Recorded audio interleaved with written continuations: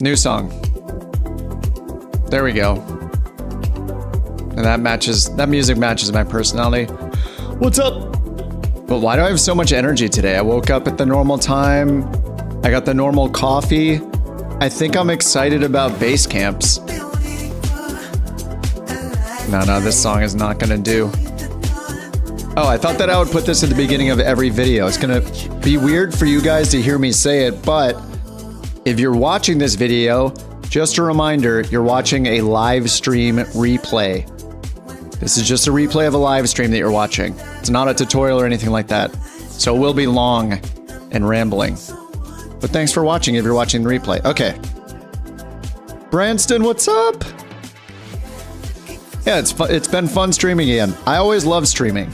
Streaming is great. Yeah, it's kind of, I wouldn't say it's like low effort, but it's way less effort than editing videos, but I'm still getting a little better at that. And Maiken, hey dude, hey Diesel, hey Rudy, hey Enon. Welcome back, guys. Yeah, Basecamp. So I was the last hour or so, I was starting a video tutorial, starting to record about Basecamps. And I think it'd be just more fun for me, you know, I'm learning about them and I was going to set it up and try it. And I was like, I'll just do that on a stream. And then, you know, once I know what I'm talking about, then I'll make the tutorial. Instead of doing that off stream, I might as well do it on stream and learn it. So I thought that'd be kind of fun. But yeah, so OnAir company, I know I bounce back and forth a lot between different career mods. I mean, I was trying a pilot's life. I think I get the gist of it enough to have an opinion on it. I do like it, but you know, OnAir company is my baby. So there's nothing you can't do in OnAir company. So I kind of love it. Yeah, so they have this whole new industries feature right here. I did cover one of the other beta features they have in routes. So they have regular routes, which you set up your own regular routes. Like this is Kip on the Ground flight 14, and it goes between these two FBOs or airports. And then there's the freelance version of that I covered in a video recently. But there's this whole industries section that has been in beta a while. And oh, that's funny. It has my factory. So I was playing around with a factory, but I think the way to start is by doing a Basecamp. So I want to delete this factory. It's giving me an error. So yeah, it looks like I can't delete the factory, which is fine. But what's kind of incredible, I want to see this in action first thing, is supposedly you can see base camps. Like there's actually a physical base camp that you can see. It's like a tent and stuff. That's what I put in the thumbnail from the OnAir site. And apparently there are factories as well. So if I go up here to global settings, what I can see right here, this is what, you know, Microsoft Flight Simulator is my chosen sim, but you can use Prepared or X-Plane. There's install community packages and a tick box. Not this song again. Oh my God, not this song. All right, there we go. And you can install community packages. So that happens automatically, and it automatically updates them every time you start up OnAir, which is great. So whenever they add stuff, you get it. But down here, there's this little tiny section that says 3D objects displayed in Microsoft Flight Simulator. So rescue missions, sightseeing missions, races, which I haven't done, and then base camps and factories have 3D models that they use within the sim, within Microsoft Flight Simulator. So we'll definitely see a base camp during this stream because I'm going to fly out to the middle of nowhere in the woods, find a cool spot to land and build a base camp. That basically acts as your own airport. So you're basically building an airport, but you know, you build it wherever you want, like on a salt lake or in the middle of the forest or on a plane or wherever you can land in the entire world. When you build the base camp, it actually shows up on the world map. It actually shows up for other people. So if they fly around it, they should physically see the base camp. And I think you can see it. Maybe it's not on the multiplayer map. I think it's just on the world map. But there are maps where they show up and you can see where they're at. But yeah, so if you actually fly by it, you'll see the base camp, like a tent on the ground in this spot that somebody else built it from OnAir company. And I'm wondering, I'm going to check right away to see if that's the same case as with factories, if you actually see them built or not physically at the airport. I'm not sure because the field is going to be busy in an actual airport. So yeah, we'll see what happens. Let's fly the banana. Let's fly the Runts Banana Yellow today. So what I've done to prep for this, my employee, aka me, my avatar is at Teterboro still. I did find a Cessna 172 for rent there, or for lease, so I've gone ahead and leased that. So I'm going to start at Teterboro. I might need to fly a bit further out. But first, I want to find a spot to build the base camp and try it out. The challenge is that you can't just go and land and build the base camp. It's more realistic than that. You actually have to go and pick up the base camp like supplies in order to build the thing. So I have to first figure out which airport nearby is selling the materials to build a base camp. Then I'll have to fly there and pick up those materials and then fly it out to wherever I want to put the base camp down on the ground. So this will be kind of cool. Michael, what's up? Thank you. Yeah, nice to be back. They need to make virtual airlines not hardcore. Yeah, the virtual airlines, it's one of those features that is like too complex to be fun. Like we had a good time doing it, but man, there's so much work involved with it, and it's just, you got to be committed. And we were committed until I abandoned ship, but we were pretty committed, so it was fun. Hey, Stub. Yeah. Anyway, let me try this out. I haven't even tried this out myself, so I'm doing it live, and we'll see how it goes. So there's this trading hall section, and how the industries feature works is there's like multiple parts. The simplest form is just to buy goods in one area, fly it and deliver it and sell it in another area. And you base that on supply and demand. So if I go here to the trading post, or the trading hub, is it called trading post? Trading hall, sorry. You can choose the item you want to buy here on the left. So there's a ton of stuff. One of the things, the most relevant for this stream is going to be the Basecamp construction kit for now. Is it an MMO game? I mean, you could think of it as an MMO, yeah, I guess. I mean, it's not World of Warcraft, but yeah, it's essentially like a persistent world. OnAir Company is a persistent world that, yeah, links into your simulator and gives you things like base build, like, you know, I can build factories. We can build FBOs at airports. We can sell fuel. We can sell planes to people. We can build a whole fleet. We can do a virtual airline, you know, can make partnerships with other players. So yeah, in terms of like Sims, yeah, it's the most MMO, using that term very lightly. Yeah, but I don't know if you were talking about Microsoft Flight Simulator, but Microsoft Flight Simulator, I guess technically is kind of an MMO as well.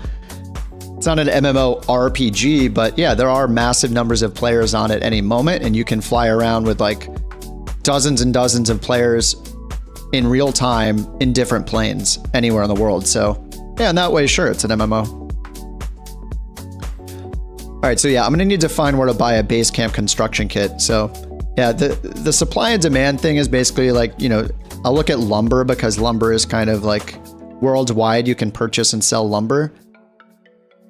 So if I go to lumber, it's going to refresh and show me all of the supplies and demands of lumber and the prices of it, the supply and demand.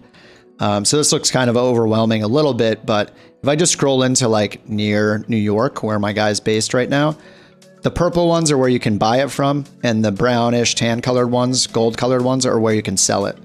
So you can see the prices. So you can buy it at $194, which is below average. The average price is up here, 200 credits and 3 cents.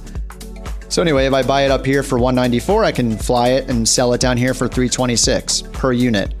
And it says each unit's 150 pounds. So do the math and figure out how many you can buy, how many you can carry in the plane you're flying. So that's the most basic form is, you know, buy it low, deliver it and sell it high. And you can do price difference comparisons, and, you know, show you all over the world who's selling or buying for, you know, the most money. And you could do it that way at the kind of the simplest form of industry. But some of the items, like say fish, for example, if I go to fish, so we have lots of demand for fish. You can just see a lot of the brown colored ones or tan colored ones. That's demand. The only supply I see for purchasing fish directly is up here in British Columbia. So yeah, this is because there's not a lot of supply for it in terms of buying it in this section, because you can create the fish yourself by building, right here you have fishing gear. So I can build a base camp, and then I can bring employees there. We can hire fishermen basically and bring them to our base camp. We actually have to bring all of these things there. And then we bring like fishing gear, which is up here somewhere, fishing gear.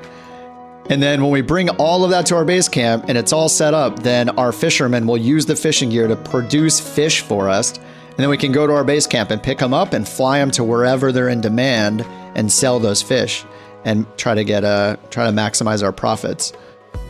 So for example, it looks like the place where fish are in demand on the East Coast is over here at Lee Airfield. This is a one size airfield. And so it's like southeast of where Teterboro is. Teterboro is like up here. So I'd have to fly down here to deliver my fish. Well, I'd have to fly from my base camp. So ideally, I would build a base camp somewhere near the place where fish are in demand.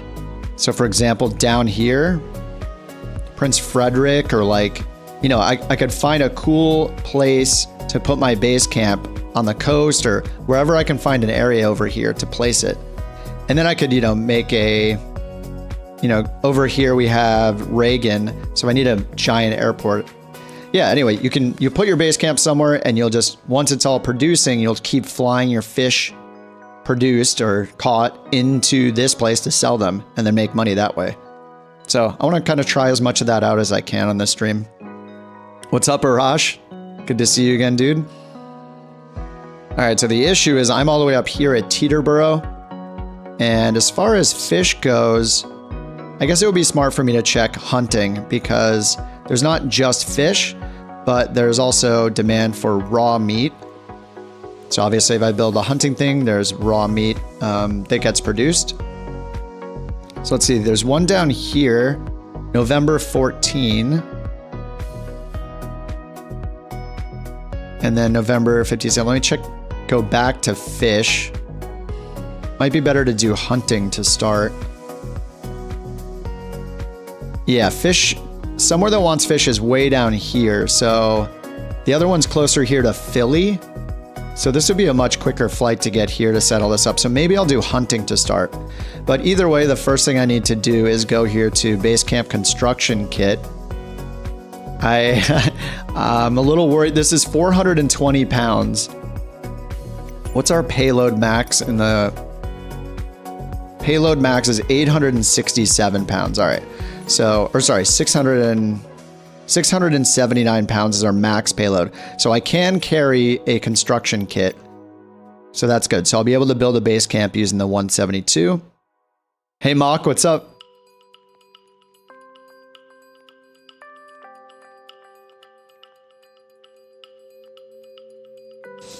All right, yeah. So let me try this out. Oh yeah, so now what I need to do is find a place that sells the Basecamp construction kits.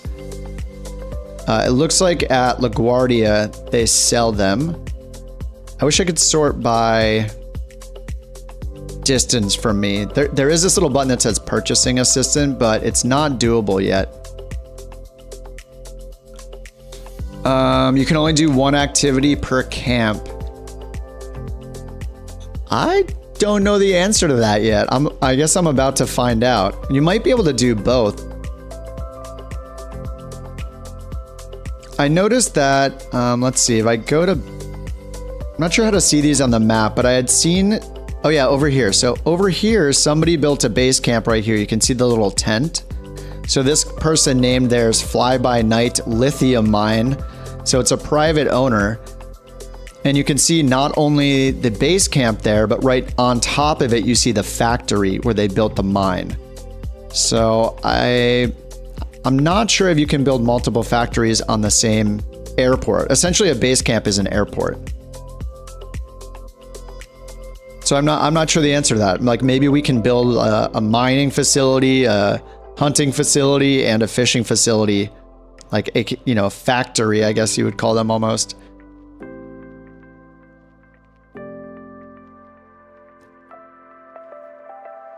And then there's a factory here. So I just need to find an airport where I can buy them from. So let's find all airports that start with the letter K and see where I can, oh, that's way too far.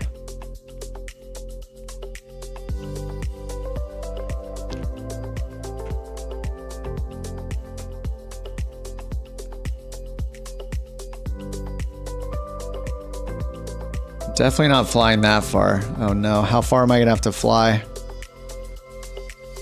Okay, wait, I can see them closer over here. All right, so all the ones that are purple, right? I should actually remove the filter because I don't need it to be a major airport that starts with a K. I'm just gonna clear that filter. So I just need to find a purple box, right? All the ones with purple are ones that are supplying Basecamp construction kits. So it looks like I might need to go down as far as North Carolina to purchase one. Is it showing everything? Let me just filter the map a bit. So I have only show supply ticked. Yeah, it looks like down here in North Carolina is like the closest one. Refresh the map. Okay.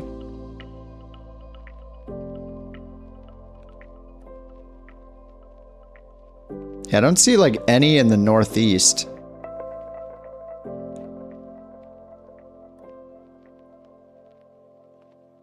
Yeah, I think that's it. This is Basecamp construction kit and all the suppliers. So I think I need to fly down here to North Carolina, and this might take a while. Oh, okay. So we need to go, yeah, it looks like I need to go to 6 NCO. So we're gonna go from Teterboro to 6 NCO. And this is where I really want a Grand Caravan. So maybe my first move should be to see how close there's a Grand Caravan to me so I can grab that so we can fly faster, we can carry more things. I wanted a Grand Caravan, but at Teterboro, where my pilot is, there's not one available. So let me see how close we can get. How close there's a Grand Caravan nearby Teterboro. Because then I could just fly there first, grab the yeah, lease a faster plane. Yeah, exactly. Go to Denver if you want to practice your taxi. In the 172, that would take us all day. But let's see, 208 Grand Caravan. Oh, which one is it? I think I have to choose. I'm going to use the G1000 anyway, but I think I have to choose the EX version here. And display the offers. All right, now we're going to look near Teterboro. All right, and here's distance. Okay, 10 nautical miles away. This one is not for rent though. But it is for lease. Okay, how much money do I have? Probably not very much. I can lease it for what, 10 grand? Oh, I have $500,000. Dude, what? Awesome. That's not from selling the VA. Don't get any ideas. I don't think anybody got money for me selling the VA or like dismantling the VA actually. Okay, so that's pretty good. So we can fly and I can lease one, which is probably a better idea anyway. I like leasing just because the lease will run out. So if you forget about the plane for the 4 weeks or whatever, at least it's not going to just drain all of your cash to zero. If you rent it, it's perpetual until you cancel it. So if you stop simming for 8 months, then you won't screw yourself over. Okay, let me go back now. Business world, aircraft market, browse the market. All right, so yeah, we're gonna fly the Cessna 172 over to get a new Grand Caravan. That'll make us a lot just faster, and we'll be able to carry a lot more. Instead of being able to carry like, 600 pounds, we'll be able to carry like what, 3,000 or 4,000 pounds, I think, maybe 5,000. What's the reason that you fly on Thunder? Yeah, you can't use AI, so it's just more, it's like the hardcore mode. Like every single flight on the entire world, the Thunder world, it has to be flown by humans. And I think AI is cool, and AI is cool if you want to put in the time, you know, you want to put in the effort to keep that going and constantly manage all your employees and stuff. I just like the simplicity of only worrying about myself. It's very selfish, but it's just a lot less work. All right, let's go pick up our Grand Caravan then. I'm going to lease it before we even go there to make sure it's not snagged by someone else somehow. And there's one at Essex County that's a size 2 airport, 10 nautical miles away. It has a sell price, but we're just going to go ahead and lease it. So I'll hit lease down here, and I'm going to set it to, I'm going to do full first class. Let's see, extra cargo, 300 pounds. If we do no seats, 800 pounds. This is where it's kind of interesting, because if we're doing the industry thing, I mean, this is what I'm going to use for all sorts of jobs. But if you were going to mostly carry cargo, you could choose to only have like a place for like 3 passengers or something like that. You know, and then you could maximize how much extra cargo capacity you have. But I'm going to do full first class, and I'll just set it for 4 weeks and lease that, and we'll go down there and get it. KCDW. And I'm just going to use the world map to save a bunch of time. I'm going to let it pick our route for us. It's just direct straight over here to the, I guess to the west. There are a few planes flying into Teterboro. All right, Teterboro, we'll start at parking. Let's find us a little ramp here. Over here is good. All right, Skyhawk 172, G1000, all players, live traffic. As always, I'm on USA West on multiplayer if you guys want to fly along and stuff. This is going to be a very short flight though. All right, let's try the analog King Air. Oh yeah, I've never gotten to the King Air, so it's another plane to learn. Yeah, King Air probably carries a lot of cargo too, right? I know the Grand Caravan is kind of hard to beat as far as like its price, simple to fly, small number of passengers, carries a ton of cargo. Grand Caravan's so popular, an OnAir company. All right, so we're gonna fly over to here, and then we're going to, let me prepare this flight because we need to do that. Otherwise it won't actually move the plane. And yeah, we have enough range for 251 nautical miles. It's a 10-minute flight. And I'm just gonna need to set our destination.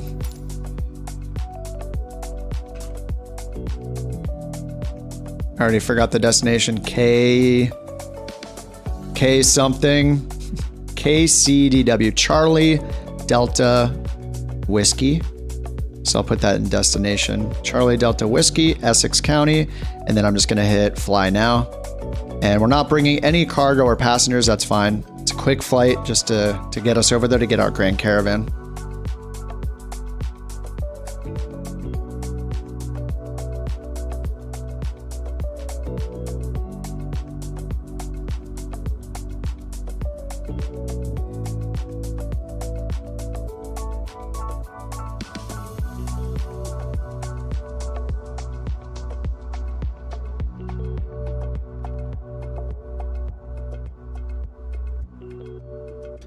All right, good. Start tracking.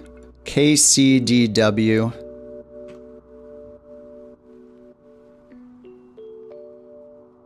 All right, let's use the quick start. Control E. Your flight will be monitored until you land and shut down the engines. Just doing this all fast, like nav lights on, taxi lights on.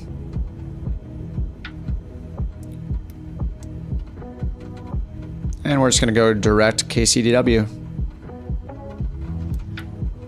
Should have it in there already. It does. All right, let's go to our charts. This is so much easier to use than the G1000 after playing with the Vision Jet all day yesterday. It is so nice. All right, ATIS, let's tune into that. Take a quick listen.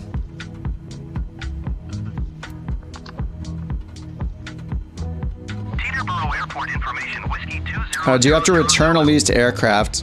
You get like a small penalty if you don't. Same with renting. If you return it, you avoid those penalties, but yeah, they've never been so huge that I've been worried about them. All right, let's see what runway is active. Altimeter 29.902. Nice. Zulu runway 6 in use. Landing and departing runway 6. VFR aircraft, say direction of... All right, runway 6. That's right next to us. How convenient is that? Oh, it's raining. Nice. I'm going to do no preparation. This is going to be very, you know, don't judge me. We're just going to go for it. We're going to save time. Instead of sitting here and just going through all the procedures and everything, and, you know, I'm treating it like, let's treat it a little more like a video game today. More than a simulator for the sake of time. Just being fast, keeping things going. Like, I'm using Navigraph charts. I mean, that means that I'm doing things the right way, regardless of how I fly the plane. Excuse me, everyone. Excuse me. All right, I'm sure this is just fine. We're just going to fly in this weather. No problem. I'm going to turn a left here. And...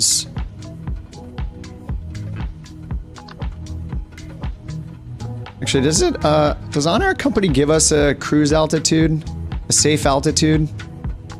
Altitude, no, it shows 8 feet. Does it show an en route altitude? I don't think it does. No, it doesn't look like it.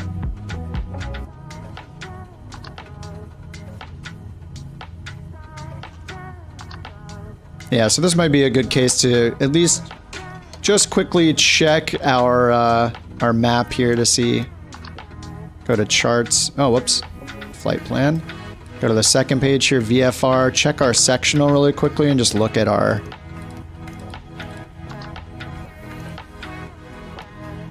look at our safe altitudes here.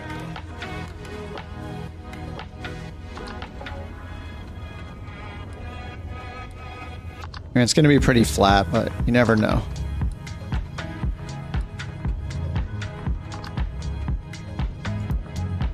Where are they? All right, let's look at IFR low.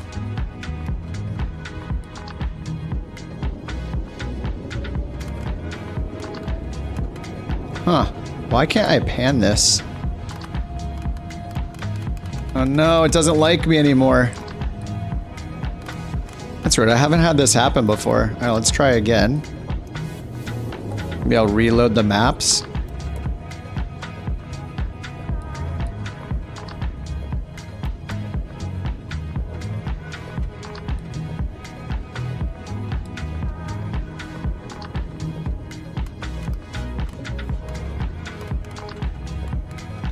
Wow, this is... maybe I didn't play with panning these very much last time. No engine sound?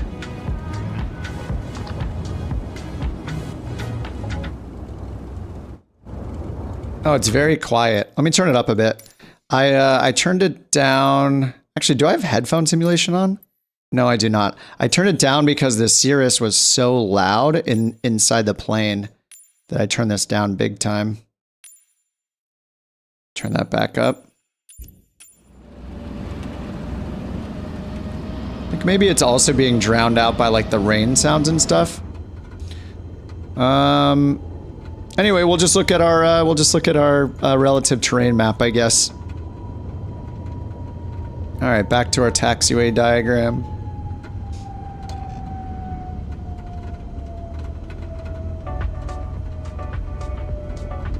All right, let's go. We got a Grand Caravan to pick up.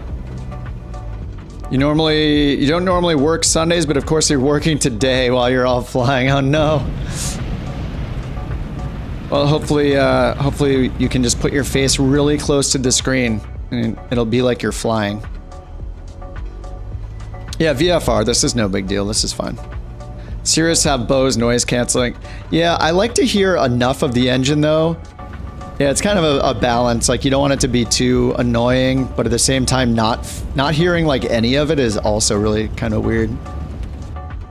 So I usually like having the engine noise on a bit.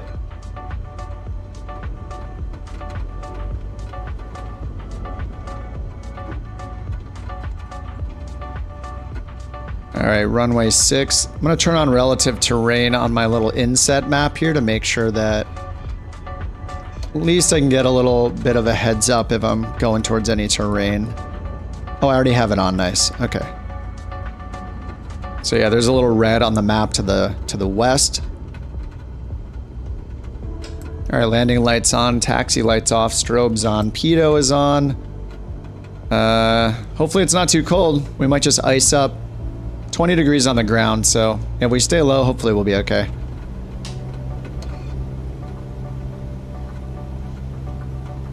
Good old Teterboro. I remember this place.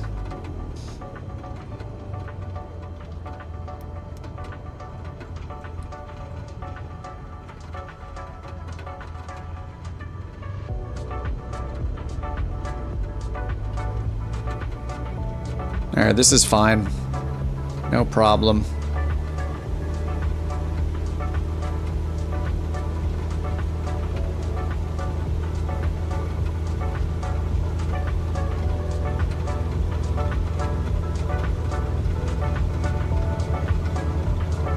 Whoa, those jets are pretty close to each other.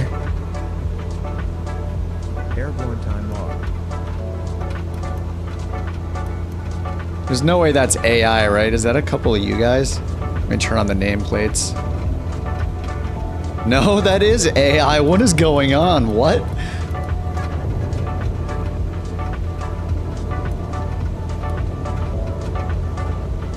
Why can't I see you? I'm on USA West as usual. I mean, there's been so many problems with multiplayer. Apparently, well, it wasn't just me. A couple people had problems. I mean, the majority of you guys it seemed to be okay for, but I think me and a couple other people had issues. Yeah, mostly seeing AI traffic. Maybe I should turn off the live traffic. Whoa. Maybe I should turn off the live traffic and see. You're behind you and can see me. Huh. Do you guys also have live traffic turned on? Maybe there's just too many planes and it like refuses to load you guys because I have live traffic turned on?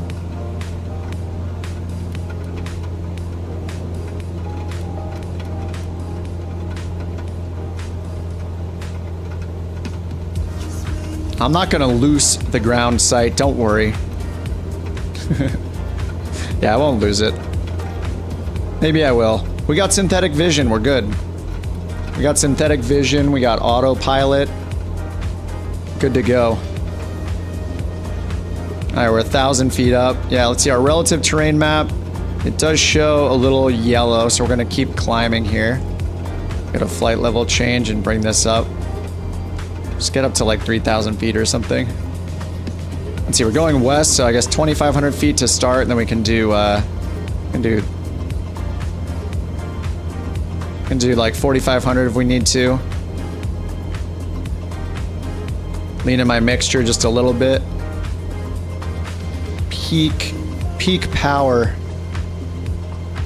Perfect VFR, yeah. Be fun to watch AI traffic handled by Beyond. Dude, I know. Yeah, I can't wait for Beyond ATC. All of us are just like, we're just sitting there with our hands, tapping our feet on the ground, drumming our fingers together, just looking at the screen, waiting for the release. But I think they said it's not going to happen until next year, so. 10 nautical miles, yes, that's correct. Yep, 10 miles. We're at 7 miles. So let me check the weather there. Nice. All right. Tune in the ATIS. Then I'll just use a visual approach. Wind 07 tree at 15. Visibility tree. Sky condition few clouds at 1,800 feet. Few clouds at 4,800 feet. Few clouds at 13,800 feet. Temperature 20. 15 degrees. That's good. 2.10. Altimeter 29.902. Visual runway 10 in use. All right, visual 10. Departing runway 10. 10. All right, sounds good. All Say direction of flight. right, I'm gonna activate that. Read back hold short instructions. Advise controller on initial contact. You have whiskey. All right, runway 10. So we're gonna need to face to the east. So we will turn around. 20 And then land. Let's go look at the airport elevation. Visibility, tree. Sky condition, few clouds at Let's see. Set our final approach fix at 998. Alright, so all I have to do is we can use VNav. I'll just pull that down. Looks like terrain up ahead looks good, and our top of descent is pretty soon. 1 minute and 30 seconds. So I'll just pull this down. Selected altitude low. Get ready with VNav. Sorry, I'll turn that off. There we go. Whoops, RPMs. Very angry. Alright, cool. That's set. VNav, so I don't miss the descent. That's set. And I don't see any ice. That's nice. Just raining. It's 15 degrees outside, so... yeah, there we go. Let's go get this Grand Caravan. Yeah, Beyond ATC will be on my list. Absolutely. Yeah, I don't know why I can't see you guys. This has been frustrating the last few streams. I am tracking an on-air company. Whew.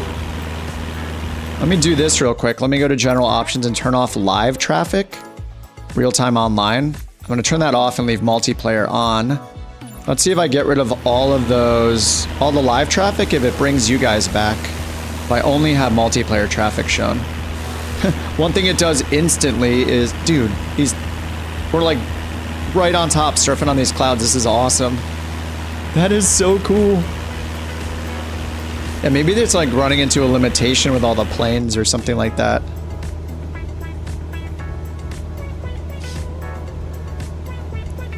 Alright, VNav, top of descent, 16 seconds.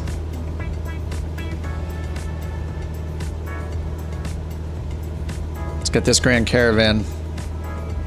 Maybe I can't see you because of your high ping of no. Nah, I don't think so. That's probably not it. I think they're just having network problems. This was happening a couple days ago when we were all flying together, and it wasn't only happening to me, but it wasn't happening to most of you. But a couple of us were having the same problem I'm having. Alright, there's our top of descent. We are now descending. We're using the amazing visual approach feature in the NXI where it lines us up on final. Let's get rid of some of this detail. There we go, that's way better. So we're just going to turn around and land here. We can also use approach mode on this. So if I hit approach mode, we are now on a fake glide path. Right here. Fake glide path just created by the Garmin.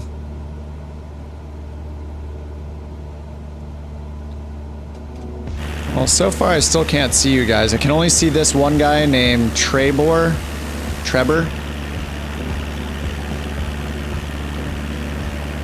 And you guys are all on USA West, right?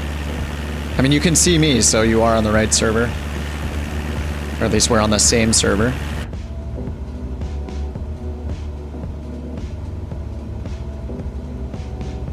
Alright, we got a little terrain to the north here to watch out for. That's a little higher. Do I like the G1000 more? Yeah, I do. And I don't know how I would like them in real life versus the sim, but I mean, in both cases, it's very nice that all the buttons are really close to the display, right? I just think it's weird that you would look down and use a touchscreen down here. So there's no tactile feedback, right, on a touchscreen. Like, you're not going to be able to easily do it without looking at it. And then you're looking down here, and while you're clicking things while looking down here, because it's a touchscreen, you're looking up here for the changes of what you're tapping. It's just very, I just think it's awkward. I don't like it. I really like the G1000. Alright, hopefully there's some runway lighting here. I'm gonna go flaps 1. Under 110 knots, we can do flaps 1.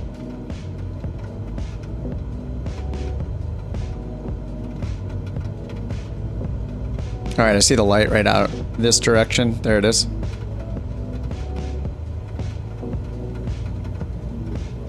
Or not. Where's it going? Where's our autopilot taking us? Oh, it was just a tight turn. Okay, it's lining us up. right, I'm going flaps 2. There's the light right there.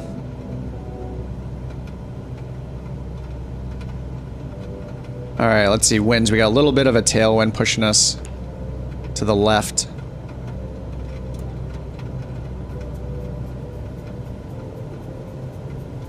All right, we'll land here. We'll grab our Grand Caravan, and then we're going to make our way down to North Carolina, I guess, to pick up our base construction kit. 500. All right, 500 AGL. And get all my flaps out. Out, down, whatever you want to call it.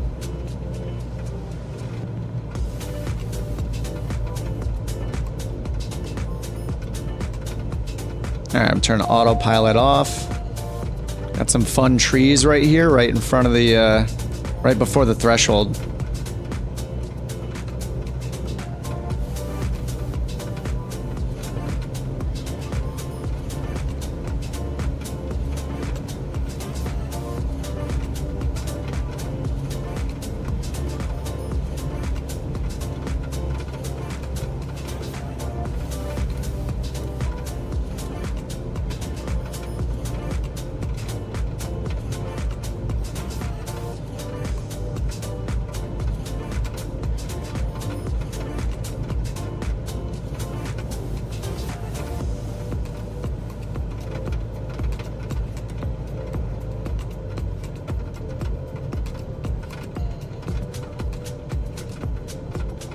Oh, baby runway. Landing time log. Ooh.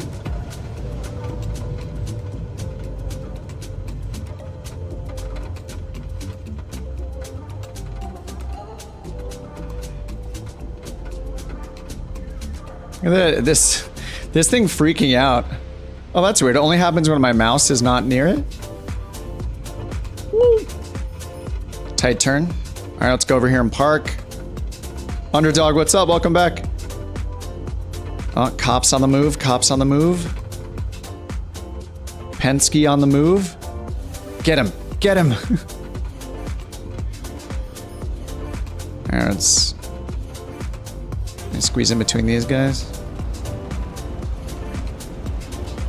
Hello, hello. All right, there we go. Good enough. Strobe off, landing light off. Make sure to cut off.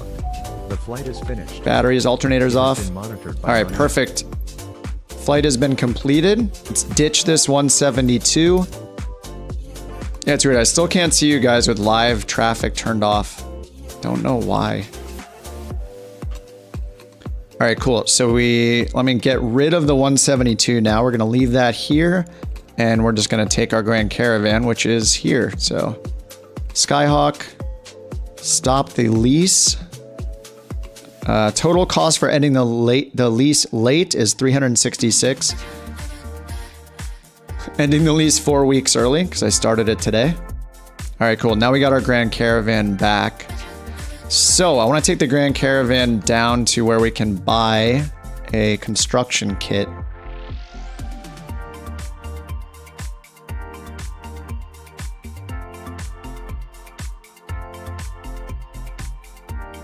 All right, so let me go find where the construction kit's at. Maybe we can find a job that goes down there as well to earn a little money while we're on our way. All right, trading hall. We'll find the construction kit and then I think I can just buy it in advance and then we'll fly down there and pick it up. All right, Basecamp construction kit. It's kind of crazy how far you potentially need to fly to pick one up.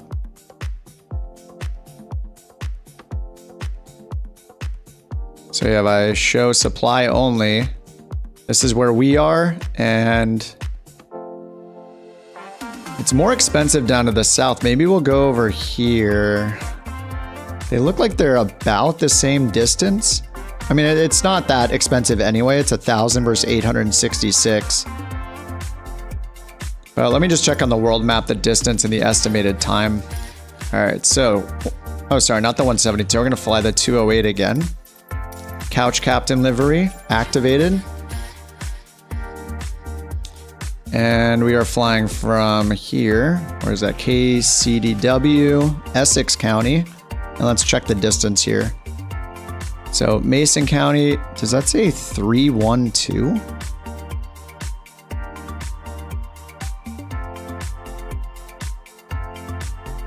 How is the airport? Oh, 3I2, 3L? Okay, it's 3I2, Point Pleasant. 3 India 2, Mason County, Point Pleasant. Oh no, 2 hours. Oh my God, this is gonna take so long. All right, 3I2 versus 6NC0. That's a direct route too. What if I do IFR low? It's still the same time.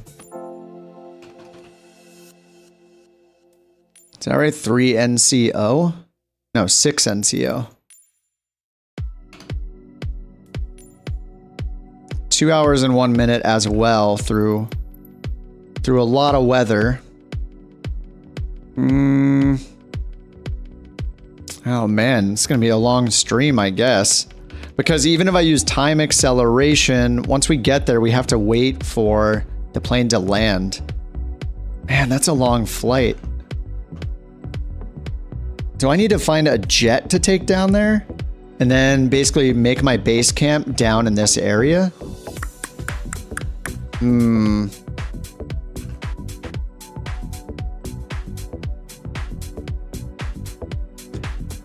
Okay, I might need to figure something else out here to save time. So I could potentially do a freelance job from our current location down to somewhere near there and just do a freelance job, and then I can use any plane I want. So I can just like hop in the Vision Jet and fly that down there. So that is an option. And then when you do a freelance job, it just gives you the plane. But the downside is I would need to either find a new Grand Caravan down in like North Carolina to use. Lisa Concorde yet? B350? Why can't you do a shorter flight? So what we need for base camps, I have to buy something called a Basecamps construction kit. And here it's showing me all of the places where I can purchase one. So I need to pick it up with a plane there. Ferrying will also take time.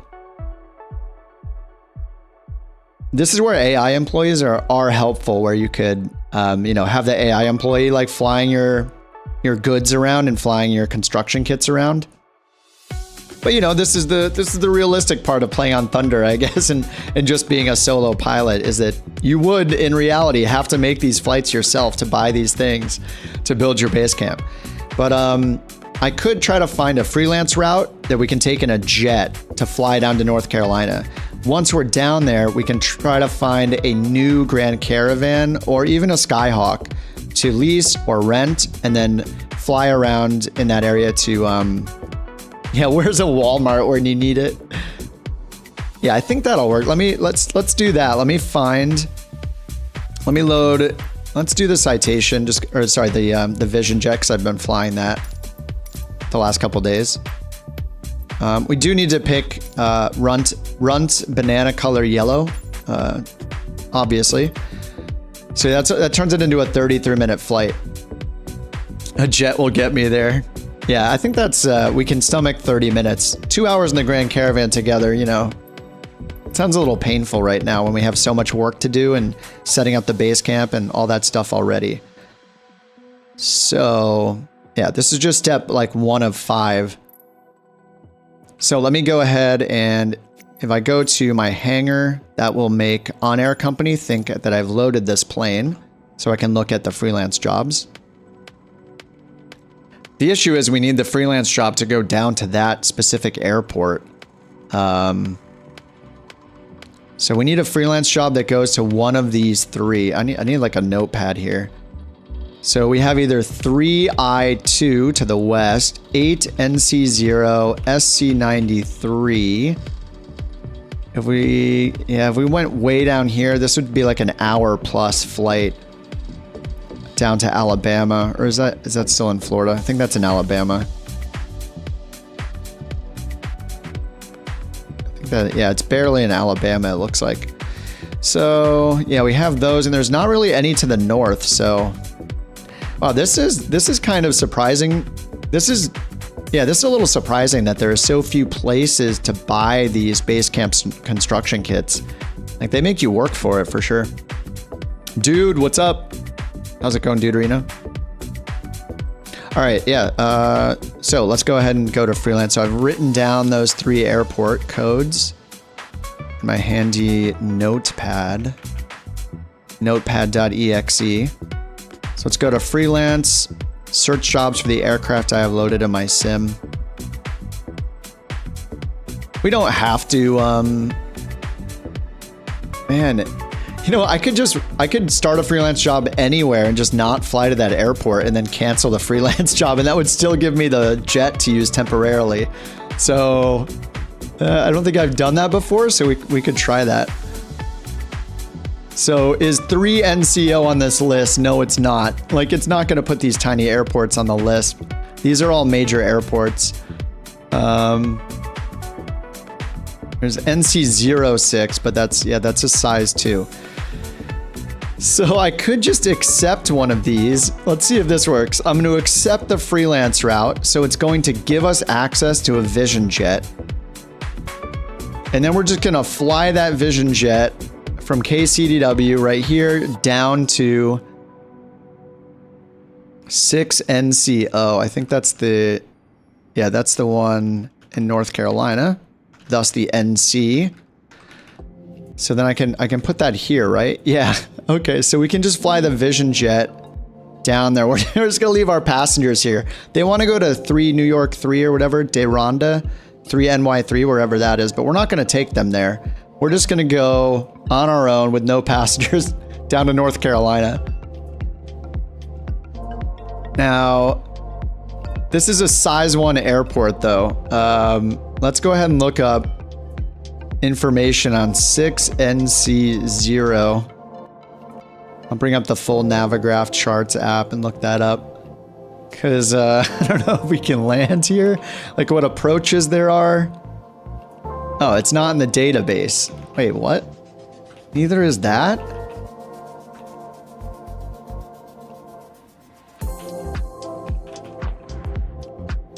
Huh, it's not in the Navigraph database. Oh no. Stealing a jet, yeah. Open KIP stream, each individual tab is viewable. No. Let me show you, I got it to 30. No. Passengers take the bus, cargo take plane. I'm definitely, oh man. Yeah, this is the hard part, is like, so, well, I can't even find charts for this airport, so that's kind of weird. Well, let's see what information we have. FBOs. 6, I mean, it's recognized here, but it's not recognized in Navigraph. There's something about Navigraph and like really small airports that it just doesn't have any information on. So it's probably that they're like, yeah, exactly. There are no charts. So I can't even get like the airport information diagram. Because maybe there isn't even one there. So if I go over to Sky Vector, yeah, there's not even an airport diagram. Okay, yeah, it's just way too small. Private use. It's turf runway, 2,800 feet long. So we could use the visual approach in. Oh man, this is a little sketchy.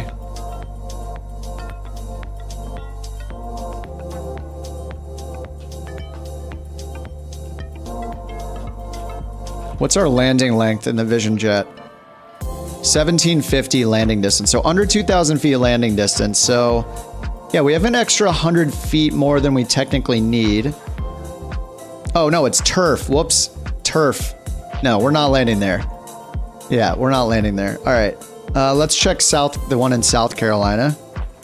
All this to save time. Okay, the one in South Carolina said it's a 65-foot runway. Oh, it's got only a helipad. Private use helipad. No runway. All right, let's check 3 India 2. I think we're gonna end up just flying to the more major airport to pick this thing up. the bigger airport. Mason County has asphalt, 4,000 foot asphalt runway. That's not bad. All right, I think we're gonna go to the west then. This is in West Virginia. 3, India 2. Now let's just get away from the weather too. 3, India 2. That's a D. 3, India 2. There we go. It's still 57 minutes. Oh no, 62 foot runway. Rent a Red Bull pilot. Yeah, it wouldn't be me. I tried that landing in, was that in like Dubai or whatever? That little helipad landing.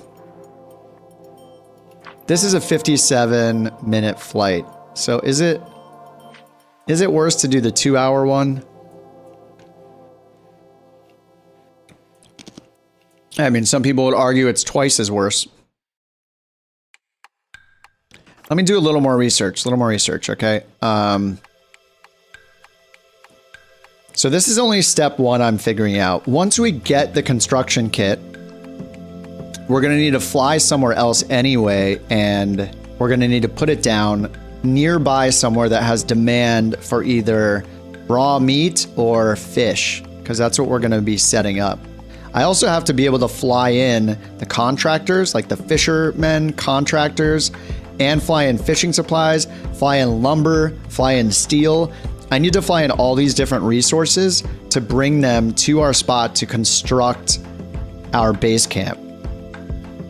And I think that's why in the trading hall, there's this button that says like purchasing assistant, because of all the logistics involved here and finding all of those things and bringing them to one location. But this button right here called purchasing assistant is not, it's in op right now. It's not actually built yet. So we not only need the base camp construction kit and bringing that there and dropping it off, or that does build the base camp, but then we need to build down here. There's a fishing camp that we build on top of it. Where's the fishing camp? I think it's in the encyclopedia. Yeah, let me go back. There's this encyclopedia button and it shows you all of like the recipes for building things. So here is fishing camp.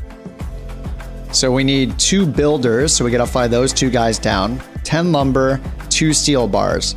Luckily, we can fit all that in the, Grand Caravan. Oh wait, can we? 4 and 4. Actually, I need to do more math here. So that's 800 pounds just for the steel because it's 2x at 400 pounds each. Then 1,500 for the lumber. So that's 8 and 15, 2,300. And then 2 people. It's 2,700. Yeah, we can, I think we can carry around that, like 3,000 pounds. So we could theoretically load all of that at once. Grand Caravan, total payload. Oh no, 2,500. All right, we need a couple trips then. All right. This is crazy. What's cool though is once you set this up, as long as you keep supplying the fishing gear, which is very light, then you can keep this thing running and it'll perpetuate. It'll just keep pumping out fish or raw meat or whatever kind of industry you're doing. So hopefully the payoff is worth it. So I think the thing that I want to look up is ultimately what's important is where we put the base camp and how close to our base camp where our fish or our meat's being produced, how close to that is the place that is demanding or purchasing those items. So if I go to demand, let's go to fish, for example, and then demand. I'm going to hide the supply and all this other stuff on the map. Okay, here at the northeast of Florida, fish are in demand here. It's a little under average in price, but that'll fluctuate. The other one, I think this is the one I was looking at initially. Up here in Maryland, they're buying it higher than average price they're paying for fish. And we're gonna have to fly, yeah, from up here at Teterboro down to North Carolina to buy the Basecamp production kit, the Basecamp construction kit, and then we're going to want to put it somewhere near one of these hotspots that purchases fish. I think demand does change over time. I don't know. Because I haven't used this yet, I don't know if these airports if they change on a weekly basis. So they might. It might be possible that, that there'll suddenly be an airport that's demanding fish over here. That would make sense if it kind of randomizes them periodically. So maybe it's okay to build something in this area like North Carolina and use this one for now. That's still going to be like an hour flight probably each way. So I think the Grand Caravan is like, it's going to be our workhorse probably, just because we can carry like, over 2,000 pounds of cargo in it. Could use like a DC-3 or the Halo Pelican or something like that. Carry like, 50,000 pounds of payload.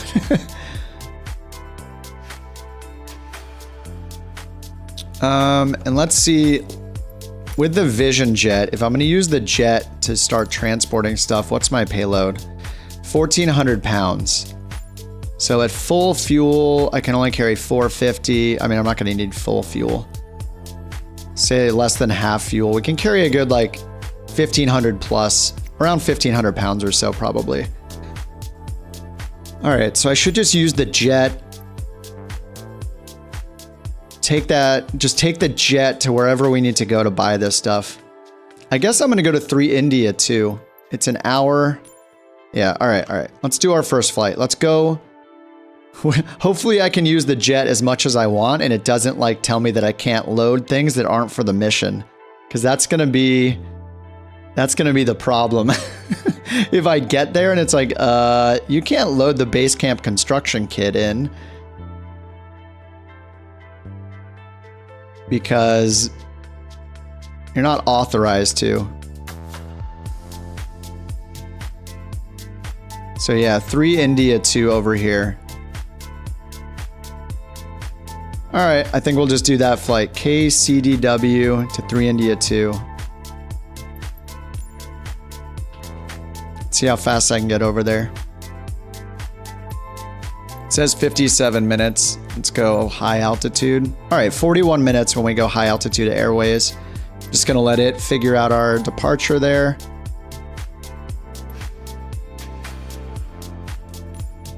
All right, let's load in Vision Jet time. And let's see if it lets us steal the jet basically to do this.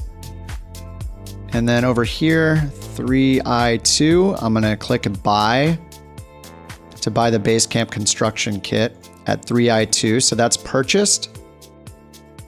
So that's ready to go. All right, let's prepare our flight. Is it free? No, OnAir company is not free. It's like $40 US a year. If you buy 2 years, it's like $70 a year. Or that's in euros, I think. Basically, it's got a 7-day free trial. So my advice is try the free trial, see if you like it. But it is the most feature rich of all of them. I just really want to see the Basecamp built. It's going to be cool. All right, here are Freelance planes. We're at CDW. These are the ones I had from the other day. So prepare the flight. We're going to go to 3 India 2. And I hope this doesn't cost us too much in fuel. 378 nautical miles. All right, the fuel is going to cost us... Oh, it's not going to cost us because we're doing Freelance. Yes. All right, let me do the dispatch and see just really quickly what it recommends for fuel. KCDW to 3I2. In a Twin Otter, you're not authorized to carry cargo that is not authorized. No one would use a Vision Jet for this in real life. Well, luckily it's a simulator, but yes, true.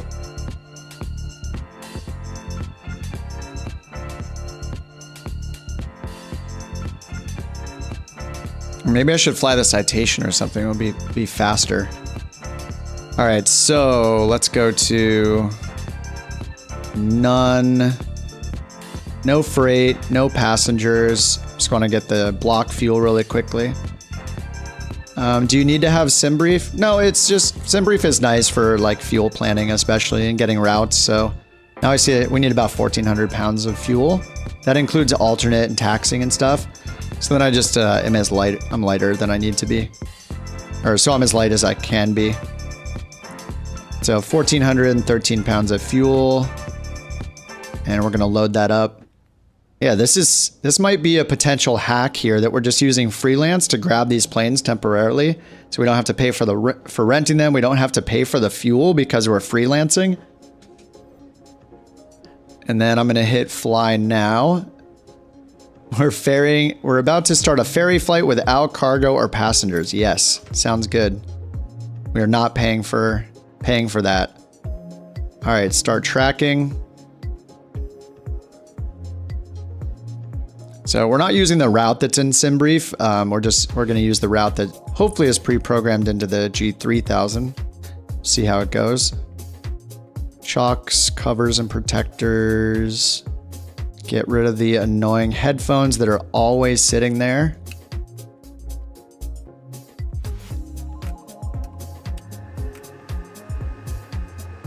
All right, let's see what we got in the flight plan. Okay, it looks like it imported it. Great.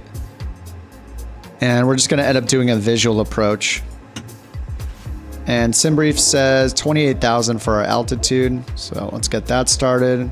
I set the altimeter with B. It's just standard. All right, let's get this up to 30,000. Let's see how, or 28,000. We just need to get our butts over there. We're gonna do flight level change and heading mode. So I'm rolling this. Let me go see if I can grab the chart, grab the ATIS frequency.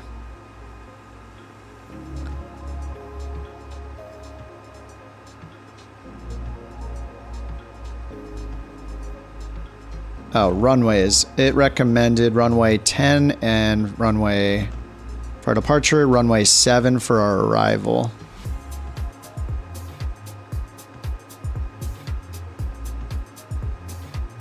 Okay, put that in there. All right, let's click on our origin and hit waypoint info. Let's find the weather, wind speed. All right, 073 at 9. So we have 422, so maybe runway 10. But let's go to frequencies, ATIS, activate. Listen to that while I roll this up to 28K.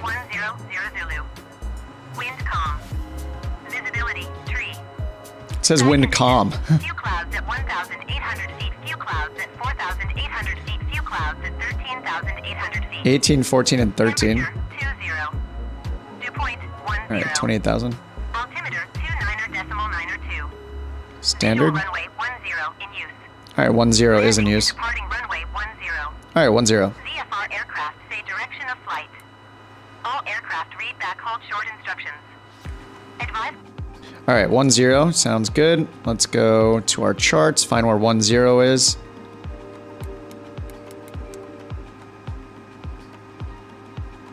Okay, nice. That is Grand Canyon, which is not where we're flying. Let's try it again. Oh no. Link Navigraph again.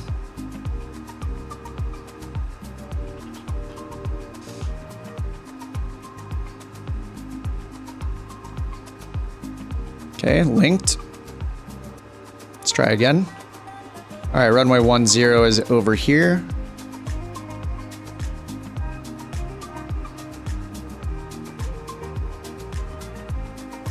CPFD, let's go full screen.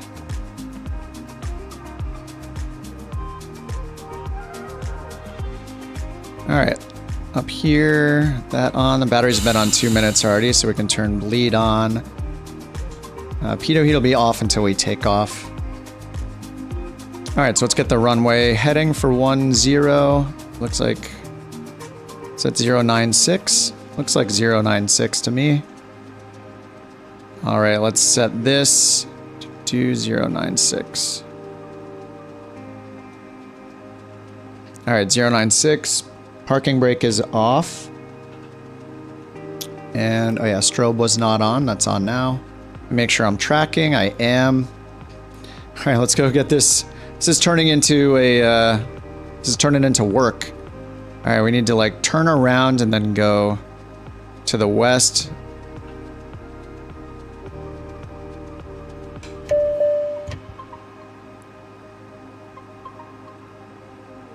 Oh, I didn't even start the engine yet, did I? I'm brilliant. Right, engine. Your flight will be monitored. Kind of until you important. land and shut down the engines. Let's also set our trim 6 degrees up and flaps to 50%.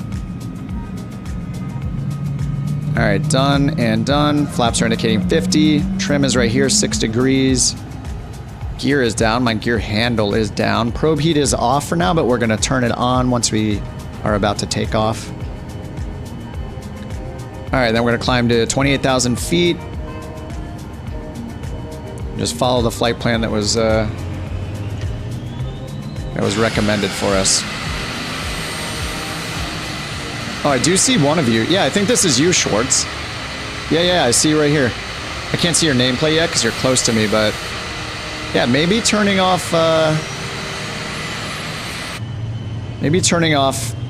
live traffic was the helpful thing.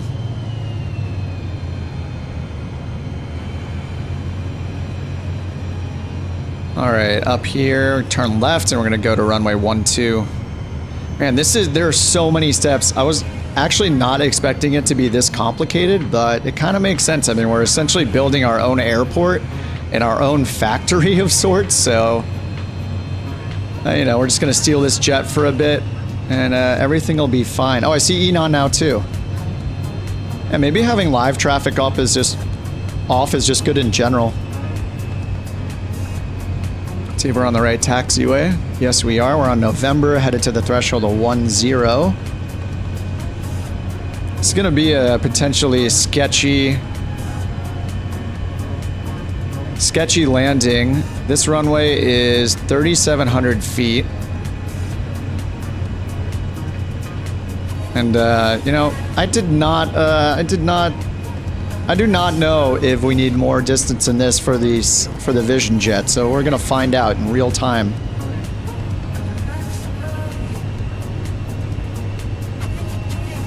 I'm doing things very unrealistically on purpose to save us all a lot of time here, so the goal is just get going, get to these spots, and try to construct this thing to see what it looks like. I hope I have enough time in the day to do this. We'll see how it goes. Whoa. Good thing I have... Oh, no, I do have crash damage on. It looks like there's one more. We can go full length way over here. You're like floating almost. And now you're gone. Just like that, he's gone. Poof. Hey, Josh. Yeah, dude, this weather's gonna be super fun to fly in. You got a new livery on there, Schwartz? Oh, why are you guys disappearing? Yeah, it's not because of my settings, it's the network just freaking out. All right, I hit the takeoff button. Pitot heat is on, landing light is on. We're gonna start all the way back here. We can use this area that displays threshold to start our takeoff roll, but we cannot land on it. All right, do I have everything set? I think I do. Heading mode. Yeah, once we take off. All right, that'll be fine. All right, full throttle. Pitot heat is on, or the probe heat is on. All right, takeoff thrust. Everything is in the green. We do have flaps at 50%. We need 90 knots. Schwartz was able to make it, so I hope we'll be able to. We're already at 60 knots. Whoa, this is bumpy. What the? What? Oh my god, what? Nice runway. What the? Dude, what is that runway? How did you even take off? Do you have crash damage off? No way, dude. What is that runway? Oh no. All right, restart. I guess I'll try the other runway real quick. The ramp. That was in the middle of the runway. What was that? That was so random. I don't know if that's ever happened to me, like in the middle of the runway. I mean, it was like right over here, right in the middle of the runway.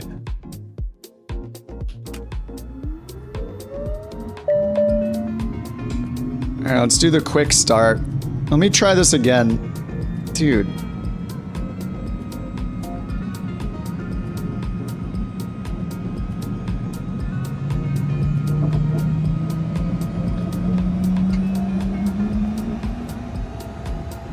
Turn crash image. I can't, unfortunately cannot turn it off when I'm using OnAir company.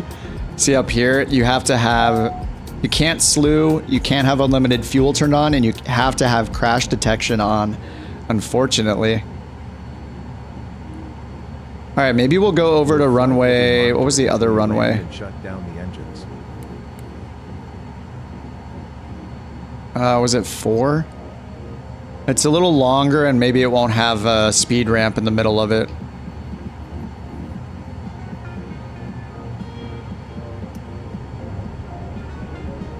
All right, landing lights back off, probe heats off, turn the strobe on, master oxygen and bleed is on. All right, let's try this again.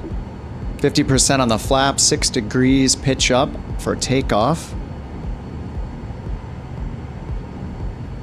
You have crash detection off with OnAir and it still works. You can't press track flight if you have it off though.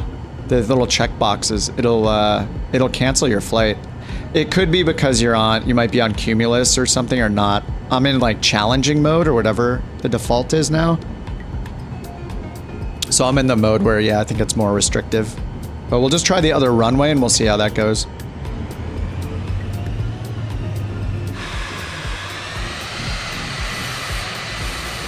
Man, what a pain.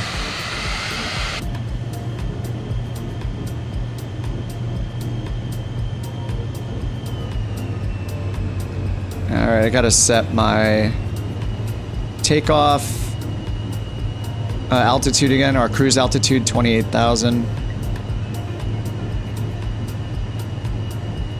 Alright, we need to go this direction now to get over to runway 10.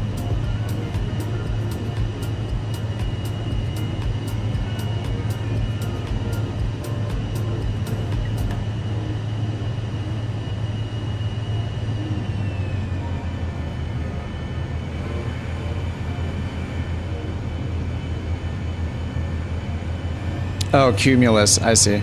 There's also like that separate setting called challenge mode they introduced at one point, like I feel like it's been like a year or so, where some people are on like a different rule set than other people and it like asks you, I think, if you want to switch to challenging mode.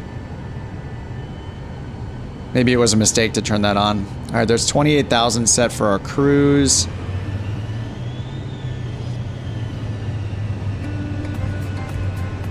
Oh, level of detail, some crashes depend on. That makes sense. So yeah, it'll try to make the terrain more accurate, so there'll be little ups and downs in the terrain. That makes sense.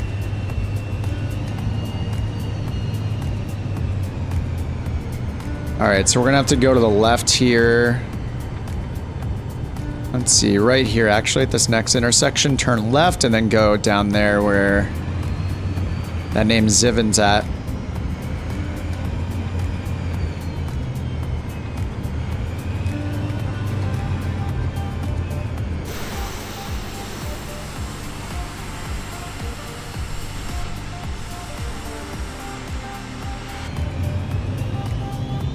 All right, 29902 is still on. Make sure I think this is the correct way. Yep. And we can shift to the taxiway to our right.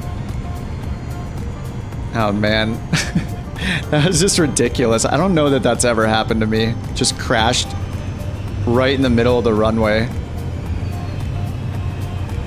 All right, it's flashing that our probe heat is off, but we don't turn that. We can only leave that on for, I think, 6 minutes or something. It says it can cause damage if you leave it on too long while you're on doing ground operations. So we're gonna just wait until we're almost ready to take off over here to do that. All right, let's shift over here to, is this Alpha or November? Oh, Bravo looks like. Oh yeah, Bravo. All right, runway 10.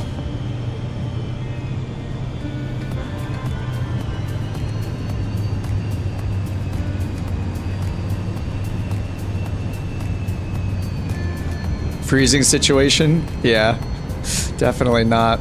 Or at 28,000 feet. At least we got anti-ice in this, and we have anti-icing systems in the Grand Caravan as well. Yeah, the Grand Caravan is the best. If you take off in the external view, the bumps on the runway disappear. Oh man, I don't know if I've ever taken off an external camera. It seems so awkward. If it happens again, I might need to try that though. Or turning my terrain vector data setting to like minimum.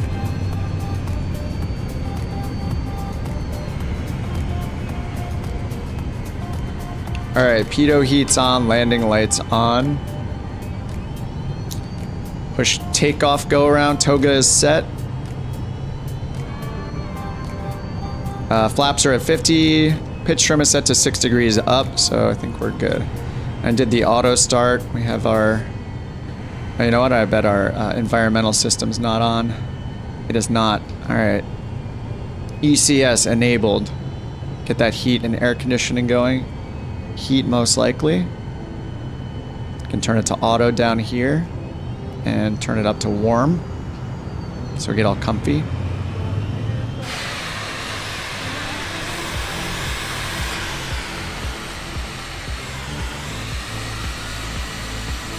Oh, what's up, guys? Another Vision Jet.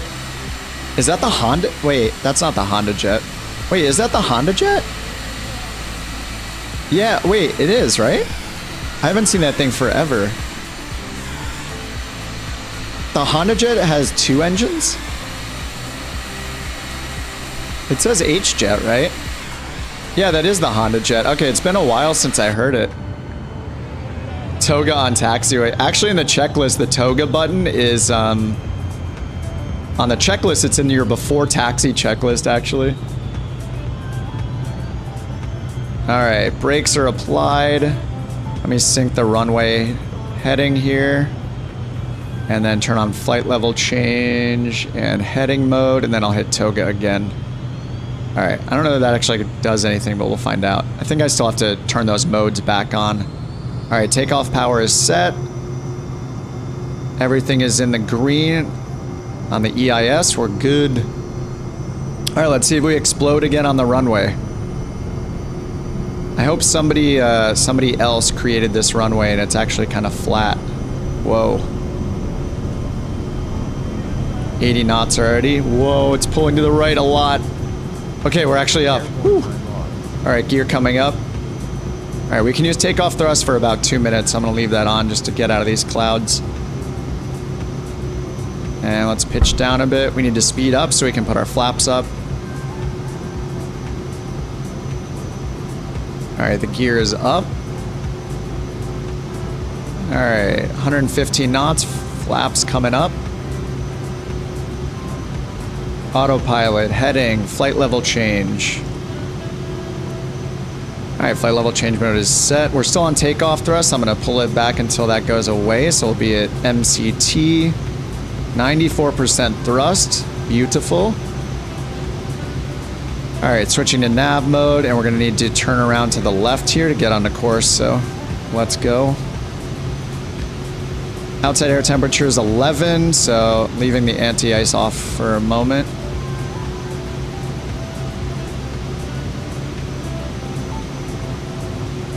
Alright, heading mode is on, FMS mode for GPS is in standby. And we're flying at 20, or climbing at 2,500 feet per minute, so I think yesterday when I was making these flights in the Vision Jet, I was putting on auto throttle too soon. So we're using MCT now, max continuous thrust. There's no detent for it, but basically you just pull the throttle back until the takeoff thrust enunciation goes away. Oh, dude, the clouds are so cool right now. Yeah, this thing climbs like crazy when you use MCT. I was using auto throttle last time. It just conserves it a lot more, but this is really cool. Schwartz. Hey, you have a different livery on today, right? This one looks awesome. Isn't this different than the one you used yesterday? Yeah, it is. Dude, it looks good. Looks really good. All right, so our flaps are up. Let's check the outside air temperature again. 13 degrees. We're gonna have traffic alerts the entire time.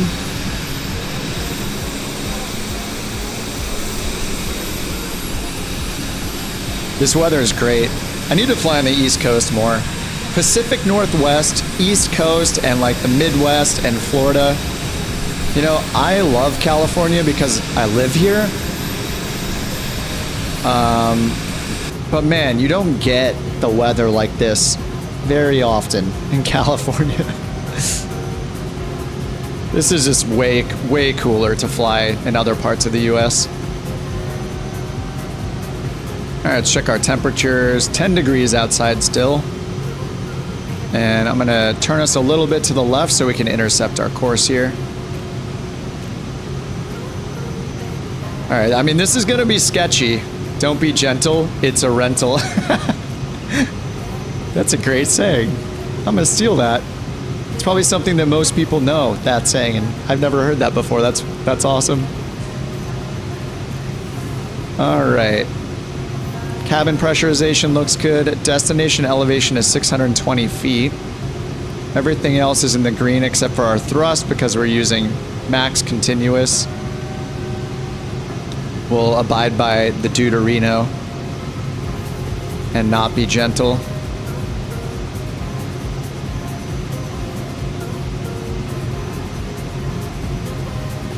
There's probably some limitations to how long we're supposed to use MCT though. Let me click the checklist button here. And let's just go to our climb checklist and see what it says.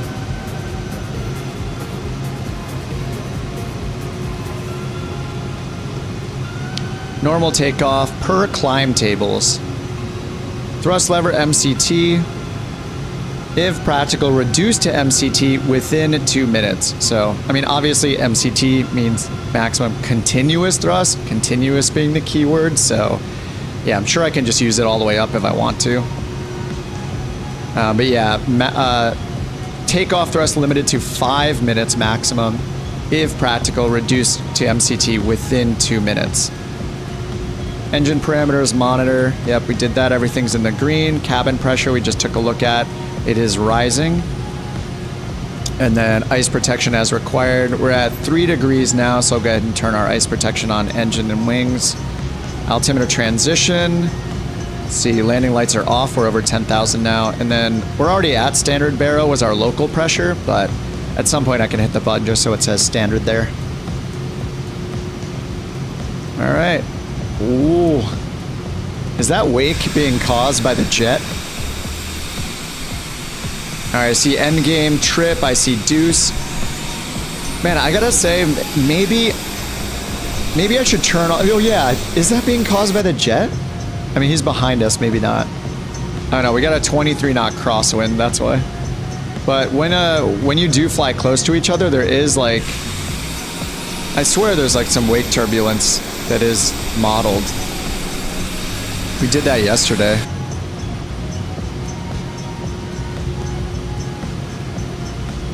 All right, so I'm just gonna call this checklist complete for climb. We're not changing any of this, and we'll be good until cruise. So our arrival airport has no charts or anything. All we know that it's got about a 3,600 foot? Or no, a 2,900 foot runway, I think, something like that. I'll check it again, but yeah, we have no charts for that airport.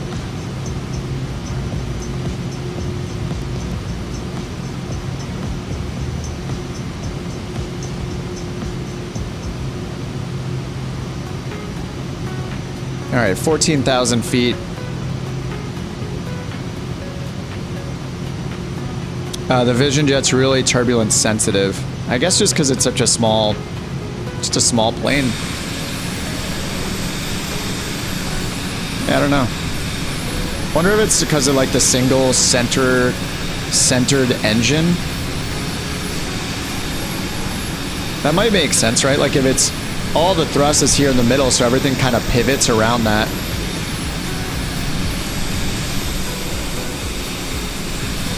All right, I'm gonna turn auto throttle on mainly so the guys that are a little bit behind can catch up in their jets. So auto throttle's on, so that'll reduce our power quite a bit. We're at 63 now. You guys that are behind us, who's back there, like Deuce, Trip, Endgame, and Deuce, if you guys want to keep yours at like MCT, you can catch up.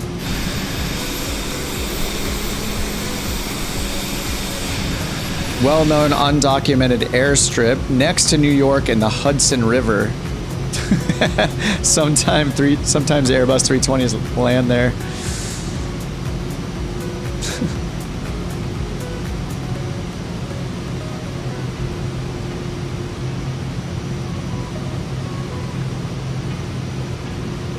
Man, this is just kind of the change of plans. I didn't expect... Oh, you're at the airport trip? Well, you can use time acceleration and catch up if you're not using OnAir company or anything. No, Schwartz just disappeared. All right, well, confirmed. I'm offline again. So I'm going to go ahead and turn on live traffic. Apparently, it doesn't have anything to do with it. Real-time online is on again. So at least I'll see some planes. Dude, this view, the clouds, it's beautiful.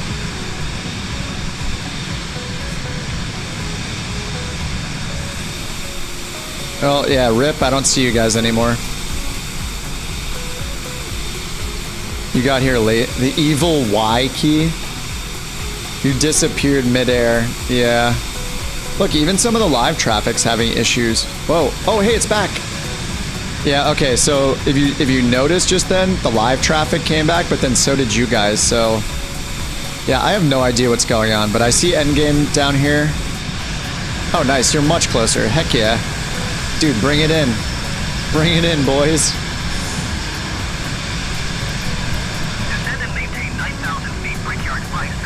And Schwartz, where are you at? Let me see if I can find you. I see Deuce and Trip. And I see Endgame. Josh is right below us. Not seeing the Schwartz right now. What happened to the banana plane? Oh yeah, I just quickly picked the default. Alright, we're getting some icing on the windshield. Let's go ahead and turn on our windshield ice protection here. It also has a high and maximum mode. And we're at negative 12 degrees Celsius now. And we're over... We passed through transition altitude, but we're already at standard baro, but I'm going to hit this just to put it in standard mode. Alright. 20,000 climbing to 8,000. Whoa. Yep. Live weather. Hey, Josh, maybe it just caught up. Because suddenly this happened. The approach we're going to be doing... We'll check the ATIS if there is one when we get closer, but we're going to a little tiny airport to see if I can pick up a Basecamp construction kit. Let's see. SimBrief gave me an estimated runway here of runway 7. I didn't put the thing in here, so I'll put... Sorry, I didn't put the route in chat, so there's the route. Yeah, okay, it just updated as well for me to give me this experience.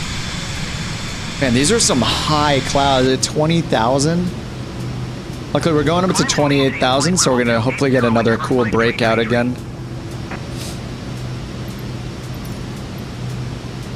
New York Center, American 2818. You're direct to the airport. We're wondering why your course was different. Oh yeah. I just used Actually, is this the course I'm doing? Oh no, this isn't the course I'm doing actually. Sorry, I didn't import the SimBrief course. Maybe I should do that so they're the same. The one I have was created by the world map, so I'm also not using the route that I pasted in just now. But I could switch to it. We are going up to 28,000. Brickyard 4513 climb and maintain flight level tree 20. Yeah, let me switch to that just so it's less confusing. So I'm gonna go ahead and sync my heading bug. I'm gonna switch to heading mode to hold our current course here. I'm gonna go down to sim brief and import this one. That goes to 3 India 2. All right, importing, and then I'll see which. There we go. Which waypoint makes sense? So this one, tow in, is the first one. So I'm gonna go back to nav mode. And then I'm gonna turn us towards tow in, get us back on course. All right, guys. So I'm gonna go to the south a bit more to get back onto course with the one that I pasted in. Dude, this looks so cool. Oh, weather's just changing again. All right, there we go. Turning to the south a bit, guys. So yeah, now I'm going, I've activated the leg between our departure airport and tow in. So if you want to meet up on this leg here, that's the first leg. And then it's tow into Kanye, or Caney. Sorry, Caney, not Kanye. Close enough. All right, on our way down to tow in. And we're at 24, climbing 28,000 to 8,000. Ice protection's already on, thrust is on auto throttle. EIS is all in the green still. Pressurization still going up at 6,300 feet. All right, next checklist is for our descent, so we'll go full on the PFD. Endeavor 5 tree New York Center. Continue as planned.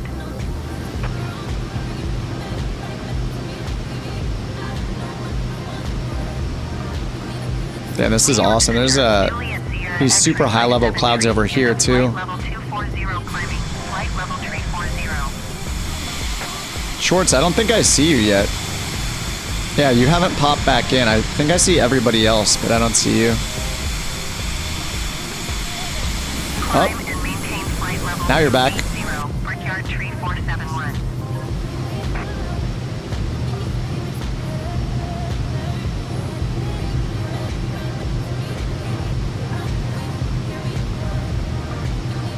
I guess I know you're back whenever I get the traffic alerts and the RA stuff.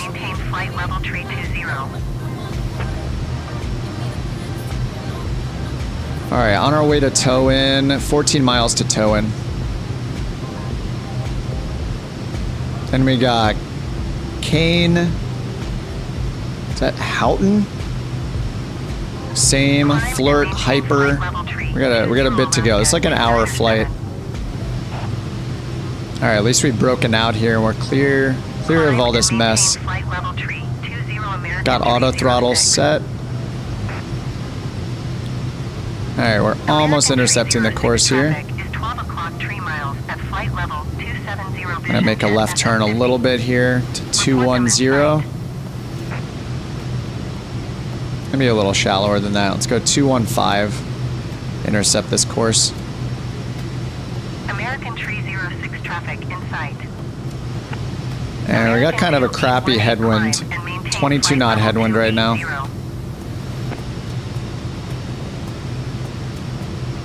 This is probably pretty funny tuning into the stream because it says Basecamps and then we're flying in the Vision Jet at 28,000 feet. So for those of you just joining, we are flying to a specific airport that it may be kind of a sketchy landing because it's not a very long runway, but at least it's a hard surface runway.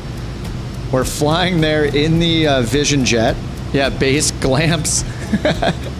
Exactly, Chris.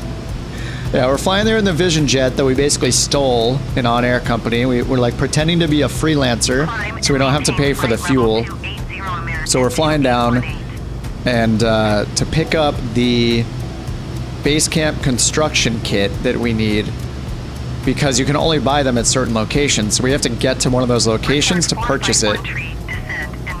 So then we'll be able to fly and bring that Basecamp anywhere we want in the world to place it. Go camping in a Vision Jet. Dude, I would do that. That's awesome. That would be great. Report them in sight.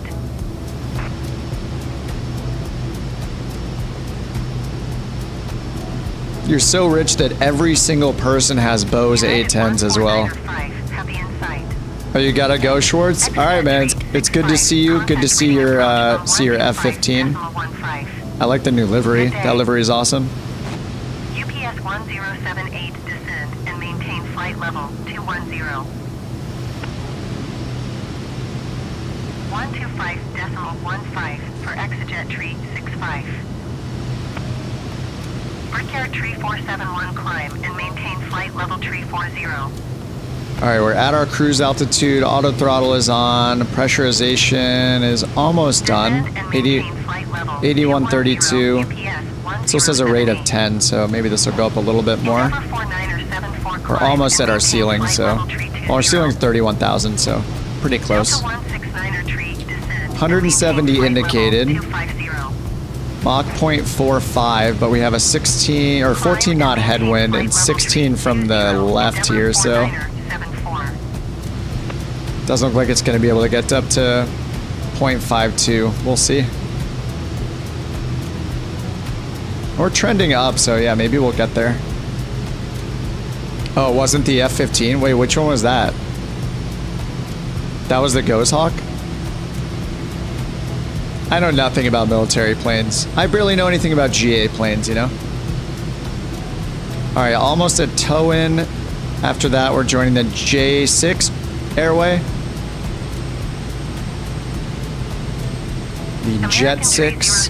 Climb and maintain flight level tree 40.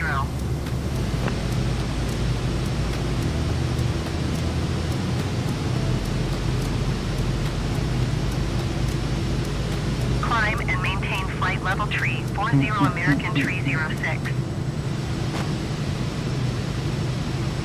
57 tree climb and maintain flight level tree 60.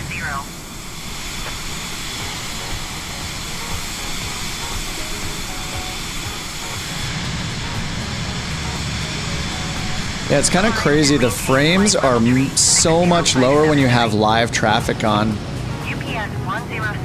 And obviously, I'm actually curious. Let me check my frames. So right now I'm getting 29, okay, 30. Yeah, 29 to 30 frames per second. So let's go ahead and turn off live traffic and leave only multiplayer on. Okay, off. Alright, give it a minute for it to settle in. So I was at 29 to 30 FPS. And now I'm at 51. That's insane.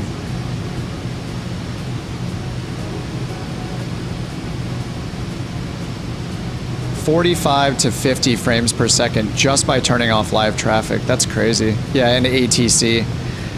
Yeah. That's crazy how many resources it takes. I mean, it's just, that's probably where most of the CPU load comes from. It's just managing all the AI traffic. Or, you know, the live traffic. Essentially AI still, you know, it's just finding real world routes and injecting them.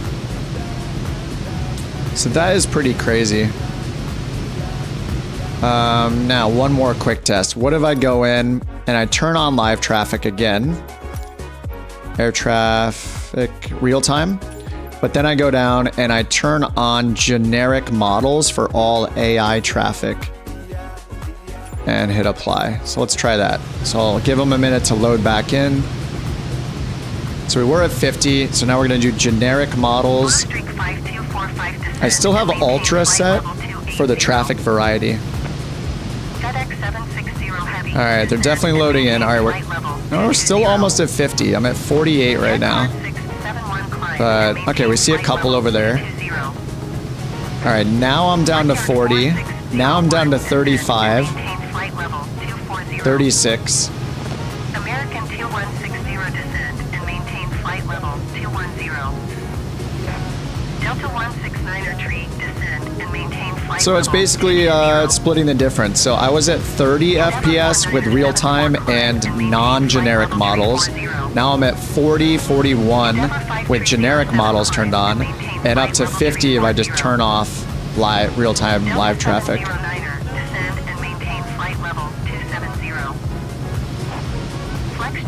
139er, descend and maintain flight level 200. I like seeing other planes in the sky and stuff too, not just multiplayer, but man, that is a frame hog. That is crazy. Descend and maintain flight level 280 Blue Streak 5245. All right, now let me try. So we're at about 40 frames per second on my 3080. And lastly, let me change to AI instead of live real time. Let's just do AI off, and then we can set the density, right? The level of air traffic in the skies. I don't know what the default is, so I'll just put it halfway, I guess. Traffic density 50%. At flight level 270. Report them in sight. Maybe that's a high setting, I'm not actually sure. Yeah, it's about the same. I'm at 37 FPS. I don't really see any of it loaded in yet. We still hear it on ATC though.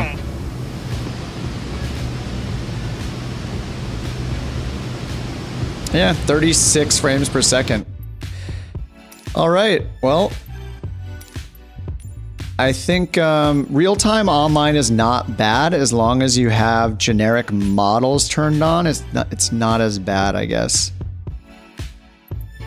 And then, yeah, I don't know if airport life matters when you're up high. So yeah, it seems like the using non-generic plane models is something that really kills your frames, or kills my frames.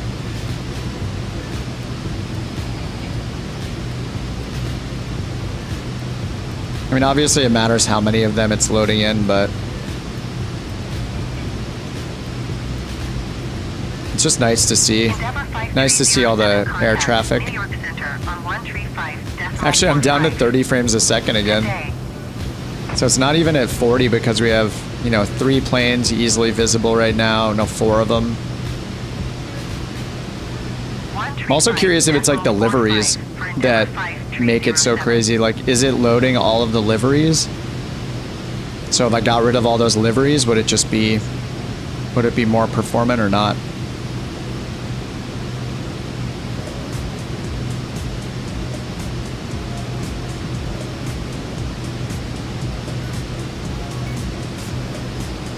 Yeah, I'm down below 30 frames per second now.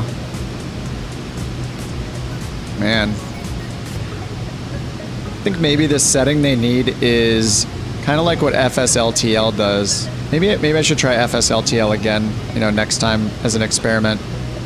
FSLTL lets you limit how many planes it's loading in. So live traffic has no setting for that in the stock Microsoft Flight Sim settings, so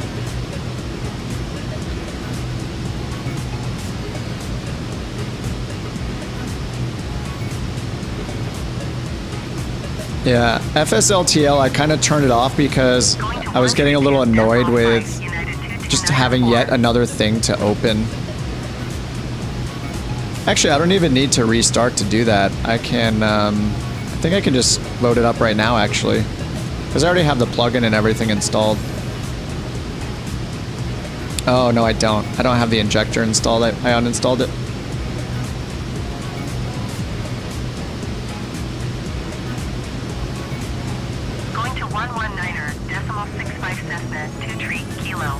You can load it in anything.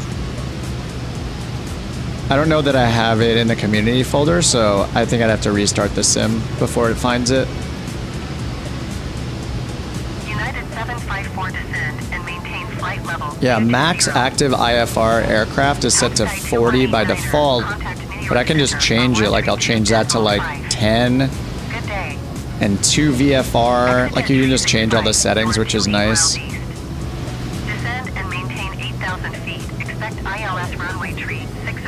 Via Echo Tango X-ray transition.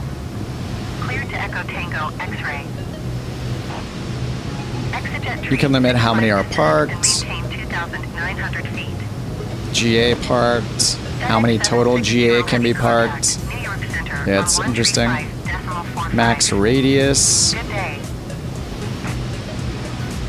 Exejet 365, you are 26 miles east. Descend and maintain 4,000 feet, expect ILS runway tree 6 approach via Echo Tango X-ray transition. Exit at tree 65, you are 25 miles east. 135.45 for FedEx 760 Heavy.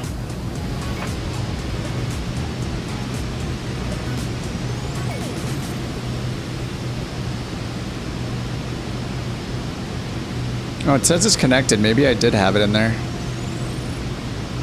Oh yeah, it is. Okay, it is connected. All right, let me turn off real-time traffic then. Sorry, no, I'm just kind of experimenting here. All right, so real-time is off and FSLTL is loaded.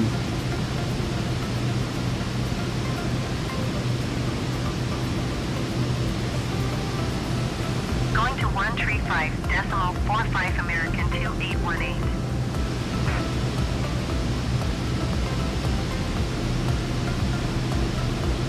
All right, I'm at about 40 FPS. So at least it's better than using live for now, and I can adjust my settings and turn them off. They don't get nameplates. Yeah, that's right. Yeah, they don't get nameplates. So pretty much, yeah, you'll just have to notice the contrails or see them when you're on the ground. It's kind of nice though. I mean, yeah, the additional settings they have, I think that would be really cool if Microsoft put those in. So you can limit, you know, how many in general, just the density, even if it's just one slider to start, and it limits how many are on the ground, and it just filters and picks a small set of the available data for what it's showing. Because yeah, it's pretty crazy. I'm like getting so many more frames. Multiplayer just disappeared again. So it is, yeah, it's really nice.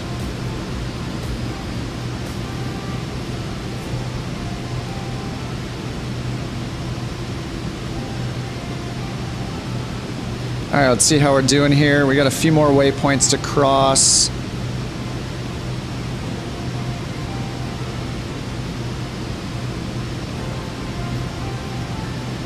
So 30 seconds till this one.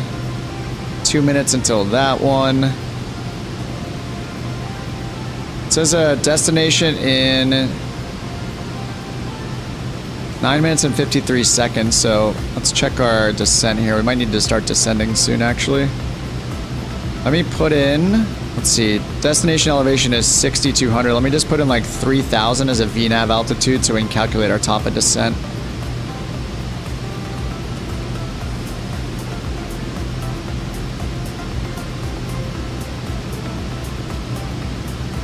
All right, 3,000.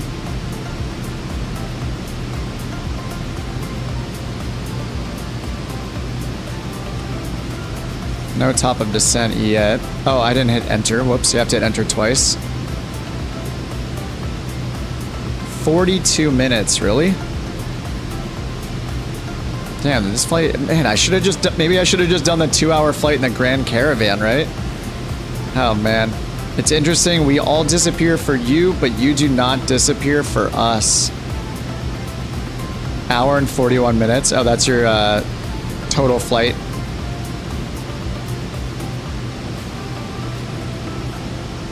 Yeah, I feel like I should have. What, an hour and 41? No, this says 42 minutes, right? An hour and 41 minutes? I just got 42 minutes.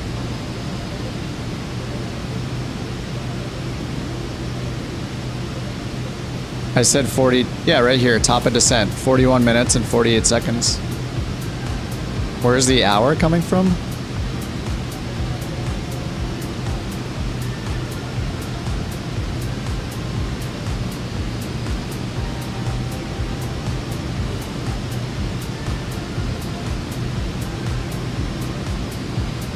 Am I missing something?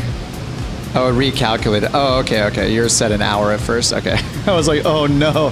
If it's an hour and 42 minutes, we better abandon. I was trying not to do a long flight, but now it's turning into that. And oh, we could have just taken the Grand Caravan down to that airport, right? I think I made a mistake. But, you know, wherever we grab this, we're going to find a Grand Caravan in that area, and we're going to go from there, so.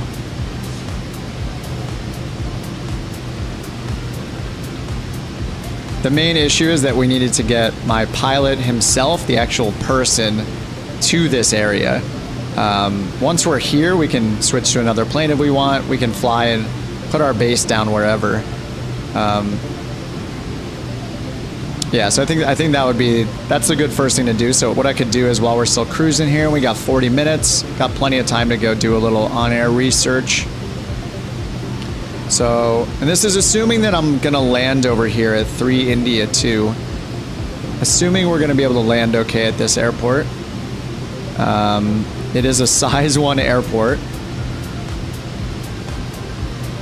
So we need a little under 2,000 feet, and they have almost 4,000 feet on the runways. No approaches or anything, so we're gonna do a visual. And, you know, I didn't even check the weather, so hopefully we're able to do a visual. Just because I'm trying to do this quickly. So let's see, no METAR data available. Wonderful.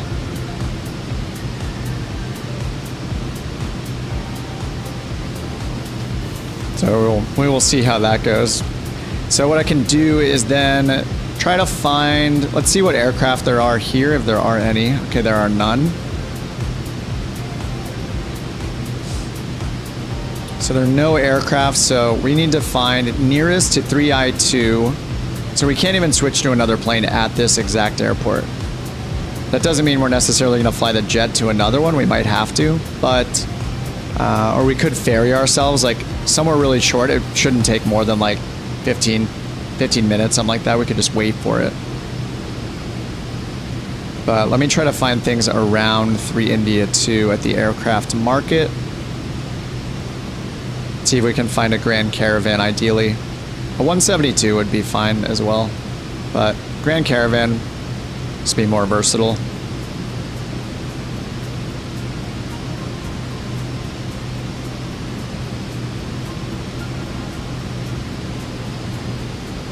Alright, so we want to find a 208.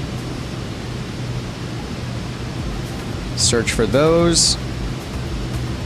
And we want them... Oh, it's doing 100 nautical miles around Teterboro still, so let's do 3 India 2 and do the search again. Alright, within 100 nautical miles of 3 India 2. So the closest one is just 50 miles away from there. Yeah, it's in good condition. Actually, is that the closest? Yeah, that's the closest one. And there's one at 57 nautical miles. None of these are at major airports until this one down here, 107 nautical miles away. This one is at Ford, which is a size 2 airport. This one is size 1, size 1.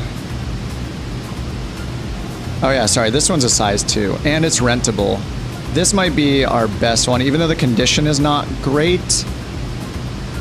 We're going to be leasing it, so it doesn't really matter too much. 84 nautical miles away, it's rentable, and it's at a larger airport, size 2, called Pike Co-Hatcher.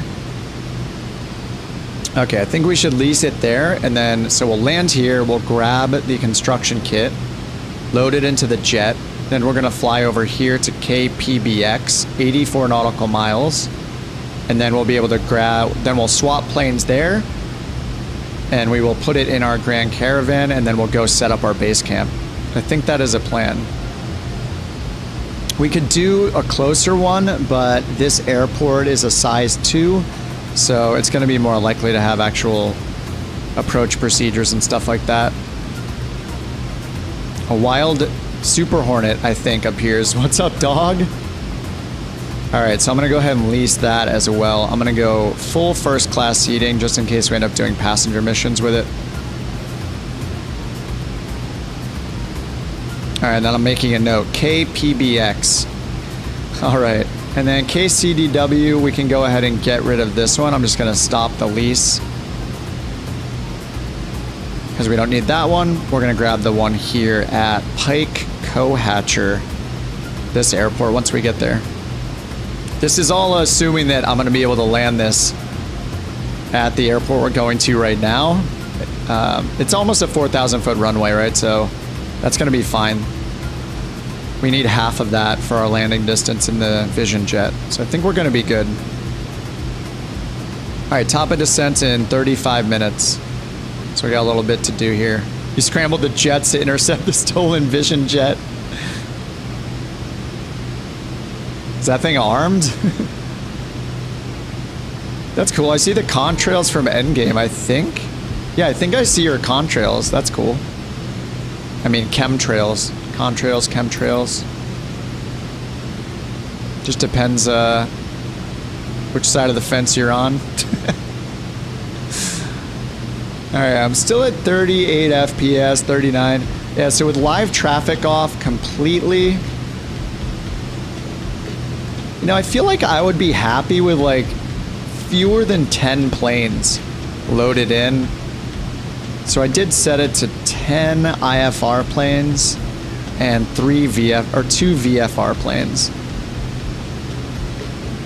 But yeah, I guess it just matters. You know, we haven't really seen one of them, but yeah, I don't know. It's kind of whatever. Like the frames per second might be better. Anyway, once I get that 4080 and get it hooked up, I'll probably go back to just regular live traffic. See how my frames are doing. You've landed the Vision jet really short. Bit worried about the Honda jet though. Yeah, let me Google that real quick. Honda jet landing distance. Oh yeah, Honda jet needs 3,050 feet, it says. So yeah, you needed more like 3,000 feet. Cirrus Vision landing, I think it was like 1,600 feet. Yeah, because it's just got a single engine as well. So I think the Honda jet's just, I assume, faster,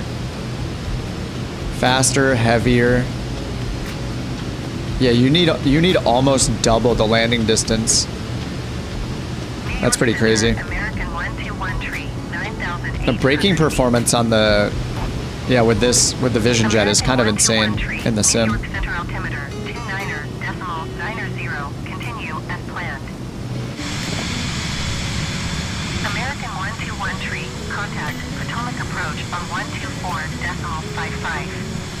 Good day.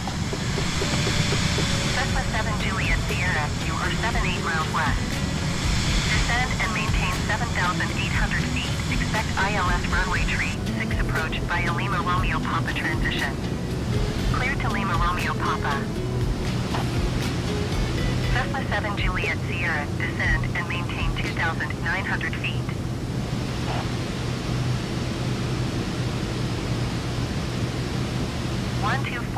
.5 American 121 tree. So I made the kind of weird decision to enable the memberships on this channel, though I feel dirty doing it because I have a job and this isn't about money, it's just for fun and I love chatting with you guys and all that. But I did enable the absolute minimum price I could set for the membership was 99 cents a month. So I turned that on mainly so... Well, right now, I don't have any of the custom badges, but I added the little emotes that are in Discord. So, like, the little couch captain's in there. Like, my little avatar face is in there, a little butter emote, those things. So I did turn that on. What I want to do is, if you guys want me to do this, I want to get, like, little custom badges. So at least when we're in here chatting, you can have, like, a cool little badge next to your name. But for now, I just turned on the default YouTube ones. They're very basic looking. They're just, like, little badges, like little star badge looking things. Dave, thanks Dave. And I called it the emoji enjoyer. I don't have, you guys know I stream like pretty casually, so I don't have like a business plan or anything like that. It's just very casual. But yeah, I think what I'll do is I'm gonna contact the artist that I use to make the few emojis that I have. And what I'm going to do is contact her again and hire her and have her make badges for YouTube.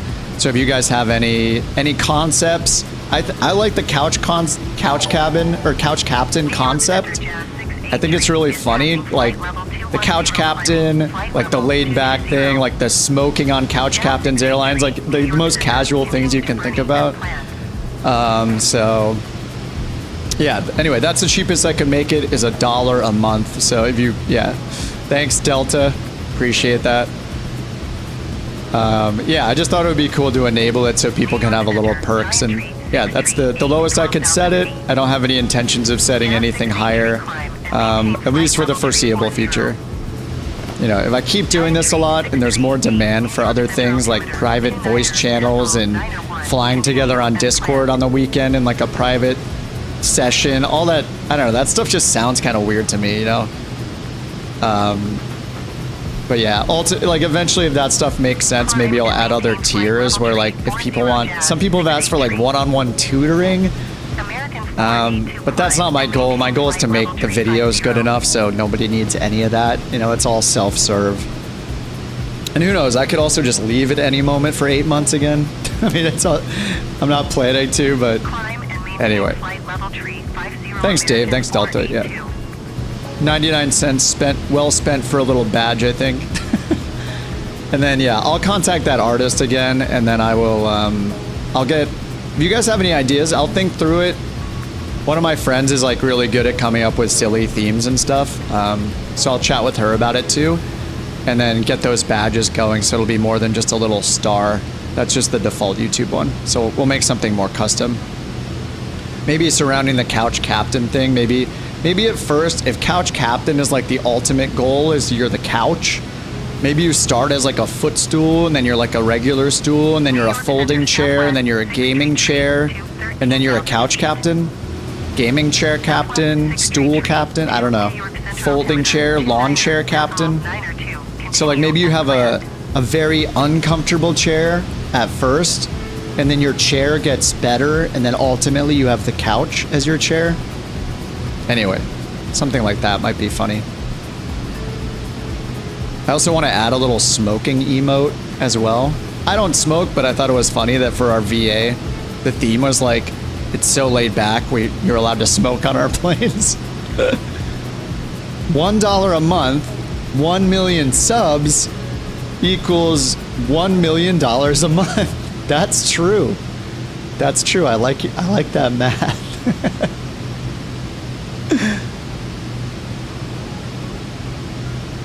Add a divan? Wait, what's a divan?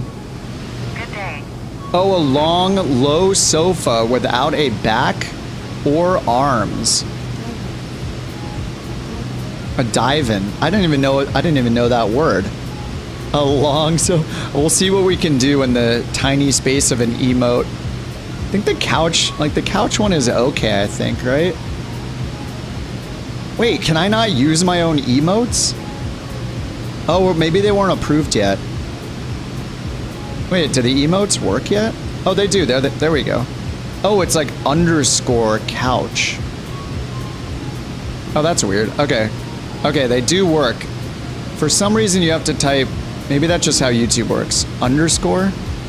Anyway, I had to bring up the actual menu. So yeah, whatever's gonna look good in that space. Minus the YouTube cut. 25 grand. All right, let's check our descent here. We got 27 minutes, top of descent. 134.15 Cessna 44 tree.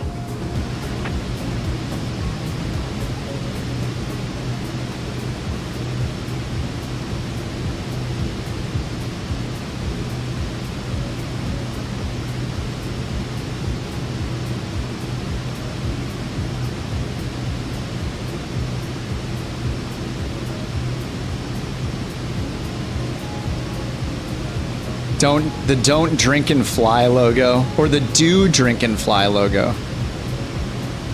This is why we sim, because we're not real pilots, or you know, some of you are real pilots. But I like leaning into the casual nature of simming too, which is ironic, I guess, because most of my stuff is about like trying to do somewhat realistic procedures and things like that, but. The VA was definitely the opposite of that. All right, 26 minutes. We're making a slight turn here, direct Eti. We're still on the Jet 9, the J6 airway. So we got Jet 6, then we're gonna go to Hack, so we're gonna switch over to Jet 149. It is Jet, right? I'm so used to saying Victor, but they say Jet, not Juliet, right? So we have Quebec and Tango RNAV Airways, then we have Jet and Victor. But I'm pretty sure people say Jet, right? They're not described as a Juliet airway, which is kind of interesting. Unless I'm totally wrong. But I'm so used to saying Victor. And then yeah, we have Tango and Quebec.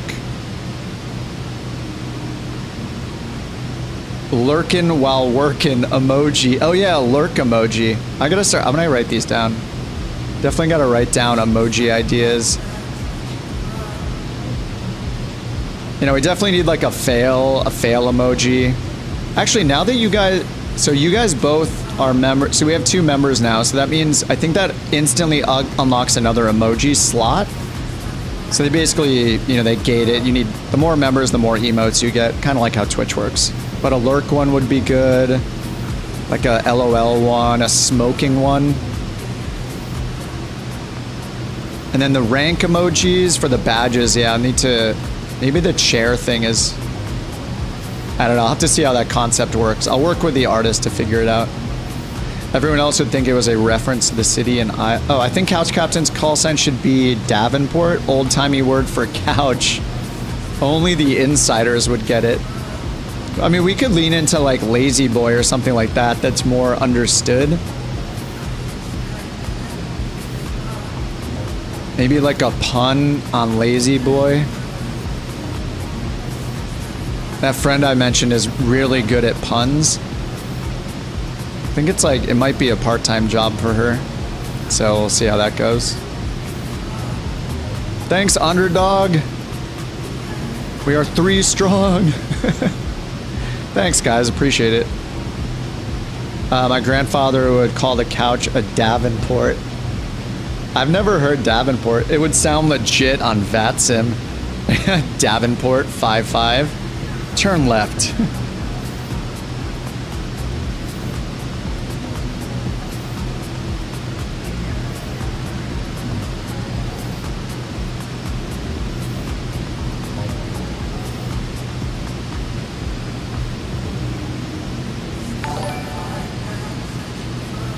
Yeah, it would sound pretty legit. Couch Captain's kind of a funny call sign too, like just couch. It worked for the VA because there was a 5-character, you had to do 5 letters or whatever. But couch, so you could add couch to it, so that was pretty fun. Or it worked in OnAir company. So you could be like, couch 105, turn left. I think couch would be a funny VA name. For member ranks, how about a stool, wooden chair, comfy chair, recliner, love seat, 3 cushion couch. Yeah, I like the idea of like riffing on the like armchair captain, because it was, you know, like armchair captain is a simmer thing, right? So we started using couch captain as like a more comfy armchair captain. So then yeah, we could just riff on different types of seats. Oh, a rocker. Yeah, I think that's pretty funny. You're just like a little stool, and then a lawn chair, like a folding lawn chair. Maybe the lawn chair is level 3, like a plastic lawn chair, like those simple plastic ones you see everywhere. Then a folding one. Yeah, then you got like a dining chair. Yeah, there's so many different chairs. And I think those would probably fit pretty well in little emotes, little badges. And then yeah, as the chair gets bigger and more comfortable looking, a leather chair. And then finally the couch captain chair is the top tier, where it's just like, that would be pretty funny. And then we can continue with the couch theme. Good stuff. All right, we are 21 minutes to top of descent. All right, so our Grand Caravan is waiting only 80 nautical miles away from here. So we're pretty much making a pit stop here, grabbing the construction kit, and then we're gonna take off again and go to KPBX, Papa Bravo X-Ray. So then we'll go there. The waving captain emoji, yeah. We all need to pile into a C700, fly in style.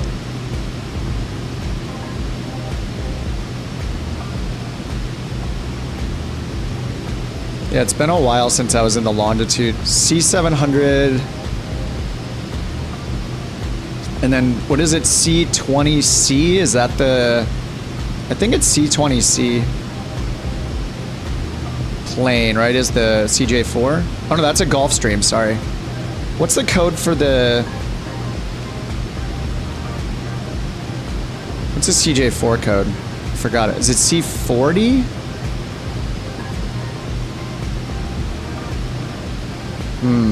I forget it. I was using that code for a bit. Yeah, captains in chat. Yeah, it gave me a 4 emote limit, but I think you guys just unlocked another one, so... oh, I can add it right now. I can add the other butter emote. I had these, like, this set of, like, 5 emotes I had paid an artist to do a while back when we got the Discord going, so I added them to there.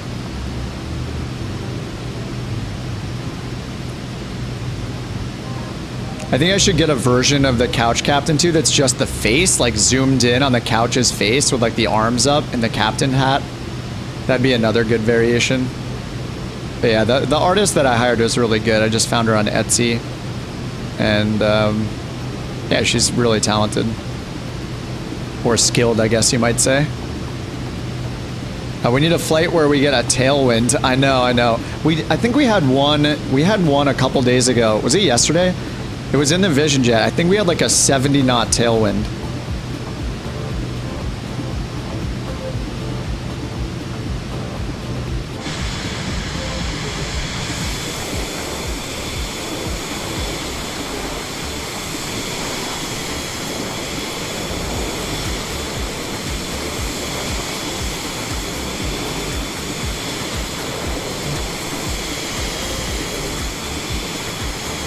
Oh, the flight you weren't there for? It might have been. Yeah, we did have one.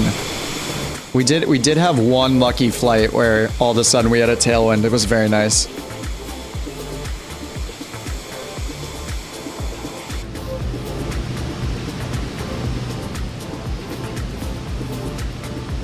All right, almost at ET or ET?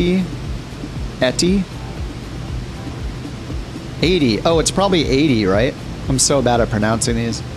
80, Cindy, Geffs, Hacks. Yeah, that's 80. 80. That's a little confusing to name a waypoint phonetically. That's also a number, right? 80? I don't know. Oh, CJ4. Oh, C25C. Okay. I was typing in C40, C50. You passed us? Yeah, I don't know how far away you are, but I cannot see your plane from here.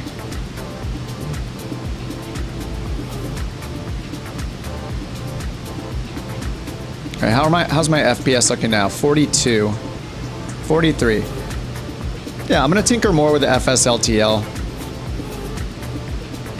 You don't know where you're going. So our destination is 3, India 2. That's the destination. And if you want to program in the actual route and like start flying towards one of the legs, you can. But there are no procedures for this. So here's the route again in chat. You're having dinner, let the co-pilot fly it. I mean, you're probably not that far off from us.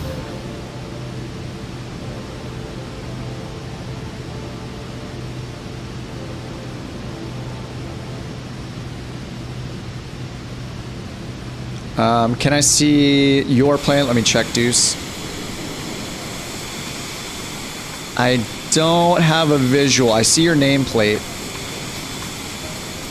Maybe if I zoom in a lot. Not quite. Nope, not yet.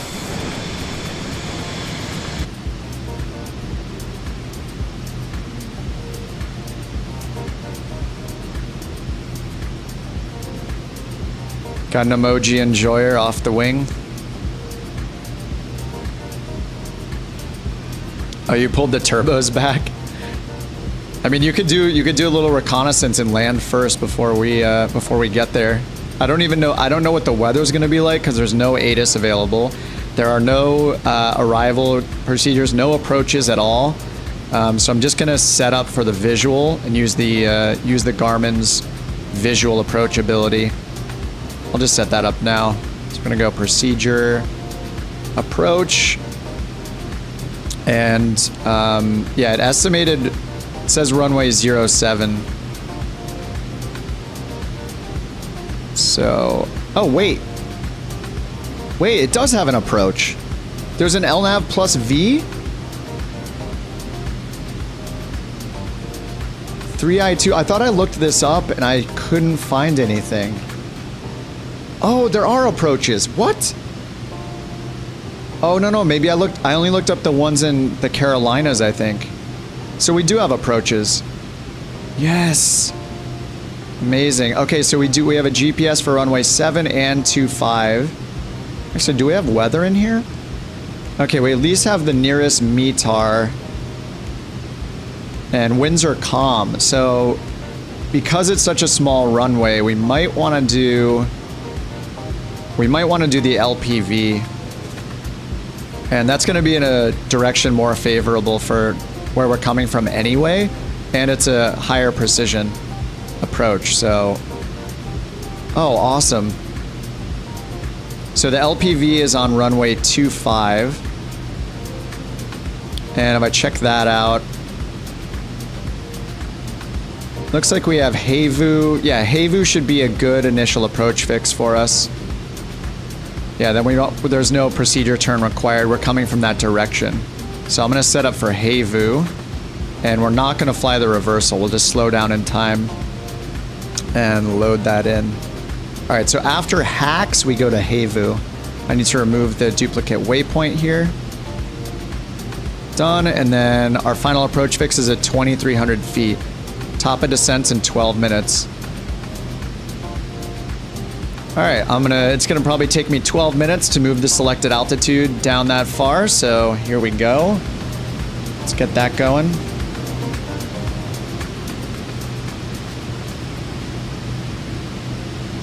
All right. 2,300 feet for final approach fix altitude. Nice, nice. All right, our chances of landing successfully this runway just went up by a factor of about, I think it's 22.5 times as likely to land because we have an instrument approach. So that's based on my personal experience with my skills and my knowledge of this jet, which is minimal. All right, 2,300 set there, and I'm just gonna turn on, we got 10 minutes to go still, but I'm just gonna turn on VNAV in advance. All right, good to go. Closest IRL METAR ceilings are low, broken at 2,000. All right, let me check our minimums on this. Broken at 2,000, we can go down to 1,430, so we will have a few hundred feet below those clouds if they're at 2,000.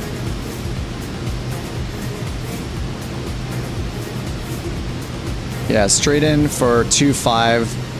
It's 1,430. That's where the local altimeter setting it says. If we're using Athens, they're like 50 feet higher or 61 feet higher minimums on the LPV. You're good, just trying to help. Oh no, dude, I appreciate the info. Hey, it's one less thing to look out. It's confirmation. So we've got 20 co-pilots in here. Each of us has 20 other co-pilots. There just happens to be one of us that you can hear. You can hear their voice. All right, so we're going to Cindy, then it's Gefs, Hacks, and then Havu is our initial approach fix at 2,700. Rachni, final approach fix at 2,300. And go ahead and get these charts up over here. Split it in half. And then hit home and hit charts. And it has brought up the wrong airport diagram. It just needs a refresh. There we go, chart selection. Approach. All right, there we go. Now it's got it up. All right, runway 25 RNAV GPS, and there's everything I was just looking at in the app. I'll go back to backseat piloting on the couch. Mike, what's up? Pulled up YouTube, kept streaming again. Awesome. Thanks for hopping in again, Mike. I was starting to like do the. It's weird. It might be a little confusing that I'm in the jet. But yeah, basically we're taking the jet to get my pilot to the correct location. where I can purchase a Basecamp construction kit. So we've been at this 2.5 hours already, but I think the end is in sight. We got an instrument approach to this airport we're flying into, which is 3 India 2. We're gonna land here. We're gonna pick up the construction kit that I already purchased, the Basecamp construction kit. Then we're gonna fly, or at least I'm gonna fly, 80 miles to pick up a Grand Caravan at a nearby airport. So we're gonna ditch the Vision Jet, grab the Grand Caravan, and then we're gonna transfer the construction kit into it. No, I haven't. Hey Darth, what's up? I haven't made a video on it yet. I was working on that video when I woke up, and it was just taking a while, and I was just kind of learning things. I was like, you know what? I'm just gonna learn it during a stream. So I'm trying it out for the first time in the stream. And yeah, some of the on-air videos are, you know, they take a while to make, some of them, because I have to wait, you know, days potentially to do long flights like this to move my pilot and everything. So yeah, yeah, I'm trying it out here for the first time, and then we'll see how it goes. So anyway, once we transfer the Basecamp construction kit into the Caravan, I'm gonna fly somewhere, find a place to literally pitch our tent and put that Basecamp down physically, like in the on-air world, and we'll see it inside the sim too. So that'll be fun, and it basically acts as an airport that we own, and then we'll be able to build like a fishing camp or a hunting camp there, and then start getting start producing things that we can sell at other airports. So I'll probably go with fishing. It's either fishing or hunting. It's one of the two. So yeah, if I go to industries, and then factory is like the next step of that. You need to earn a bunch of what they call industry points. So this little badge down here in the bottom left of OnAir, when you're on the industries page, shows how many points you have. You start with 50. You need like 100 plus to build your first factory. But it's used as a currency, and you also earn it when you do industry related things. So if I go to the encyclopedia, yeah, we can either build a fishing camp, a hunting camp. I think we could build, yeah, a mining facility. I think you can build all of these at base camps. It just matters, you know, with the base camp being more remote, it just matters how remote you want to be, how far from other airports you want to be. Because airports are where you're going to, other airports are where you're going to fly these things to once you pick them up when they're completed at your base camp. You're going to fly to these other airports to sell them. So we see here, like the canning platform takes 150 industry points. So I can't build that yet. I only have 50 to start. But if I go to fishing camp, that only takes 40 industry points. Oh no, it costs... Oh wait, hold on. This is the fishing camp, right? So the fishing camp is going to take 24 hours to create it. So I won't be able to finish that on the stream today, but I'll be able to build the base camp. So that's the goal here, is to do the base camp. So I've already purchased the base camp. So fishing camp, yeah, it costs 40, and it outputs, once we bring all the fishermen there, we have to bring all these materials there to build it too. So I'll have to shuttle those from various airports to wherever we set up our camp. Then there's also a hunting camp, also costs 40 industry points. This one has this little extra thing associated with it though, called the efficiency forecast. So mattering where you put it, it will be less efficient based on how many airports there are around it. So it's kind of like if you build it in a densely populated area, you're going to output less meat and pellets because there'll, you know, in theory, be fewer animals to hunt in those areas that are more densely populated. So if I put in like LAX and hit forecast, our efficiency is 35% instead of 100%. If I put in a smaller airport, like the one we're going to, 3I2, it's a bit smaller, 85% efficiency. So that's based around how many airports are in the radius and what size they are, how efficient it's going to be at outputting meat and pelts. But I don't know what I'll go with. We'll check, we'll do a little research when we land, once we have the construction kit ready to go. we'll just need to figure out, based on current demands, whether there's more demand for fish or there's more demand for meat in the area we're in. And we'll use that to decide where to build the base camp. All right, top of descent coming up a little bit after Cindy. I got VNav already armed here, down to 2,300 feet. That's good to go. So we got just a couple minutes till we get to that. It looks like about 3 minutes or so until we'll be at top of descent. So I am gonna take a quick bathroom break and then it'll be good to go.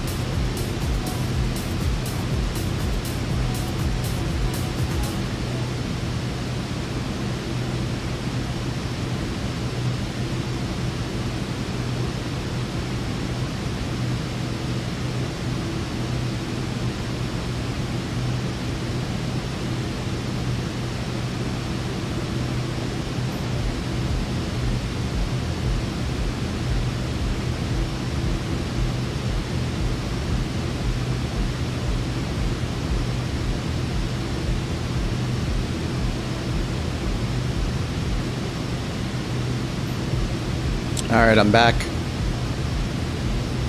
Number 1 or 2. Well, you can either be impressed if you want to think that was a number 2 with how fast it was, or terrified, or you could just assume it's a number 1. I don't know. Did I ever do the flight across the Atlantic? No, I remember I was going like to the Northeast. Yeah, I'm bringing my pilot there. But no, I don't think did I even get to Iceland? I don't think I did. Maybe that was the last stop I made, was like in Iceland. Did he wash his hands? See, these are the mysteries that just need to exist. Isn't that a common question? I watch Asmongold from time to time on Twitch, and he always has a very he has a canned response for that question that I will not repeat verbatim. But it's related to what is clean and what is not clean already. You crossed via Greenland and Iceland. It was rough. Oh man. I wonder if you can do fishing near where you can do water takeoffs and landings. Yeah, probably. Yeah, I think you could do that, Jeff. Man, maybe we should do that. Oh, there's no amphibious Grand Caravan though. But we could do the amphibious 172. I already rented the Caravan. That's a good question. That would be really cool. You could do a water landing and have your base camp like right near the edge of the water if you have enough space. And I think as long as you land within a certain radius of the airport, it counts as being there. So I'm guessing that could work. That's a good idea. That would be really awesome. Then you could just do water landings, get like the Beaver, or get the amphibious model Beaver, or the 172 even. That would be really cool. Just got back from Miramar Air Show. Oh, nice. That is awesome. I saw a couple short takeoffs and landings. I was at Santa Monica Airport yesterday to go see the Goodyear blimp, but we were a little late, so we just saw it from the freeway, and then we saw it leaving Santa Monica when we finally got there. And yeah, there were a couple quick like STOL demonstrations that somebody did, which was really cool.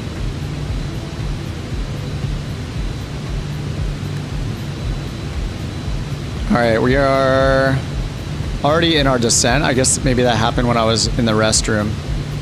All right, 27,000 feet. We're going ultimately down to 2,300. Let me go ahead and zoom this map out a little bit.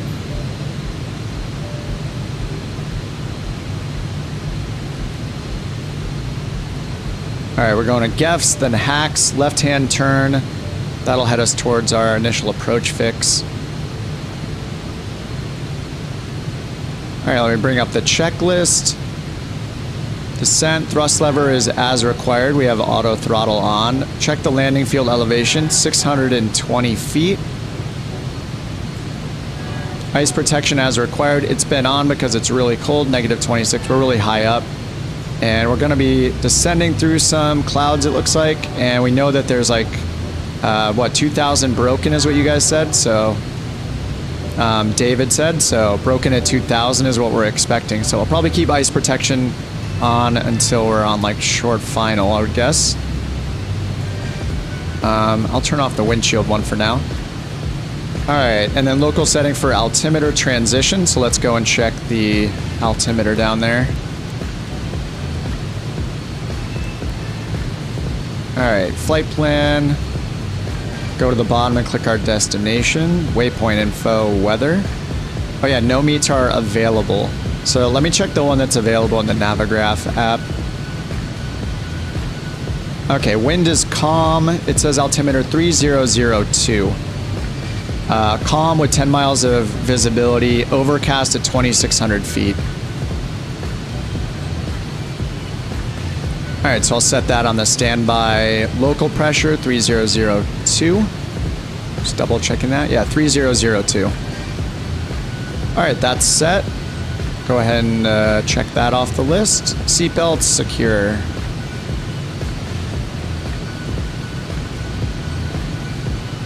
You're stalling? You might be telling the truth because I don't see you anymore. Oh, there you are. What are you in there? You're in the Hornet, right?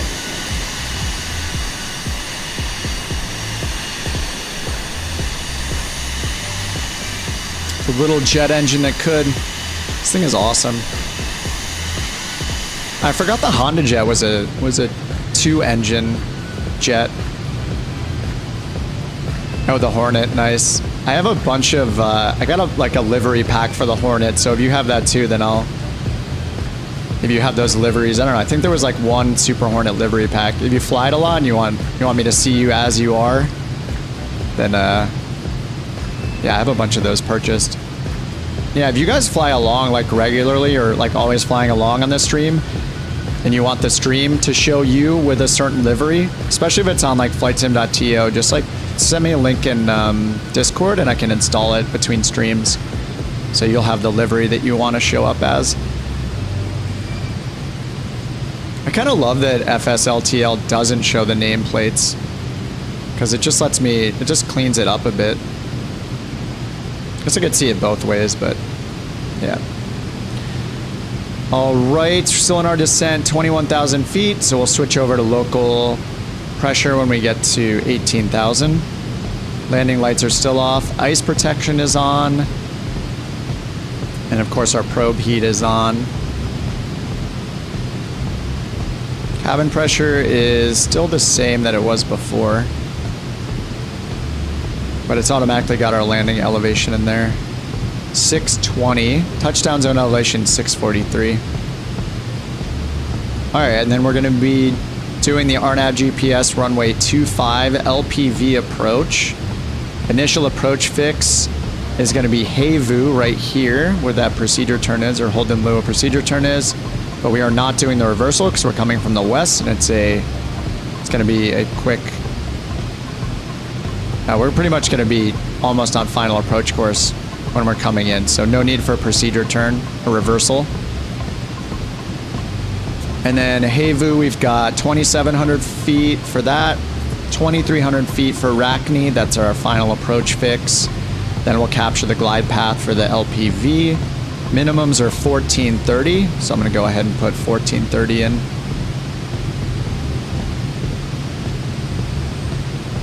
All right, 1430. There we go. All right, that's set. Speed bugs. I'm going to turn off our... Oh, I didn't even turn on our takeoff one, so let's turn on the landing speed bugs. All right, done. And we are 19,000, descending 2,700 so far, and then ultimately 2,300. So I'm going to switch over to standard baro right now before we get to 18,000. There we go. Just keeping the descent going.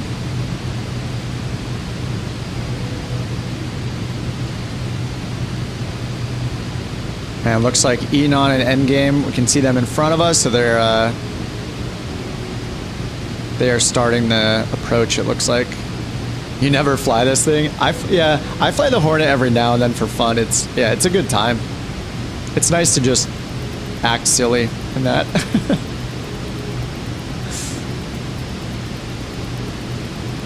When it first came out, I was like practicing doing landings at military airports and using TACAN.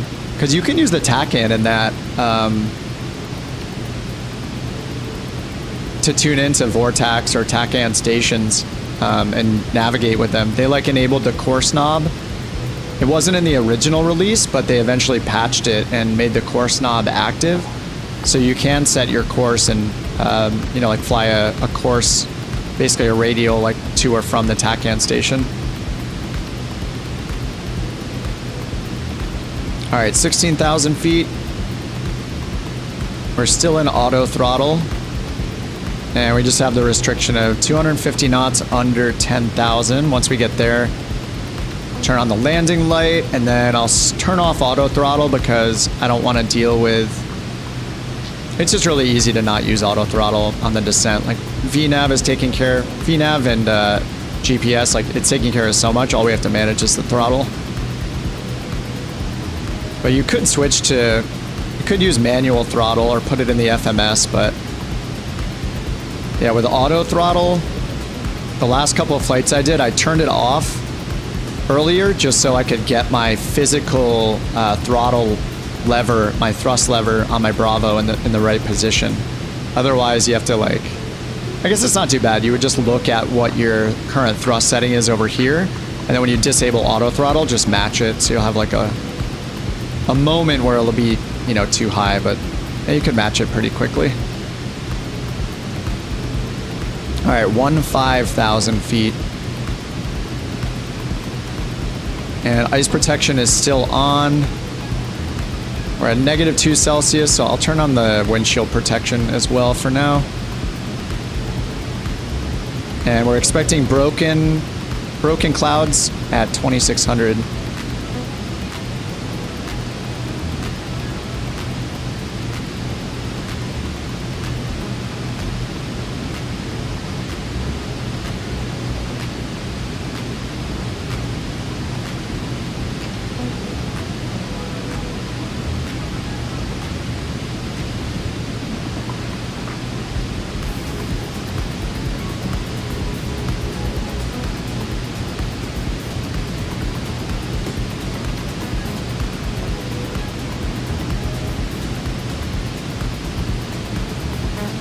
All right, 13,000. All these traffic alerts because of our escorts here. Our escort.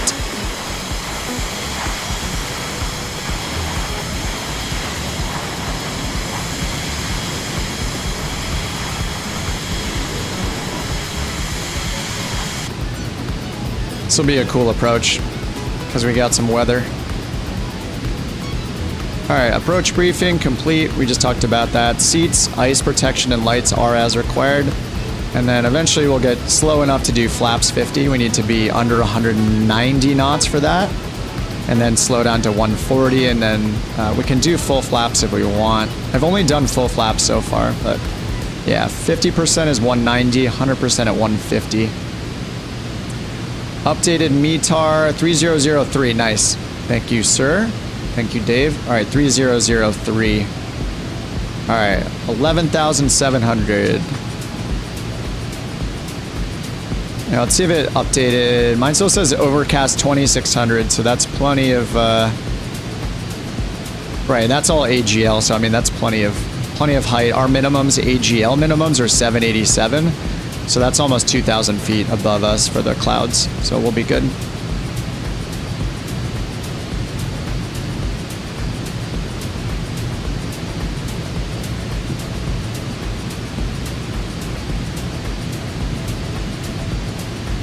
All right, almost at 10,000. I'm gonna get ready with the landing lights. Ice protection's all on. We are at 5 degrees outside.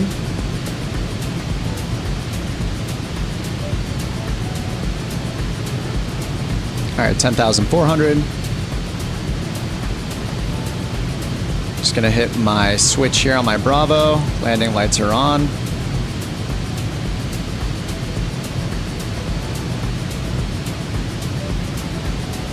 All right, our current VNAV altitude's 2,700, so that's for Havu. That's our initial approach fix. Still got 17 miles till Havu.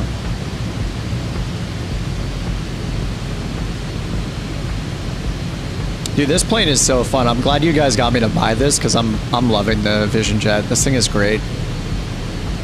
It's like small enough so I don't feel like I'm like too intimidated by it, but the speed is still kind of intimidating. It's like I'm not the biggest fan of the G3000, but I'm getting used to it. And I think like, yeah, I'm happy with like all the liveries they provided. I think all the preset instrument camera views are all great. They have a ton of internal camera views. I also love that it was only $25 when you're like throwing down $70 for a PMDG airliner. I mean, obviously it's much smaller and less complicated, but yeah, this has been really nice flying this thing the last few days. So thanks for showing it to me. Thank you.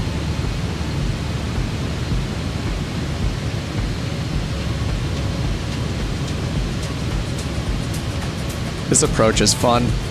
All right, we're still at 250 knots. I'm gonna turn off. We're at 11 miles from the initial approach fix, so I'm gonna turn off auto throttle down here. And I'm gonna pull us back to where we were. We were about 57% thrust. Pull us back a little bit lower than that, 50% thrust. There we go. Start slowing us down a little bit.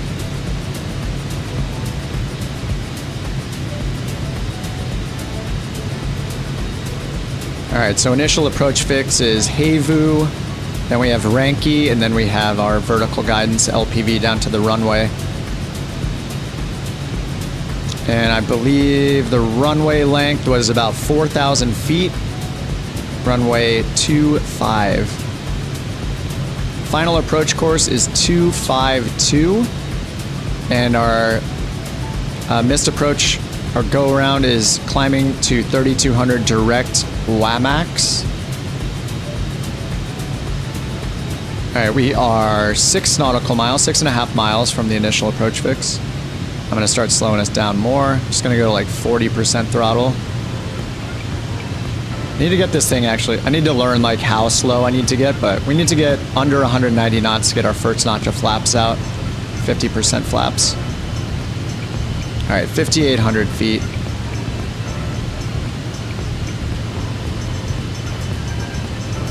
Hey Raymond, what's up? Any on-air VAs you can recommend? I don't know about any of them. We just had the one going, the Couch Captains one going for us, for this channel, but I don't know, it felt like so much work. We were talking so much, just managing it was a lot of work. So even if I didn't take a break for so long and then come back to it, I think ultimately, I don't know if we would have kept it up or not. I'm not sure. I think we're gonna, like, I wanna look more into the partnership features where you can add people as partners and see if there's any benefit to that. But yeah, it was a lot of work. But yeah, sorry, I don't know any offhand to join. If somebody else does, yeah, feel free to throw it in the chat. All right, I'm gonna turn approach mode on now, just in advance, and pulling back on the throttle. I'm gonna get us under 190, so. And we are turning now for Havu, so that's our initial approach fix, 6 miles until our final approach fix. So I want to be fully configured until we get to final approach fix. All right, I hit approach mode. We already have the glide path. Cool. All right, we're under 190 knots, going flaps 50%. Approach speed in this thing is, oh, I did activate speed bugs already, thanks Deuce. It's not calculated for our weight, our payload, and our weight and balance and stuff in this, but yeah, it's got 100 for our approach and 90 for our VREF. All right, 4 miles until final approach fix. Let's check our winds. We have 8 knots from the right now, 1 knot tailwind. But the winds were reported as calm on the field. So I've been landing with full flaps, so I'm going to do that again. We're under 140 knots, so I'm going to go ahead and put down full flaps. And we are 3 miles from final approach fix. All right, full flaps are down. I'm going to turn ice protection off. It's at 12 degrees outside.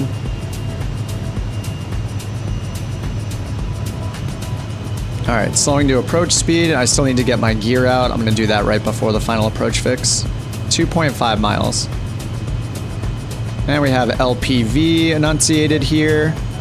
Our radar or radio altimeter is active. And we're out of the clouds. Looking good.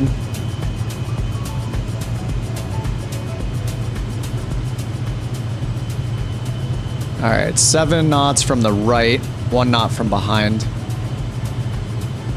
Give it a little more thrust here. All right, 1.5 miles from the final approach fix.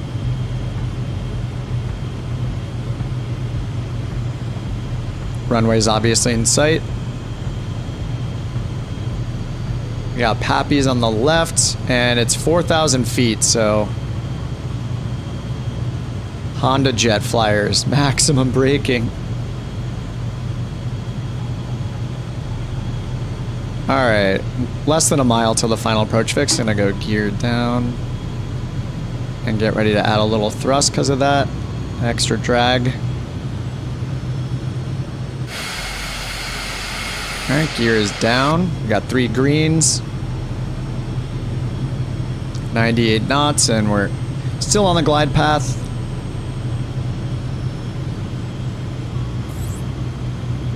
1430, so we're about 1,000 from minimums.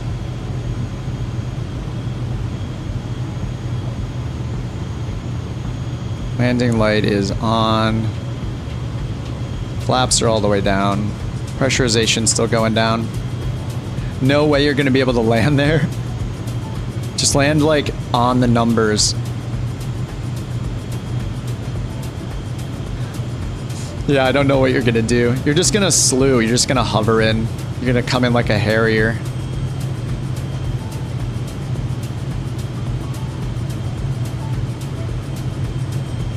All right, 2,000 feet MSL. About 750 feet till minimums. Our AGL minimums are 787. Let's call it 790. All right, 1860, 1830, 400 feet to go. 4 knot tailwind still, and just 1 knot from the right side. You can land anywhere, you just can't always stop. Yeah, as landing defined as also stopping. All right, 1620, 200 feet. 150 feet.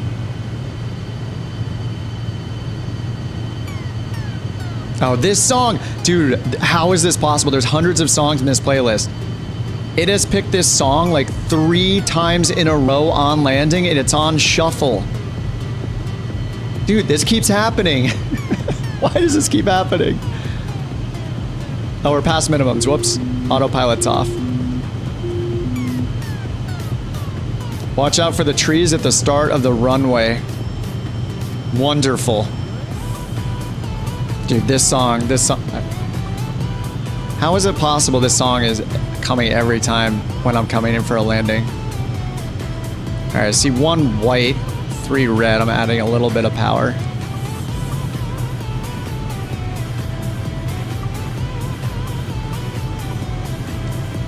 All right. We have 1 knot of tailwind, no crosswind. 2 whites.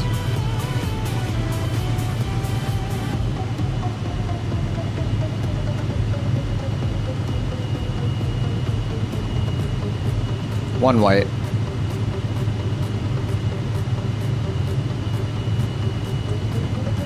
Oh yeah, there's trees right there. You aren't kidding.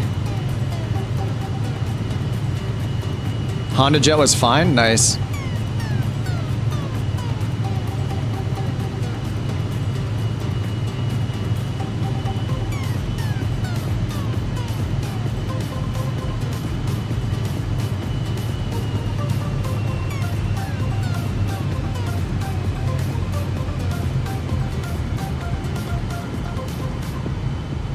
Oh no! Landing time low. Man, I used like half of the length of that before I even touched down. Oh, maybe not half. That was a little rough. Yeah, I was a little scared about the trees, honestly. Let me vacate the runway, see if I can catch you guys coming.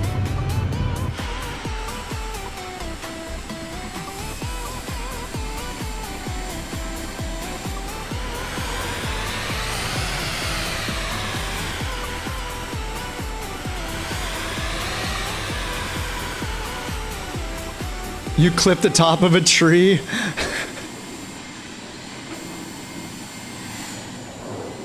Alright, Underdog's coming in with his Hornet.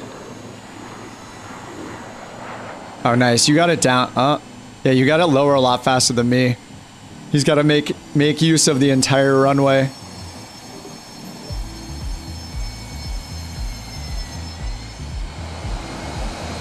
Oh, looks like you got it. Speed brakes, speed brakes. I think he's got it. That looks like no problem. I think you're the last one in. Oh yeah, you stopped pretty fast. We should have set up like the aircraft carrier, what's like the cable called on an aircraft carrier? I don't know what it's called.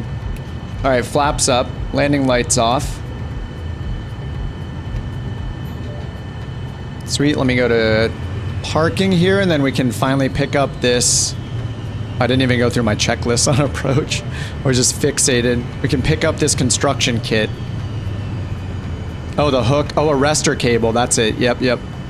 We should have set up the arrestor cable for you. All right, I'm just going to stop right here.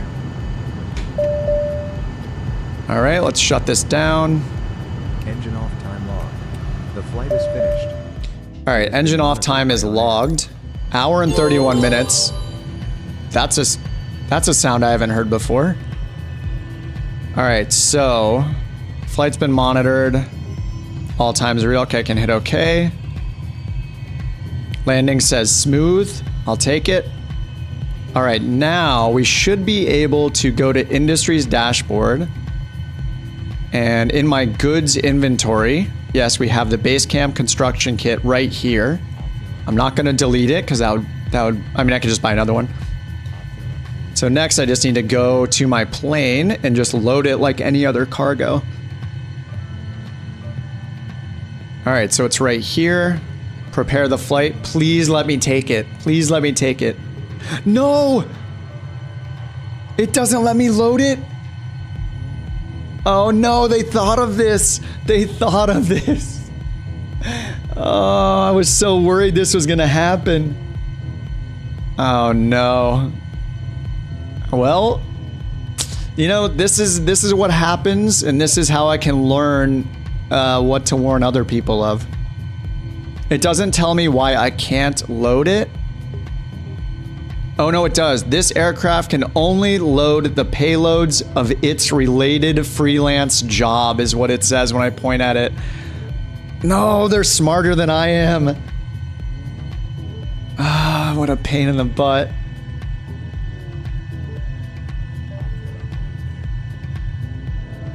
Okay, this is not a problem. All we're gonna do is fly to the west 80 miles to the other airport where the Grand Caravan is waiting for me. We'll do another quick flight. Then I'm gonna swap to the Grand Caravan and I'm gonna come back here and I'm gonna pick up the Basecamp construction kit. I am building this thing today. So it's up to you guys what you wanna fly, if you wanna stick to your jets or whatever. I don't know if you guys are running OnAir. But I need to use the jet again. So I'm getting the construction kit. So the issue is I needed to transport my pilot from Teterboro down to here because you can only buy the construction kits at certain places. So this is where the construction kit is, but I bought it, but I can't load it because it's in the freelance plane because I don't own this thing. So we're again gonna steal this freelance plane and we're gonna go to our next airport, which is KPBX. That's it's very close. It's 80 nautical miles from here. So I'm gonna go ahead and do a dispatch for that real quick. We're gonna go there. I'm gonna swap to the Grand Caravan and fly it back to here. And then I'll be able to pick up the kit because I'm leasing the Grand Caravan. It's not a freelance plane. Cancel the job and use the money to ship the plane around. Now this will be fine. This will be fine. The main reason for stealing the jet is just to get my pilot down here because I was in Teterboro. So my avatar virtual kit was at Teterboro, but now we're down here. So we're just gonna fly, oh yeah, to the south here into Kentucky. Eastern Kentucky, and I'm gonna pick up my Grand Caravan from this airport, and then I'm gonna fly it back up here to K3 or to 3 India 2, where we're at right now. All right, so this is right, 3 India 2 to Papa Bravo X-ray in the Vision jet. We have no passengers and no freight. Just generate the flight, just to see if there's a couple waypoints to use here. All right, it's recommending we just go direct to Spade and then direct to KPBX.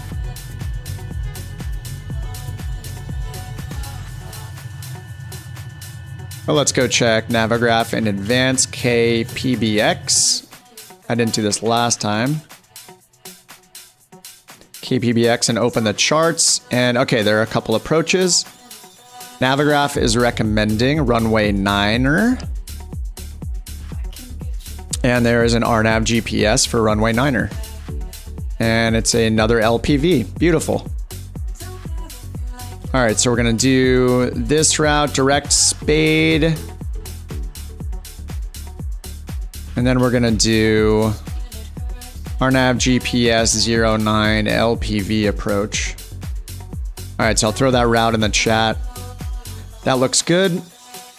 I don't think I can pick the arrival or anything here. Oh yeah, I can. I can put it flight plan. If I edit the flight, I can just put in the arrival myself. So let me do that. Spade, and then I think I can type. Or sorry, no, I can only do the Cygna Star. Sorry, the approach I can't add. So we're good here. Just see how much fuel we need. All right, 953, so I have 720. I'm gonna import SimBrief and it's gonna load it up automatically, in theory. 920.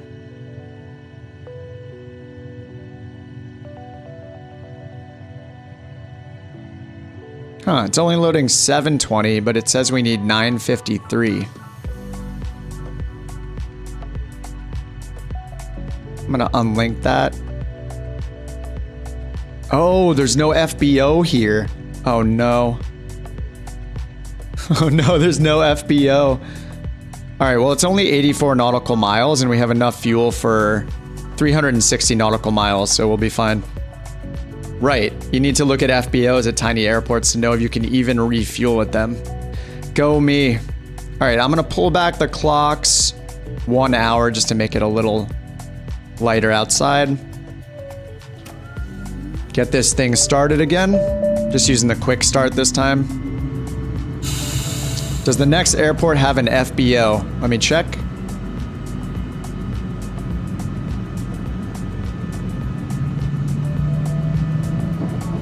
Oh yeah, I can't get to that screen from here. All right, starting to track. I pulled back time an hour. Yes, that is a good question, is whether it has an FBO at the next airport. Let me look it up under, let's see, World Airport Database. PBX. Yes, it does. Okay. Yep, they have 100 low lead and jet fuel available at Pike Cohatcher. All right, so we're good there. All right, that is set. Let's go ahead. All these are on. Oxygen, fresh air, strobe is on. Ice protection is off.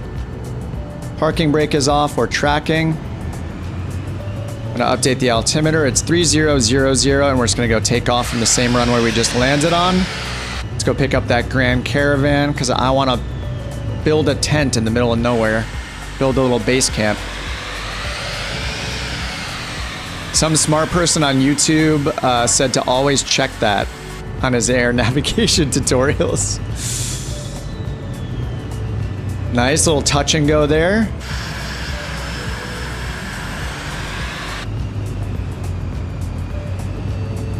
Let's see, does this taxiway even connect? Can't tell. It looks like maybe it does. I'm not sure if we have to back taxi. Let's see what's going on over here.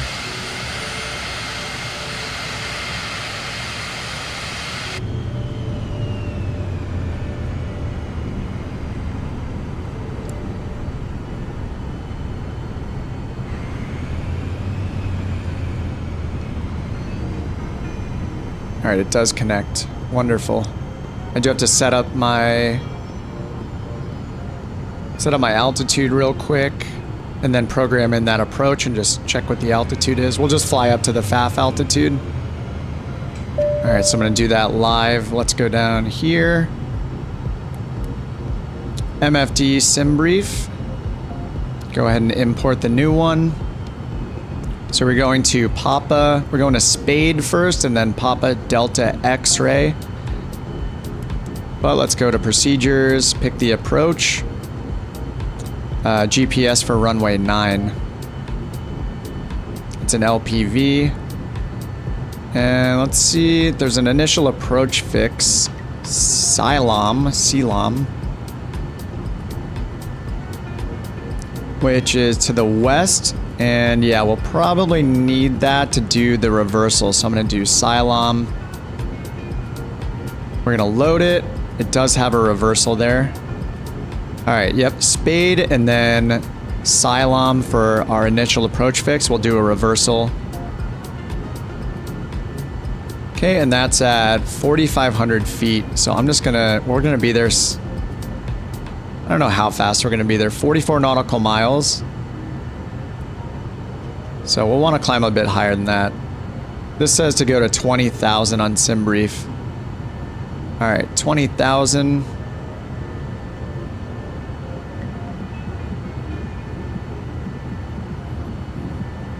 We will build this campsite today.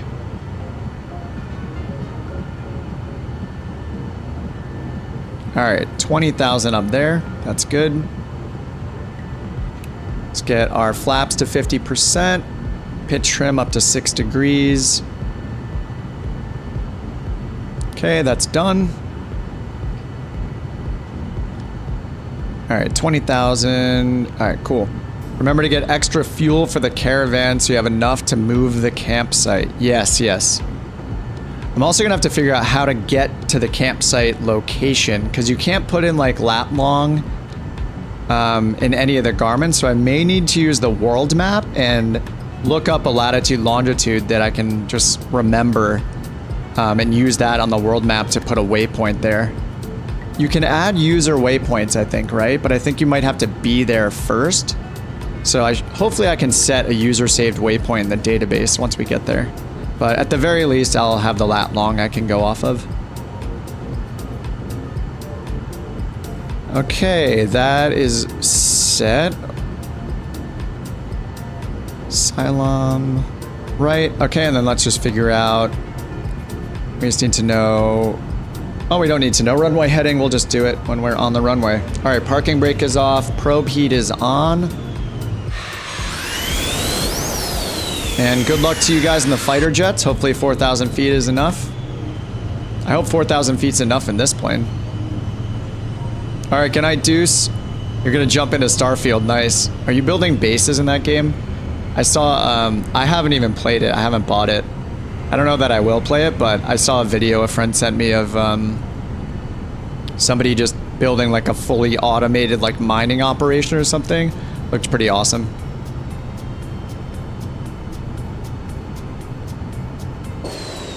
Oh, CJ4, nice.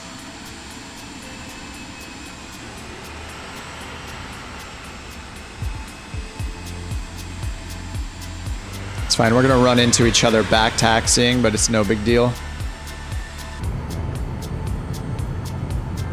Oh yeah, the bases are awesome. Nice. Yeah, a good friend of mine is like, he's very, very into that game as well. I haven't heard from him much since it came out as far as gaming goes. We haven't played a game together since that came out.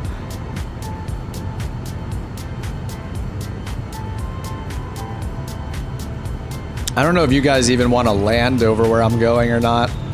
Like I could just go and grab it and then you guys could just circle around and then wait for me to take off in the Grand Caravan, but then I'll be so slow. So you'll probably want to change planes as well. Just so you can follow along and we can find a place to put the campsite if you guys are also doing it. I doubt anybody else is actually doing the campsite right now with me, but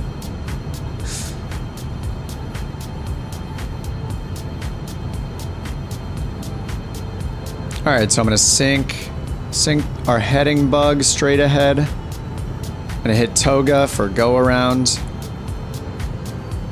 I'll wait for you guys to get over here. No slow, only fast.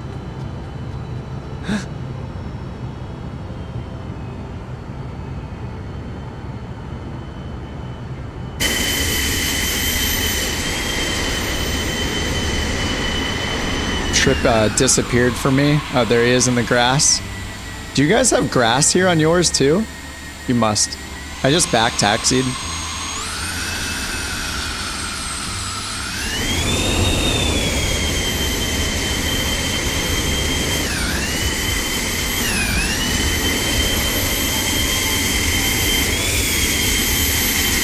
You do? Okay, nice.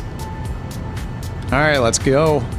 We're gonna fly runway heading once we take off, and then we're just gonna turn out to the left. All right, takeoff thrust is set. Wow, my brakes were applied, but it was not holding me back that time. Oh, it's okay if you block my view. It's all good. Doesn't matter. 70 knots. Uh oh, somebody's on the runway? I can't tell. 90 knots. Rotate. I don't know, those are just some trees off the very end of the runway. Gear up.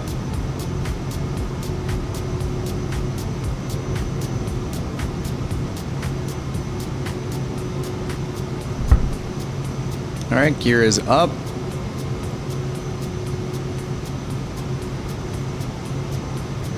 Underdog, you're going so fast. That's crazy. That thing climbs like crazy. Autopilot on, heading mode on, flight level change mode on, 165 knots.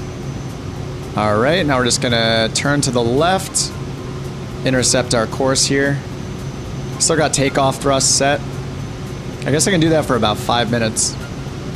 Yeah, I'm climbing at 2,000 feet a minute while I'm in the turn. All right, I'm turning left, direct spade, or on the leg from our departure airport to Spade. Sierra Papa Alpha Yankee Delta. 3,500 feet per minute in takeoff. All right, just double checking. Flaps are up. Gear is up. Pressurization is active. Everything's in the green. All right, I'm gonna pull back to MCT. So takeoff thrust is no longer set. We're going up to 20,000. It's a pretty quick flight. And I'm gonna bring up my full map mode over here on the right. I wanna see our VNav profile.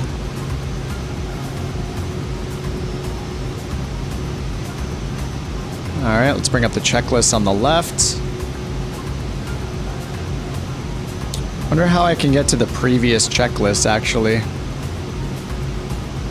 Oh, right, I think I need to go down here. It's on this one, I guess. PFD. Yeah, I think I did MFD utilities checklist. There we go, before engine start. All right, we're gonna go to our climb takelet, or let's go normal. Okay, yeah, climb, there we go. And back to PFD. I wanted to know if the CJ4 was in fact faster than the Vision Jet. Yeah. I mean, you got two engines on that thing. I got like a mini jet engine, a single one on this one. Yeah, the cruise on this is Mach 0.53, I think. And yeah, the citation, like the CJ4, I think gets up to like airliner cruising speeds, like 0.7 plus.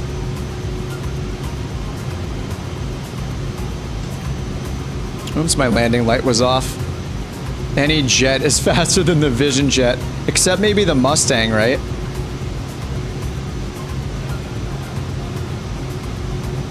One of you guys were talking about the Mustang the other day. All right, thrust is still at MCT. Engine parameters were all in the green. Cabin pressure was rising. Ice protection as required. We're at 7 degrees, so we don't have it on right now. We are going to 20,000. All right, we're approaching 10,000, so ready to turn landing lights off. Okay, landing lights are off, 9,900 feet. We're still in MCT, 2,400 feet per minute, going up to 20,000. You can fly the longitude. Yeah, I haven't really flown the longitude very much since all of the improvements that were made, all the working title improvements. I was flying the CJ4 a bit though. I like the CJ4. But yeah, the longitude is like gonna be more like this, like auto throttle enabled, which is nice. All right, still in MCT.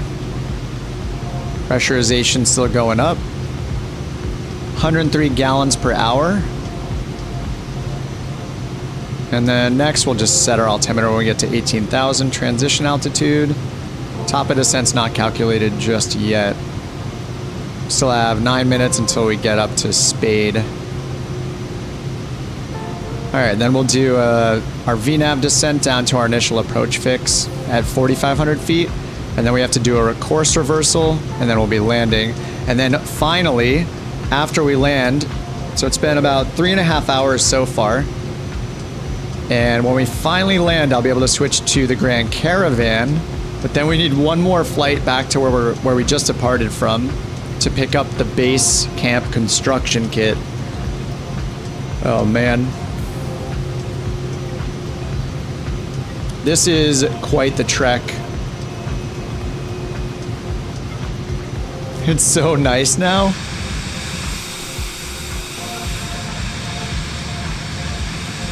I mean, you're just way over there. You're just out of sight.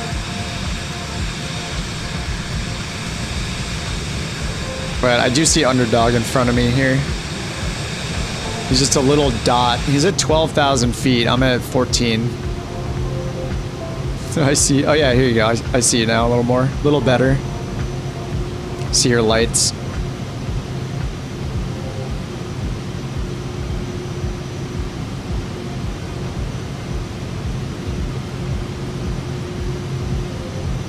All right, our top of descent is shown over here, but I don't see we don't have a time estimate yet just because we're climbing, so I guess I can't calculate it just yet. But we're at 15,000, climbing 20,000.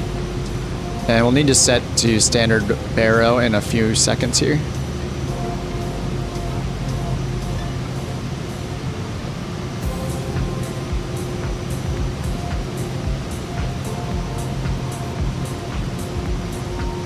It's funny, this just the whole idea of being in the Vision Jet all day so far with the goal of being like bush flying at base camps. We will get there. The end is in sight. But then I need to figure out where to put the actual base camp, so yeah. The logistics are just always, I mean, I guess that's like aviation, right? Weather and logistics. And with OnAir company, it's the economy, weather, and logistics. I guess you could count weather as part of logistics, maybe.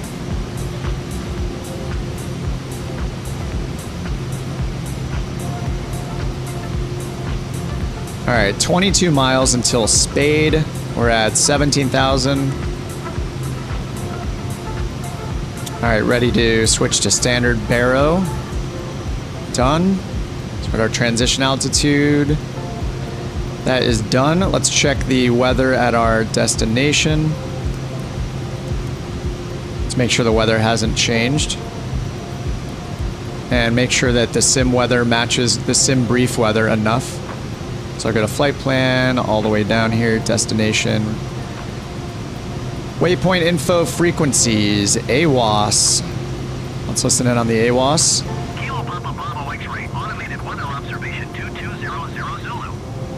Wind, calm. Visibility, 10. Sky condition, few clouds at 3,200 feet, ceiling 4,700 feet overcast. Temperature, 15C, dew point, 10C, altimeter, 3000. All right, cool. All right, altimeter is the same. Kilo Papa Bravo X-ray, automated weather observation 2200 Zulu. All right, 3000 is local pressure. All right, we're about to top off at our cruising altitude. And I'm gonna switch over to auto throttle now. So I'll slow down a little bit. All right, that's done. Climb checklist is complete. Cruise checklist, thrust as required. We set auto throttle, ice protection as required. It's -11. I'm gonna go ahead and turn on keep the engine and wing anti-ice on. Don't see any icing on the windows right now. All right, that's good. And engine information systems, all in the green. We're down to 83 gallons per hour and cabin pressure is still rising. All right. Sweet. And we already have the approach set up in our FMS, so I'm gonna go ahead and bring up the chart next for that. Let's go MFD over here, charts. All right, and we got, this is the wrong one, so I have to go and hit chart selection so it'll sync. All right, there we go. Pikeville, Kentucky. All right, so we're doing the the runway 9, RNAV GPS and runway 9. It's an LPV approach, 1709 on the minimums. So I'll go put those in on the PFD, 1709er. All right, that's in there. We're going to the initial approach fix Kilom or Salam. So we're coming in from the north, so we're going to be coming in this direction, and then we're going to have to do the reversal here. We're doing the reversal at 4,500 feet, and then after we cross Salam again, we're going to descend down to 3,200 for Jimus. That's our final approach fix for the LPV. That's where we'll get glide path down to the runway. This approach is climbed to 4,500 direct Obsu. Sweet. All right, so now we're just cruising at 230. Let's see our time till descent, time of descent, top of descent, 5 minutes. So let's go ahead and set up for that already. So we're gonna bring our selected altitude down to our final altitude for the approach. It'll be 3,200. And then we'll arm VNAV so we don't miss it. And auto throttle's on, so it just takes care of all that for us. It's a beautiful thing. What airport? Hey Boston, what's up? We're on USA West for multiplayer. We're going to Pike. It is Kilo Papa Bravo X-ray. I don't know if you can see all the chat from before, but if you can, you could scroll up. Yeah, it's in Pikeville, Kentucky, in the United States. We're going there to pick up, I'm going to swap over to a Grand Caravan because I'm using OnAir company, and the goal on this stream is to set up a base camp somewhere in the world and start either catching fish or catching animals to make pelts and produce meat, basically, to sell it. It's part of the industries feature that I haven't used yet, so I'm basically learning it, and then eventually I'll make a video about it. But yeah, the day is not what I expected it to be. Because of logistics and stuff, I had to get my pilot from Teterboro down here to Kentucky in order to buy one of the Basecamp construction kits. So it's been so far a 3.5 hour day of flying, and we basically stole this jet by posing as a freelance pilot in order to get access to this jet to get me down here faster. So yeah, I think it's working out pretty well so far. All right, so our top of descent's in 3 minutes. So I did set the selected altitude up here, 3,200 feet. That matches our final approach fixed altitude down here. All I have to do is press VNav on the autopilot to put it in standby. So we have path enunciated, so it's ready to start our descent as soon as we get to that top of descent marker. Until then, whoops, I keep hitting that button by accident. Until then, we can just, oh, Trip, you're catching up. Enjoy the view for a minute or two until we get to our top of descent.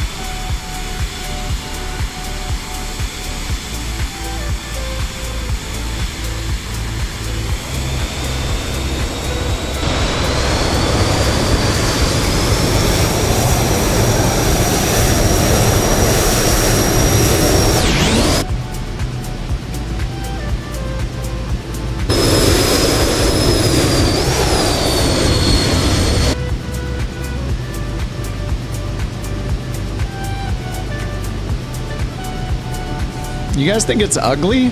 Doesn't it look like futuristic? You keep expecting to see some ratchet straps or something holding the engine on. It looks like they strapped a jet to an egg.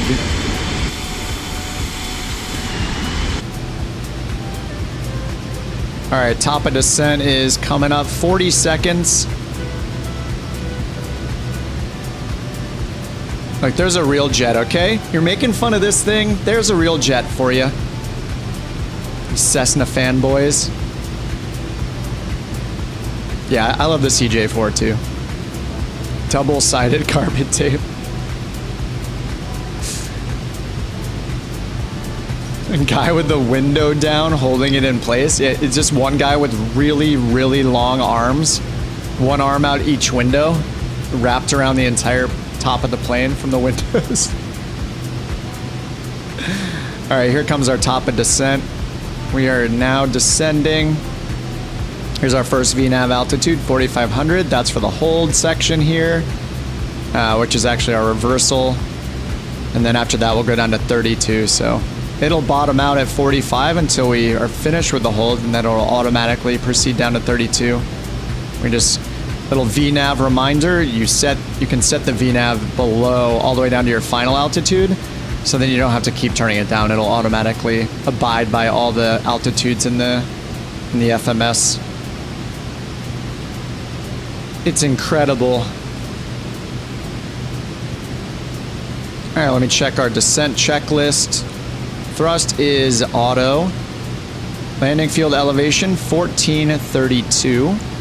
There are few clouds at 3,200, it said. And that is AGL though, so that means those are about, what, 46, almost 5,000 feet MSL. All right, ice protection as required, it is on. Altimeter to local setting, that is about to happen, and we already have it in, 3000. So I'm gonna hit that button before we get down to 18,000. There we go. All right, didn't really interrupt ours. I guess it's probably good practice to temporarily switch to vertical speed mode and then change the altimeter and then go back to flight level change mode just because of how it reacts when all of a sudden it thinks it's at a different altitude. All right, so that's done. Seatbelts are secure. Approach briefing, we just went through that, so that's complete. Ice protection's the same, lights are the same until we get to 10,000 feet, and then eventually we'll do our flaps. All right, cool. Let's go back to PFD, or sorry, charts on this left display, and we'll go back to sync the chart with our approach chart. Sync, please. So wait, it's on here. I hit sync. Let me go back like this again. Back. And then charts. There we go. All right, good. We already got our minimum set, so that's good. And we're in auto throttle mode for the descent. We're gonna go through a bunch of clouds here, so I'll turn on our windshield anti-ice as well. We're good. Let's go. Egg descent time. Man, you guys disappeared again, didn't you? Oh no, you're just behind me. Okay. I think maybe some of you disappeared. All right, I see you over there, still trip.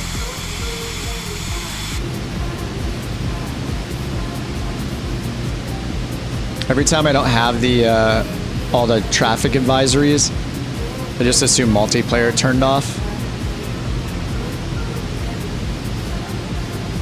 Oh god, I tracked this flight, right? Okay, yes I did. Whew. That would have been bad if I didn't track it in OnAir. Alright, we are on the approach plate now, so we're going to Silam, then we're going to do the reversal.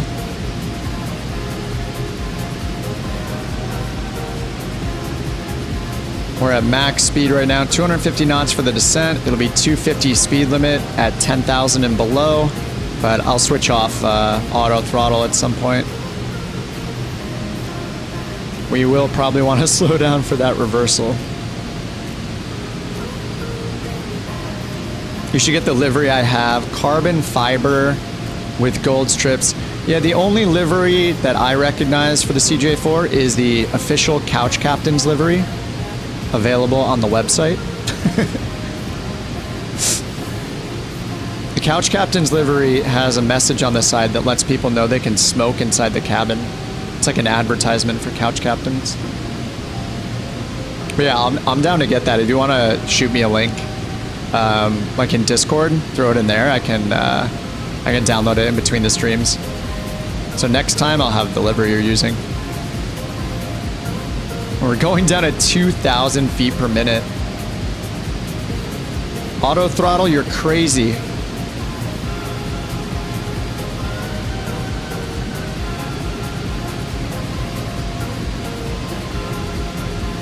Let me zoom this map. Whoa, wait, we're in the reversal already, technically? All right, let's turn auto throttle off. I'm gonna pull this thing way back, almost to idle. Yeah, wow, we're in the reversal way faster than I thought we would be. Man, is that really a 3-degree flight path angle down? Yeah, it is.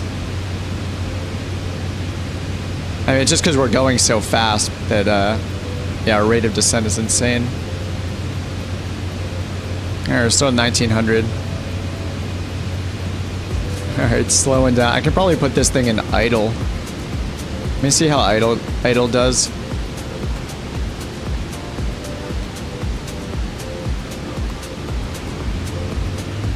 All right, 190 knots. Slow down a little bit more. Yeah, yep, Elaine. Yeah, I know I can do that. Yeah, there's, what he's talking about is down here. There's, you can just manually set the auto throttle, switch to manual mode, and then use this or use your IAS, whatever your speed bug number is. But I just like to use manual or turn off auto throttle just because since there are no speed restrictions I needed to follow or anything, it's not really lightening my workload because yeah, there's not a lot to do. But I like having my actual throttle lever in the right position, because otherwise if I use it till we're on final, then I have to like match it to whatever thrust it's at abruptly. So usually that means like, yeah, my actual lever is at full throttle from having done that at takeoff. Yeah. Last egg that dropped too fast couldn't be back together by all the King's men. Stop being lazy. I think auto throttle is more lazy, isn't it? Like, I think the good thing about auto throttle, lazy with more workload, I think this is easier just because there are no more, I don't have any speed restrictions on this like little approach we're doing, so. Anyway, we're almost done with the reversal here, so I'm gonna slow down quite a bit more. All right, landing lights are on. I'm leaving ice protection on. All right, and I'm gonna go flaps.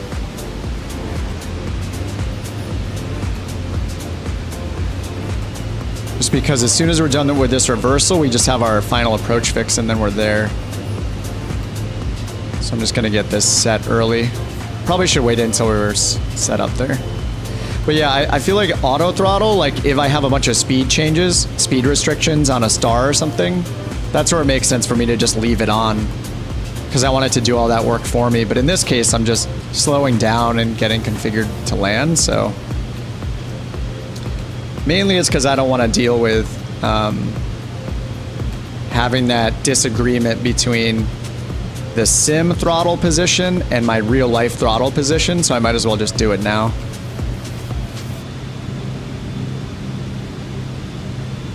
Alright, I can go a bit faster.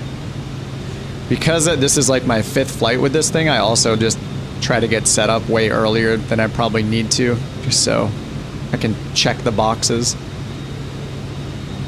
All right, ice protection is on. 6,200, we're going down to 3,200.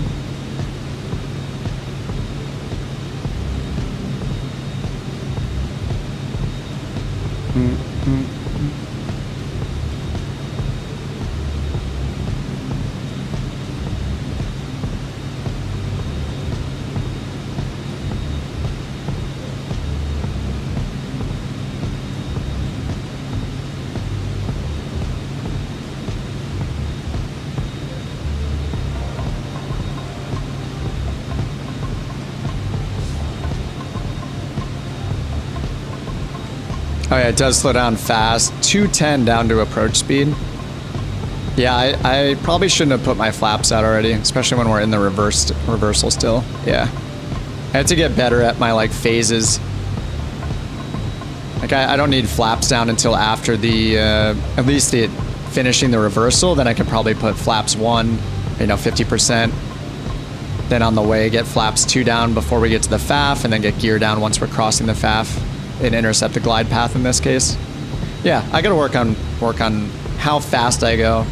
I think eventually when I'm doing this on VATSIM, if I take this plane over to VATSIM, I'll learn that really fast in any busy airspace. They'll be yelling at me to keep my speed up, so. Especially when so many people on VATSIM are flying airliners. Actually, I'm gonna put my flaps up right now because it makes no sense that they were down that early.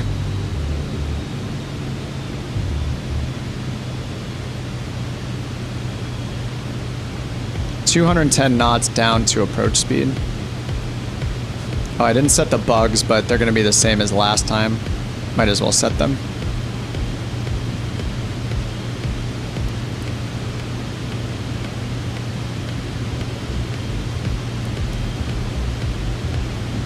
The Mountain, $1.99. Thanks, Mountain. Oh, I'm at 200 knots. All right, let me slow down here. All right, we're coming up to Silom. That's the initial approach fix. 3 miles to go. We turn on approach mode in advance, so we're ready to capture the glide path. We are at the correct altitude already. 2 miles until initial approach fix. Final approach fix is 3 more miles. Sorry, 6. Is that 6 miles? 6.2 miles after that. So glide path is over our head right now. Oh, it's so pretty.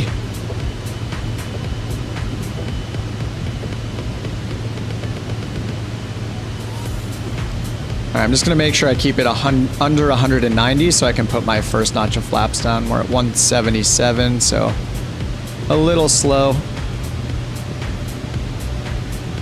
You have the Mustang, but you like the H-Jet and the Vision better. Yeah, I think Mustang is one of the few I skipped and just I hadn't tried yet.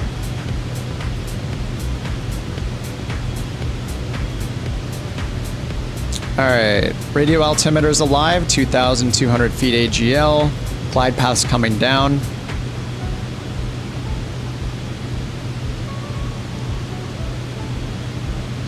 Landing lights on, ice protection is on, strobe heat is still on, or probe heat is still on. Gear is still up. Alright, I'm gonna get flaps 1 down. We are 4.8 miles from final approach fix.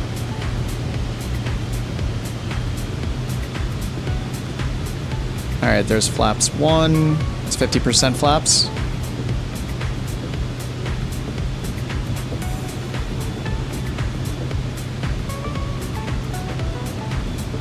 Alright, 3.8 miles until final approach fix. Alright, we're at under 150, so we can go full flaps when we're ready. 2-knot crosswind from the left side. No tailwind, no headwind. Wind was reported calm, and the bottoms of the clouds are supposed to be 32, but looks like they went down a little bit.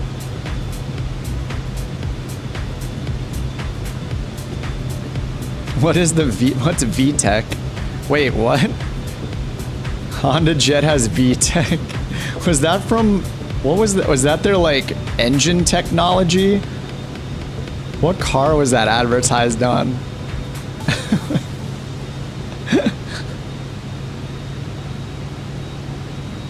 Alright, 1.8 miles. Alright, full flaps. That flaps ice is a bug, supposedly. Approach is 100, VREF is 90.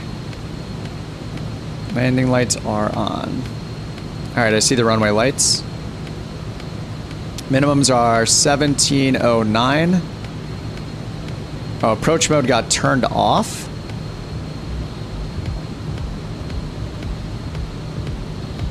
I see the glide path coming. Let me try approach mode again. All right, there we go. Glide path's coming down. Glide path is armed. Okay, half a mile. I'm gonna go gear down right before we hit the FAF. All right, glide path is active. All right, go around is climb straight 4,500 feet. Sync our heading bug, set our selected altitude to 4,500. Fuel low. All right, we knew this was gonna happen actually. That is fine. Temperature is 15 degrees. Got anti-ice off. Runway is in sight. Slow down to 100 knots. Glide path is good. Minimums are 1709. We got 120 or 1,200 feet to go. 1,200 to go. Engine tech, oh, on the Civic, yeah, that's right.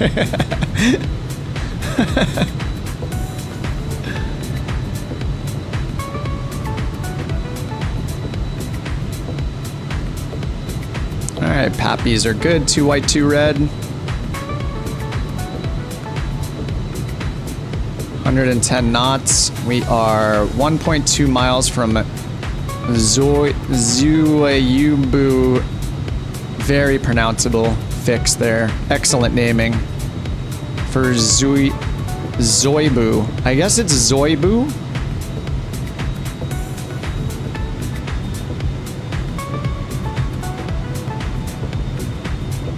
Three greens, full flaps.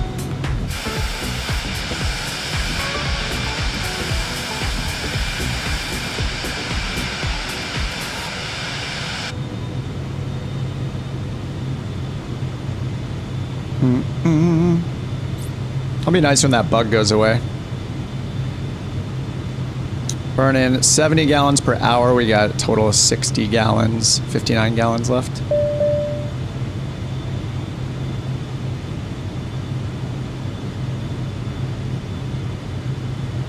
All right, 200 feet or 300 feet till minimums.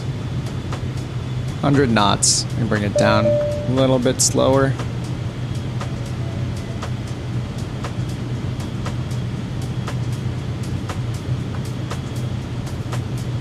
All right, 1800. I can take this down to 1709.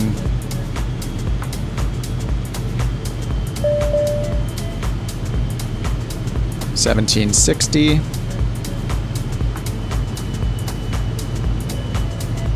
All right, here comes minimums. Autopilot's off. There's absolutely no wind. One white.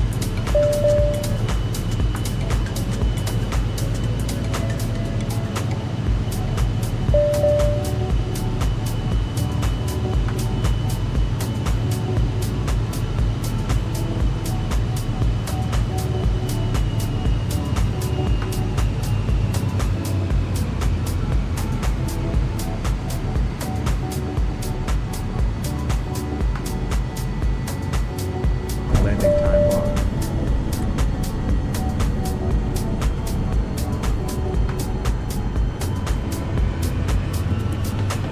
All right, let's pick up that Grand Caravan.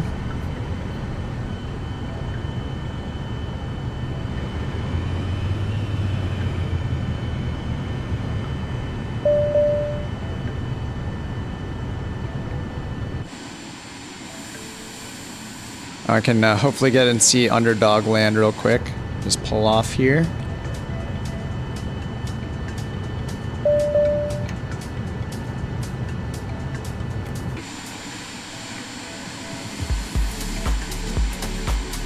Oh no, how do I get out of this camera view? Where are we? Oh, here he comes. All right, here comes a real jet.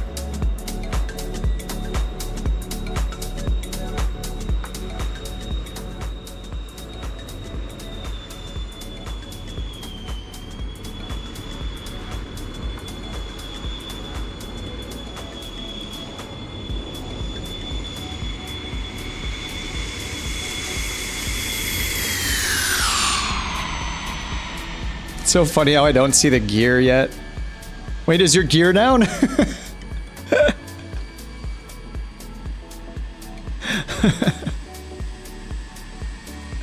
I didn't see the gear, but sometimes you just don't see the gear.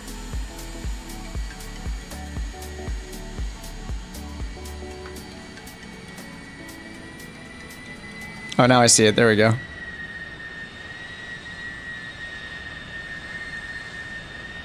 Man, I love the CJ4. Very nice. Right at the taxiway, too. All right, landing light is off. Probe heat is off. Flaps are up. And let's go park this thing real fast, grab the Grand Caravan, and then go back to where we came from. Then pick up the Basecamp construction kit. And then finally, after over 4 hours, I think we'll be able to go and build our little base camp somewhere. Honda Jet Type R.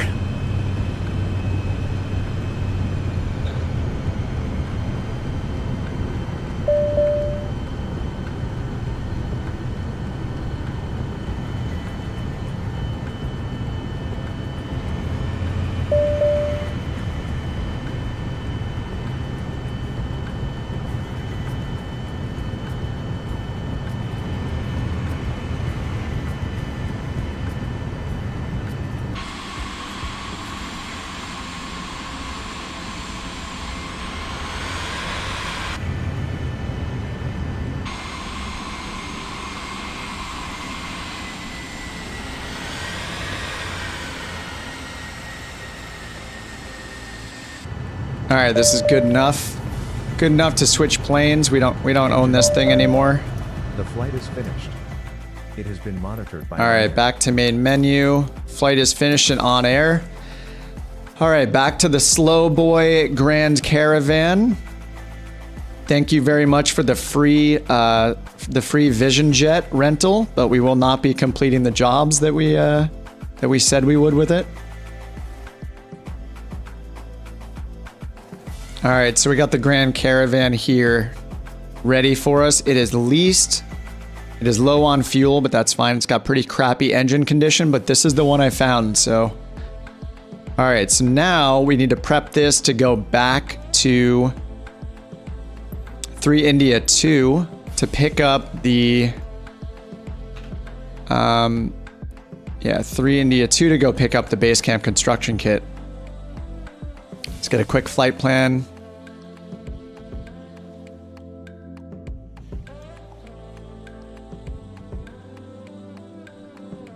All right, 208 PBX to K Kilo, 3 India 2. And we have no passengers and no freight. And let me get loaded in here at KPBX in the Grand Caravan. All right. Thank you, Cirrus Vision Jet. You've been really nice to us.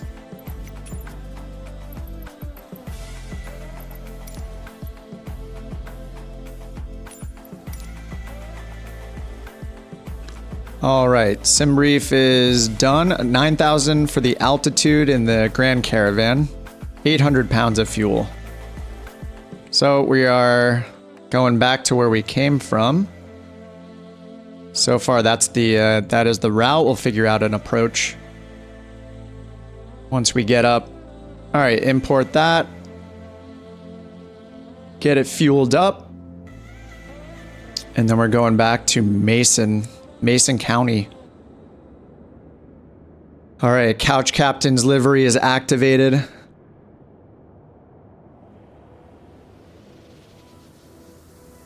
Whew, this has been a trek. Yep, gotta go back. So I have to go back because now with this plane, since I'm leasing this Grand Caravan, I'll be able to actually pick up that Basecamp construction kit finally. All right, I'm just gonna do the quick start on this. And we'll let it do the work. Back to the G1000. All right, this is all set here. Select it. Oh no. What? Why does it say select a pilot? Wait a second. Oh my god. Is my pilot in Teterboro? Dude. No, he's at CDW. Wait, why is he at CDW? I'm so confused.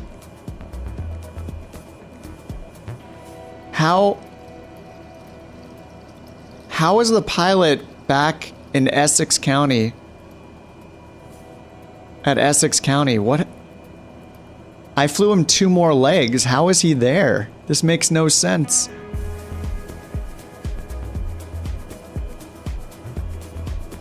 Hold on 1 second. Let me think back to what we did. We started because you cheated. Well, yeah. Well, yeah, of course that's the answer, but it was supposed to work. Wait. So, they're so smart. The OnAir devs are too smart. Yeah, where did I hijack the plane from?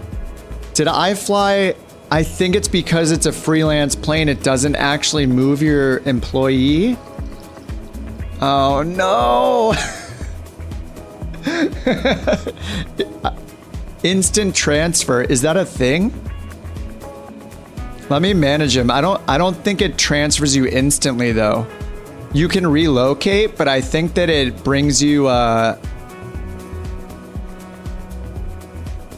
they thought of everything. I don't know that it instantly transferred me. So can I go to KPBX?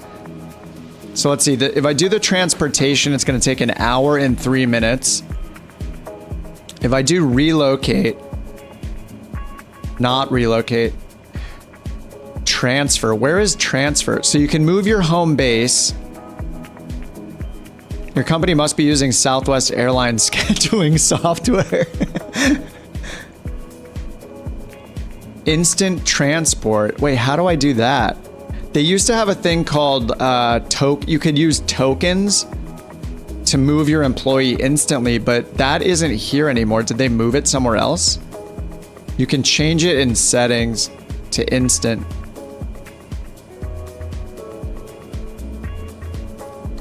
Realistic procedures. Only use vanilla airports. I don't know what that's about. Weight units, realistic stuff. Pre-filled destination, notifications.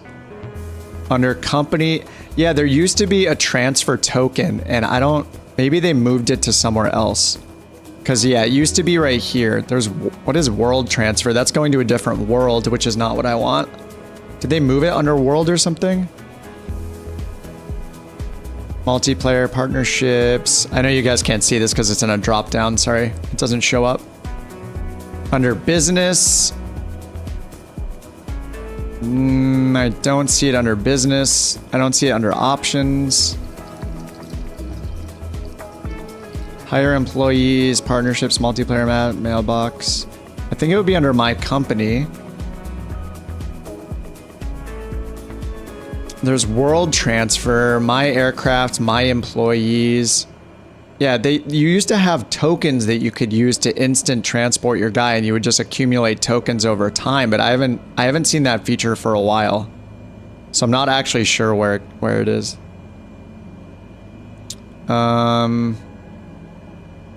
Hire employees. I could potentially hire an employee at this airport if one is available. And then fly as that employee instead of as myself. Oh man, I thought this cheating would work. It did not. Hire employees. Let's see if there's somebody to hire at here at PBX. Yeah, hire another pilot. Yeah, that might be the thing to do. Oh yeah, sorry. The pilots aren't based at a specific area. You put them wherever you want when you hire them. So let's find a good punctual pilot. This person, Max Berg. He's got a lot of certifications as well. Okay, he's got single engine piston and single engine turboprop. He's got jet and heavy jet, so... Alright, we can hire him for freelance. Or I can hire him guaranteed. Let's just hire him as a freelance for hiring a pilot just for this. Well, I think it's my only option as long as I can fly as him, because otherwise we're not going to sit here for hours to get my pilot down here. Man, yeah, they thought of everything. So I guess it does make sense. When you do a freelance job, it has nothing to do with your employee because you don't even assign an employee. All you do is hit freelance and it's as if you're just this temporary random fake employee that's flying the plane. The plane is just given to you. So that does make sense. I should have known that, but I'm just not smart enough. All right, let's go KPBX. Hire him as a freelancer. All right, we have signed the paper, as you can hear. They don't use DocuSign, this company. It's old school. All right, so now that we have him, I should be able to prep the flight with him. Oh, probably not in Thunderworld. Yeah, and maybe not in challenging mode. It used to be there in Thunderworld, but maybe they took it away. All right, now if I can fly as him, then we're fine. All right, pilot is Max Berg. Ah, Max Berg. You're great. All right, import sim brief data. Oh, I think we're good. Yes, fly in sim. Okay, yeah, and this is where the start AI flight is disabled. That's, you know, that's a limitation of Thunder. Whew. All right.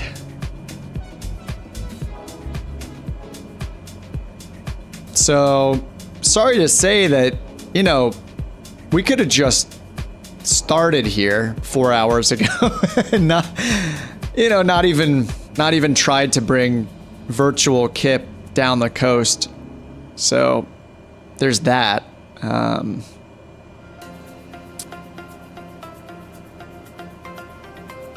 Yeah. All right, so I'm gonna roll it back 6 hours. We'll just ignore that I spent and we spent together 4 hours flying around when we didn't have to. I mean, yeah, we're always gonna be flying, so. But man, this was inefficient. Your flight will be monitored until you land. See, these are the mistakes that just won't be in the tutorial. You know, I'll just be like, hey, by the way, you really need to, you can just hire a pilot. If you want to get going fast, just hire a pilot nearby. Rent a new plane. All right, we're tracking. We're going back to 3 India 2. All right, let's set this at CDI. Let's get our transponder on for no real reason. CDI's on GPS. Let us go to flight plan and import KPBX to 3I2. Activate and load that in. All right, we're just going to this McGinnis educational experience. Yes, for all of us, especially for me. This is recording prep. All right, and I think it said we're gonna do 9,000. Yep, altitude's 9,000. Block fuel in the 208's just 800 pounds. Bug this up for 9,000 and set flight level change in heading mode. Set our altimeter. Local pressure is 3005. Set the B shortcut. All right, 9,000. And let me go to our charts. And we're taking off from runway 2, arriving on runway 7. So, wait, this is the, 2 and 7. PBX 312, that's right. PBX runway 2. Looks like runway 2 is closed.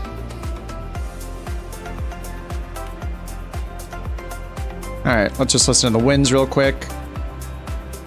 So we're not going to use runway 2. Automated weather observation 1800 Zulu. Wind calm. Visibility 10. All right, wind is calm. Ceiling 4,900 feet overcast. Temperature. All right, wind is calm, so let me go back to the chart. Cancel charts. What are we closer to? We're closer to 27. But let's see, which direction are we going? North? Wow, this music is beautiful. Yeah, we're going pretty much straight north, so let's go ahead and use runway 9, even though the taxi's a little further. All right, runway 9.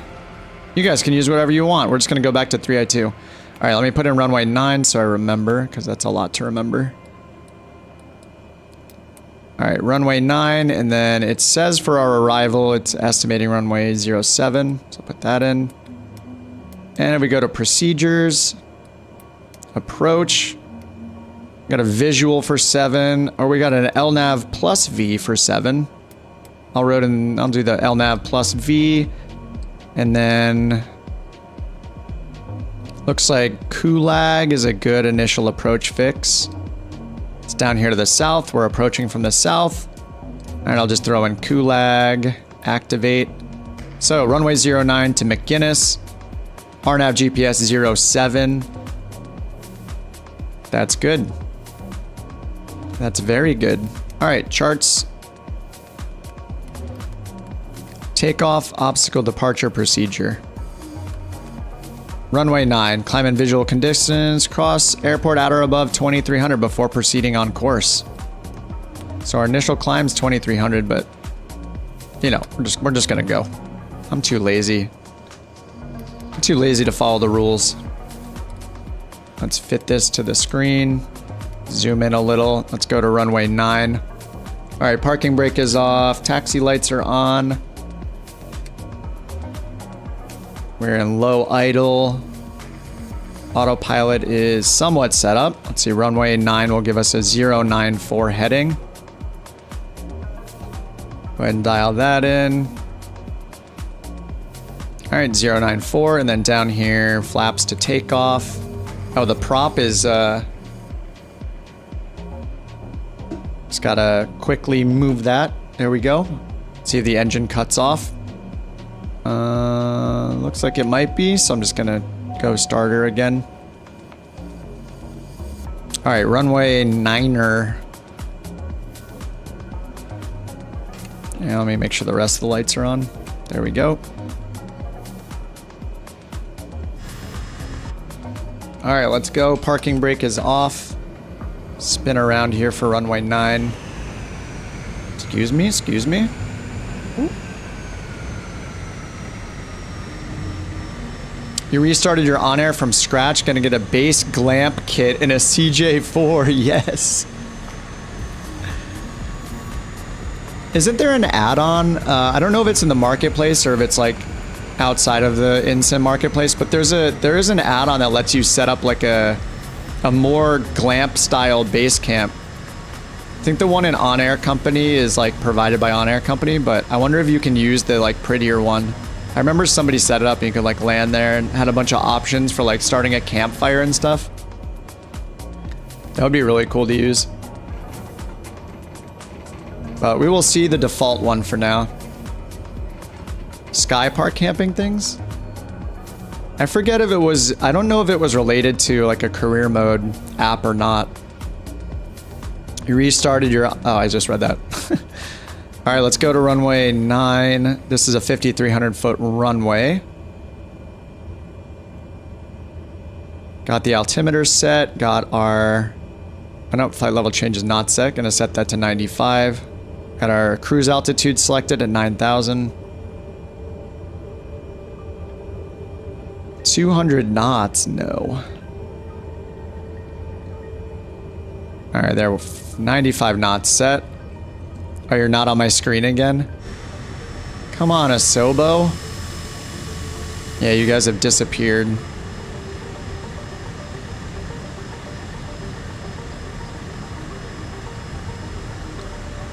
Oh, it is the camp mod that lets you create a campsite. That's it, Enon, yeah. Oh, it is Parallel 42. Okay, yeah, they're the ones that make Sky Park. So yeah, it's the same company. You're right.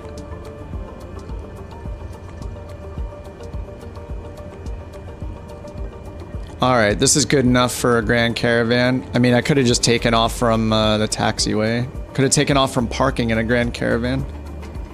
All right, landing lights on, taxi lights off, high idle on the fuel condition.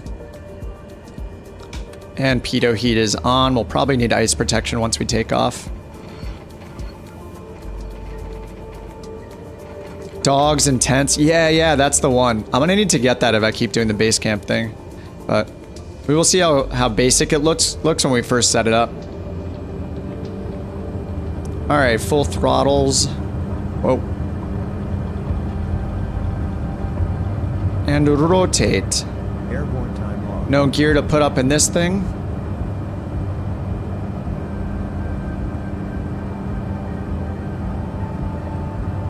All right, 100 knots, flaps coming up. Trimming. Make a left-hand turn out. Get onto course. So slow. Are you guys still in the jets? I can't see you right now, but yeah. I assume you guys are in the jets. All right, pulling back on the torque so it's not yelling at me in red. I think 1850 is supposed to be our max, but this stock Grand Caravan does not care if you're like at 2200 the whole time.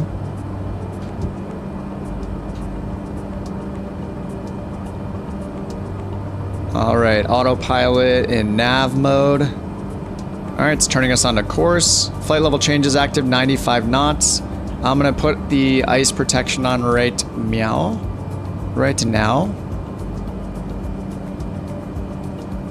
And every now and then I'll need to flick the windshield ice protection just so we can clear any ice that's on the windshield. It's funny in this plane, when you hit the windshield button, it just literally deletes the ice from the windshield instantly. But I think I noticed in the Cirrus, in the Vision Jet, when you turn on the windshield one, you'll see the ice like slowly go away in that one. Oh, G1000, I've missed you. Oh, top of descent is up there. What's going on with this? Oh, why am I not? I'm not going to the right leg. I'm gonna go back up here, hit menu, and activate the correct leg. There we go. We're supposed to be going to McGinnis first. Somehow, maybe, did I hit load and activate maybe? I might have hit load and activate when I loaded the approach. So I am switching and go to intercept the leg that goes from our departure airport to McGinnis. So we'll go intercept this leg.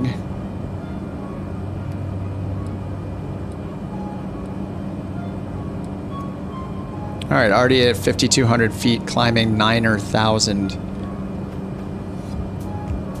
We're up. And good job, Simbrief. This seems like it's going to be a good altitude. Good job.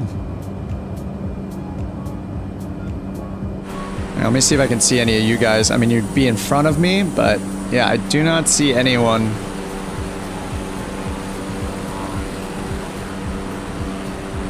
I mean, it's been like this since Friday, right? It's been all weekend. All right, still climbing up to 9,000. Let us get the weather. Distance to go. Oh, we have 87 miles. We got a bit. Don't need to get the weather yet.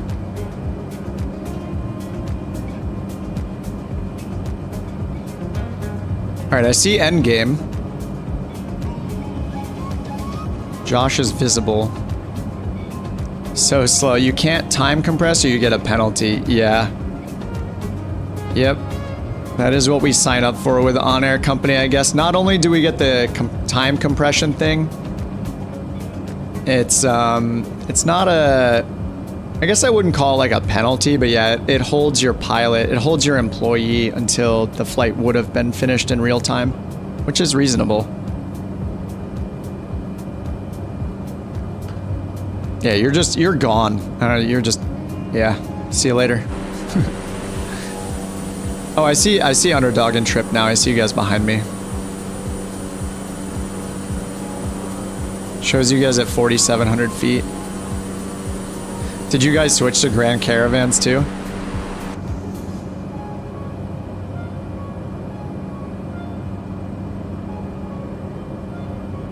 Yeah, at least this version of the Grand Caravan, you can just keep it at like max torque, like max power the entire time.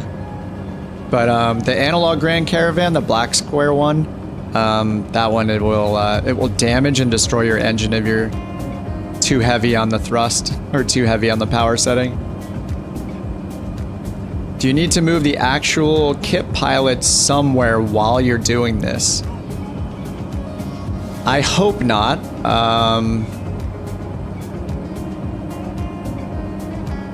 I don't think so. I'm not sure if there are any limitations between like, because your pilot is just another employee, I think. So I'm pretty sure you can do everything with all employees. Like you just act as if you are those employees. So I think it should be okay. If it's not, then that'll be hilarious.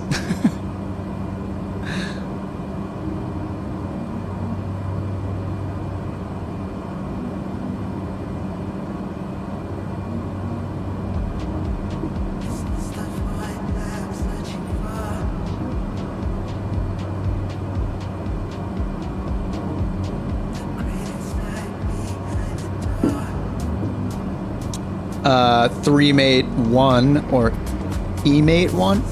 New G1000 is so much cooler than the one the game launched with. Oh yeah, yes.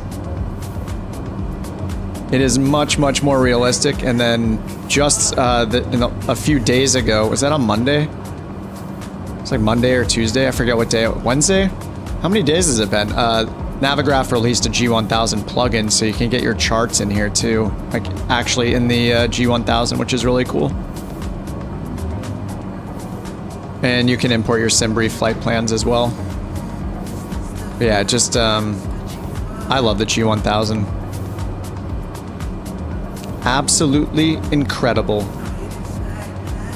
All right, outside air is at 8 degrees, so I'm gonna turn our ice protection off for now. We're above the clouds. It's not that cold. It's actually yelling at me for torque now. All right. Looks like it's pointing at 1850, which is supposed to be the max. There we go. I'll try to just get it right up so it's not red anymore.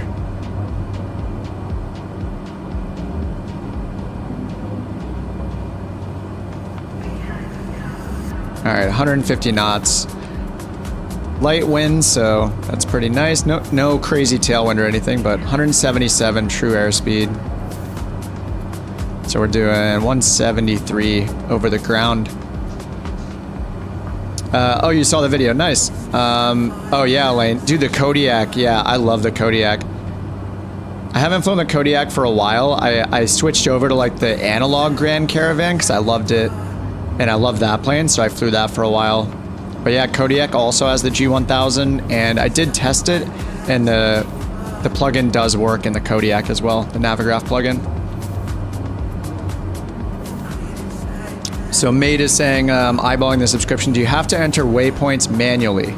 No, part of SimBrief is that it'll generate a flight plan for you, and it'll actually give you a series of flight plans or routes to pick from, or you could specify your own.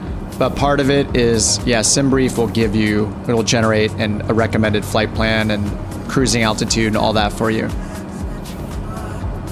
You can use SimBrief without a Navigraph subscription. The only thing that you won't get is like the most up-to-date AIRAC cycle, like the database basically. But yeah, all you have to do is you tell it your plane type that you're flying, and you give it your departure and arrival runways, and it'll generate a bunch of options for routes for you, but it'll pre-select the one it recommends first. And then when you hit generate flight plan, it spits out, I mean, you can look at, it spits this out, so you can look at basically the summary of it, and then the routes right here as part of it. And if you want to get super into it, you can open up this briefing here, or you can hit the view PDF button at the top, which is a PDF version of this. Oh, you've been using SimBrief. Okay, so you know about SimBrief. So once you pick your flight plan, is it transferred over? So what you can do is every time you generate a SimBrief flight plan, so I just did this when I was on the ground before I took off. Yes, you can import it. So you hit flight plan, and then you roll the FMS knob down here. This flight plan catalog, these are your SimBrief flight plans. So you just turn on the cursor and pick the one that you want, and then you just hit the activate button down here. So if you forget that, you can just go back to that video and watch it again. But yeah, when you hit this, it'll import the SimBrief flight plan. So all I have to do is generate it, and then it'll be in this list. And if I generated a new one right now in SimBrief, I could come back here, and if I don't see it, I can hit refresh down here at the bottom. They just added this in the 1.1 update that they did. And yes, they already made an update for it. Welcome, Chris. Thanks for joining, Chris. Yeah, it wasn't a thing until a few hours ago, so it wasn't a thing until now. I figured I'd turn it on so you guys can get like colorful names and little badges. I will be contacting the artist that I paid to make the other emojis I have and like the couch captain thing. I'm gonna contact her again on Etsy. I'm gonna work with her on badges, custom badges. So right now the badges are just the default YouTube provided badges. It's just the little colorful stars. But we were chatting about this a little earlier. We were thinking that like couch captain, like the super comfortable couch is like the top tier. Like once you're a subscriber for 9 months or whatever, or a member for 9 months, whatever the limit is. And the starting one will be like a stool. So you'll start with like a stool, and then you'll get a, you know, like maybe like a lawn chair or something, and then it'll just progress into better and better chairs, kind of just riffing off the armchair captain, couch captain kind of thing for simming. So I'll probably go with that idea and see what the artist thinks, see if she thinks that's good or not, and then see what she can make. So we'll get custom badges, and it'll probably take a couple weeks. I think she has like the last time I talked to her like a couple of years ago when she made those emotes, she's like getting a lot of business. So sometimes there was a wait to get me in a schedule. So it might be as long as a month, but you know, until then we'll just have the standard YouTube ones. And yeah, the lowest price I could set is 99 cents a month. So yeah, that's all that's available, just so you can unlock and get the emotes and get the badges. But thanks for becoming an emoji enjoyer. Cool 3mate, yeah. I'm not sponsored by them or anything like that. But yeah, Navigraph is incredible. You were just printing out your approach plates like a schmuck. Well, I mean, that's not the worst thing. Like I still, like when I do VATSIM, I'm using just pen and paper to write down all of my clearances and stuff like that.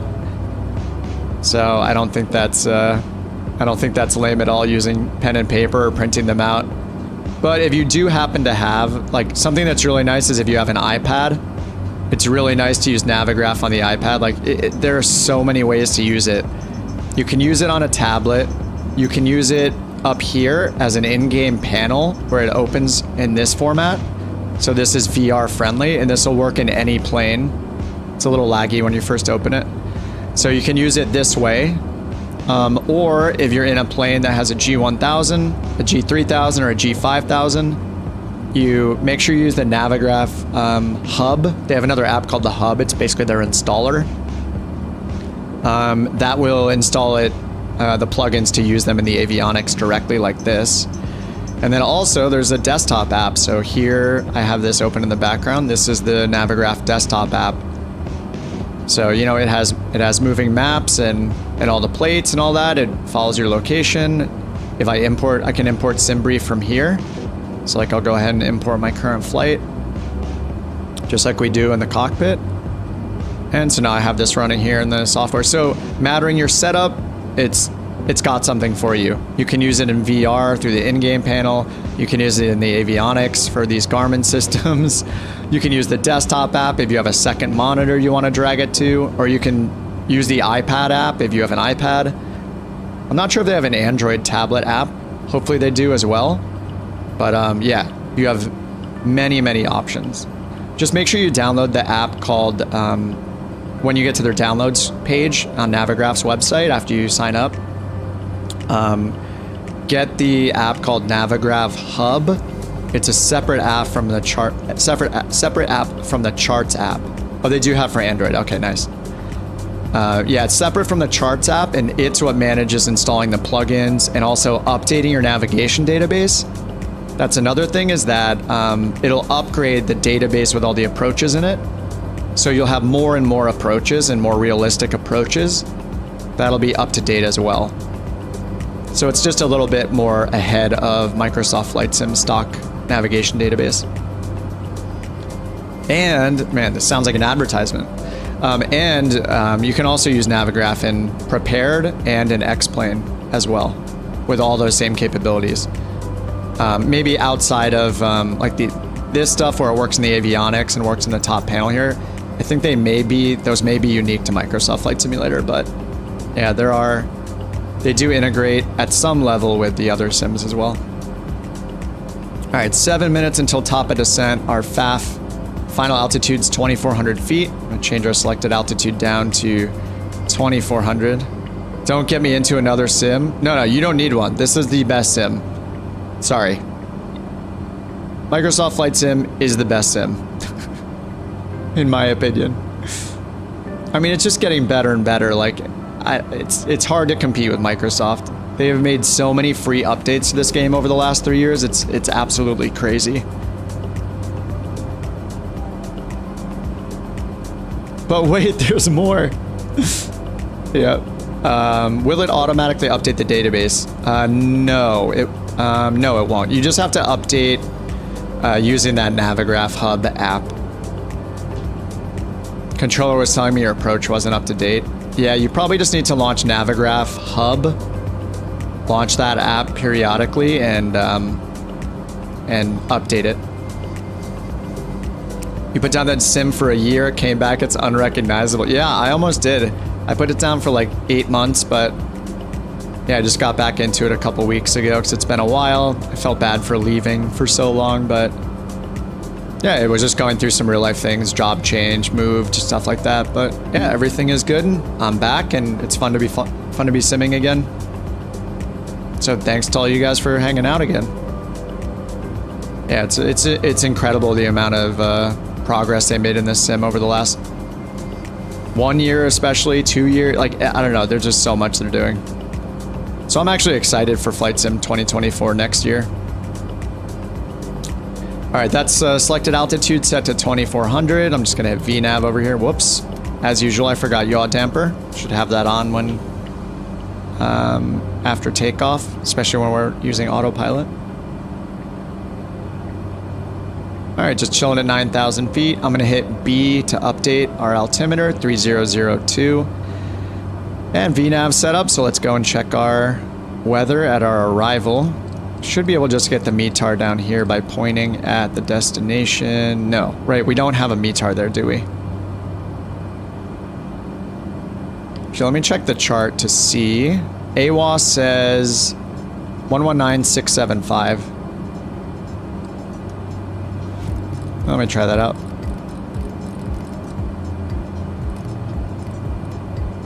We've gone to so many airports, I forget which one has weather and which one doesn't. Yeah, this is for a different airport. Visibility 10. Sky condition, few clouds at 3,300 feet, ceiling 4,900 feet overcast. Temperature 17C, dew point 10C, altimeter 3001. All right, so winds are calm, 10 miles of visibility, few clouds at 3,300. Turn that off. Few clouds at 3,300, overcast at 4,900. So airport elevation is 643 feet. Our approach brings us down to AGL 1237. So we have like a good 2,000 feet above that those few clouds will be at 3,300 AGL. We have 1880 on our MDA. So we get down to 1880. And then from there, we'll need our visual to continue. It's a LNAV VNAV, isn't it? 3I2, Mason County, RNAV GPS for runway 7. But I'm only seeing LNAV here. Oh, it's an LNAV plus V, isn't it? Yeah, it's LNAV plus V. So we get the lateral navigation, but the plus V is calculated by the G1000 itself. So we do not have guaranteed obstacle avoidance. So we do have to abide by the MDA that's shown on the chart. So that's 1880. All right, so I'm gonna go in here and set our mins 1880. I'm gonna add a little padding in there.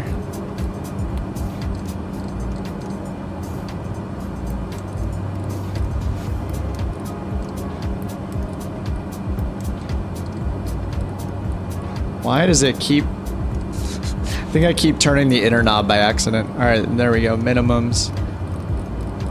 All right, 1880.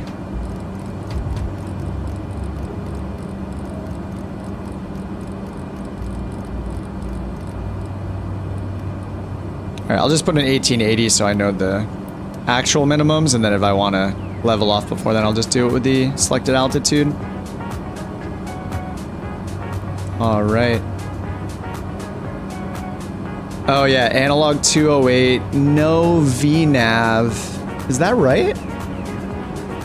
Wait, does it really not have VNAV? I forget. Oh, does it have a cap 140 in it?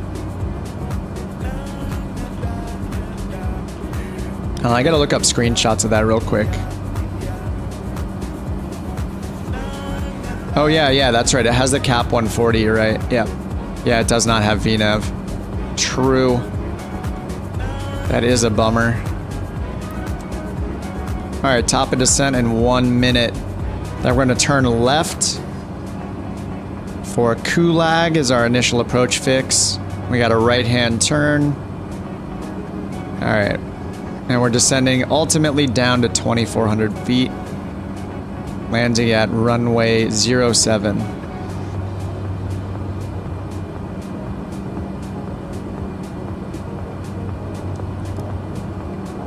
Oonts, oonts, oonts.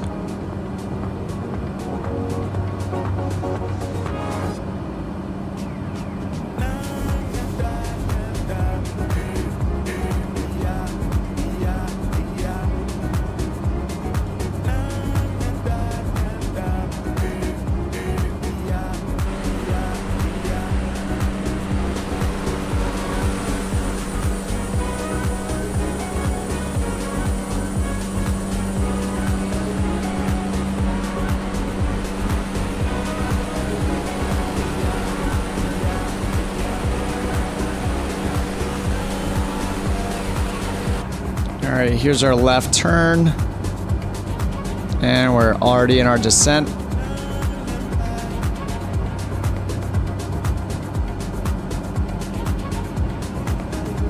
So it'll be 3,200, then 2,400, but we give it permission to go all the way down to 2,400 whenever it's ready. Just need to watch our speed here, make sure we don't overspeed on the descent.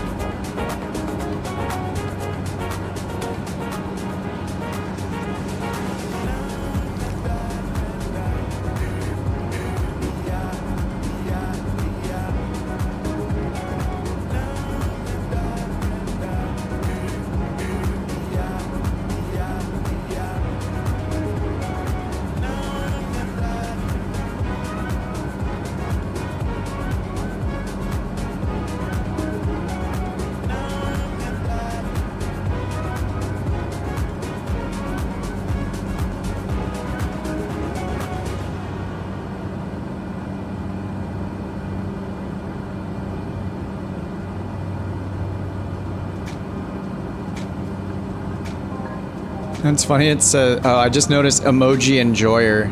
It says, welcome to Emoji Enjoyer. So I just put an S on the end. That'll read better. The group of emoji enjoyers. Alright, negative, alright, going down 950 feet per minute. Outside air temperature is 10 degrees. I'm gonna put on the ice protection to be safe while we go through these clouds. Even though it's pretty warm. Alright, final approach fix. 2,400 feet. Just gonna keep the speed up if I can.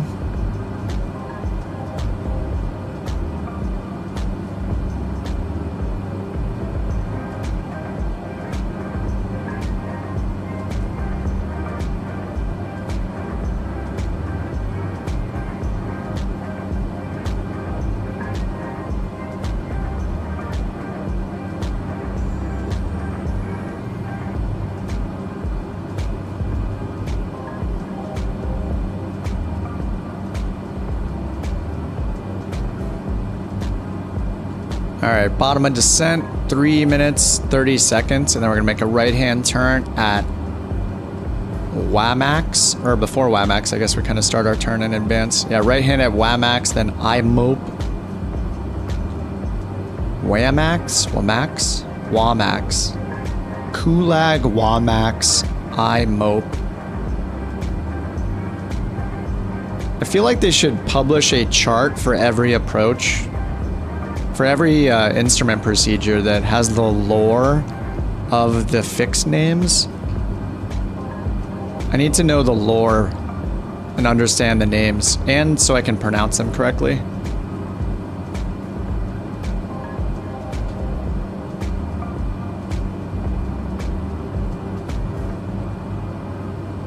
Alright, so these clouds should go from 4,900 AGL.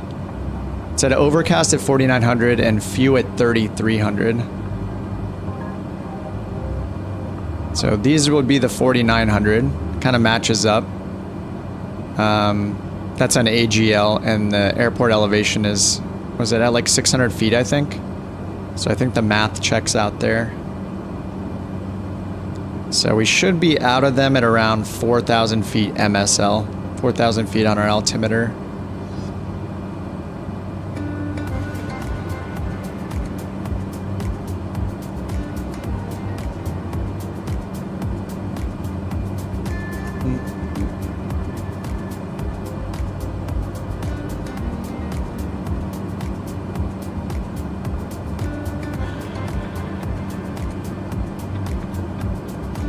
Alright, 2 more minutes till bottom of descent. And then we'll have to descend one more time to get down to 2,400. And then we'll use that advisory glide slope. That synthetic glide slope.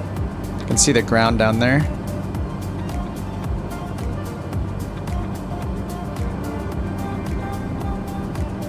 And yep, we're going to be breaking out around 4,000 feet, it looks like. Just as expected. Look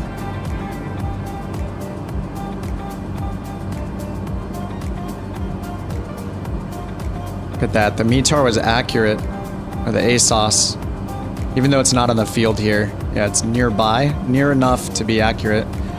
Let's double check this. Yeah, 3001.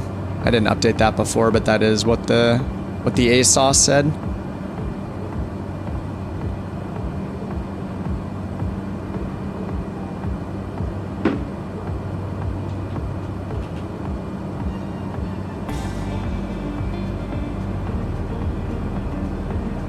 All right, not quite out of them. They got they're a little bit lower. 3,700 feet.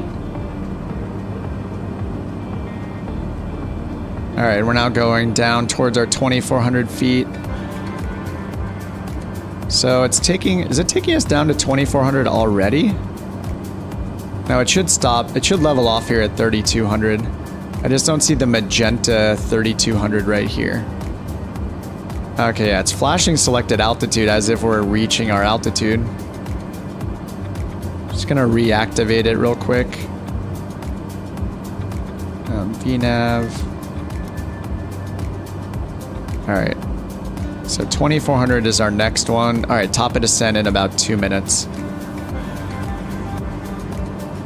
All right, it's looking good. All right, visibility is a little lower than I thought it would be. We'll see as we get a little closer to the airport how it is. But our minimums can take us down to 1,880. So that gives us 1,400 feet to work with. So we should be fine. It looks pretty good. Looks good. Very good.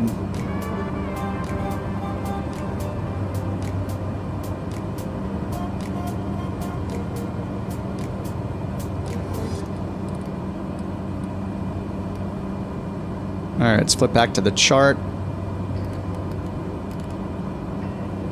All right, our missed approach procedure is climb straight to 2,700 to direct Havu,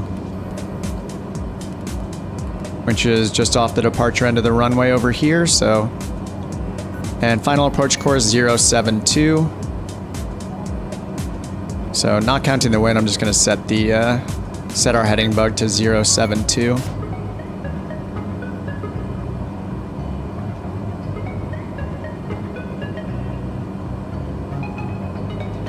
All right, no procedure turn needed, so we're just turning right.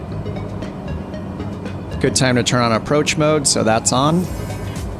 Glide path is active, so we should catch that before we get to, or as we get to IMOPE. And then once we get that, we can set our missed approach altitude 2,700, but we're leaving it on 24 right now. All right, VPath is active, starting our next descent down to 2,400. Yaw damper is still on. End game is in sight, probably sitting down there for 30 minutes waiting for the slow 208 to get there. And then we can also see the little glide path, our little fake glide path that we'll get. But we can go down to 1,880 for the MDA. Probably just turn off the autopilot then. I don't know what the rule is about how low you can follow the synthetic, the fake glide path. I'm not sure what the rule is on how far you can actually legally take that down, but I mean we already have the runway in sight. I see it right there. There it is. All right, 2,800 feet, and we should get that. Or it's not an actual glide path, but our little fake glide path here for our plus V, LNAV plus V, our artificial glide path. And we have plenty of visibility. We're not worried about terrain or anything like that, or obstacles. I mean, we're worried about obstacles, but it's not guaranteed that we will avoid them by following this glide path, so just got to keep our eyes open.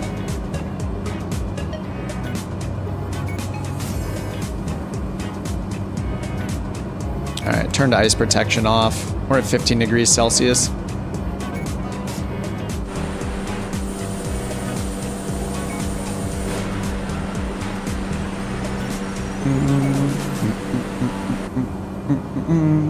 Having the fake glide path is nice for these small airports. Oh yeah, yeah. Especially when you use the visual approach. You just get like a mini approach like calculated for you. All right, we are on the glide path. I'm gonna slow down. Let's set our missed approached altitude. It is 27. All right, so that's set, and I'll stick the heading bug straight ahead. All right, we can go down to 1880, which is only in 300 feet.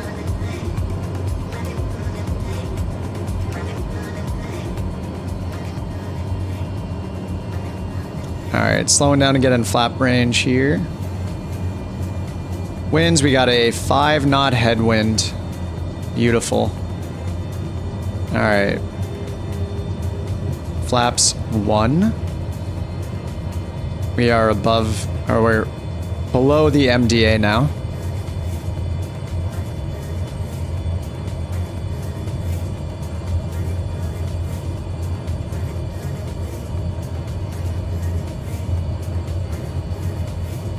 All right, full flaps. It's a cool approach.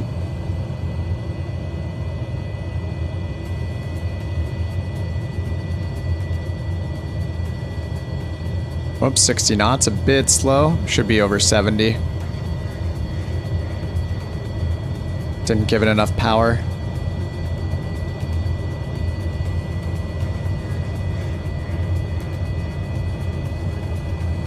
All right, we got 2 knots of headwind now. That was a little dangerously slow there. I want to be between 70 and 80.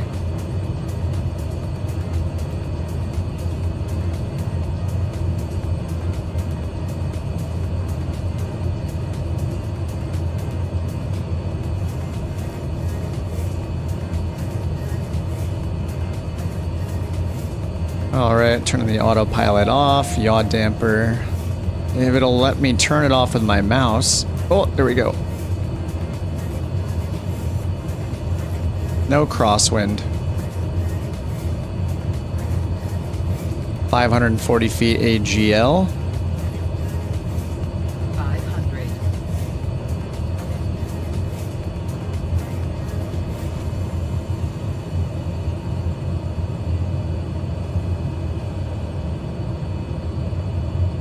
We can finally, after 4 hours and 52 minutes or so of streaming, pick up the Basecamp construction kit.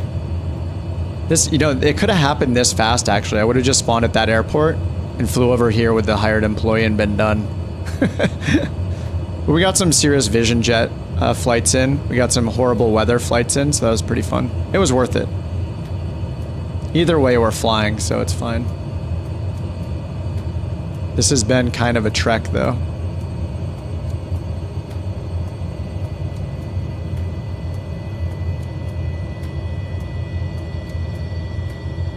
Landing time log.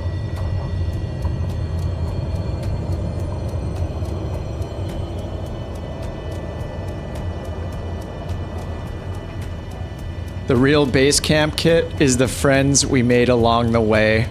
Well said, Chris. Well said.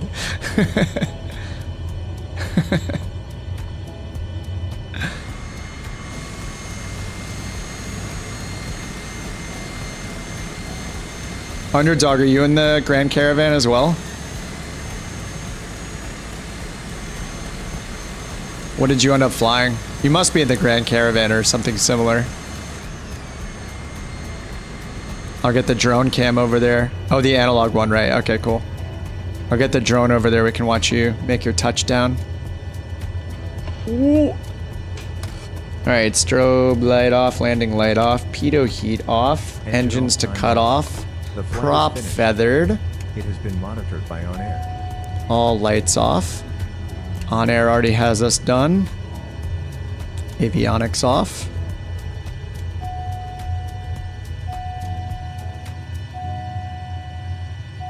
Fuel boost is already off. All right, nice. Once again, the cops are waiting for you. It's because of they see the couch captain's livery. They know that we're allowing our customers to smoke during the flight, which is prohibited by the FAA. So It makes sense, but you'll notice that we're still flying. So if you see that our company credits are going down every time there's police when we make a landing, you know what it's being used for.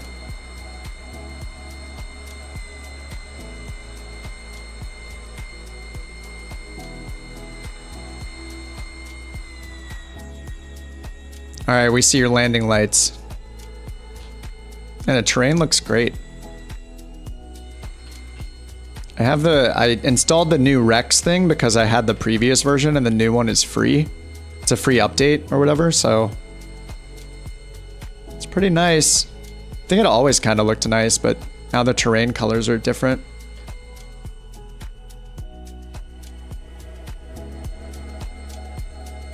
Hot Wheels wheels.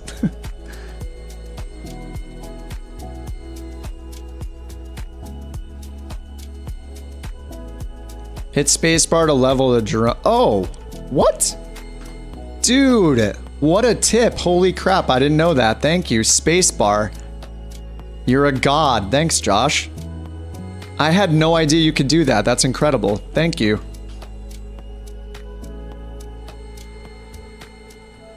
What's up, Delta? No, it's not the final leg. Nope, nope. It's only 6 p.m. in real life. I might need to like grab a protein bar, but I'm finally gonna pick up the, no, I'm gonna keep going. I'm gonna keep going. I think I got the energy. Probably grab a protein bar and grab, I don't know if we have a Red Bull. I don't really need more caffeine, I'm fine. But I'm going to finally pick up the base camp. So we're finally, after 5 hours, gonna go and put the base camp somewhere. I feel like I made a huge mistake just not doing this from the start. Like, hindsight's 20/20, of course, but if I just hired that employee right off the bat, started at the airport I want to start at, I don't know why I was so like gung-ho. I'm like, oh, I have to take virtual Kip, on-air company Kip employee and bring him all the way down here to the south from Teterboro in order to get all this done. But it's just not the reality. You can just hire an employee and fly as that employee anywhere in the world. Even on the Thunder world, so.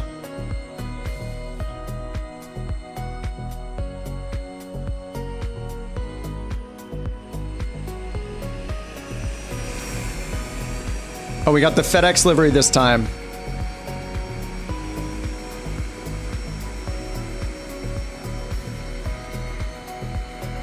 Beautiful.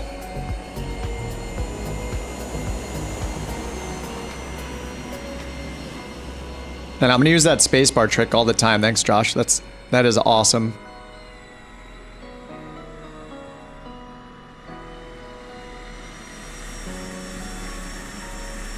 FedEx feeder.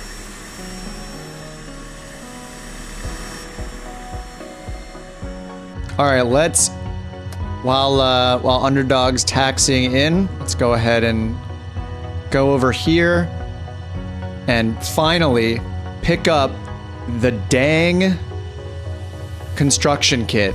Attempt number 2, technically. So if I just prepare the flight, we should be able to see it as loadable. Come on. Yes. Oh, finally. Okay. So we can load the Basecamp construction kit. 420 pounds of cargo with that. So now what I need to do is find somewhere in the vicinity of this airport, somewhere hopefully close enough, we can land anywhere we want to place this thing. We could land on like the flat part of a mountain probably to put this thing on there. You just need to be able to land somewhere. And the rule is that a base camp cannot be put within 3 nautical miles of any airport or any other base camp that's been placed by another player.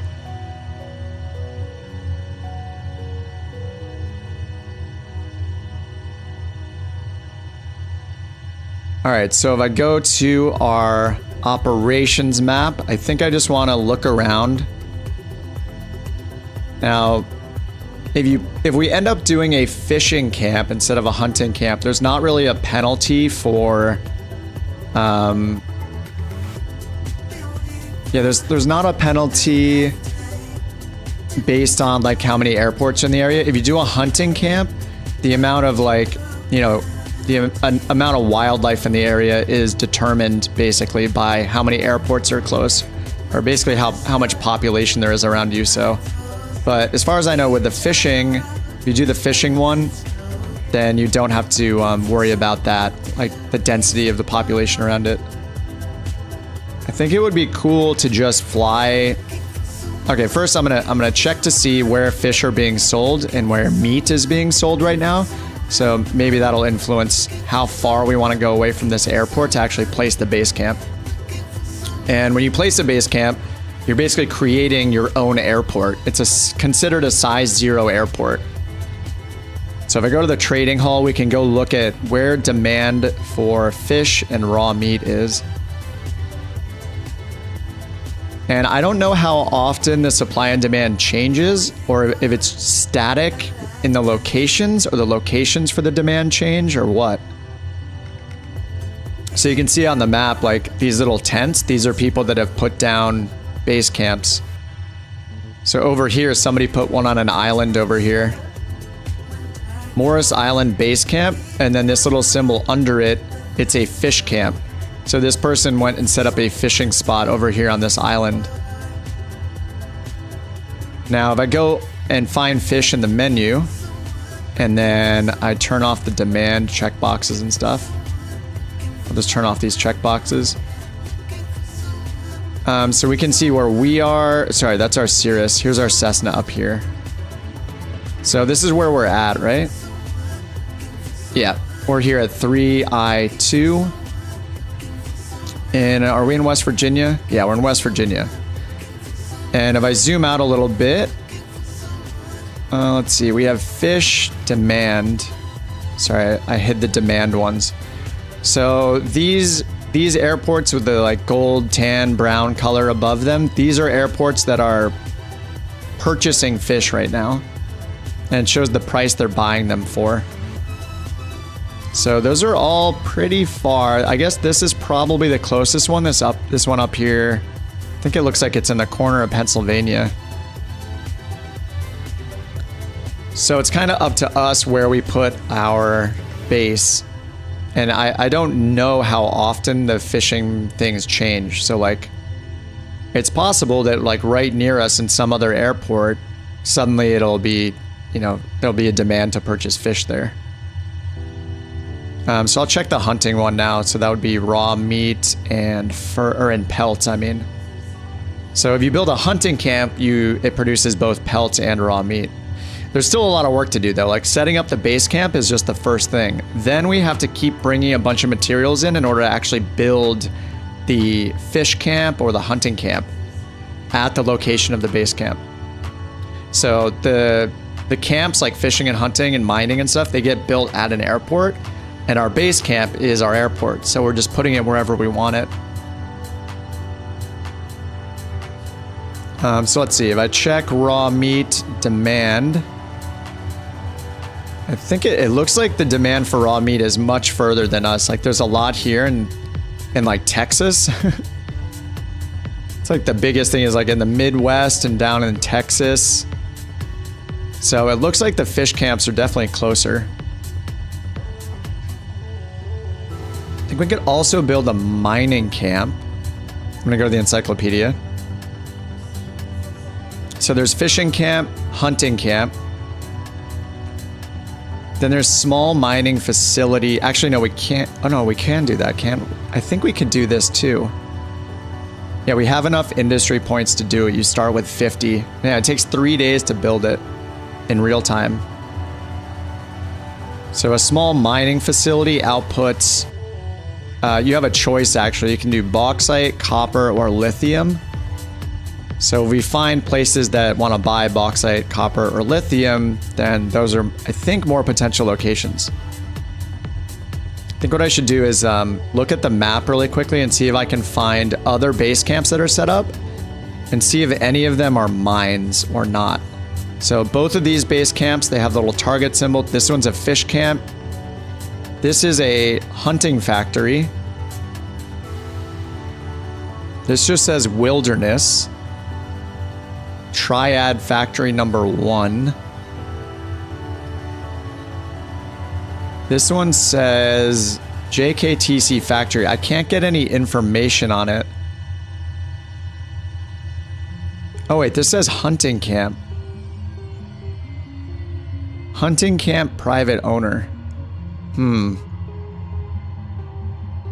I think we should just go with the fishing camp for now because I'm pretty I know we can build it. I don't know if we can put a mining, if there's a such thing as like doing mining at a base camp. But we'll find out once we get there, but I think I'll just plan for fish. I could also test it just by flying anywhere and just putting it down and not caring about how far we go. So maybe that makes sense. For the sake of doing it in a shorter amount of time, maybe fly a little bit towards like Pennsylvania. Yeah, I think that makes a little sense. All right, so I think all I have to do, I think I loaded it. I think I just fly anywhere, land, and then it gives me a button to place the base camp.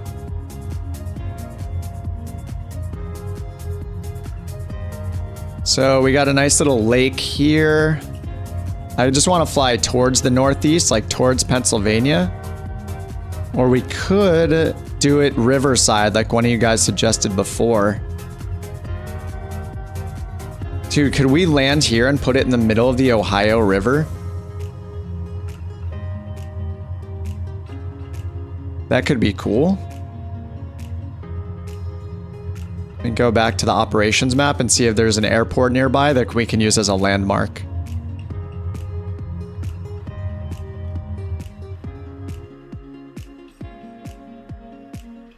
All right, there is this airport right here. I mean, pretty much we just need a flat area that's not within 3 miles of an airport. A little island would be cool.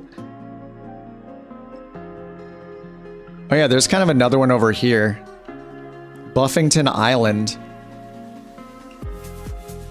I'm gonna Google Buffington Island and just look at the satellite images real quick.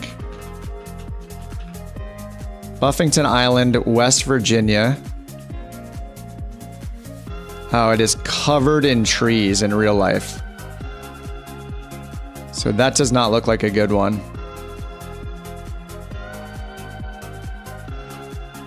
Actually, are there different map types I can turn on here or no? I don't know if I can actually. Let's see. Oh yeah, there we go. Road and aerial view. Perfect. All right, yeah, so this is covered in trees, so most likely that'll still be covered in trees in Flight Sim, as it does like to put trees everywhere anyway. And this one is also really tiny and covered in trees. It might just have to be like river adjacent. Ooh, this might work. There are some clear areas here. Yeah, on the east side of this island. Blennerhassett Island. Okay, this might work. Oh no, there's an airport right there. So this distance, yeah, that's a 1/4 mile scale right there. That's too close to an airport, unfortunately. It won't let us put it there. Neal Island. This one also looks mostly tree covered. Amphibious Plain. Unfortunately, I'm in the Grand Caravan, so for now, I'm gonna have to use that.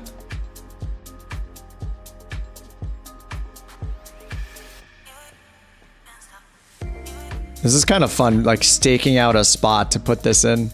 I mean, it doesn't necessarily have to be near a river. It would just make sense.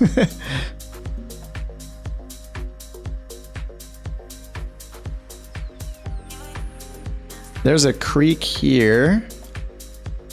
This might be cool right here, Dexter City. It says there's a creek, but I don't know if we could actually... I wonder if we'll be able to see the creek, if it exists in Flight Sim or not. There's a mod for that.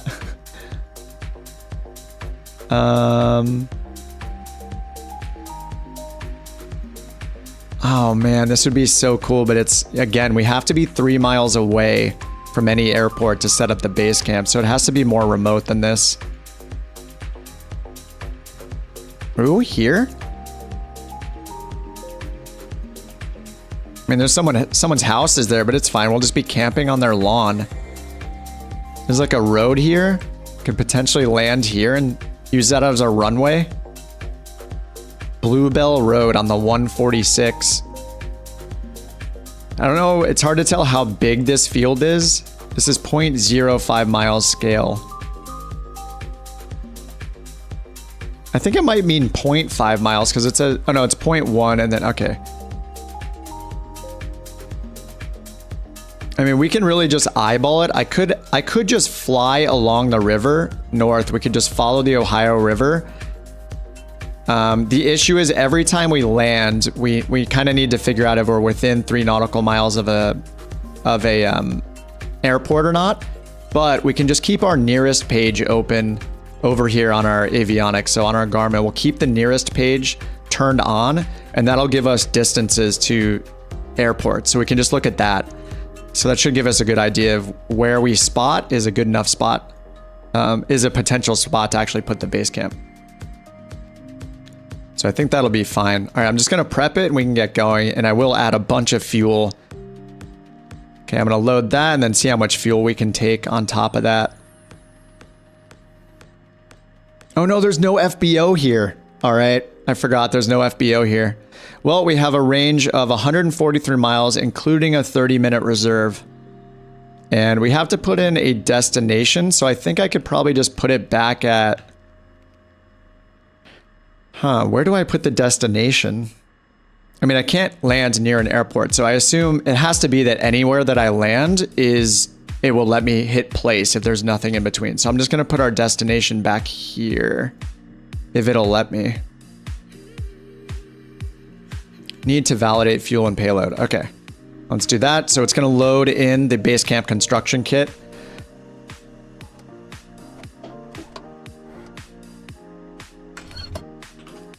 All right, it's still loading, and then we're going to start tracking, and we'll start this thing up. Seems like a retention basin for some mining. Yeah, the creek looks too small. Sorry, just catching up. All right, yeah, I think it's just easiest to just fly and turn on nearest airports. And as long as we don't see a nearest airport within 3 nautical miles when we find a spot and we want to land there, that should be good enough. So we'll see how that method works. All right, fly and sim. Let's see, it's 6 p.m. here, so it's around 8 or 9 p.m. in this area. So I'm gonna do a -6. All right, fly and sim. Rewind the clock 6 hours so we have daylight. And we have the construction kit down here, 420 pounds. Haha, 420.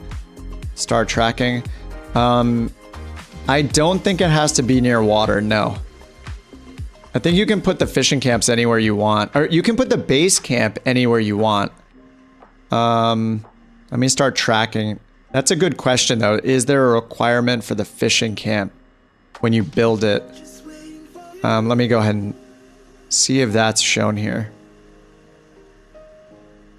So if I go to, let me go to trading hall, because you have to buy the fishing camp and then you have to eventually bring lumber and steel over there and transport it so you can build the thing.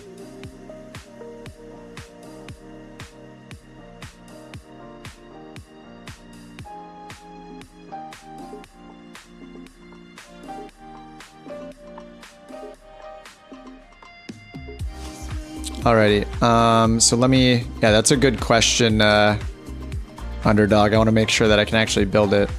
So fishing gear is what you bring in after you build the fishing camp.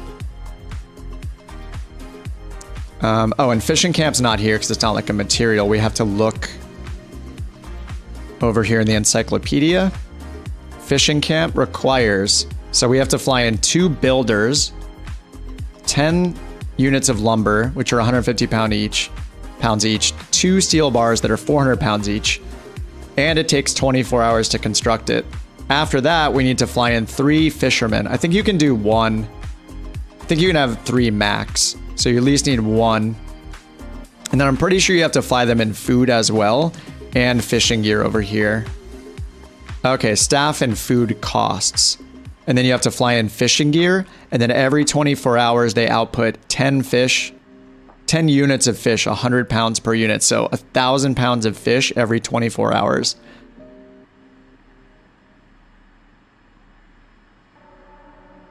All right. I don't even know if this is going to be profitable yet, but you know, we're going to do it anyway and we're going to learn. But it doesn't really say anything about, what is this little question mark icon here?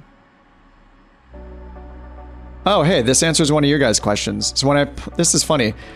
It's so hidden, but right here, this little tiny blue box, when I mouse over it, a little tooltip comes up that you can't see, and it says, this production zone is allowed on water airports.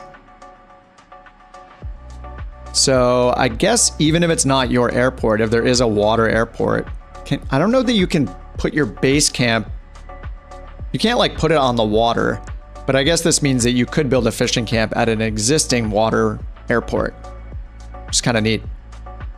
It'd be funny to have one in the middle of the desert on top of a cliff. Yeah, someone's gonna put one like on top of on top of some giant mountain or something. Why here? Just because, well, first of all, we don't want to fly forever, but to the northeast in Pennsylvania, there is a place that has demand for purchasing fish. So we want to be, I should really fly further and further up, but honestly, I just want to kind of get it done to try it out. And I also don't know yet how often the demand locations rotate. So right now we have demand for fish to sell. We have the demand for fish in Pennsylvania, but yeah, I don't know if that's going to change. So, all right, cool. So let's just fly up the coast and find somewhere. I'm just going to put our destination. Oh, I already did that. So I already started the tracking.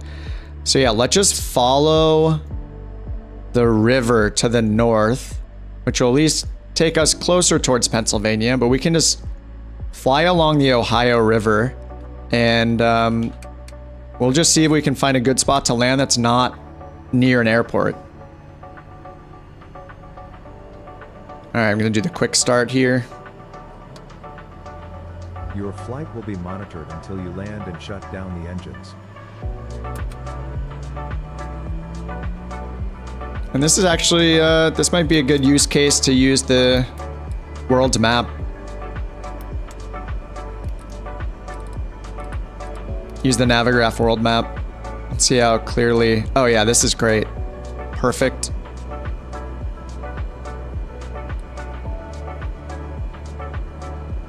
And that will follow our plane, so that's great. All right, pressure is 3002. Let me turn off the minimums. That was from our last flight.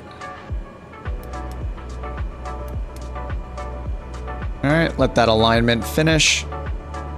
Turn on our beacon and nav light. All right, this will be interesting. I don't know how it's gonna behave when we land. I think like normally when you land, it says like, oh, you've finished your flight, you can hit okay, but that's based on the destination you put in. So in this case, you can, I think, land just anywhere, as long as it's 3 miles away from an existing airport or base camp.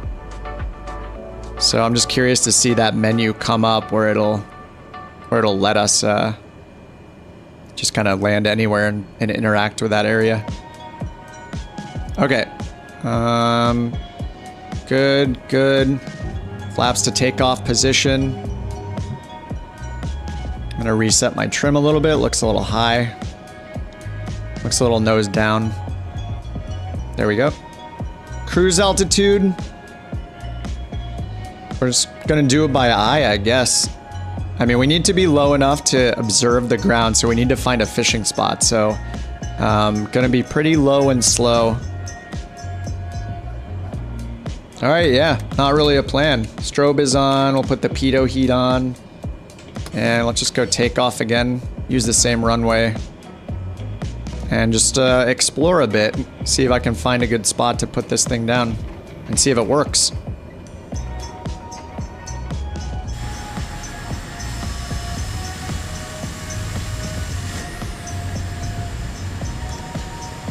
So if you guys are in a jet, you're probably gonna want to switch to something slow.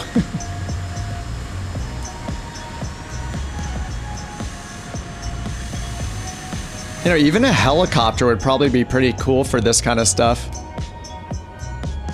I wonder if I assume you could load it in a helicopter. I'm not really a helicopter person, but this can be slow. You just don't like slow. Well, this fishing life is gonna be pretty slow, I think. Yeah, this is enough runway for us, right? You're gonna get a heli? Alright. Alright, I'm gonna chill here for a minute. While you're getting your heli, I'm gonna go and grab a snack. Because it's been 5 hours and 20 minutes. I'm gonna grab something real quick, grab a protein bar. I'll be right back.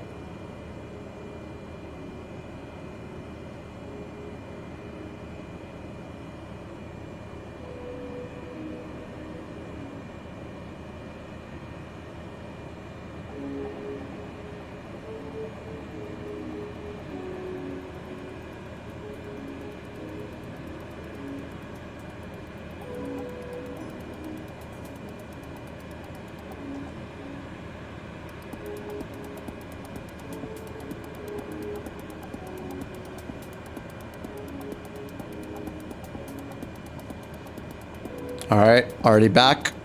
I don't know what you're gonna show up as for me in your heli, but if it's one of the two they released when the 40th anniversary edition came out, then I'll see you in that helicopter.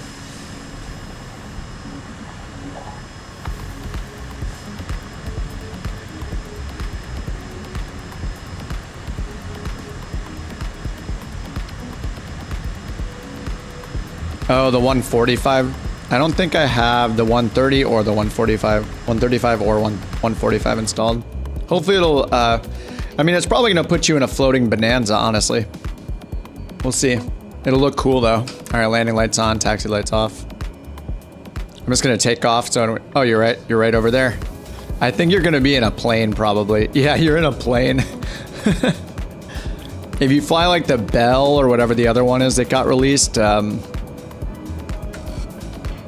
then I would be able to see you, but yeah, I don't have those helicopters. All right, let's take off and follow the river. We're gonna make a right-hand turn to the north. Airborne time off. And we're just gonna scout for a place to put this down.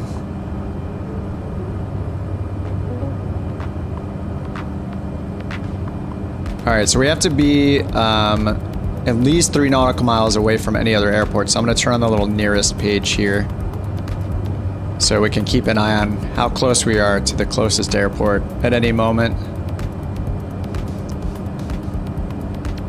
All right, gonna make a right turn and head to the north.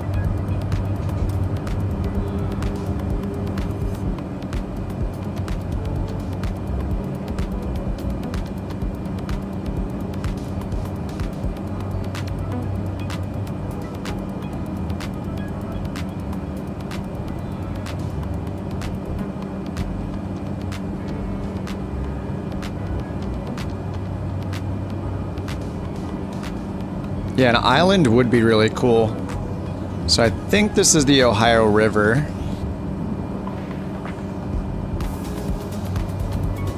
Let me zoom this map in a little bit. And so yeah, so nearest airport we just took off from, we're still a mile, within a mile of that, or 1.2 miles away. So we gotta be, the nearest airport on that list needs to be more than 3 miles away when we make our landing. Wherever we're gonna try to put this thing down.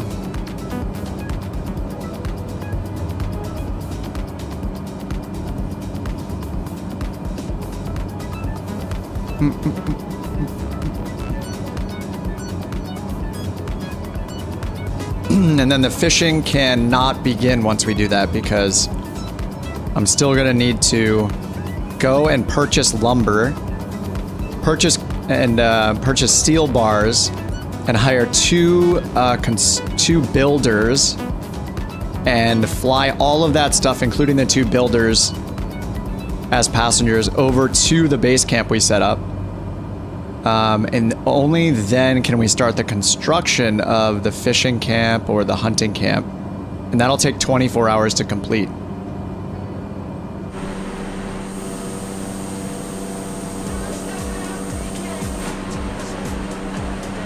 Here, it is really pretty around here. This is a nice place to fly around. I like it.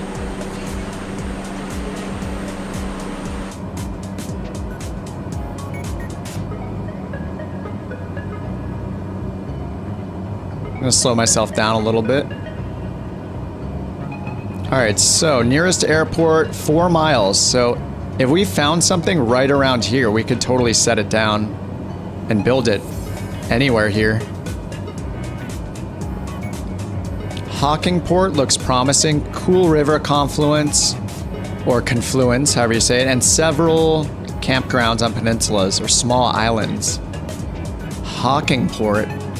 Is that north along the river? If I follow the Ohio River, can I get there, Delta?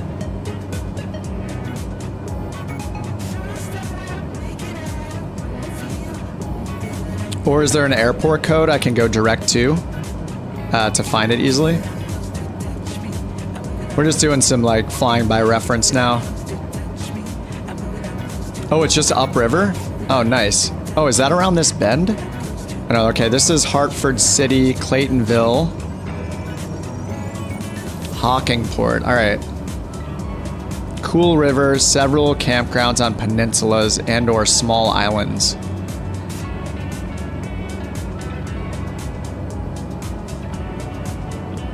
All right, I'm gonna turn on the autopilot and altitude hold mode.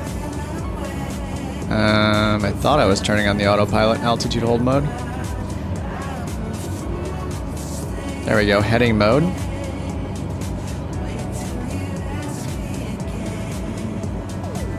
And try this again. All right, there we go. Now I can just use my heading knob to fly. Whoops. This direction. And then I can constantly look down at the map without worry.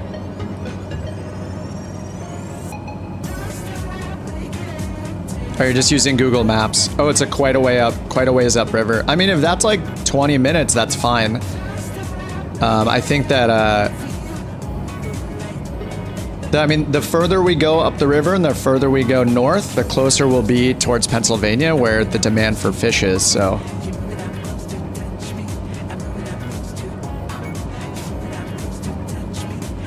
Yeah, it would be cool to have like an island, put it on an island. All right, we're still 8 nautical miles from the nearest airport, so I mean, we could put it anywhere here. There's like a field here. We could just put it against this if we want, but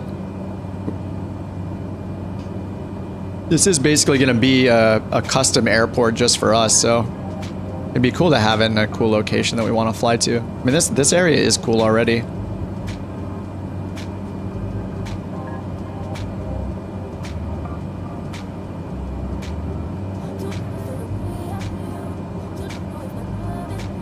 See what's coming up on the map. I think we'll probably want to cut through this direction. Yeah, I think I'm just gonna head north, head to the northeast.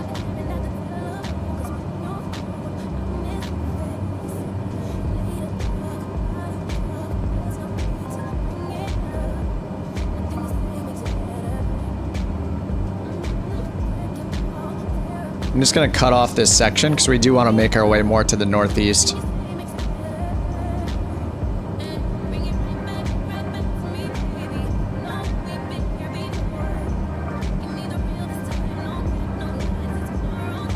And let's see, I don't see any like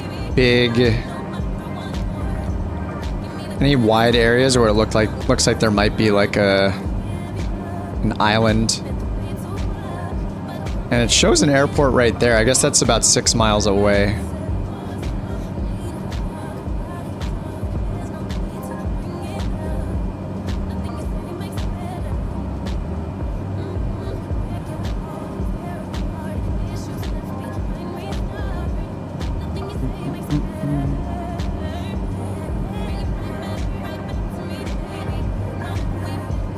Alright, just gonna cut across here.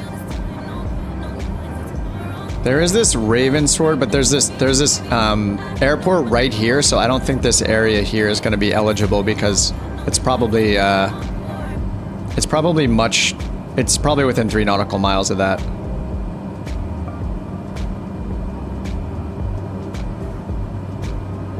Map in Discord. Okay, let me take a look. Near Codville is the marker, the red pin where we took off from. Okay, I see Ravenswood. That's coming up over here, right? Yeah, Ravenswood is right here. So the area you're pointing at is not. It doesn't look too far. It's just like upriver, like 10 minutes maybe. I think we should check it out. If it looks cool on maps, then yeah.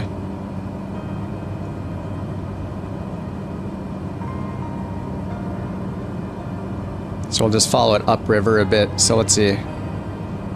So the river like goes up and makes a right-hand turn, and then it goes north again. Oh, we're really close, aren't we? It's like right up here. Let's see. Just comparing this with what Delta put in. Let's see. It makes like a left-hand turn. It's like a backwards P kind of. It looks similar to this, so it might just be right up here.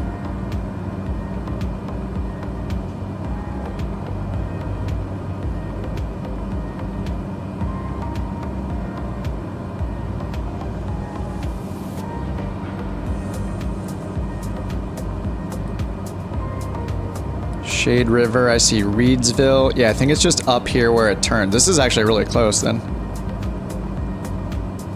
Alright, I'm just slowing down a bit. We'll just need to find somewhere to land up there once we verify that's the spot. Heck yeah, thanks Delta. See how this thing looks. So let's see, currently 7.1. So like, yeah, all this area is eligible. This is a nice little landing strip down here. But yeah, let's go check out the peninsula with the islands. This could be really cool.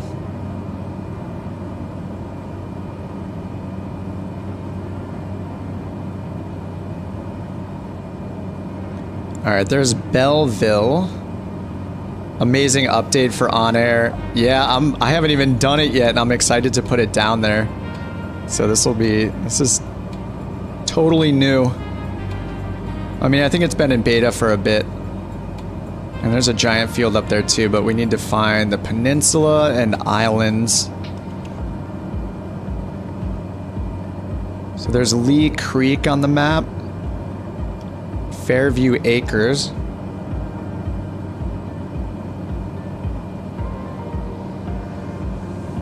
So let me zoom the map in and just pan up there a bit, make sure we can find it.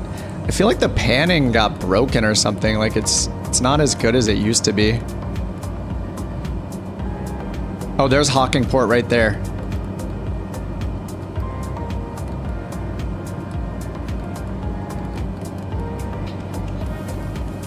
So I guess like right where it says Hockingport.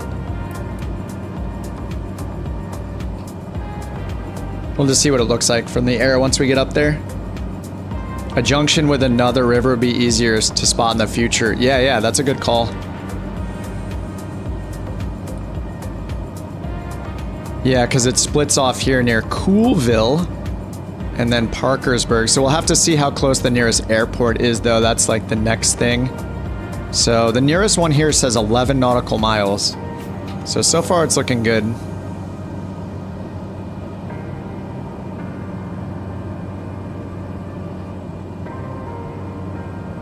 And is that the small river right there? There's probably one right behind this hill that goes off the other direction. So maybe over here? Mustafa Island? Oh, there is an island up here. There are a lot of trees, it looks like.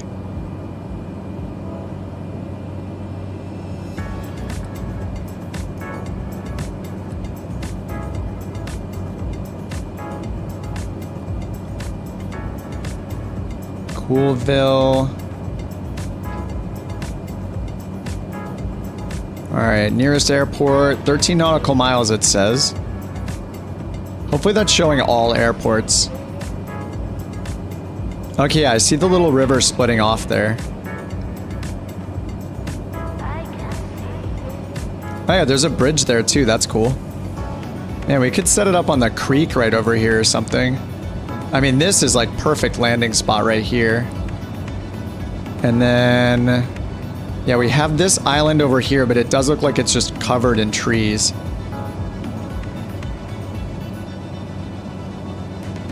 An island would be cool, but it might be difficult for us to find one with,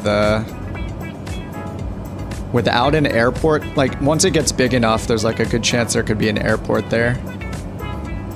Oh, this looks like a little airstrip right here, actually. But this seems more base camp like. This is like too close to houses and stuff. Check around the small river. Okay.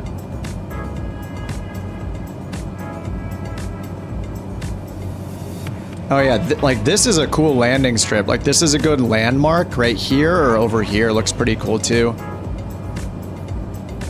Or over here. This is another cool looking landing strip. That spot along the river looks prime. I like this spot back here, like right where the rivers meet next to the bridge. Like we could probably land pretty easily right here.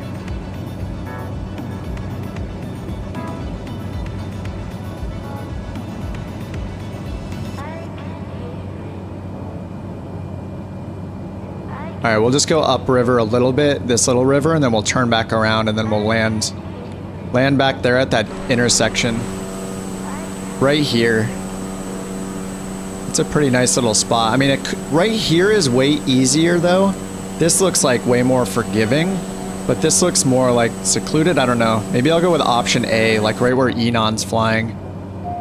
Just right along that river. Cool, there's another little bridge right here too.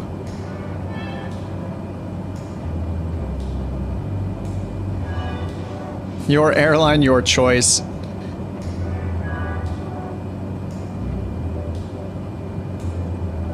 Yeah, I like the one that's a little more wider open. Like this one over here, it's just really easy to spot from the air.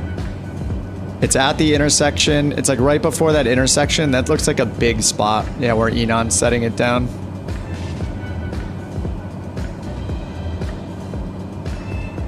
FBO at the base camp. I don't think so.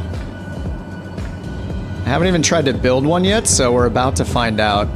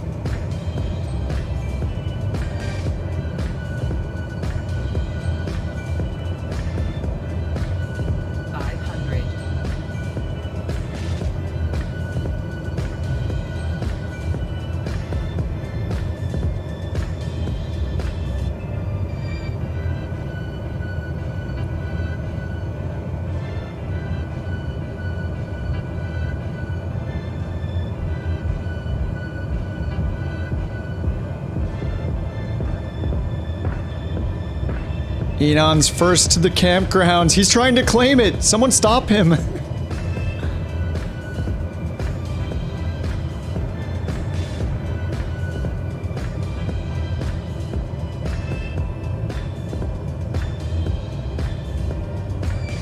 Yeah, this is a nice little landing strip. Landing time log.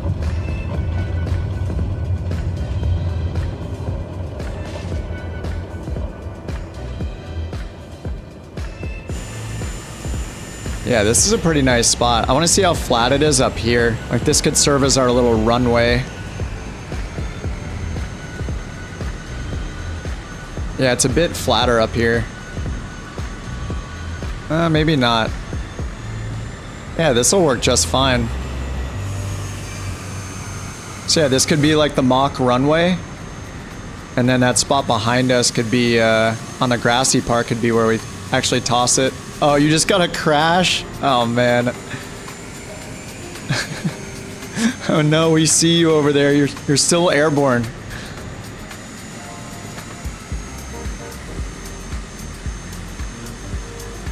Get a 737 in there.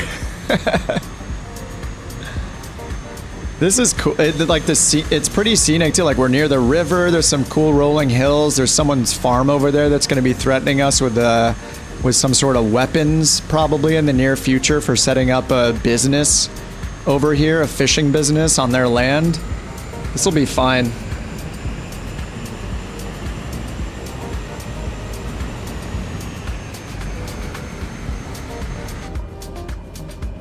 And I think I remember reading that you can put one base camp per level that you are in OnAir company. So whatever company level you've attained through your experience. I think I'm like level 4 or 5 or something like that. All right, well, let's see what happens. I'm gonna see where it actually puts it. I'm just gonna go.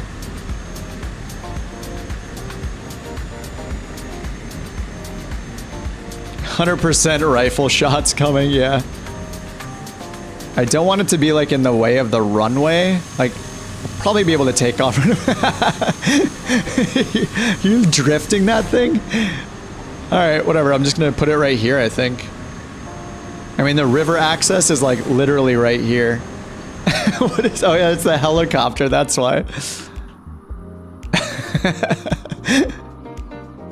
Yeah, this is a pretty cool spot. Thanks for the info, Delta. This is a great spot. I think an island would be cool, but man, like this landing strip is great. All right, let me see what happens. Hopefully there's no... I didn't check the avionics. Let's see what we got here. Nearest airport says 14.9 nautical miles, so I'm gonna shut down the engines. The flight is finished. Go to OnAir, and it should have a green button for us right here that lets us place it. Yes, deploy Basecamp. There it is. This is what we've waited 5 hours and 42 minutes for. I don't know. We didn't need to wait that long. We only needed like an hour, but... All right, let's deploy the Basecamp. Basecamp management window is opening. Whoa. Oh my God, this is cool. Okay, I gotta change the window really quick because I opened it in a new window. All right, here's the new window. Sorry, let me turn the battery off. That's really annoying.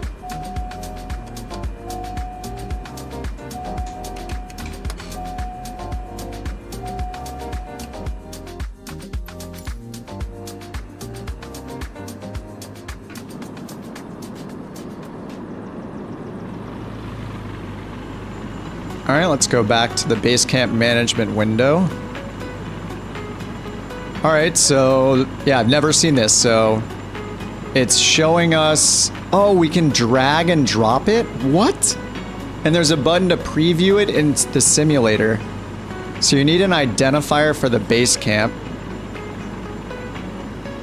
I'm gonna type FSH, like fish on the ground, OTG. You need 6-letter identifier. Fish on the ground. All right, fish on the ground. Description. Get off my lawn, obviously. And then you can hit preview and simulator. Preview and simulator. Dude. You can actually place it exactly where you want it. This is so cool.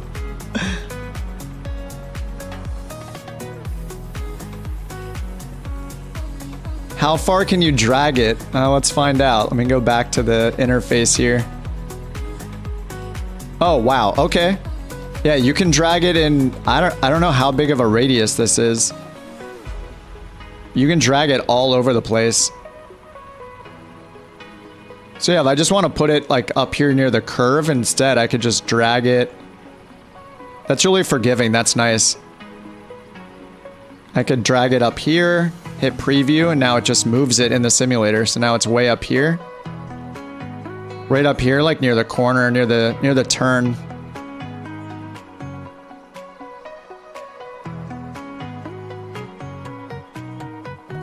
So I kind of like it up here in the corner, like nestled in these trees and stuff. So when you come in, you like fly over the Basecamp. I wonder if I wonder what happens when you build the factory and stuff, if it updates it or not.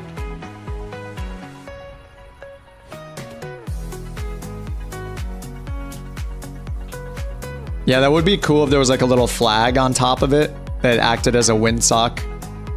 And then you have options for rotating it. So if I go back here, if I change the orientation and hit preview, yeah, it's actually rotating it here. So as I do this, I can have it face the direction I want it to face. Can have it face more towards the river. And then there's elevation. Oh, so I can sink it into the ground.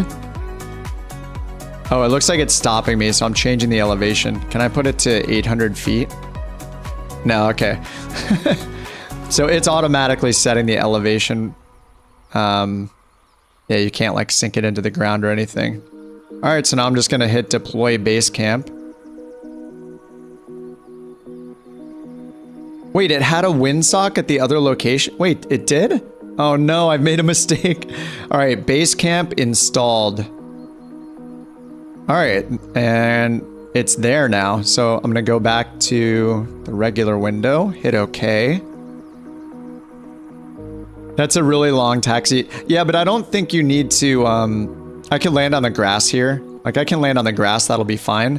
And I don't think that you need to be like right next to it. You just need to be within that like mile radius, I think, like any other airport. I mean, this seems chill. Like you're sitting here, you're cooking your dogs or whatever, you know.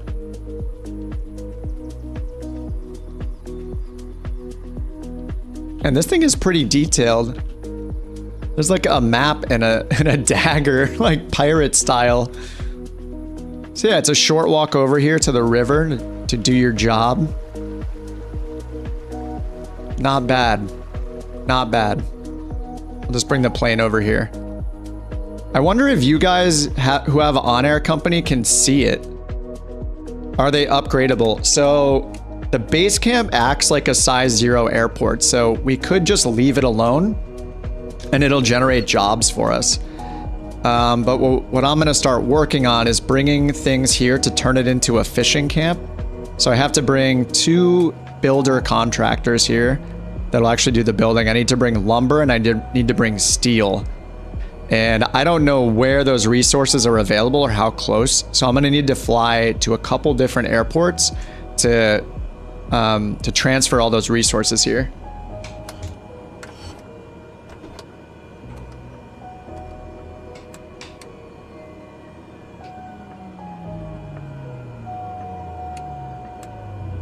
All right, I'm gonna make my way over to the base camp. So you guys that have OnAir company, I think if you are running OnAir company in an active flight, I'm pretty sure it'll show you Delta asking the important questions. Where can I get fuel? Oh my god, that's such a good question. I have no idea, but I have a base camp. Leave me alone. Yeah, that is the issue, right? So there's no fuel. There was no fuel here. Actually, let me check this. So there's an airport. There are a bunch of airports around us, so yeah, it would be good to figure out which one is gonna be. Oh, nice, dude, this one right here has fuel. This little tiny airstrip right south of me, 90A3, has fuel. Glad you asked that, now I know. So directly south of us at this next big bend that goes to the east, there's a little airstrip here, and apparently there's an FBO there. Cooking oil works.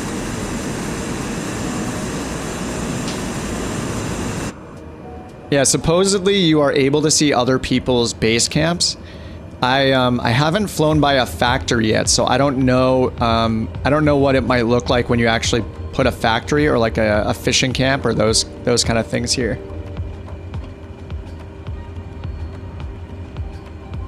But yeah, supposedly, yeah, if you have it installed, you can see other players' base camps when you're near them.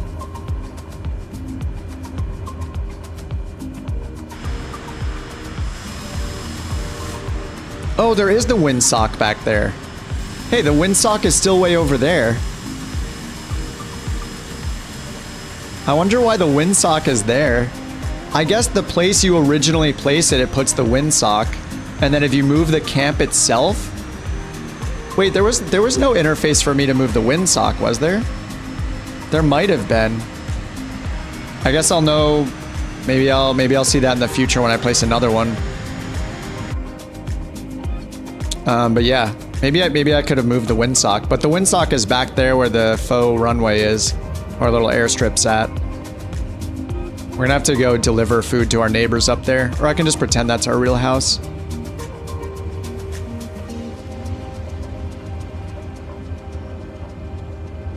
Man, it really puts things into perspective, like how tiny things are. I mean, and how big this plane is.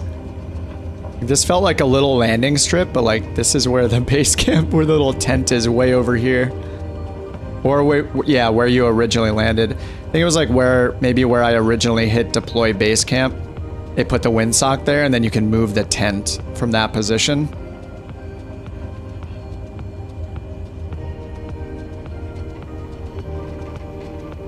This is pretty cool.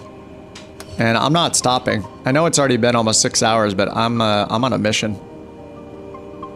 So what I want to do now is, let's see. So I do need to refuel at some point. Yeah, I'm pretty low on fuel. So I should go over here. Maybe I'll figure out where we're going to go first.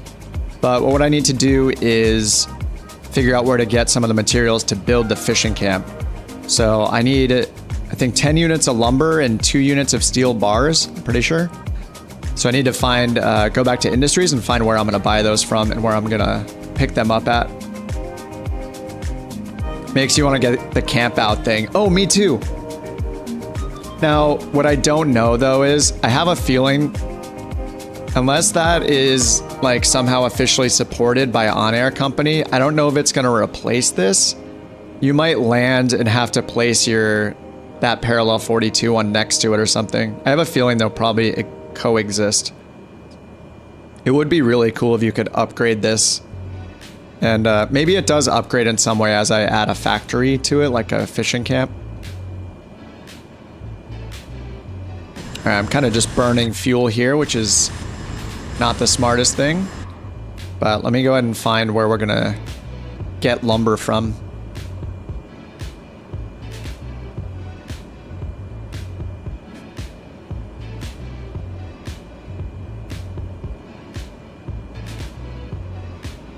Fly on the Antonov, yeah. Alright, so there's the fishing base camp, so we see it now. Fish on the ground, private owner. So this is in the world map for everybody that's on Thunder. So anytime you place one, yeah, it'll show it. But this is not... This doesn't match the icons that other people have, so like these other ones we've seen... Like this one is marked as, I think it does upgrade it. So this is like a wilderness camp.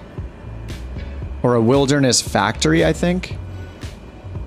Sulfuric acid. Mixed food, mining gear, lumber. So I'm gonna go to lumber and see what's nearby our current location.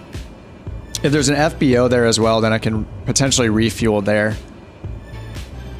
All right, so we're gonna show supply. So to our west over here at KLUK, it's selling lumber. It's a little above average price. This one to the north is a little better, 185 per unit. So I should fly up here if I can make it. 1 Delta 4. Let me see how far away 1 Delta 4 is. Menu, clear flight plan. And direct to.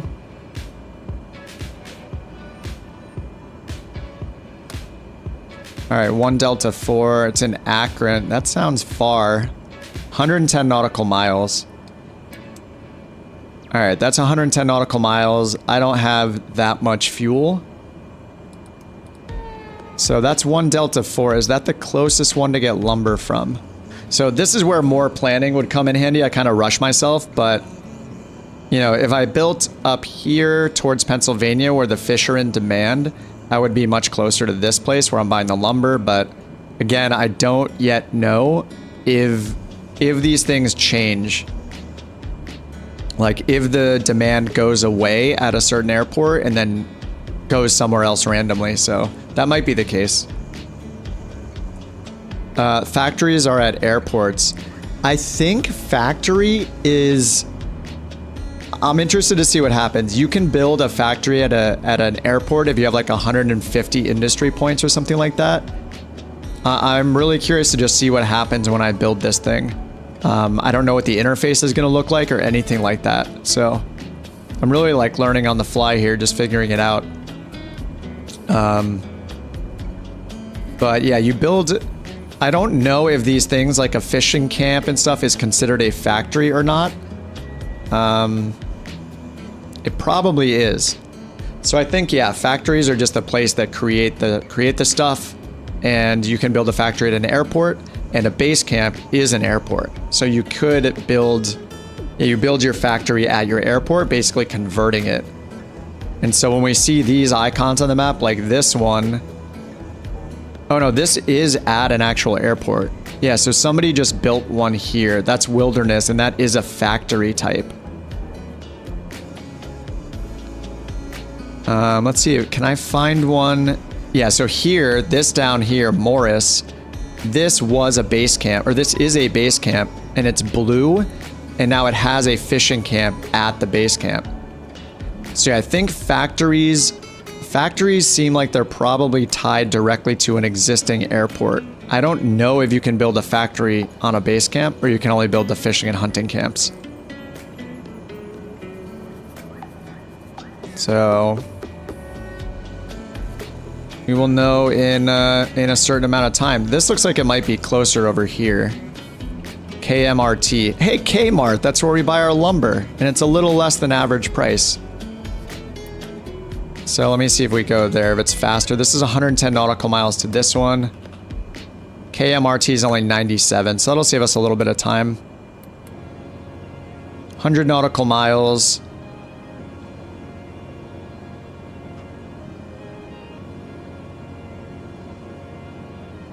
So I think we can get some fuel on the way out though, so I'm gonna go to nearest. We're already on nearest here. There was that little tiny airstrip south of us.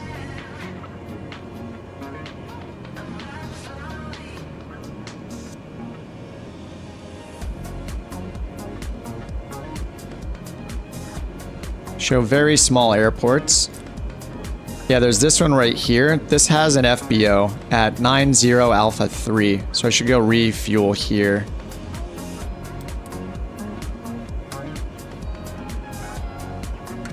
It is not in the database.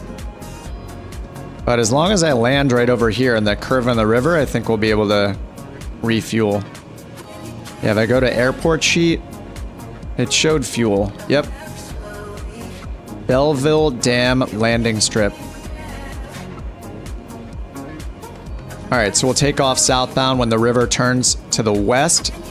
It'll be on the right side, on the north side of the river.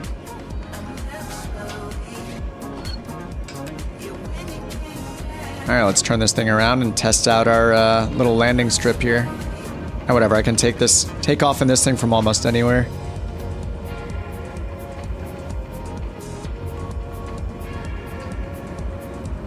The hovering is always hilarious.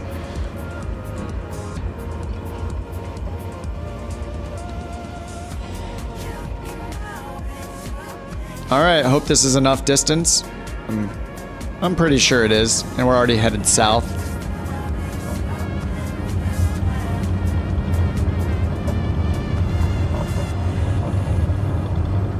Easy. Ah, Grand Caravan, you're great. Alright, we just follow the river south, and then where it bends to the right, that should be where there's a little airstrip for us to get some fuel. This is quite the change of pace from my normal flying. IFR plans everywhere, fuel at every airport. Now we're landing at a baby airstrip in the middle of nowhere to refuel and then go buy some lumber.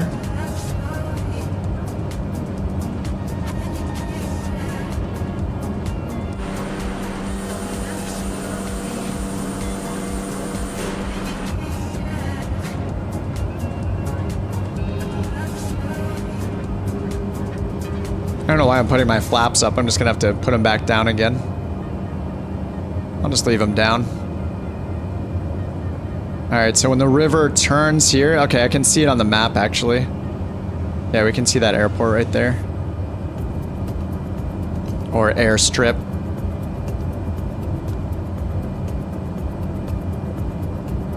Whoa, what is that? Is that a bridge? Huh. I wonder if I could have moved the thing onto that. Probably.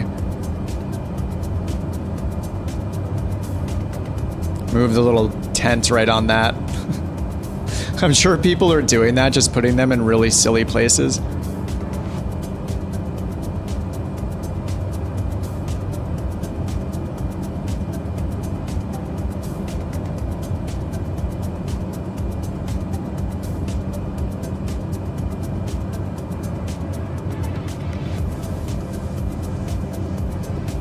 Alright, I assume it's just this big open area right over here. Yeah, it's before the left-hand turn in the river, so.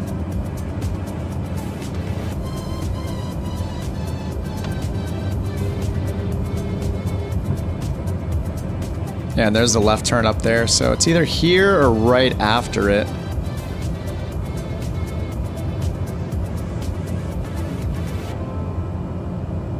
Which one looks more airstrip-like? Maybe right there, like where those trees are?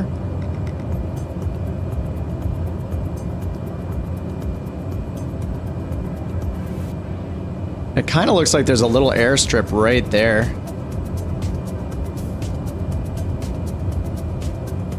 But I'm just gonna land in this field. 500.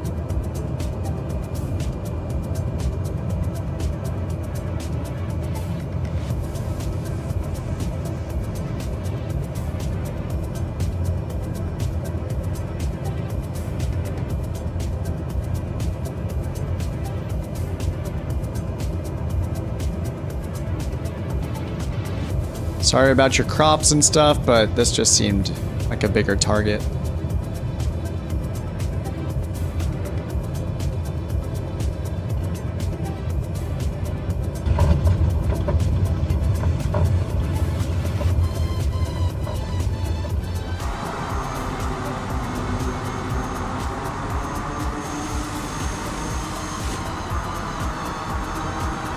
I want to see if there's actually a little airstrip over here or not.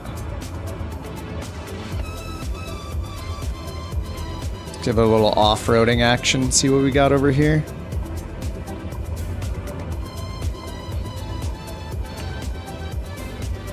Oh, is this the airstrip? No. Maybe. No, this is way too short. Looks like a parking lot. Yeah, I don't see it. And we got our eye on the sky. Oh, am I on the wrong side of the river? Oh no, I'm on the correct side.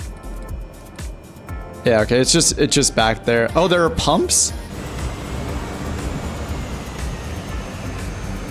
Oh, I'm too far over that way, okay.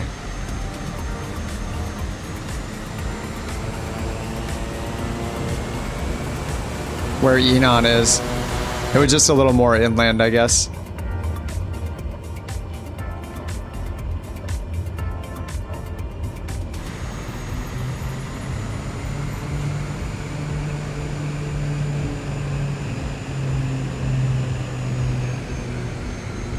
Oh yeah, there's a plane right there too. Oh, nice.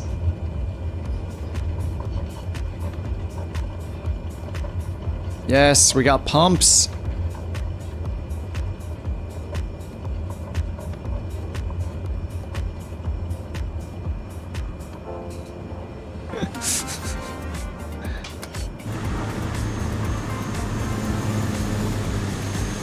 Oh yeah, so this is the actual airstrip right here, I guess. I think. Sometimes it's hard to tell too if you have any texture things installed because it'll like change the whatever the default runways look like, but I guess it's probably just, I don't know, this whole thing's an airstrip. All right, I'm gonna shut down and fill this thing up.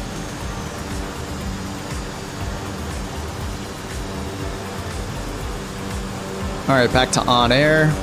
Just wait for the shutdown. I gotta just turn the battery off. Actually, fuel conditions cut off. That should be enough.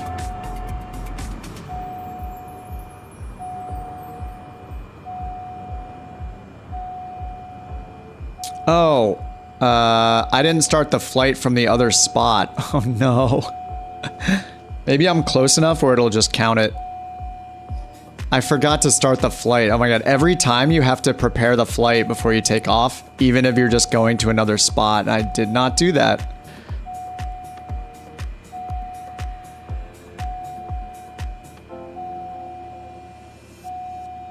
No destination airport. So let me just put in, sorry, the battery. Turn the battery off again. The most planesy airstrips ever saw, yeah. This is the most airstrip I've ever seen, I think. Take a shot every time Kip forgets to start the flight. Oh, come on, you can give me this one, right? Like, there's not even any cargo. Like, we didn't even load anything. So, at least it thinks that the plane is over there. I assume I can't add fish on the ground. Oh, I can! Oh, that's so cool. You can add it as your destination. Aircraft is already at fish on the ground. Yeah, but so what? Okay, it thinks I'm at fish on the ground, so that's good. So hopefully I don't have to fly. I'll just put in LAX. Fly in sim now. Okay, I'm gonna hit fly. Yes, and then hopefully it thinks I just landed, and then I can just hit stop. And now it thinks I'm here, hopefully. Nope. I am 5 miles from there. Okay, so I'm just gonna hit this button. Goodbye, everyone. I'm gonna warp. Pew! Goodbye. Turn off slew mode. There we go. Start tracking. I didn't add fuel yet because my plane was still at the campsite, so I'm just gonna have to take off again. Oh no. Pause tracking. Abort flight. I'm gonna have to restart because I forgot the time offset. That's how dark it really is. All right. Man, I'm so bad at. I wish there was some way where it could like remember the plane and auto track you, but all right, this is fine. What's up, Tom? Kip, you did a pilot's life and on air. Have you tried Air Hauler 2? I do remember briefly trying Air Hauler 2, and oh man, it's hard to remember. For some reason I didn't like it, but I don't remember specifically why, and I don't even think I streamed it because I disliked it so much. But to be fair, because I can't remember the exact reason, I wouldn't say that that's not a reason to try it, but overall, I like On Air Company the best. I mean, it just really, really depends on what you want to do. On Air Company is very, very flexible. I'm just going to type LAX and then offset the time. So it's around 10 p.m. there, right, on the East Coast. Maybe 9. It's gonna do like plus 12 hours. Yeah, Tom, I would say it really just depends on what you want to do. Like, On Air Company, I think can like scratch every itch kind of thing. Like, it has helicopter stuff. It has it has from the smallest possible job doing a sightseeing tour in a tiny plane to like what we're doing right now, like placing our own base camp. Like, this is a relatively new feature. Yeah, I'm basically building a little fishing camp to have fish of my, like, have a fishing production company basically. So we just put, this is like kind of new, but we just put this little base camp here. And now I'm gonna go and I need to get lumber and steel and some builder employees, contractors, and bring them all here to get them to build a fishing camp for me.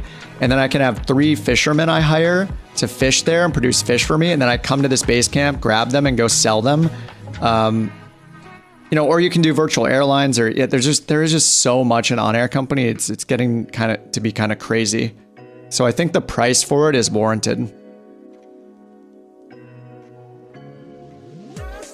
Can run an airline company without ever actually flying any of the planes. Yeah, that's true. Yeah, this is this feature's in beta, but yeah, I mean, you can go as far as doing the virtual airline with friends. Like we did that in the Discord for a while and manage the whole fleet and economy and ranks and, you know, establish regular routes for your virtual airline with other friends. You can even do all that on your own as a single player. Or just do like bush flying, and now like this kind of stuff really is for the bush flying kind of person. I mean, I guess it's for everybody because you can now build factories at major airports and fly like your gigantic cargo planes. Like, you know, you could fly your DC-6s or DC-3s and, you know, be just hauling tons of cargo from factories that you build from airport to airport. Like, yeah, it's a really smart feature. Sorry guys, I know you're all waiting down there. Let me get this started again.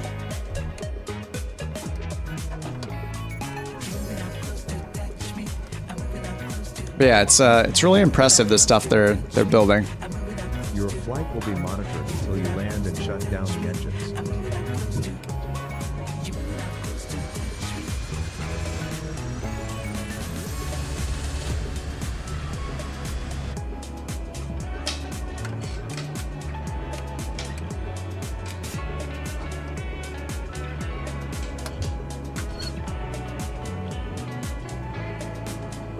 All right, let me get turned around here.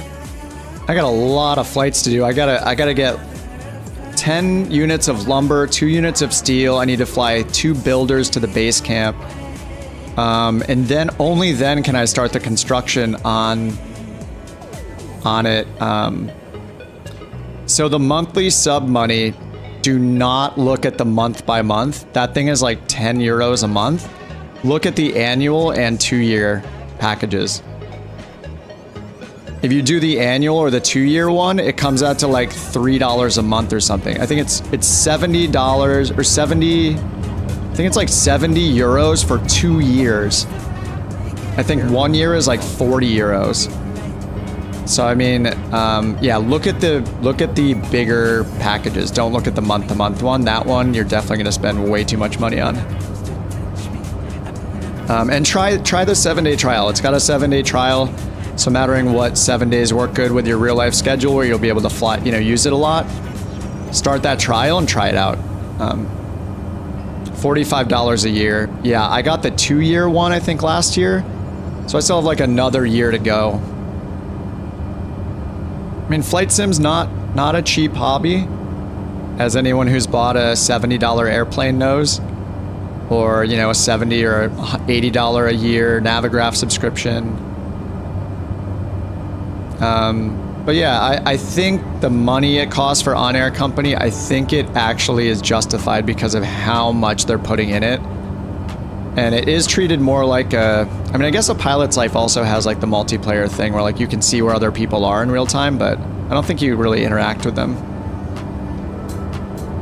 Yeah, OnAir company just has more features than any other career mode app. It's kind of nuts. It's the one that I keep coming back to.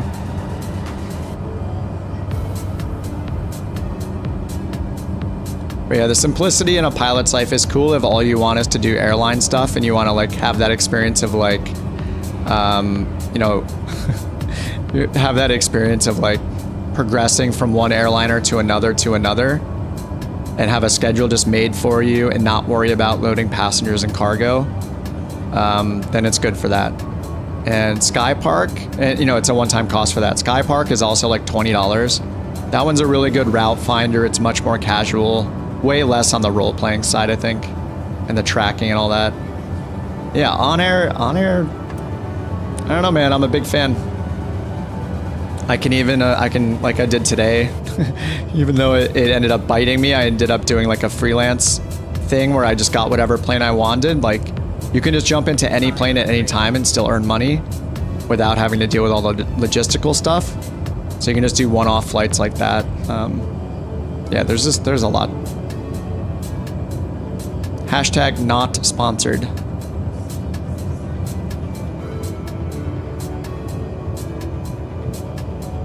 All right, I'm gonna get some fuel here finally. You guys are so patient. I would just be, you guys are just chilling. Appreciate your patience.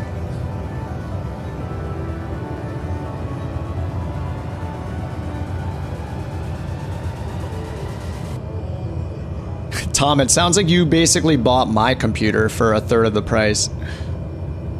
But I've had this thing for a little more than 3 years. But yeah, I have an Asus motherboard. I'm on AMD though, not on Intel, and I have a 3080. I'm about to upgrade to a 4080. But yeah, $1,300 sounds like an amazing deal. Oh, it was overheating. It was the case that was causing it to overheat, or you just needed to add more fans. Look up some YouTube videos about making sure your airflow is correct and your fan RPM settings are correct. That has a lot to do with it. Engine off time log. All right, now I have moved the plane here so I can actually fill it up. All right, so let's plan a flight from this one over to get the lumber. So let's see, that one to the west was 96 miles or so. I want to start that trip over to there. Technically, you can have 3 separate careers. Yeah, yep, exactly.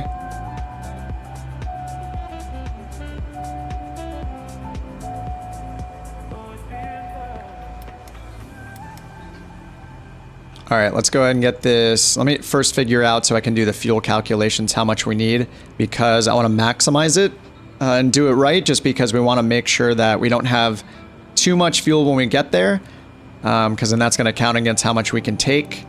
I just want to make sure that we maximize how much lumber I can take at once. Hopefully I can get all 10 of them at once, but we'll find out. You're not super savvy with hardware, but that's why you buy the pre-built. No, pre-built's a good call just because, I mean, it saves you time, and there's still cases where it's hard to get a video card and get one at a good price sometimes. So, dude, I have the 3080. I bought it when it came out, and it's still an amazing card. It had 1 exhaust fan and, oh, no intake. Yeah, that's not good. Yeah, if your new case allows for it, I've had really, really good luck with PCs and investing in a all-in-one cooler, like the like a Corsair or an NZXT all-in-one cooling system. That'll come with 2 fans as well for the radiator. So I have 2 intakes. I have the radiator that goes up and out with the all-in-one, like on top of the processor for the water cooling kind of thing. And then one in the back as an outtake as well, and an exhaust fan, I mean. So I have 2 big fans on the front and 3 small fans, 2 on the top, 1 in the back, but that's a pretty standard setup. But yeah, YouTube is your friend, man. Just I don't know the most about hardware either, and I looked that stuff up to make sure I was configuring my fans correctly and all that stuff. So yeah, highly recommend just Googling and find some like Jay's 2 cents videos or whoever, and those guys that are just, you know, those guys know everything. Okay, so I need to fill up. I need to go to Trading Hall. We need to find where we're going to buy lumber from. Best Buy deal of the day, rare win, near 2K. Yeah. Yeah, and then you get into like monitor, then you get into a yoke and a side stick and rudder pedals. PC gaming alone can be a money sink, but simming in general is also a money sink. You're not even talking about software yet, but yeah, definitely an expensive hobby for sure. This song again. It's back.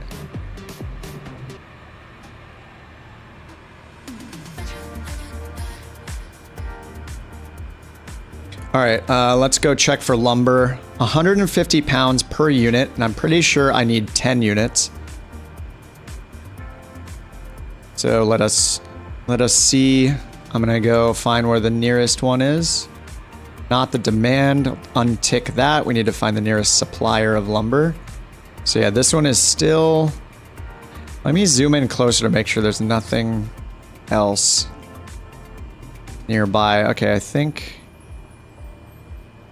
there's this one to the south as well, VA07. Let's go to K Luck because it's a major airport. It's a size 3. Everyone can land there and take what they want. And I think I need 10 lumber, 1,500 pounds. I'll double check that before I actually buy it, but they have 4,800 units of lumber. It's a little over the average price, but it's still not too bad. And maybe we can buy the other stuff there. I guess, you know, again, if I want to take my time, this would be smarter to do. I should check to see if they also have steel and if I can also get contractors there too. I need to get 2 workers, 10 lumber. Yeah, I'm going to make a list real quick. So I think I need 2 workers, 10 lumber, and 2 steel bars. And I'm going to type in KLUK. That's our first candidate for buying all this stuff. Whatever this purchasing assistant here is going to be, I'm already excited about it because it probably helps with all this stuff. Probably like tells you where to go buy it from. Who knows?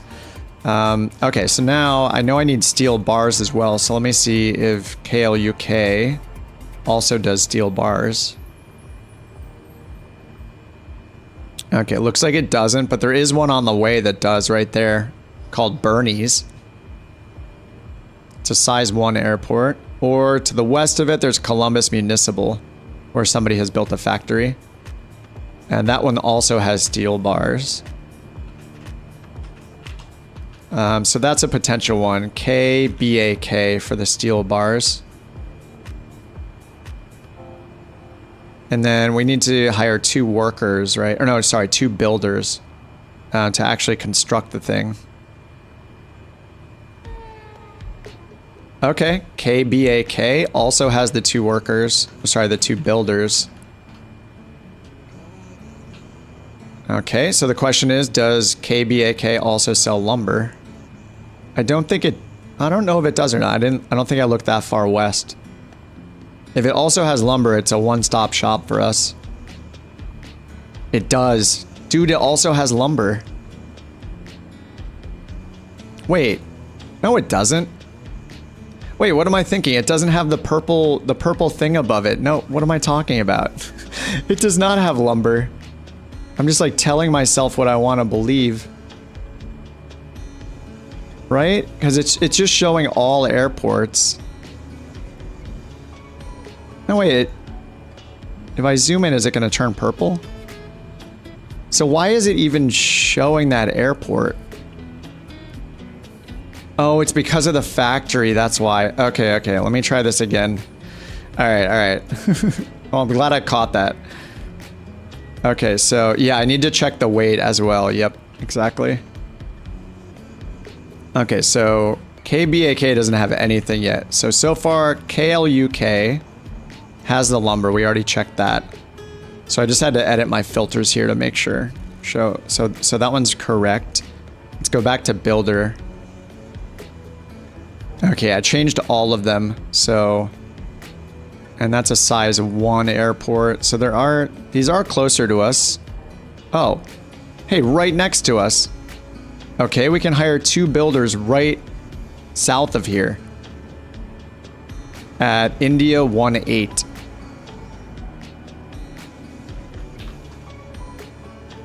Okay, now we just need to find where the 2 steel bars are. And whenever I land somewhere, I should probably just look to see if the current airport has the other things, but yeah, it's possible that we probably can't carry it all in one trip. So let's go ahead and look for steel bars now. So I'm just noting the closest airport for each one. Okay, now this is steel bars. Okay, so I guess maybe this one is our closest is still this place, Bernie's. All right, 10 lumber at KLUK, and we can always just round trip this and stop at each spot, or we can just stop at each spot if our payload allowance will let us do that. So I have, is that OA10 it looks like? Steel bars, and there's 8,700 of them. They're a little over average price, but none of this stuff is like too insanely expensive.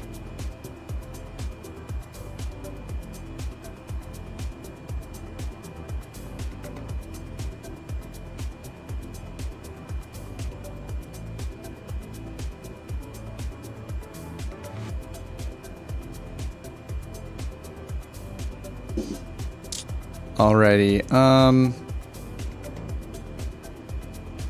Yeah, I think that's good. So let's figure out the weight here then. So I think, oh, can I spawn in here?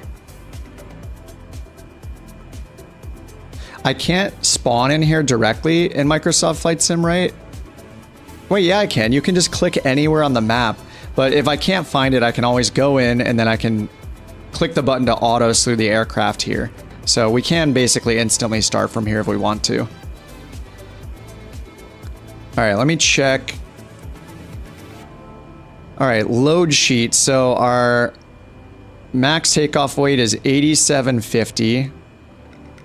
I can actually just go to new flight and then just put in, just look at the full option for our freight.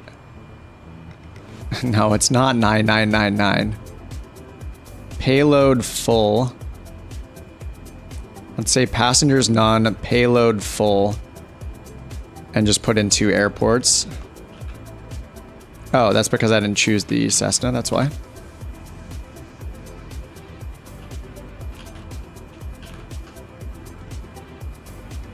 All right, so here, let's see if I go down to full, is it just gonna show me an actual number? Okay, full payload 3756.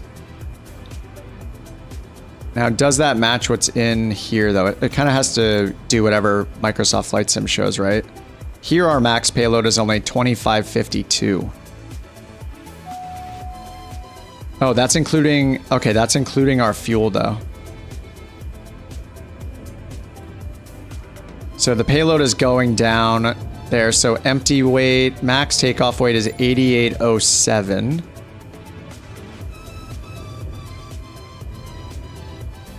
Okay, so let's figure this stuff out. All right, 2 steel bars I think is what I need. That's 800 pounds. I'll go and verify this. 2 builders are 190 pounds each.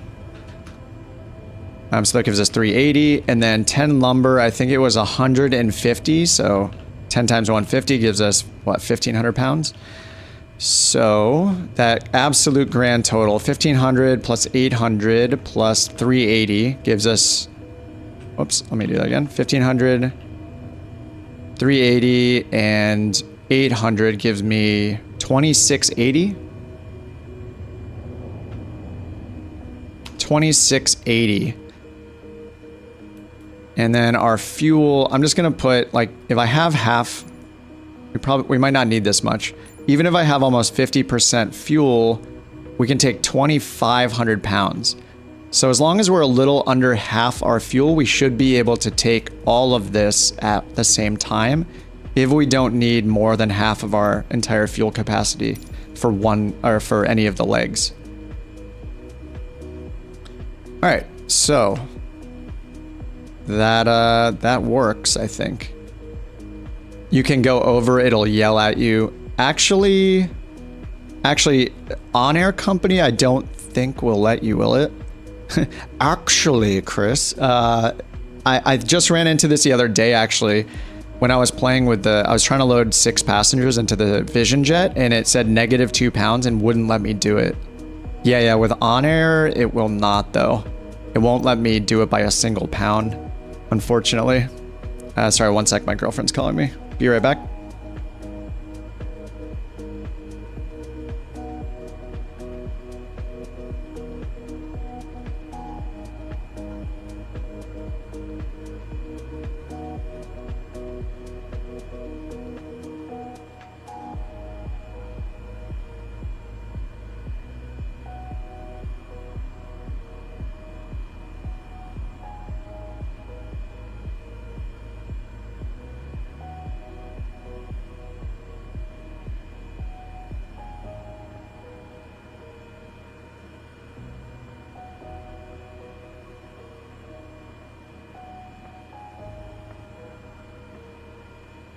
All right, I'm back.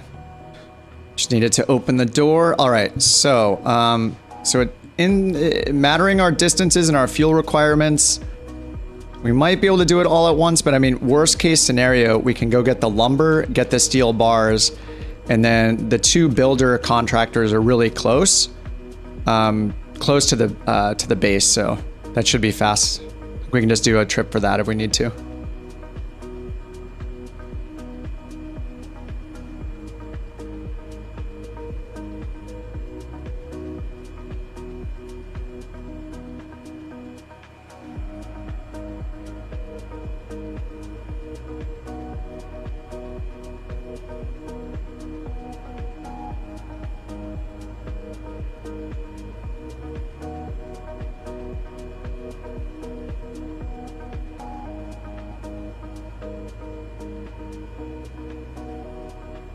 All right, sorry about that. All right, so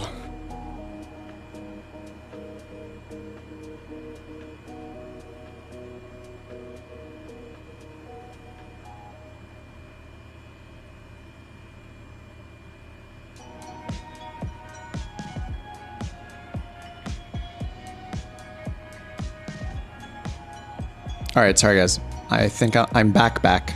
Just needed to chat with my girlfriend for a second.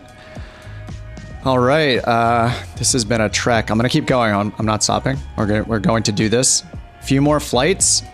Start building the fish camp, and I'm really curious what this interface is gonna look like. So, all right, now I think I have everything figured out minus the route and the fuel, but we know where we're gonna pick everything up from.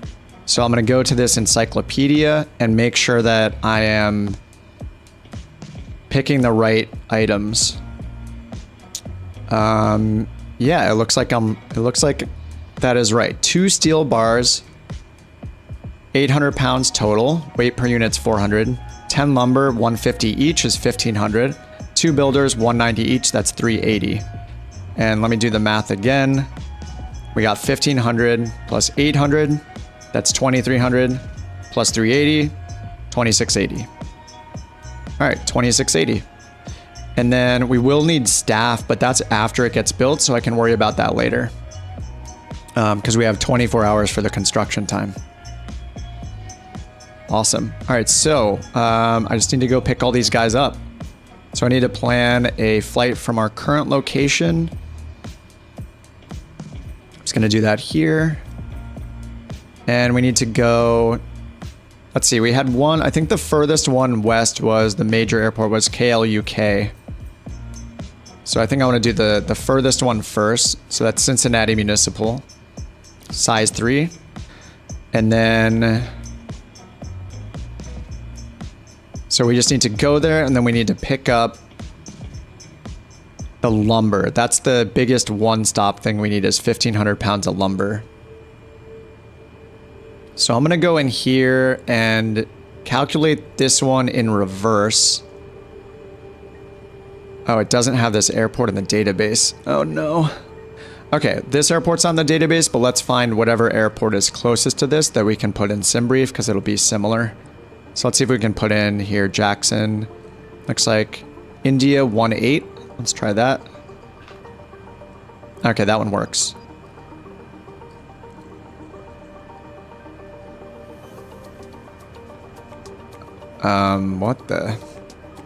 What is that route?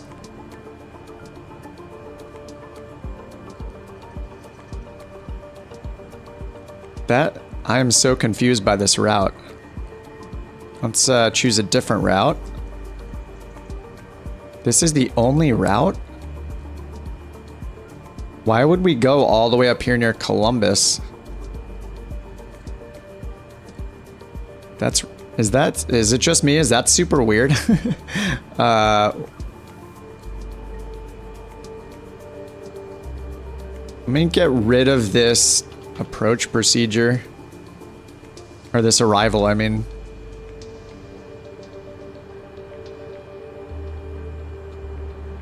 And just do direct to, maybe? I wonder why it's taking us that far north.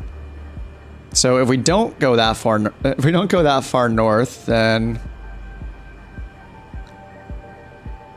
payload. So I want to do the reverse basically, but I mean, it's pretty much going to be the same thing. The winds will be a little bit different. It's not the right airport.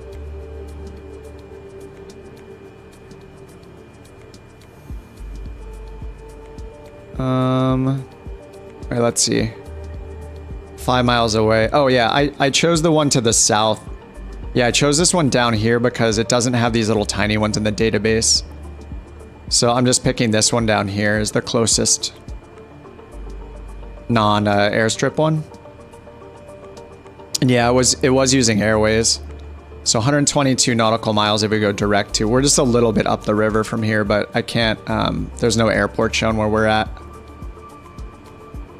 Actually, we're like a little bit up here, but yeah, this is where we got fuel. This is where our base camp is. This is where we got fuel, but this is the closest airport I think I can use in the routing. So, all right, 122 nautical miles, and then let's see. So if I just generate our flight and look at our gross weight that's calculated, then I know that's how much we can take.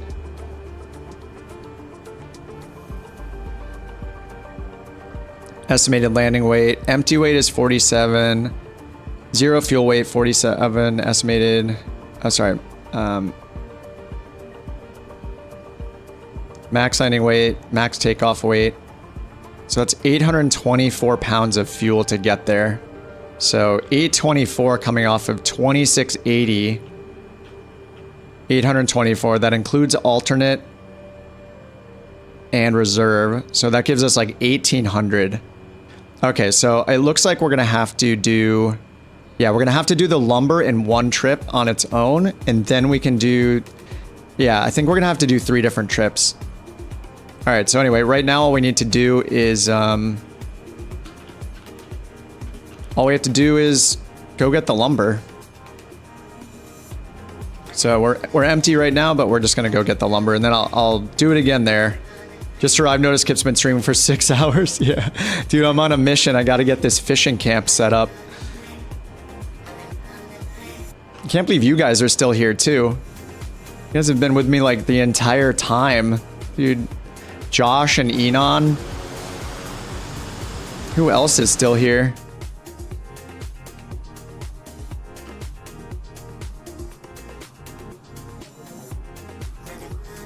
Oh yeah, Trip is still here, Delta's still here, Underdog, and Calum is here. All right, so, sorry, I'm like brain farting a little bit here. Maybe it's because of the 6 hours. You took a full dinner break. Nice, nice. Yeah, I haven't, so yeah, I'll be eating kind of late again. So that's what I get for streaming so long. But I'm on a mission, all right? Okay, so here to there, we need like 800 and something pounds of fuel. So that's how I know how much to fill up here. Right, we need to just go prep it and put in our route for KLUK, right? That's all I have to do. Took out some zombies, nice. Got food, beautiful. All right, we're going to KLUK. We're gonna offset the time by like 12 hours, plus 12 hours. Go to SimBrief dispatch. We're gonna have to change, it doesn't know this one, so I'm gonna put in I-18, which is actually I-18 is where the 2 builder workers are, the builder contractors. And we are not gonna follow this insane route that's going way up there. I have no idea. Yeah, it's using an arrival. That's pretty much why. Let's see if SkyVector has another one. Yeah, here's one from SkyVector that I'll paste in. This one is probably much more reasonable. It goes to the south a little bit, but that's fine.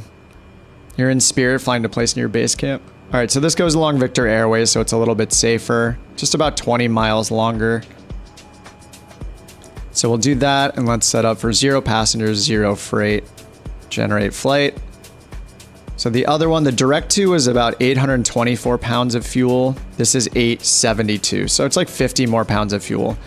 And we're using an established route here. All right, 8,000 feet. So I'm gonna go ahead and copy this into the chat. Here's our route, and I'll be able to import this into SimBrief here. All right, flight plan import. We're going to Cluck. We're not going from this airport. So we're just going to, we'll do like a direct to once we take off because we're just at this baby airstrip. But this will work just fine for the rest of the route. Let's go to the south a little bit more. Or sorry, to the north. That's right over here. So yeah, we're just gonna fly up there first. So I'm gonna go ahead and set a... I'm just gonna activate this leg actually. Menu, activate leg. Oh, it is south of us. Sorry. Is that a heading up map or something? What just happened? Okay, it is south of us. So we're gonna fly over India 18 first, as if it was our departure. And then we can do the rest.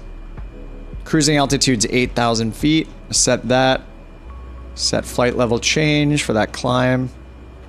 Set our altimeter automatically, 3001.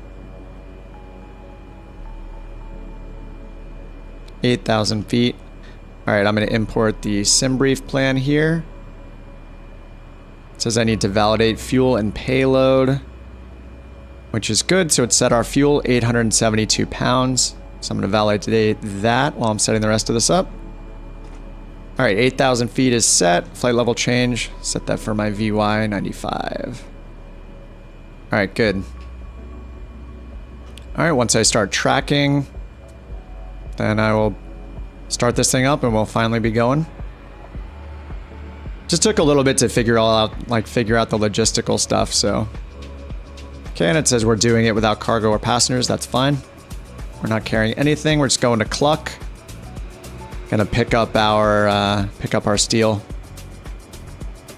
All right, all green check marks. Start tracking. You guys don't have to take a shot because I remembered to track, so that's good. All right, sweet. Now I'll get this started. I'm just gonna use the quick start. Get all my buttons and stuff set up correctly. Pitot heat, landing light, strobe light, parking brakes on. Full forward prop. Your flight will be monitored until you land and shut down the engines. All right, we're about to be on our way, finally. It feels like it took a long time. That probably did take like 20 or 30 minutes just to go through all that, but... Yo, that's the realism, all right? That's what we're paying for. All right, beacon and all the other lights are on. Okay, make sure my flaps are in takeoff position. Fuel condition is high. Let's get going. Parking brake off, landing and strobe are on. Oh, is that the Kodiak? That looks like a Kodiak. Am I wrong? What? Why did this just open? Oh, because I stopped at the fuel. That is a Kodiak, right? Yeah, it is, because it's got the weather radar pod, like little weather radar, right there under the right wing. Yeah, Kodiak is such a good plane for this too.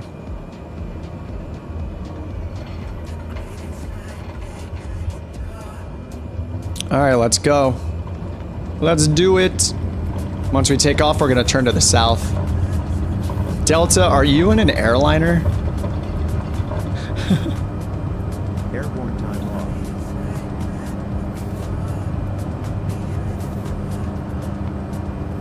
Oh, that's you in the Cody. Nice trip. I think you were flying that thing, you know, when I was simming at the end of last year.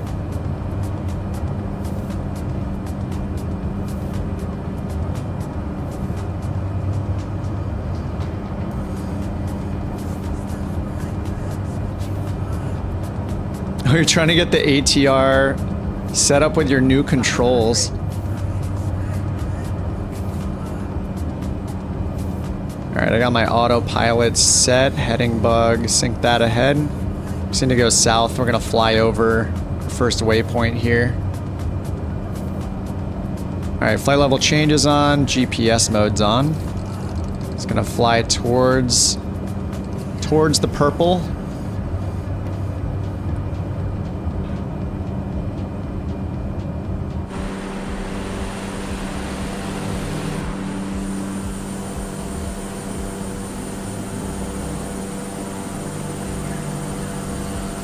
This is a really cool spot for the base camp. I kind of like it. And I feel like there's just gonna be like, I mean, we have the entire world to put our base camps in. Like, there are gonna be so many incredible spots to put them.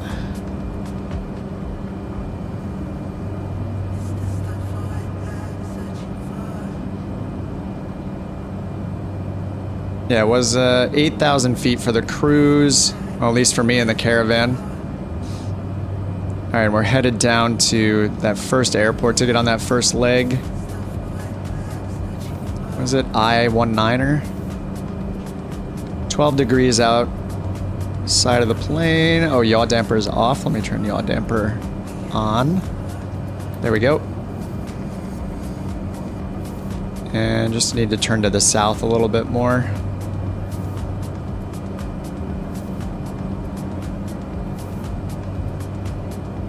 Actually, I can just go to flight plan, select the airport, and then just do direct enter. I'll just let the autopilot take us accurately right over to it. All right, going direct to India 19, or sorry, India 18, which is just south of us. So going direct to that, and then we'll be on that flight plan on the rest of the route there.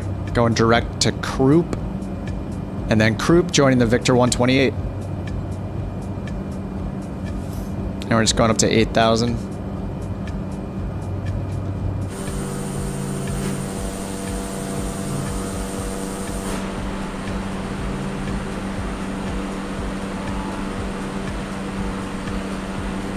Doesn't matter where you put camps. Why not just closer together?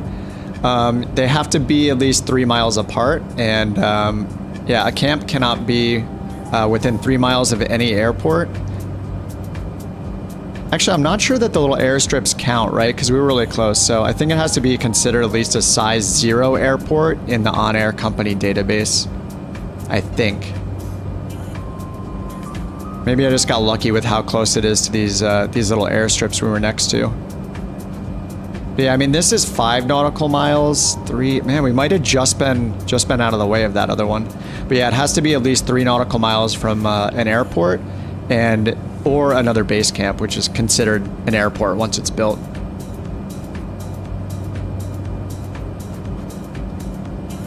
Delevator, I'm investing in this stuff that adds a little sum to Microsoft Flight Sim. Yeah, I mean, I've always liked OnAir Company, but this does, like, when you're putting objects like in the sim, you're placing a tent in like a I mean, it just adds a lot to it. It's crazy. Like when you feel like you have an actual effect on the world, it's kind of cool. So other OnAir players can see your factories and see your, well, I don't know if you can actually like see it, actually a 3D model of it, but I guess we'll find out eventually. I'm curious to see what happens once we start the construction of the fishing camp. I wouldn't expect to see an under construction thing, but it would be cool if it showed like a fishing camp. It like upgrades it from a tent into a fishing camp. Or the small mining operation, or, you know, whatever you're building.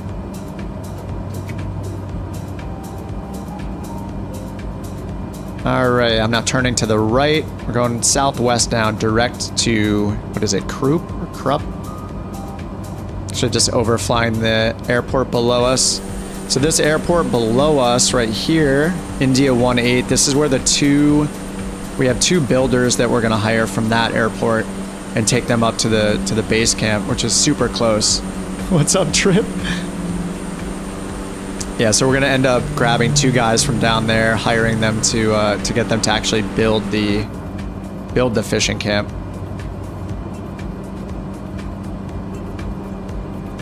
Props on nailing the name. I took like 5 seconds spelling it out.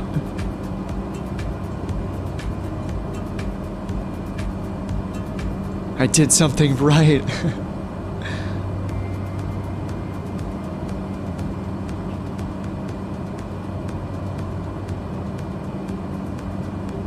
All right, 145 knots, 176 over the ground. I'm just gonna give this thing like near full torque. As long as it's not red, you know, that's fine with me.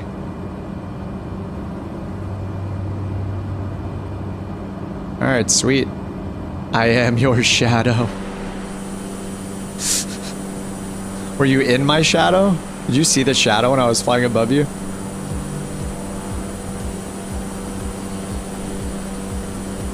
I'll slow down a little bit so we can catch up, so you guys can catch up to me too, so we can be a little closer together, take some pretty screenshots. And we got 135 miles to go for this, so man, I don't know. We'll see how this goes. This is the furthest of the 3 airports we need to go to, or I need to go to get the materials to build it. So this is the kind of stuff that would get me in turboprops and GA.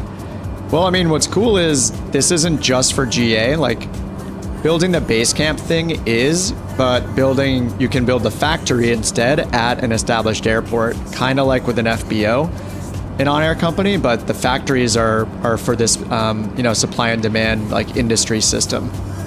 So you might need to build a Basecamp to earn enough industry points. It's like a currency for this new feature set. So you might need to do a little bit of this to get enough industry points to then build your own factory.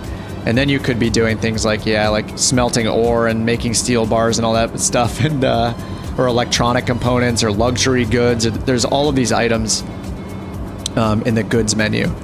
And then you could be flying as big a plane as you want from those airports, more major airports, to deliver your goods. So yeah, if we look at the map, you can see a bunch of those built out. I mean, take what I'm saying with a grain of salt, because I haven't built the factory yet myself. But if I go here and let's see, I think I have to go to the industries map.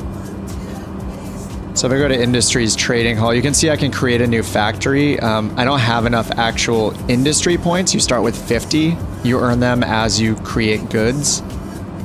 I don't have enough to actually start the factory yet, but some people have already done it. So on the map here, all of these, all of the ones that have an airport name above them in black, those are ones, or green, those are ones that somebody has built a factory out of some sort. So this one has a factory at it called the UAAG factory. So it's like an FBO. Kind of like how an FBO was working before this feature. Those still exist too, where you can sell fuel and do maintenance and all that. Oh, dude, this guy has there are 2 different ones here. So over here, there are 2 icons. I haven't seen this yet.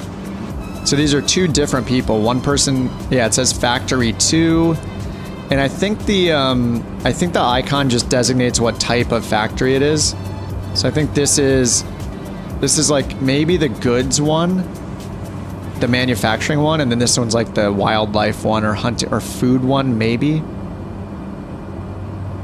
But then yeah, if you go down here, like this is basically what I'm doing right now. This is not an airport, this is a base camp. So this guy made a base camp and then put a factory on it. Oh, he has a lithium mine. So you can do the mine as well. You're not restricted to just, it must be the small mine. So that guy's doing that. Over here to the west, this isn't an established airport already. Nobody built this airport, but you know, this airport is here and somebody put a factory on this one too, called I'm So Happy. Yeah, it's kind of cool. You have to look into OnAir. Does it let you do passenger? Oh yeah, it literally has everything. Yeah, you can do passengers, you can do helicopter missions, you can do search and rescue. Actually, I can show you the mission types really quickly. And it does have a 7-day trial, so go and just download the trial, make your account, whatever. Figure out when the best 7 days for you and your real life schedule are to take advantage of it and see how much you can explore in 7 days. So if I go here to pending jobs, and I'll just go logistics center. Let's find all the jobs out of LAX, for example. So these will range from, you know, carrying 100 pounds of some supplies to some airport to carrying, you know, 400 passengers or whatever. So a lot of these, it's showing the smaller ones, and I think this is because it's based on what I have leased. I don't know if I can remove all the filters, but it's because I don't have like a jet or something. But yeah, if I go to this filter, you don't see the drop down on the streaming software, unfortunately. But yeah, there's like executive missions, which is another type of passenger. There's goods transportation and fragile payloads, and then what are the other ones? There's sightseeing missions where you like go and circle around a point of interest somewhere in the world, like to give people tours. Yeah, there are a lot of different types of missions. You're a contractor picking up whatever job, working your way up. So you can, let's see. Essentially, you are a company. You may be a company of one person. They also have 3 different worlds where you can like fully manage like a bunch of AI employees and a whole fleet of planes and kind of play like business manager as well, in addition to doing all the flights yourself. But yeah, I mean, there's just so many options that you can kind of do whatever you want in a way. So yeah, you can freelance where you don't own any of the planes. You can rent a plane. You can lease a plane for a longer term. That's a little cheaper per day. You can own planes. If you get enough money earned to buy your own plane outright, you can do that. And then that lets you, you actually end up having to do like the 1,000-hour maintenance checks on it, where it goes in a hangar for, a full day of real time or something until you can fly it again. Like that level of realism. And it'll get wear and tear. Well, eventually you have to like overhaul the engine and pay for that. But then you own it outright. Yeah, there's so many features. It's kind of hard to summarize it all, but it is the most featureful career mode that is in Microsoft Flight Sim. And it also works for like X-Plane and Prepared, but Microsoft Flight Sim might have the best experience, especially with this Basecamp building thing. Thanks, John. Thanks for becoming an emoji enjoyer. I just added the very, very base membership to the channel, so if you guys want the emotes and a little badge, you can do that. But I am gonna, it's 99 cents a month. That's the lowest I could set it at, so I just did that. It's just to be able to use a few emotes, and I'm gonna hire an artist that I've hired in the past, and I'll get some custom badges here. So you'll work your way up from like sitting on a stool. You'll be an uncomfortable stool captain. That sounds bad. And then work your way up to like a lazy boy captain. Be the actual couch captain badge, but in little badges on the next to your name. So it should be kind of funny. But yeah, I'm gonna reach out to that artist that did the few emotes I have and ask her to make some more. But for now, it's just got the simple little YouTube default badges, which are kind of boring. So you guys will just have to bear with those for a bit. But yeah, thanks for being an emoji enjoyer. Yeah, it's really in depth, so it's pretty hard to summarize it. If you go to their website and go up to the user guide, that'll give you a good idea. It's like a big knowledge base of all the things you can possibly do in it, so it's kind of crazy. Uncomfortable stool captain, aka a GI doctor. Yeah, you're gonna start with the uncomfortable stool and work your way up until the golden throne, the porcelain chalice. I don't know what to call it. The golden chalice. And this is a good altitude to put us at. Good job again on Sim Brief.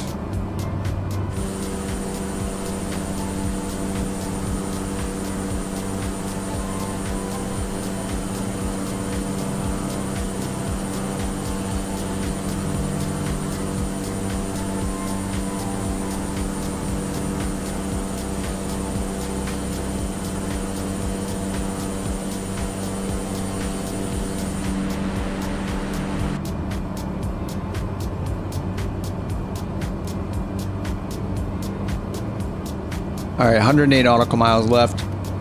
Sorry, I'm just chewing on a protein bar here. It's been 7 hours. Need to refuel a little bit.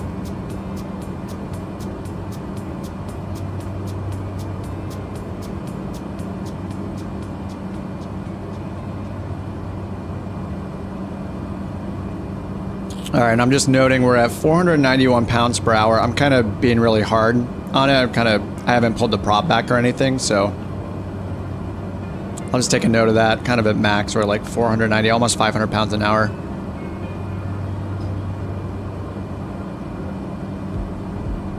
All right, Dell. Yeah, have a good night, man. Yeah, check out OnAir. Try the trial, see if you like it. There's so much to do. It's pretty incredible. We did have a virtual airline we were doing for a while last year. Kind of too much work, but it's still really awesome that they have the capability. But yeah, have a good night, dude. 7 hours, not bad. Almost a full work day.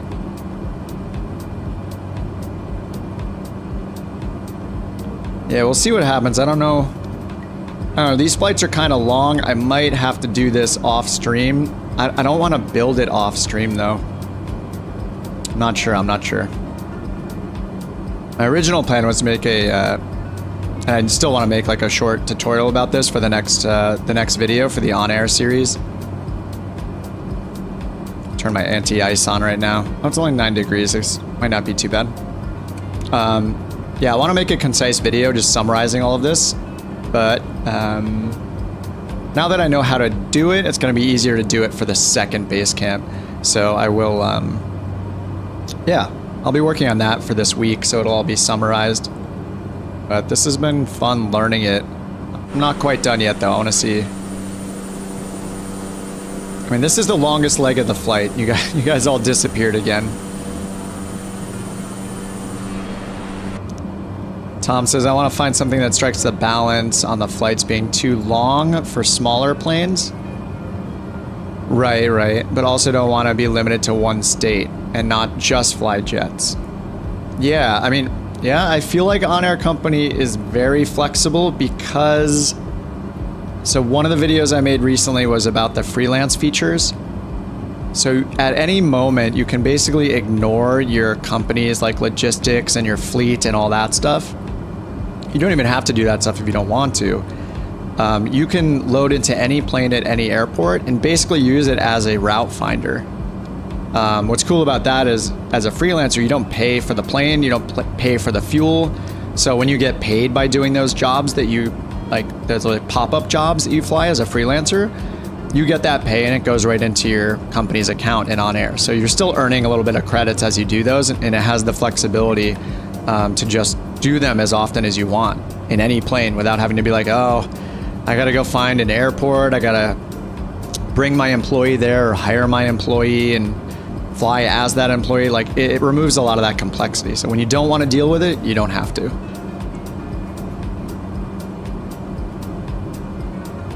So, and there are a lot of short range missions you can do. Like there's sightseeing missions. I should look up let me look up the list. I'm gonna look up the list of all the different mission types. I think they have a summary somewhere for them. But there's a very in-depth guide in the OnAir Company site.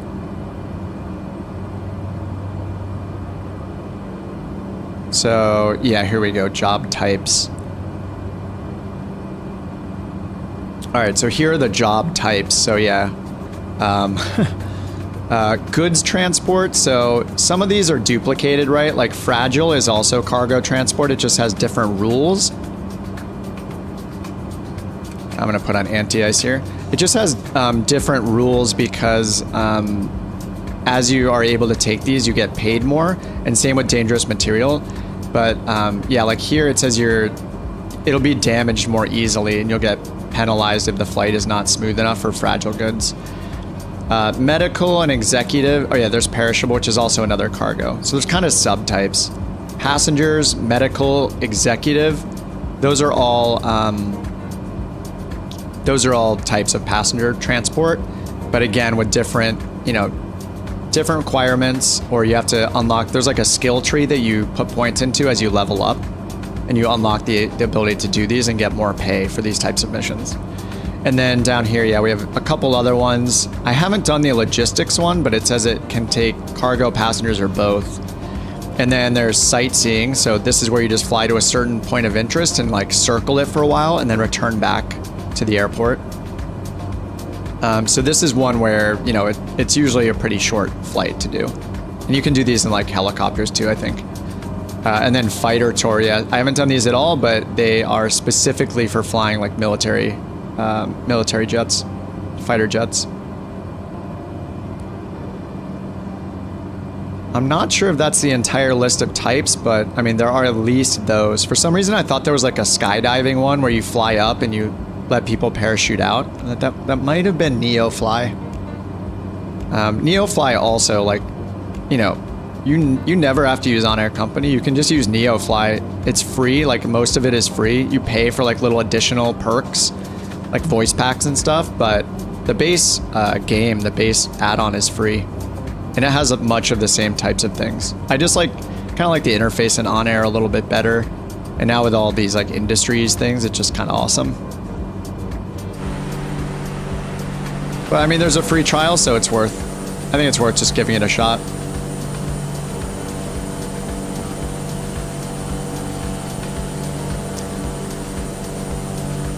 Look at us.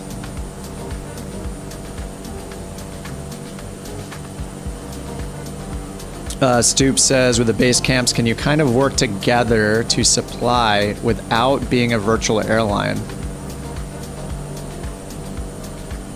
I don't know. I actually was meaning to look at the partnerships. So there's a feature called partnerships. It's basically like adding someone to your friends list. So let me check that really quickly in the FAQ. So just reading this in the background. Yeah, it says partnerships allow players to work together for common goals.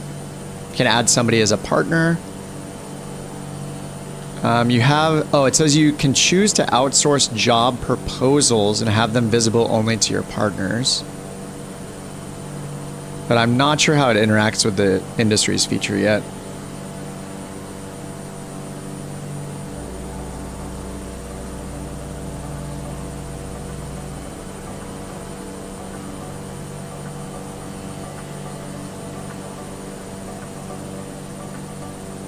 Sorry guys, I need to go AFK for a few minutes. I'll be right back.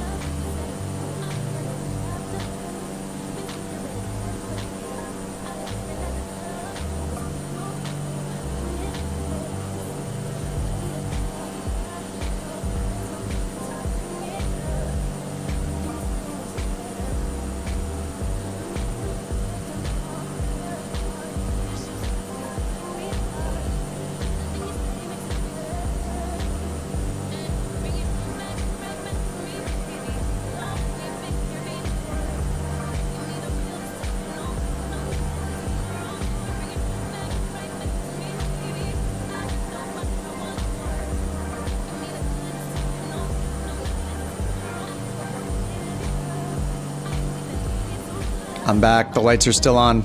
Sorry about that, guys. I am back.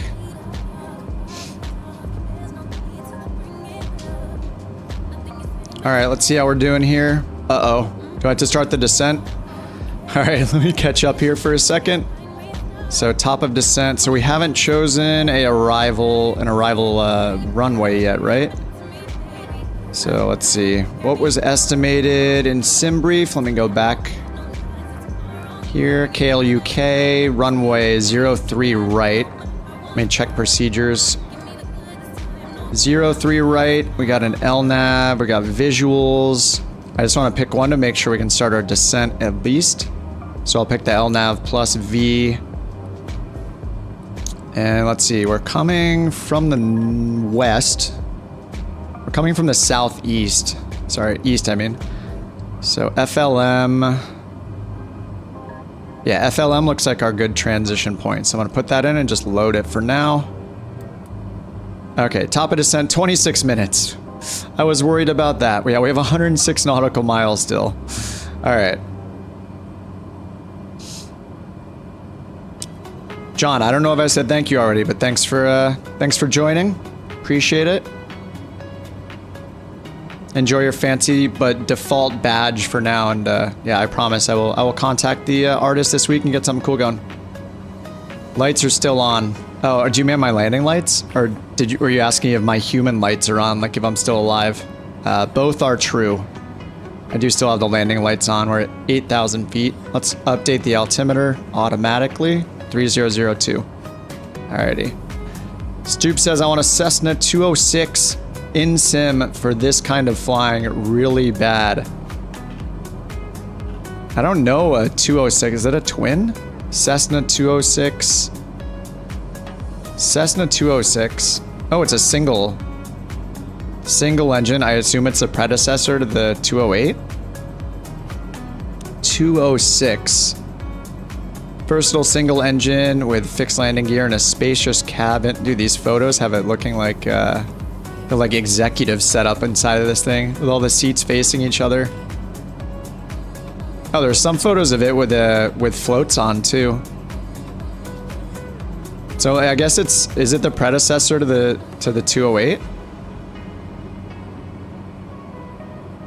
Looks very similar.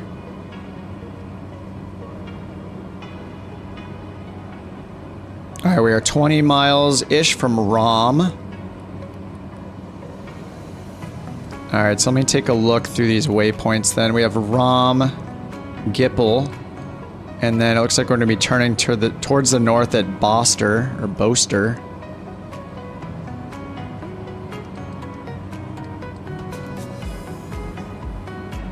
And then, yeah, I need to remove the waypoint up here. I need to remove the en route waypoint for the destination because it's making some weird turns here. Okay, so here at Boster, we would go back southbound to get to FLM as our initial approach fix.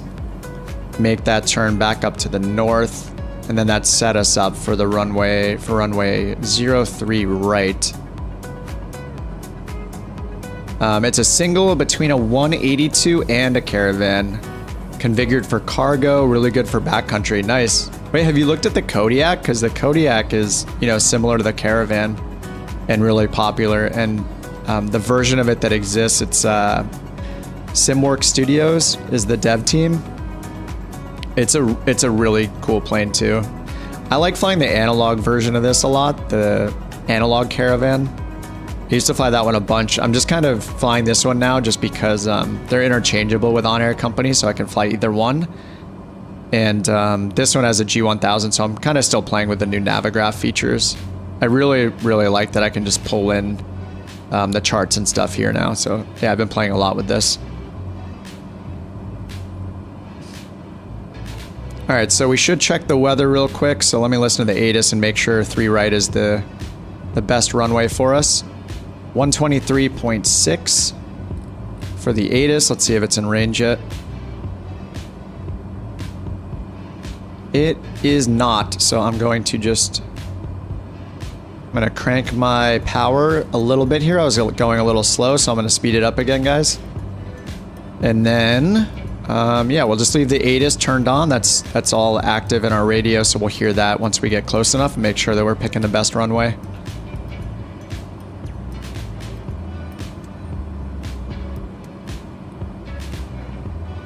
So for now, we're at least going to head to Gipple, and then what's right after Gipple? And then Boster or Boaster. From there, or as soon as we get the ATIS in range, basically we'll react to it and just get set up for the best runway. Yeah, the Kodiak is really, really fun.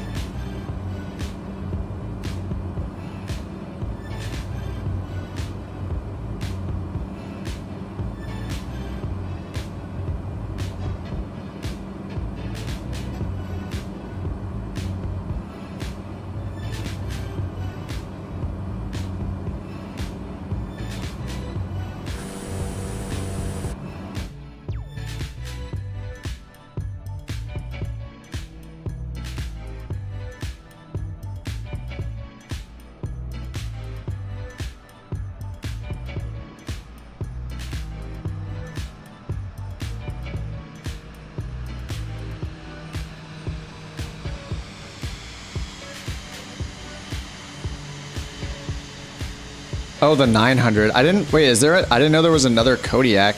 Is there another Kodiak in Microsoft Flight Sim? I just have the 100.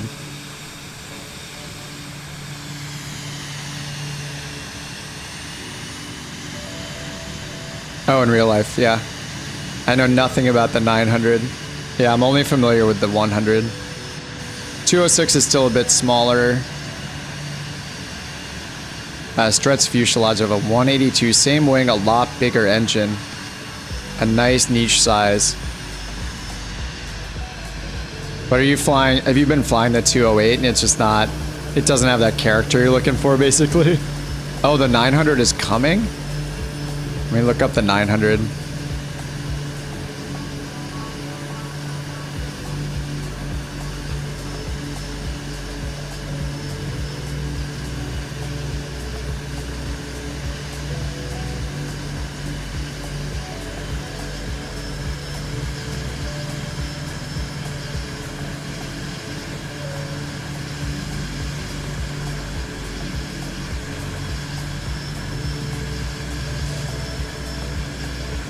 Okay, so the 900 is...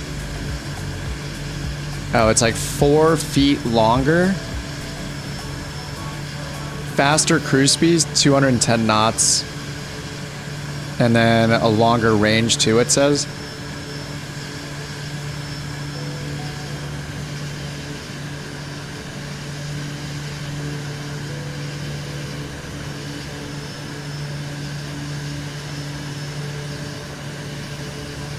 Whoa, what the heck? I'm so confused. I just opened...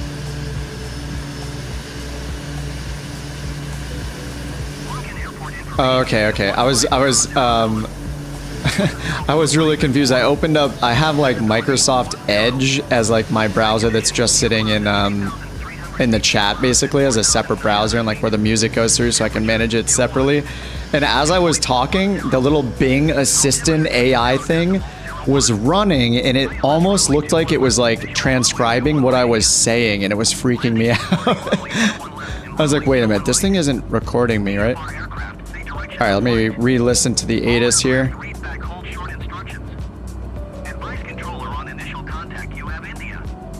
All right, information India.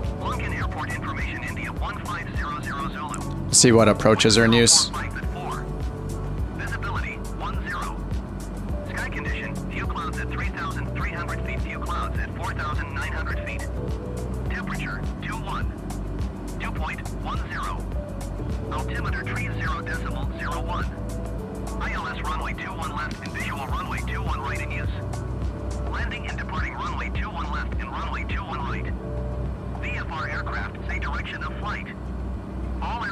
All right, it says ILS 21 is in use. Actually, let me listen to the wind again. How insane is it?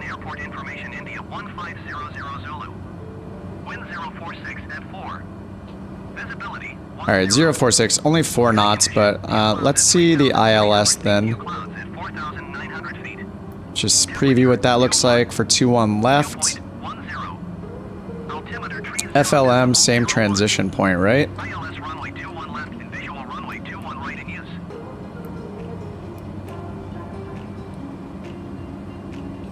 Yeah, okay. Let's do that then. We can just do the ILS. 2-1 left, and I'm going to go ahead and go to procedure, activate approach. It's going to turn us to the left a little bit, and then we'll go to FLM. Let me bring up the chart for that. And let's also take a look at our descent profile here. All right, it's recalculating. It says 19 minutes so far. That'll get a little bit lower. All right, so I'm going direct FLM so far as I take a look at the chart. So why is this our transition waypoint? Top of descent, and then we'll have a reversal at Kuye, I guess? Wonder if we should just like direct to Kuye, do the reversal. Is that an option? Let me see. I think there was only one transition waypoint here. Yeah, we have vectors and FLM, whatever the name of that VOR is. Should really start doing more like just direct to flights and just doing a visual approach. Just to all that time saved will just add up. Top of descent's over here near the missed approach procedure south of the field. Yeah, so we're gonna go north, do a reversal, and then it's adding a few miles in. Hey Mark, what's up? You're new to Sims, thanks for the help with the small piston and 430, 530. Yeah, not a problem. It's funny, those are like some of the first videos I made, especially with like the autopilot ones, and the very first ILS one I made, and I listened back to it and I'm like, ugh. Like, I don't even know the names of all the instruments. Why did I make this video? But it seems to still be helpful for people, so I've left those alive. But yeah, glad they helped, dude. Welcome to simming. I mean, I've only been simming for like 3 years now. So yeah, it's all learnable. It's really fun.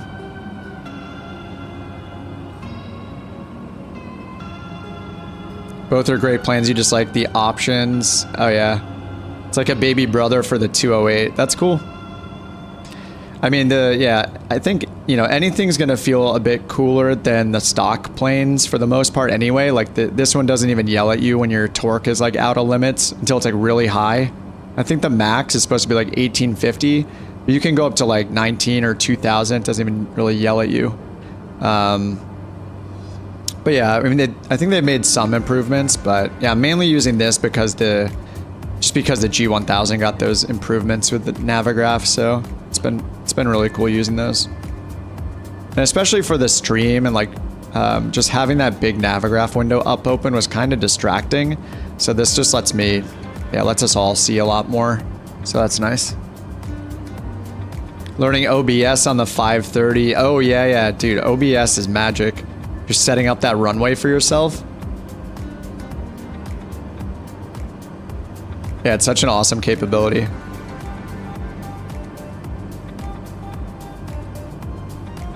Should we just go direct?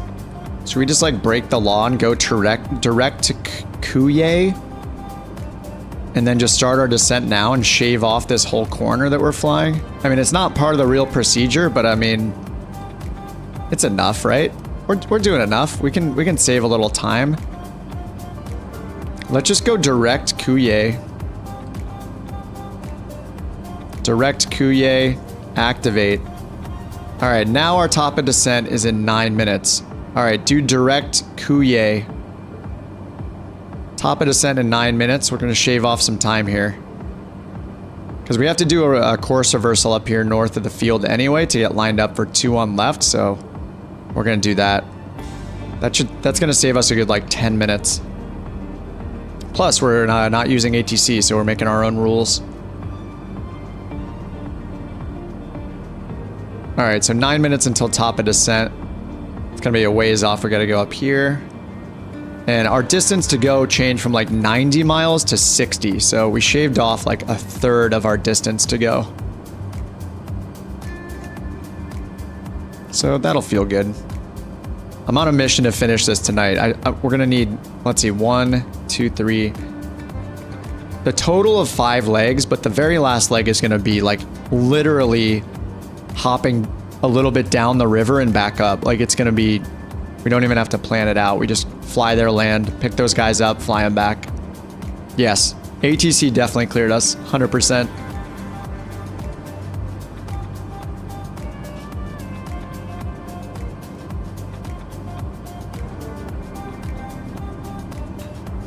I am not IFR certified. Yeah, that's true. I don't know what I'm doing. I've never taken a discovery flight in real life. I don't know the feel of a yoke. And yeah, you can't blame me, right?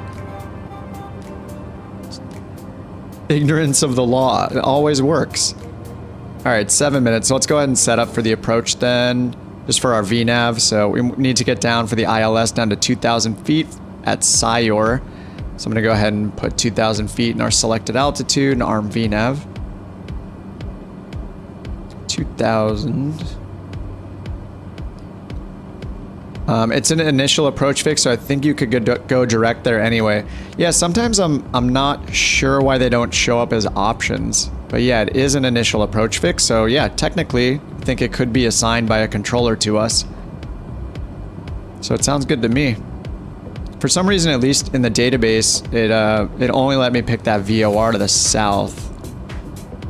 I don't know the name of the VOR. All right, 2,000 is set there, so all we have to do is hit VNAV. So that's set up. VPath's enunciated. And I think it was 3001 on the altimeter for the ATIS, so I'll change it to that. The clouds reported were few clouds at 3,300 AGL and few clouds at 4,900 AGL. And temperature was 2-1. And then the winds were 046 at 4 knots.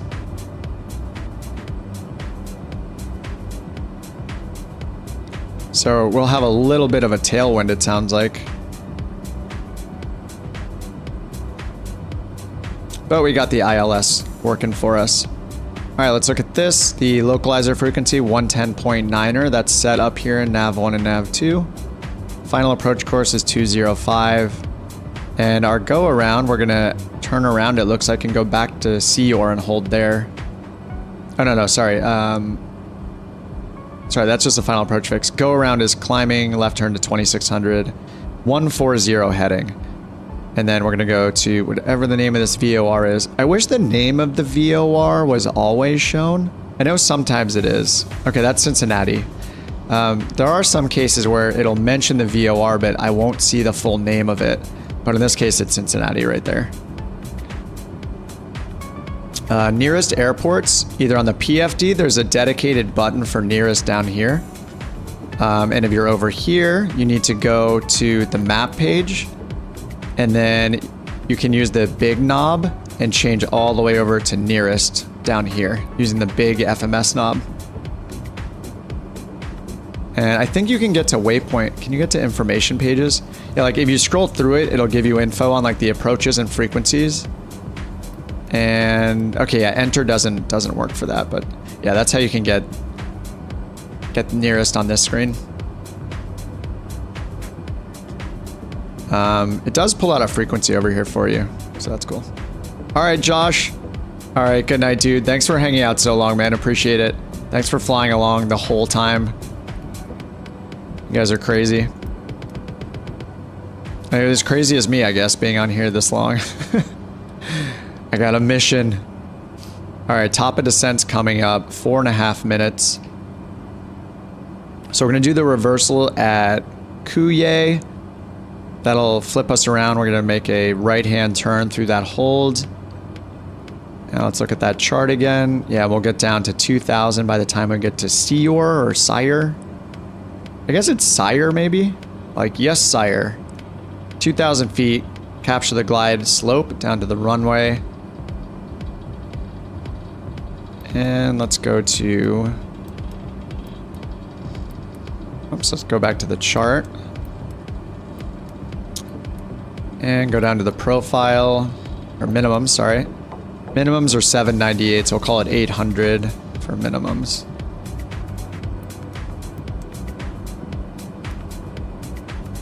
I'm gonna go over here and set minimums, timer and ref. Barrow, 800.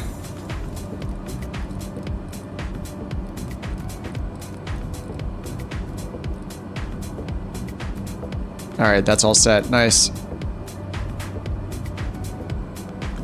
All right, Stoops, have a good night too. Yeah, no problem. Thanks for watching the stream, dude. I will try to make a bunch of chapter markers in the VOD as always, so hopefully that'll help you figure out where you left off. This will be like, this is the leg to pick up lumber is what this leg is, so I'll put a note like that in the chapter so it'll be easy to find later.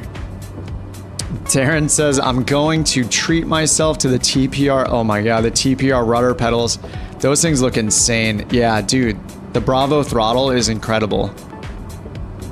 I have the Alpha as well. The only reason I don't really use it is just because I have a microphone in front of my face. So I use the Airbus side stick instead, but I use the Bravo every day. The TPR pedals, I think a while back somebody bought them who was in the Discord channel, and they're super, super good. They look great. I really like, is it you, Trip? Do you have them? I knew somebody had them. They're like a pendulum looking thing, right? Yeah. Those look so good. They're $600 it looks like. But I mean, I'm sure they're amazing. I have the crosswinds. I think those were like 300 or something, 350. The crosswinds are nice, but I don't think they're anywhere near the quality of those. You have your feet on them right now. Nice. Yeah, those look really, really nice. I know like the honeycomb Charlies are supposed to be out or shipping at some point. I assume at this point people pre-ordered them. I think I saw somebody say something about waiting for them to ship still. I don't know if that's accurate. But I think the TPR ones are, I would guess, still better. How heavy are they? Are they heavy enough where the weight of them holds them down so well that you don't have to worry about them slipping around at all? You have the crosswinds too? 100 less, nice. Yeah, I think the crosswinds are good. The one thing I don't like about them is just, oh, they're 45 pounds. Wait, are you joking? They're 45 pounds? That is awesome. Yeah, the crosswinds are nice. I really like how smooth they are. I really dislike the braking on them though. I have to move my feet all the way up to the top because the springs are so tight.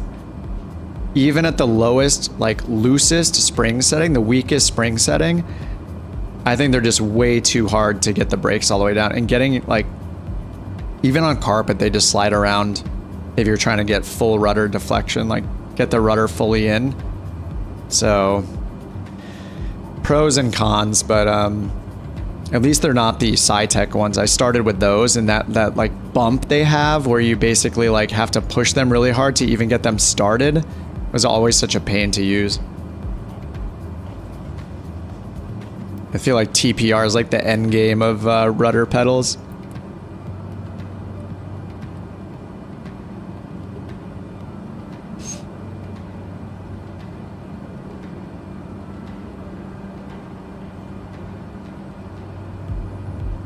They feel like 45 pounds.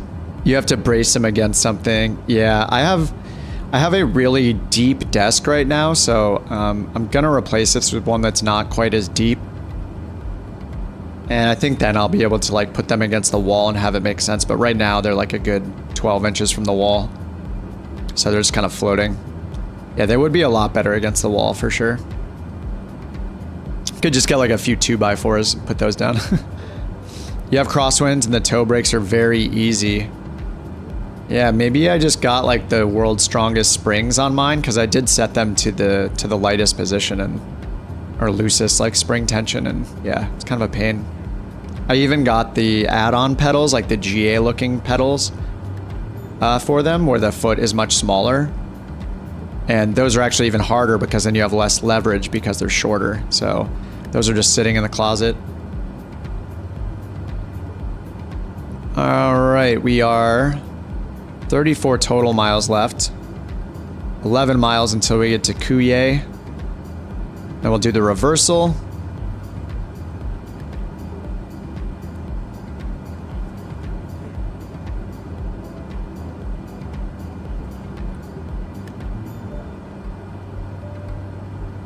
You have SciTech yoke and pedal. I think the yoke is probably better, right? Like, I feel like the yoke is, I don't think I ever used it, but I bet it's decent. The thing with the rudder pedals though, I remember when I had them, there's like that initial effort you have to you have to put in to get them to start moving. And it's just like a very abrupt, you know, as soon as that triggers, you're like, whoa, and you're all of a sudden pushing left or right. So that was always a pain in the butt. Like that initial little like hump of effort you had to put in to get them moving.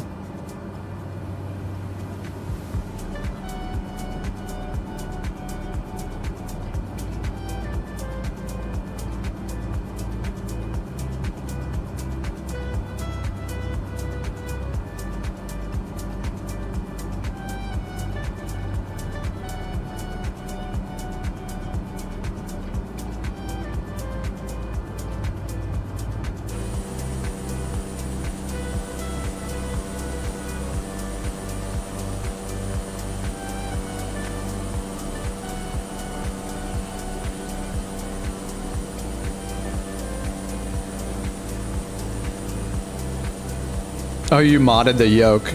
You modded the yoke, nice. What's up, Kim? What is a cool looking plane? That is well, what kind of planes do you like? Do you like military jets or airliners or amphibious planes? Do you know what kind of planes you like? Then maybe we can help. What is a cool looking plane? See, like, I think the Cirrus Vision Jet looks cool, but everybody else in chat was making fun of it earlier, so. Sometimes it's a very subjective thing. The Concorde.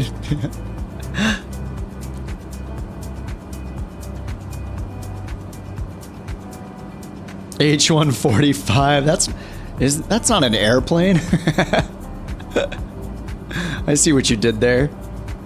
The Halo Pelican. The Top Rudder Solo. You like all planes, like Airbuses.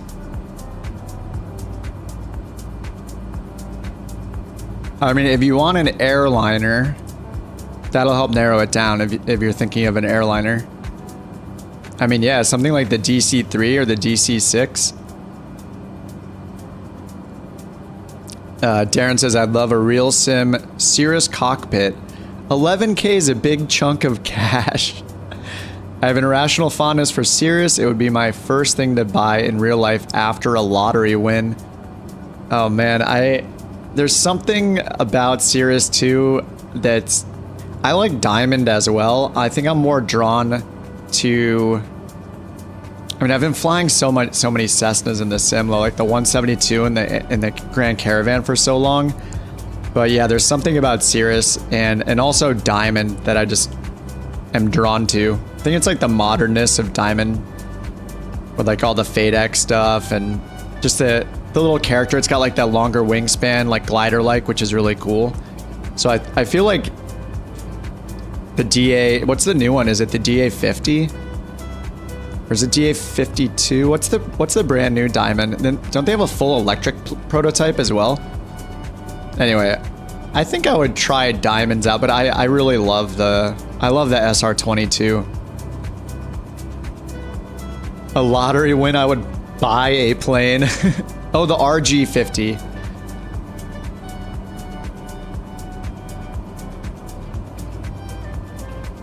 Yeah, I was flying the DA40NG is in the sim, and that one's great. DA50RG.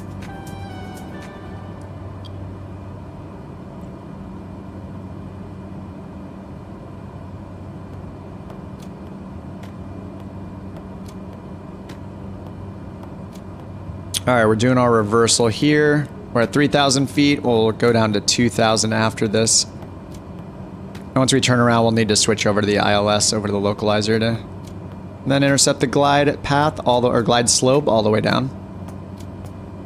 Yeah, the DA50. I think I saw some videos on YouTube like at the end of last year, I think, about it.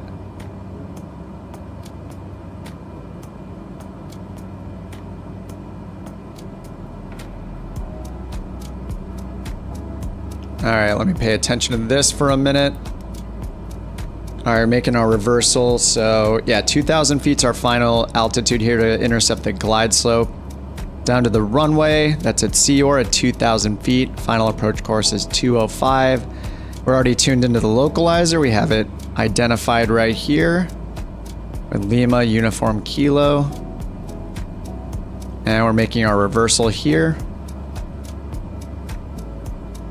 And then I guess technically I should turn on DME right down here. All right, so 16.6 nautical miles on the DME. And we're gonna intercept Couillet, or we're gonna pass Couillet. That's our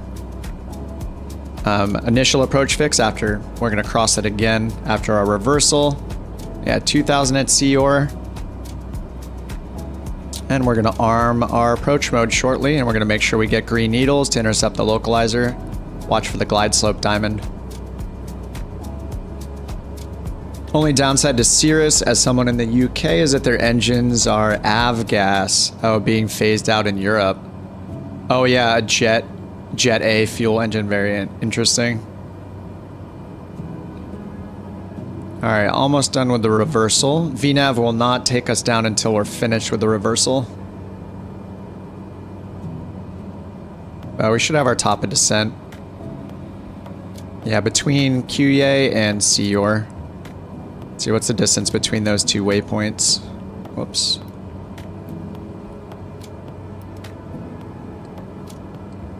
Uh, 7 miles. Yeah, after the hole we still have 7 nautical miles, so that's plenty for us to get down 1,000 feet.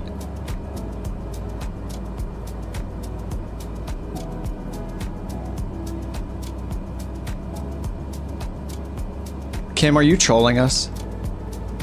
I think we're being trolled now. Okay, we're almost at Seaports. Almost passing Couillet a second time here. I'm just gonna hit B on the barrel. Looks like it's 3003 now.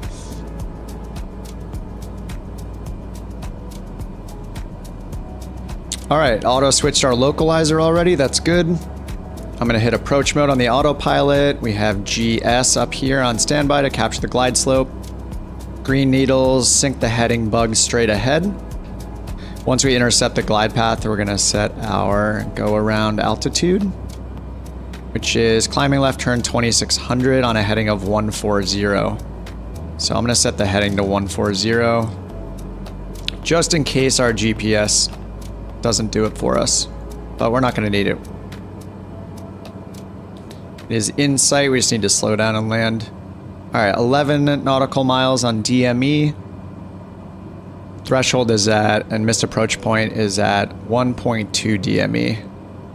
Final approach fix is at, DME is 5.9 on DME.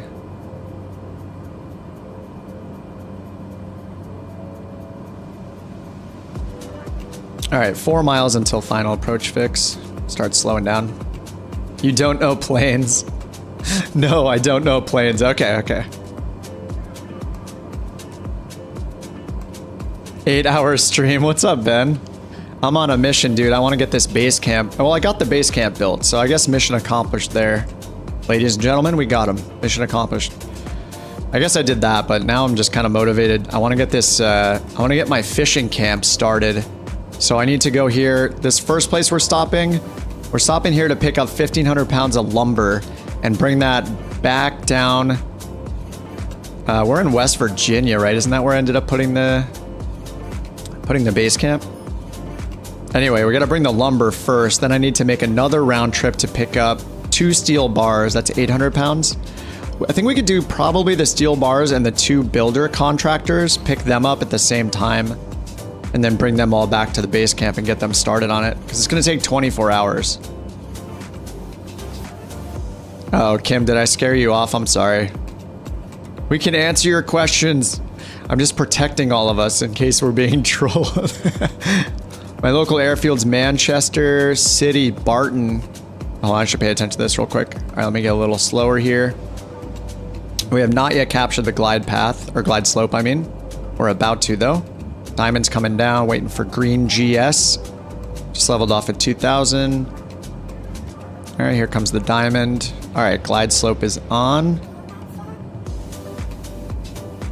You landed on 7 because there's a good tailwind on 2-1. Yeah, I don't know why it said that 2-1 was active, so. I think for the next couple flights, I'm just gonna do a direct and then like a visual, like just whatever it takes to get there faster because it's almost 9 p.m. I don't want to be up till midnight. I want to do this before midnight, I think. All right. 5 miles on the DME.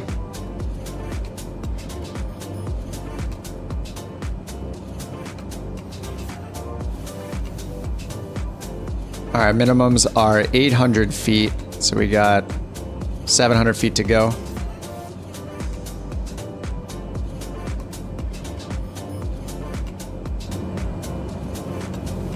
Yaw damper when you disengage autopilot.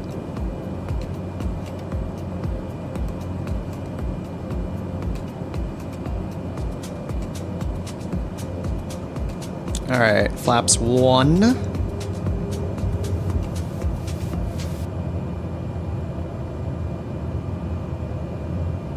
Get us down to 80 knots. All right, it's 1,100 feet. We're gonna go down to 800. All right, flaps 2.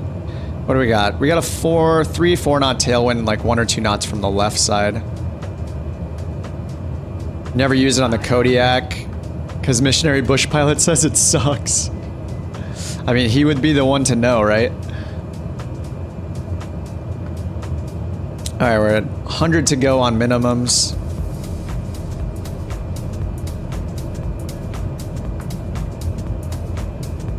All right, here comes 800 feet.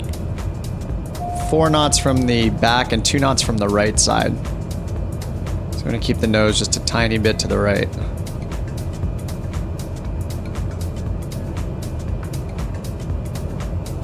And I forgot yaw damper. Let me turn that off.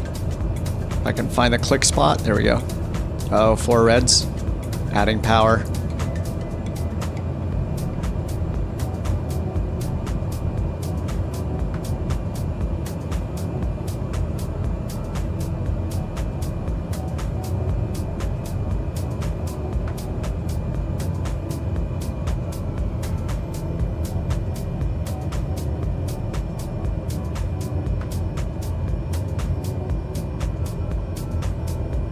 Landing time logged.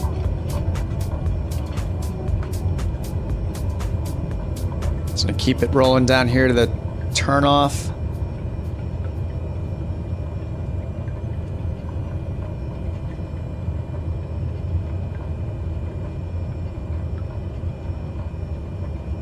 Centerline is just a guideline.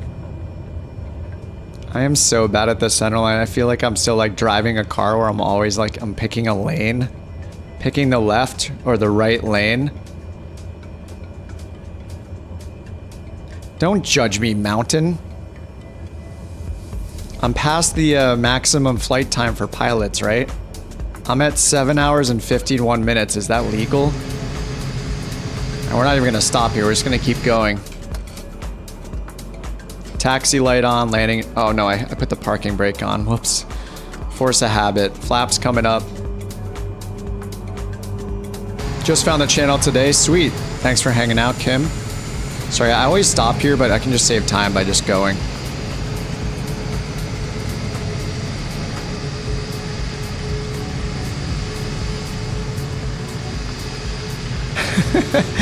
No idea you were... no idea where you were going. Just waited here to say hi. What's going on over here? I feel like I'm missing out on something. Centerline is only a guideline. ATR. I don't have the ATR installed.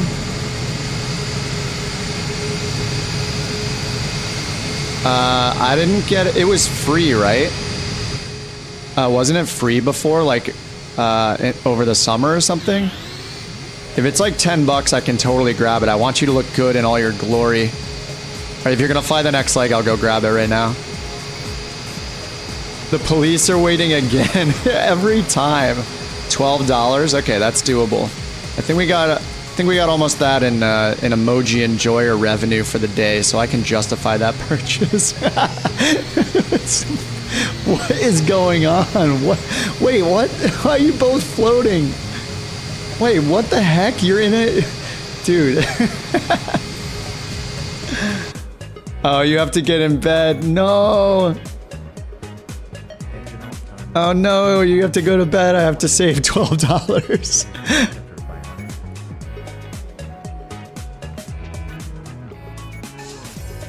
Okay, we need to buy the lumber now. What the heck? Okay. Let me buy the lumber. Whew. All right, that was a long flight. All right, on the way back, we're just gonna go direct to. We're just gonna go direct to, and we're gonna send it full throttle the whole time. We need to do some time saving. Oh god, these alerts.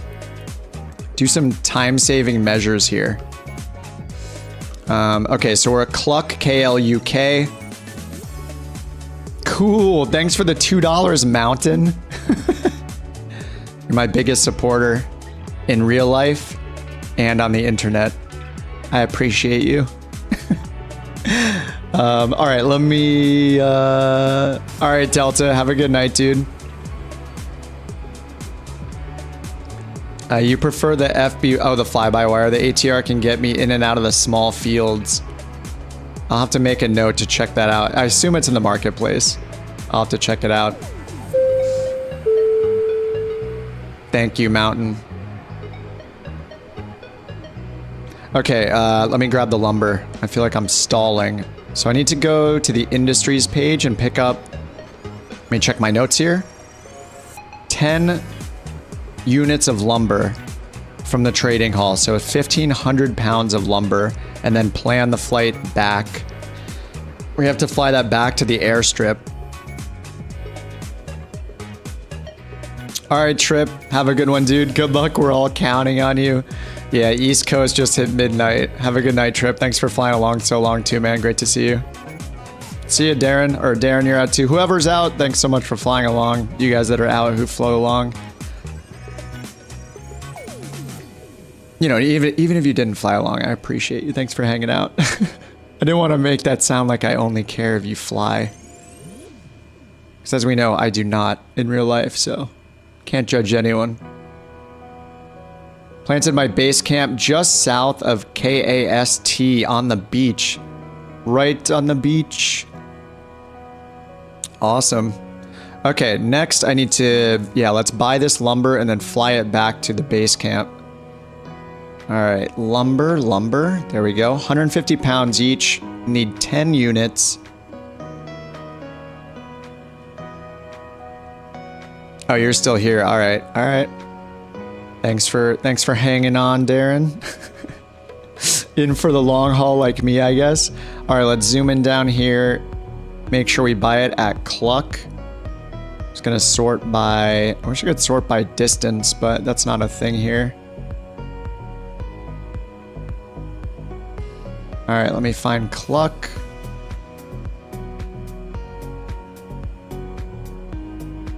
Oh,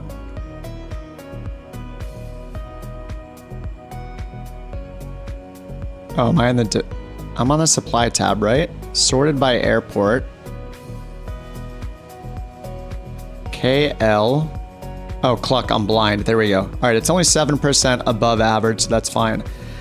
Okay, 10 units of lumber, 1,500 pounds. Purchase. Buy 10 lumber at Cluck. Yes. Okay, purchased. Now we just go prepare our flight. We load the lumber, and we hope that we have enough. Oh yeah, I forgot about this. There's this little button here. There's a little home icon that's also a new feature.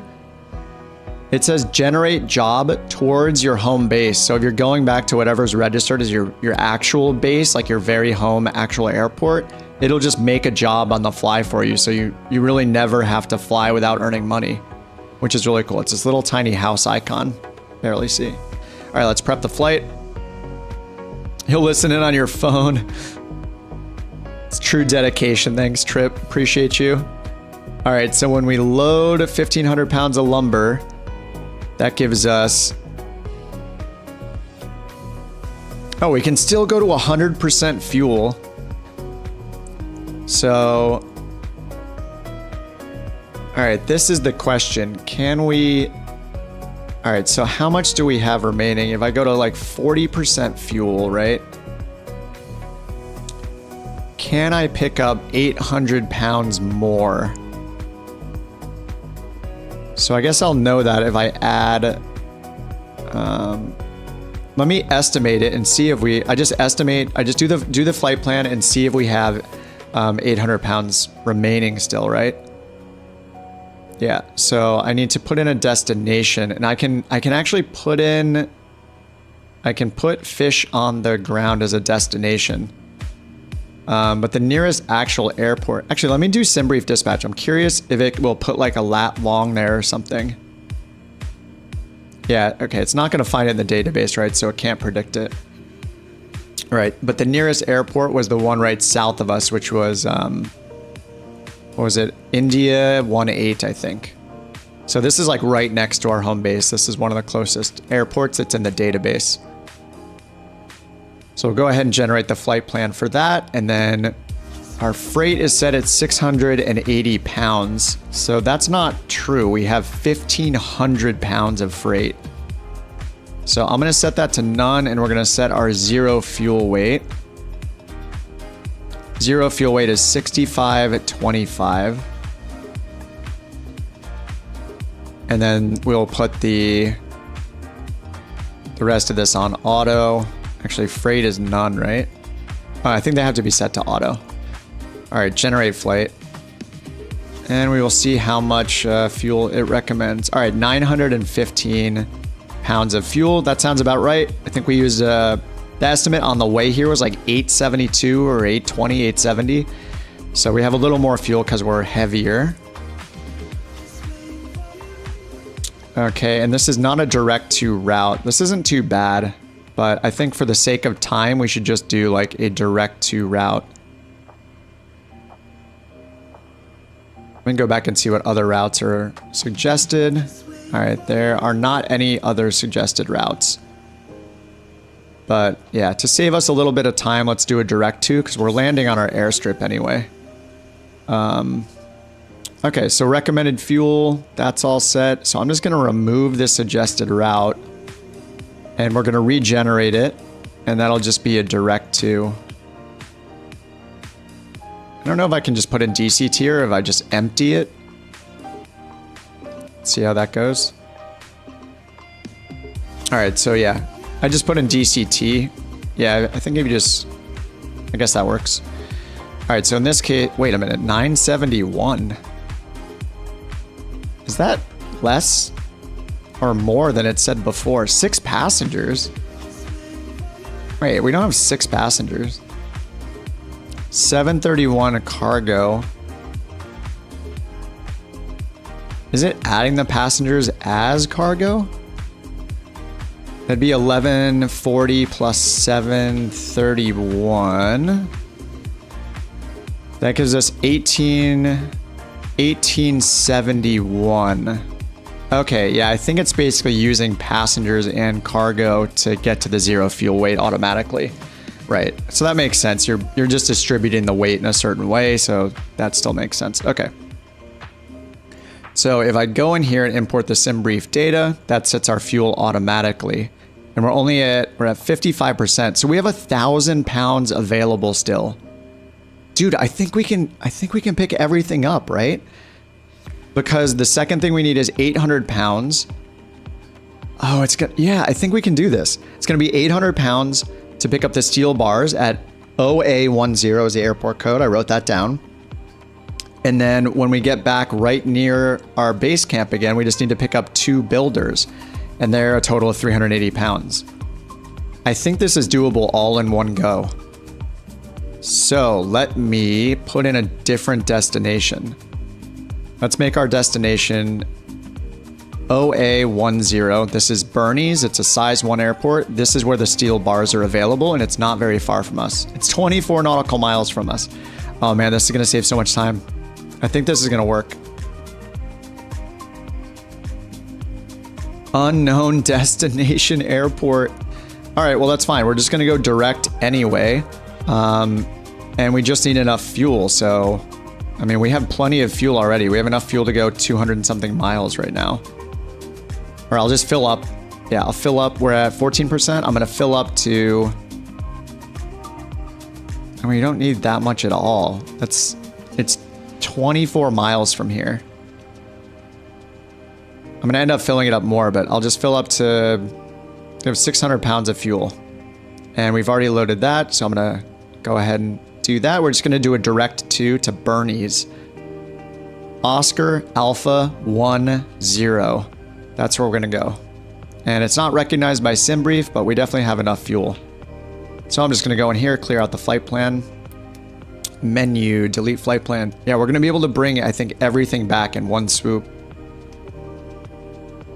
All right, origin is K-Luck, where we are, the Cluck. Add that. Enter, enter, destination. Oscar Alpha. Oscar Alpha 10. OA10. So we're going direct to OA10. Bernese. 24.6 nautical miles.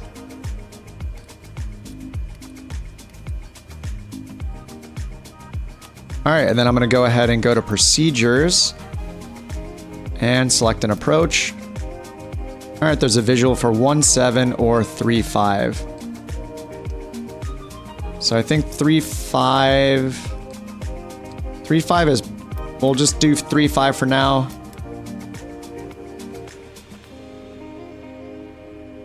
Minimums, I'll turn those off. And we'll activate. All right, so it has us flying a little south of there to get in. Let me see if there's a METAR available. Not there, there's not. Let me go to the waypoint screen and look that up just so we know, because this is a short flight, make sure we have it, have the best information.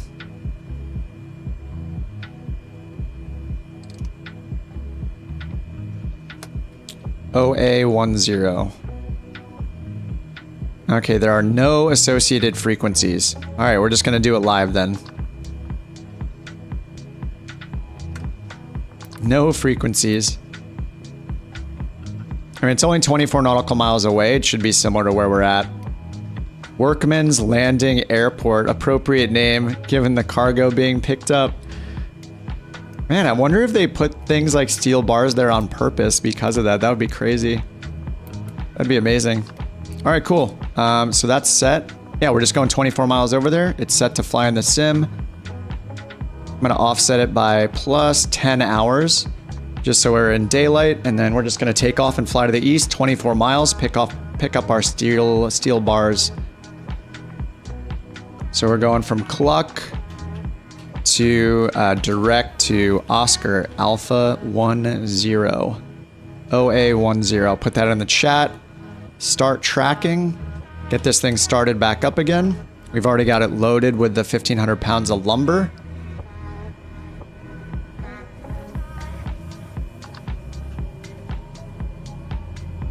Your flight will be monitored until you land and shut down Sweet. the engines. This is going to save so much time. We can, like, the Grand Caravan can carry so much. Like, it's just, this is great. It looks like we're going to be able to pick up the lumber, the steel, and the 2 builder contractors that we need all in one swoop. All right, taxi light on. Prop is full forward. Flaps to landing position. I accidentally switched it to cut off and I was moving my moving my fuel condition lever, my mixture lever. So I gotta restart that.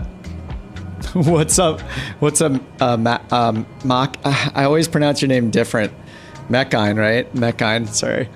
Yeah, you went to sleep with the stream on, woke up to go to work. I'm still live. Yeah, it's been 8 hours, so I put in, speaking of work, I like put in a work day on this. All right, so I'm just gonna go back to the runway we used. Actually, you guys said that it was better to use the other runway, right? So I'll just make my way over to the other one. What is going on here?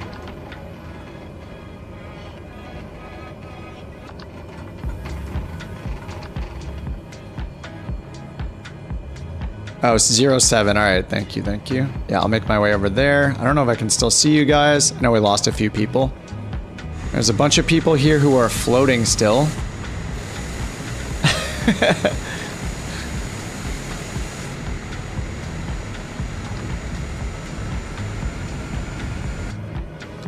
All right, 07. What do we got here?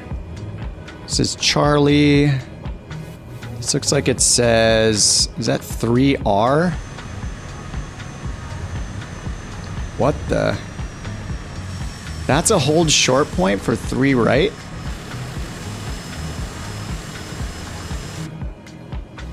Let me check the taxiway diagram here.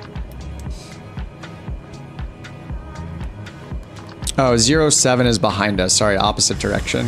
All right, let me turn around.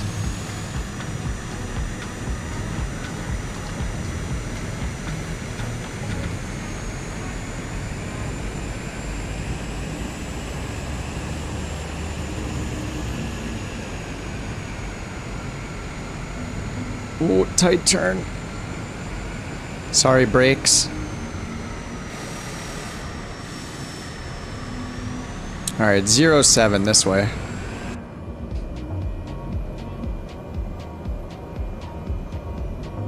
All right, I don't know. We only have 20 miles. Let's see, we're going eastbound. Let's do eastbound VFR altitude.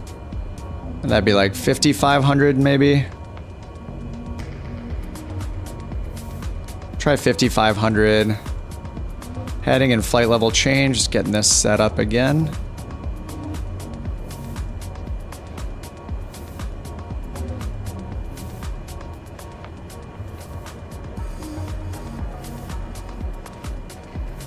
Whoops, there's 95, all right. And then we'll sync the heading bug once we're up there. Jewel, what's up? I see you, welcome back.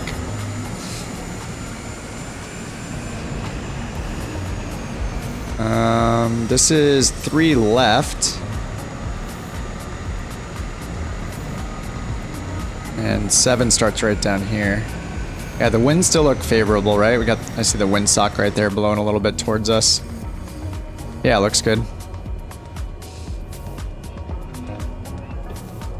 This guy's named Masterly Steak.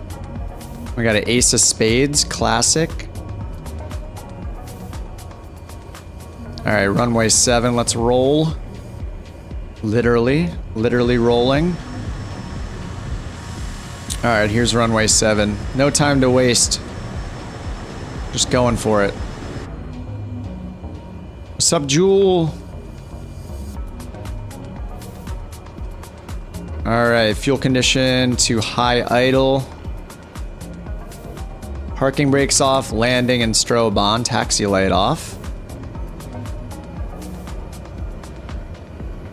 All right, giving it the juice. Heading bug is synced to straight ahead. Heading mode is on. We're just gonna climb up to like 5,500 feet.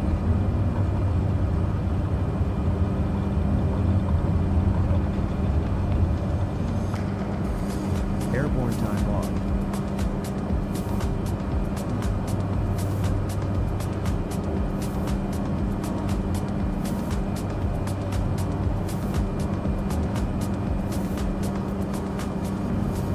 All right, flaps coming up.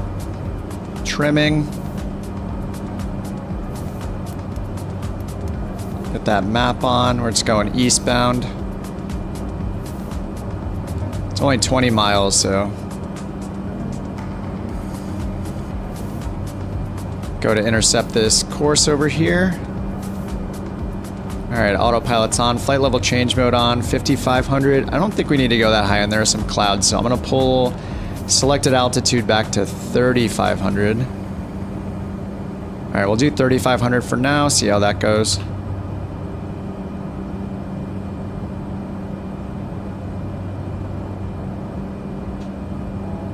All right, flaps are up. 2,000. Climbing 3,500.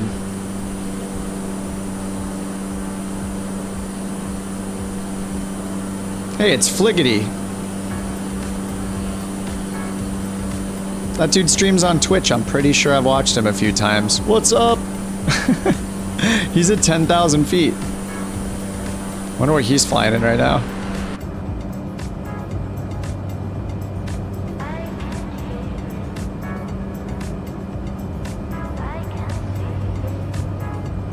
All right, 95 knots. Almost up at 3,500. Yeah, any higher would seems like it would be bad news. These clouds are pretty low. All right, capturing our selected altitude. We're gonna just be bumping our head on these clouds a little bit. He's in an A320. Nice. Streamer spotted.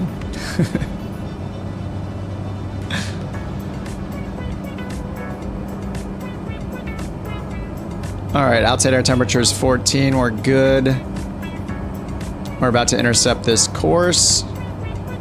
And this is quick, 28 nautical miles total. We're just gonna we're gonna swing out to the south a little, make a left-hand turn, runway 35. There's no ATIS available, so we'll just see how it feels. I'm sure it'll be fine. The wind here was chill, so we're also gonna land at the more north-facing runway.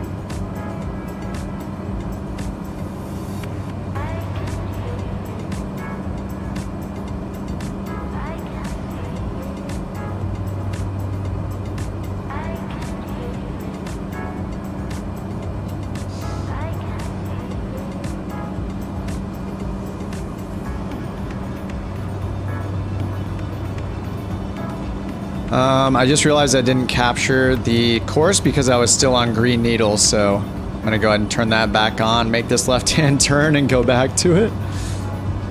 I was still on localizer, set up for nav 1 for my nav source, so we just flew right past the course there.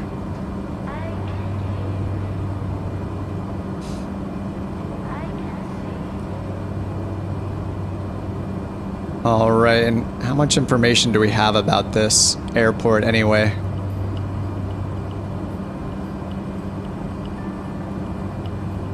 OA10. I'm gonna have to look at Sky Vector, I think. Just to save myself a little time. Yeah, Workman's Landing. Elevation is 950 feet MSL. 950. The runway is turf. 2,400 feet turf. We'll see how it's represented in Microsoft Flight Sim. All right, there's our top of descent over there. Top of descent's coming up in 5 minutes. And the visual approach gave us a final approach fix at 1,700 feet. All right, so I'll go ahead and set this up for 1,700 and hit VNAV. And whoops, yaw damper was off again. Whoops. Okay, that's cool. 5 minutes till top of descent. And yeah, it says 2,400 feet turf. So let me go over to the waypoint screen and put in this airport. Okay, it's already in there. And yeah, it also says turf here for the runway info. So we will have a turf runway, it looks like.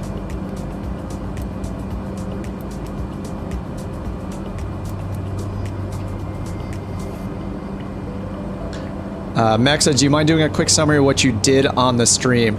Oh man, yeah. So what I'm trying to do, basically I spent 4 hours trying to fly my pilot around. Yeah, so yeah, effectively stole the Cirrus jet as a fake freelancer to transport my pilot more south. But the goal is to build the Basecamp, which is a new OnAir feature. So we successfully did that. We built the Basecamp. It's located like on the Ohio River in West Virginia, I think technically still. I'm not sure if we crossed state lines. So we successfully built the base camp, and it shows up as a little tent. Now I've been doing a few legs to get supplies. So I'm getting 1,500 pounds of lumber, 800 pounds of steel bars, and 2 contractors called builders who are going to, over 24 hours, convert my base camp into a fishing camp. So after 24 hours, like tomorrow night, that'll be completed, and that'll be able to start, once I bring fisher employees there, fishermen, it will start generating, and fishing supplies, it'll start generating fish every 24 hours. So then I can take those fish that are produced and stored and fly them to different locations and sell them for money. Yeah, kind of a lot. So essentially, we're moving tons of materials to use these new features, and we have our little fishing spot we're gonna build. You can also build like mines, hunting lodges, and manufacturing plants, like all sorts of stuff. So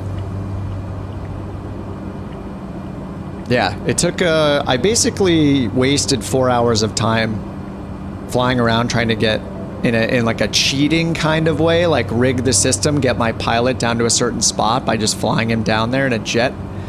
That did not work because the system is smart enough to not use my employees for freelance jobs. They don't actually get transported. It did not work. The trick did not work because when you do a freelance job, that gives you a plane for free, it gives you the fuel for free, and it gives you basically an invisible employee that is not actually used. So when you complete the trips, your employee isn't actually moved in the world. But the solution was stupid simple. All I had to do was hire an employee, put them at the current airport where the plane I needed was, and just start flying from there. So yeah, the short of it is, I messed up. But it was still fun doing those flights. But yeah. The most efficient thing to do would have been to, I'm just making sure I have a VNav turned on, and I do. The most efficient thing would have been to just lease the Grand Caravan somewhere in the area I wanted to build the camp and stuff. Oh yeah, the big deal was finding the location to buy the Basecamp construction kit. It's only sold at certain airports. So I had to get to one of those airports with a plane that I owned, with an employee that I could control, either myself, named Kip, or someone else. So anyway, all I had to do was basically go to that airport and have a plane there nearby that I had available access to that wasn't a freelance plane. So you kind of have to do it the legit way, with your employee, with a plane that you're leasing or renting or own.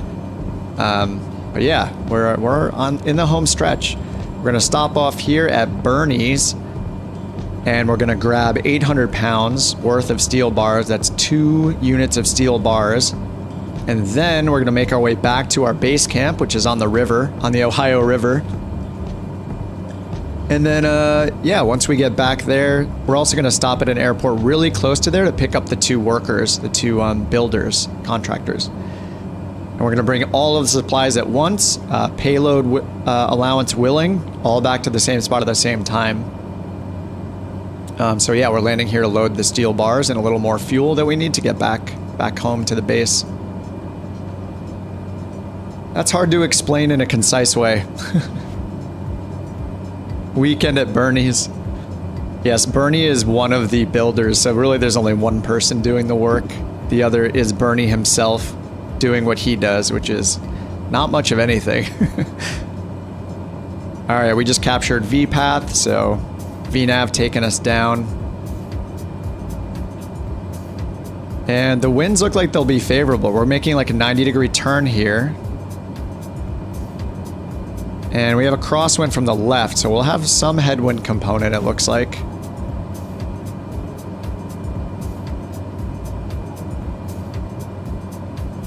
So this is a 2,400 long turf runway that we're landing at.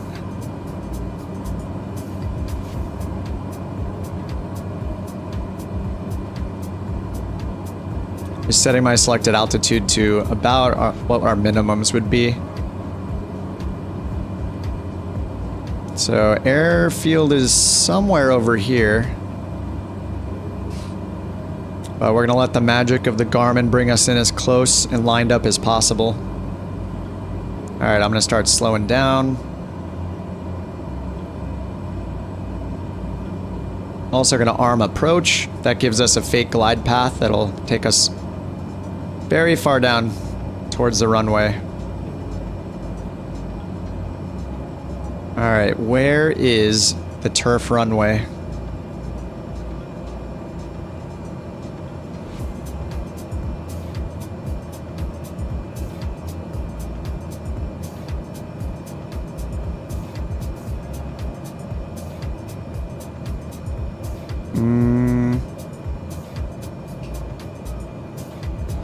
Hard to tell. I think I see it. I think it might be that spot right there. Right here looks runway-ish. Oh, no. Maybe it's more to the left. Man, everything looks like a runway sometimes. I mean, which is, you know, I guess that's a good thing. Maybe it's this?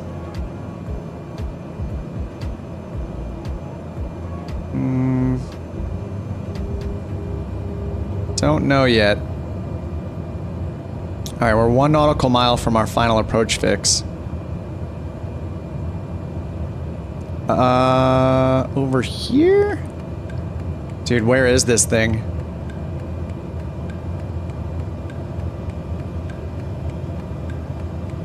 Still turning.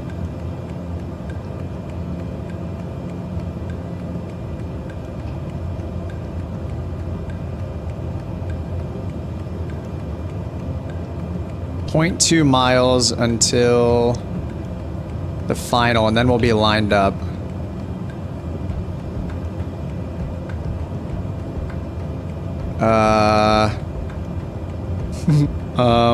Where is it?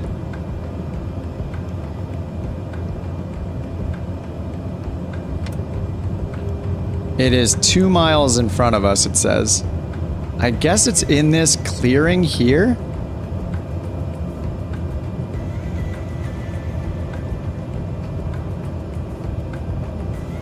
We're 600 feet above the ground, and it says it's right in front of us. I suppose it's here. I have no idea. 500.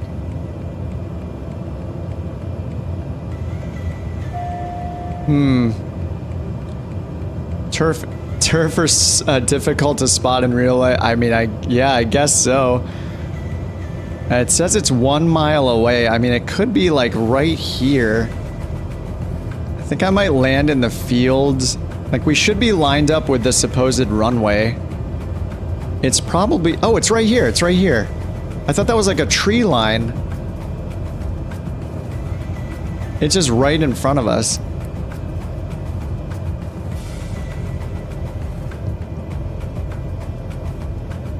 I thought that was like a tree line for a while, but this is just the runway right here.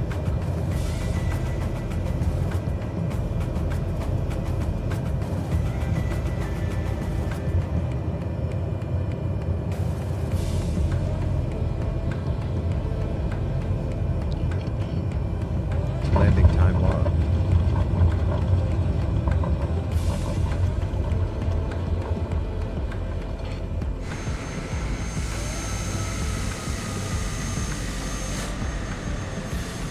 You guys disappeared from multiplayer, unfortunately, but do you think there'd be marking regulations? Yeah, I don't know if there is in real life. Yeah, I have no idea. I also don't have the stock like textures and everything, so it might... I have like enhanced airport graphics or something, and I think some of those change the texture of each runway, so... I mean, it was very obvious once I saw it, though. Engine off time log. Alright, engine off The flight is time. finished. It has been monitored. We're gonna get rid of the alerts when they go away. Let's feather the prop. Lights are off and parking brake is on. Silence that. All right, now we can pick up our steel bars. We'll have to purchase them first. All right, that's set. Let's go to OnAir. Unfortunately, I don't see you guys right now because multiplayer's just kind of pooping out again. Okay, back to OnAir Company. All right, we've landed. Hopefully it recognizes us at Bernie's. Yeah, looks like it does. What's up, soldier? How's it going? All right, now let's go to industries. We need to go to the market. Oh, I didn't check if there's fuel here. Uh-oh. Oh, no. Not again. Well, we can always stop somewhere else and grab fuel on the way, so that's fine. That's fixable. So we'll see if this little tiny airport has an FBO or not. Okay, steel bars. Here we go. We need 2 steel bars from... what is the code again? It's Oscar Alpha 10. So let's sort by airport. Scroll down to the O's. I could filter. I'm just so lazy. I'm just going to scroll down. Okay, here's Oscar Alpha 10 right there. Okay, we need 2 steel bars. That's 800 pounds, 4,000. Buy 2 steel bars at Bernie's. Yes. Where are we flying? We're mostly in like the... We're flying back towards West Virginia in the US, where I happen to put my base. So we're trying out this new... Wait, actually, I should know. Am I technically in West Virginia or not? Sometimes the state lines are hard to see. Oh, is that the state line? We're right on the Ohio River, so I'm not sure if we're in West Virginia or Kentucky or Ohio. It's like right on the border. I think we might be in Ohio. I can't really see the state line though. Where is the state line? State line's here. It's going this direction. I don't know.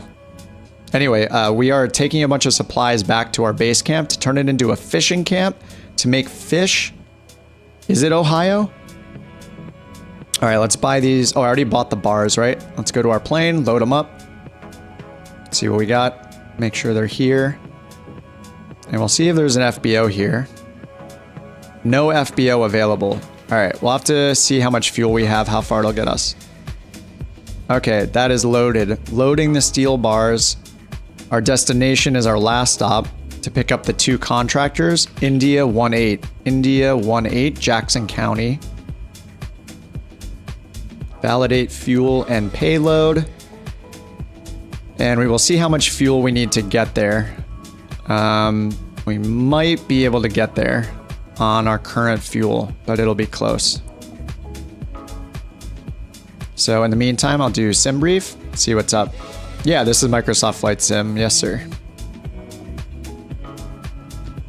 Unknown departure airport. So how do I do my fuel planning if it doesn't know what airport we're at? We're at too small of an airport, so I'll just bring up the VFR map and let's see if we can find a nearby airport that SimBrief has in its database. All right, let's go with the one to the west because it's a little further, so that'll give us some padding. 66 OH. So let's see if that's in here or not. 66 Oscar Hotel. Looks like it found it. And our zero fuel weight after the bars is 73.25. Okay, it did find it. All right, let's go set our zero fuel. 73.25. Set the rest to auto. So it'll... All right, 73.25 zero fuel. And let's see what it gives us. 865 pounds required. Oh my God, that's enough. Cool. So we have 902 pounds available. So we'll just have like 70 pounds remaining after we loaded everything. So it's estimating we need 865 pounds of fuel, but we only have 475. So that means we need to make a pit stop and get fuel at somewhere nearby on our way back. All right, I'm going to go plus 10 hours. Our fuel is what it is right now. We're just going to stop somewhere on the way. It says we have a range of about 130 miles with reserves. So we'll just pick something along the way.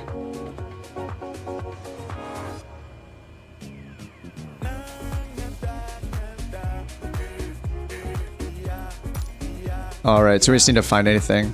How do you get this for it? It's called OnAir company. It is paid, but it basically gives you jobs to do, and we're using a new feature where we can build a little base camp and turn it into like a fishing camp or a hunting camp. And if we bring enough materials there, we can get it built, and it'll take 24 hours to build it. But we put it on the Ohio River, and the camp is there. But now I'm bringing enough materials and 2 builder workers to build it for us. So once I get all that to the camp, it'll start the process, and then when I'm on tomorrow or probably the next day, because it takes 24 hours, we'll be able to see that and start producing fish. And then we can sell the fish at markets, like by flying the fish from place to place as they get produced every day. So yeah, it's kind of cool. You had to use a little nav map to find it. Yeah, this is like, it's in the flight sim database, but it's not in Navigraph or anything because it's just so small. Yeah, it is pretty fun. OnAir company, you have to pay for it. It's like a subscription, but it's like $40 a year, basically.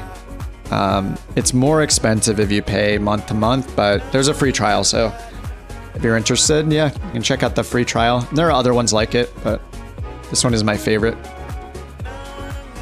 All right. Let's turn that music down a little bit. All right, let's go ahead and I think we're good, right? Am I tracking?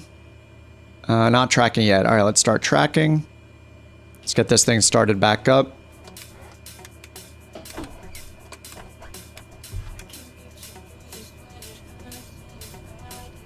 All right, I'm just using the quick start again. All right, so we just need to find any airport to the east that has fuel available.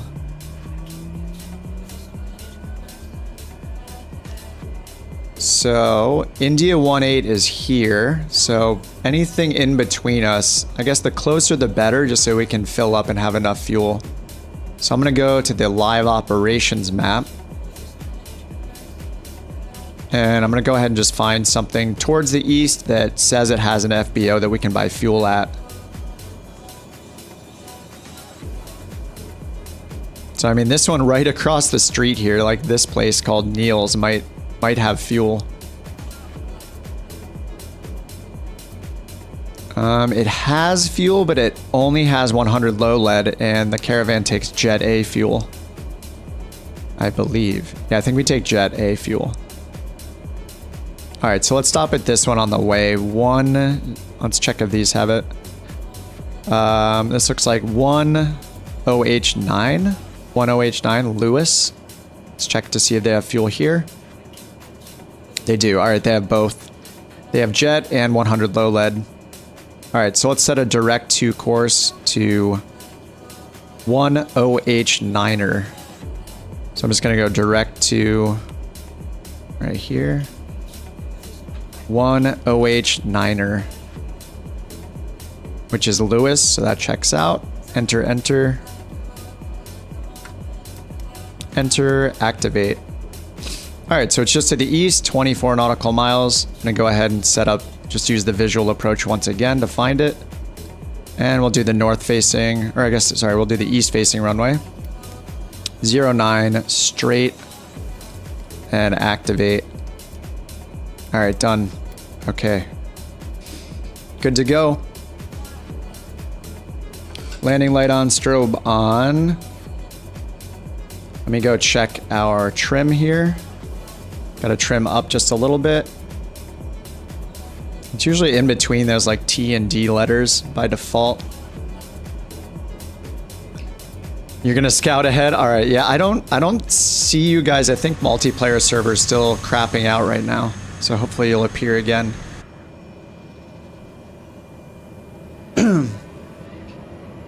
All right, there we go. What's up, Ralph? How did I get custom liveries? It took me quite a bit of time. Oh, you're from Ireland? Awesome. Well, welcome. Thus the Irish soldier, I guess. I'm in Los Angeles, and I don't know, the other people can say where they're from if they want to. I think we're kind of all over the place, and it's almost 10 p.m. here in California, so I've been on a while. So at this point, probably more people all over the world tuning in just because, you know, it's daytime some places now. All right, I'm good here. Fuel conditions set. Let me make sure my flaps are still there. Now flaps are in takeoff position. All right, motor stop. Let's go. And I'm just going to make a left-hand turn after we take off, and we're just going to go direct to this other airport and do a fueling stop because there's no fuel here.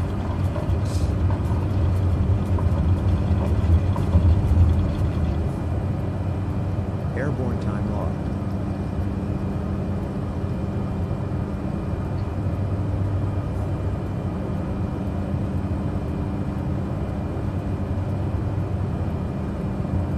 Oh, you're in Seoul? Awesome.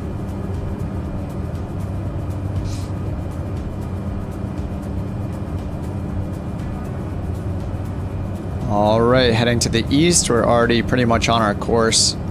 So let's turn GPS on. Autopilot on. That's going to intercept our course real quick. We got pitch. And let's just go up to 2,500 feet or so, just like last time. We'll be under those clouds still. So just go vertical speed mode. Just a slow climb. Keep our ground speed up. All right, flaps are up. A little late. All right, going to get fuel over here, and then we'll be on our last... Oh no, we have 2 more legs, but the very last leg is very short, so we pretty much kind of only have 1 leg left. Oh, I do see you now, underdog. I think it's down to... Oh no, Jewel and Callum are here too. Or Callum? Callum? Jewel and Callum are right behind me. What's up, dudes?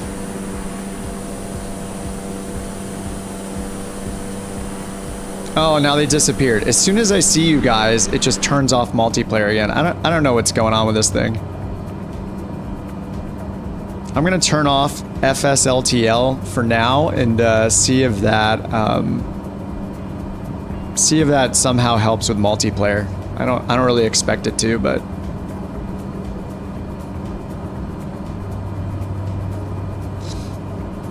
All right, we're just going 24 nautical miles. Top of descent, 6 minutes.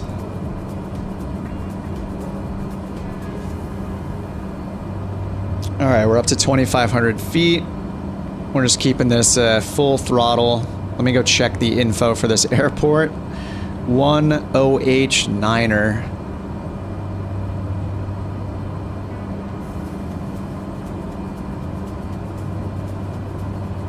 And that... Could we put that in here or not?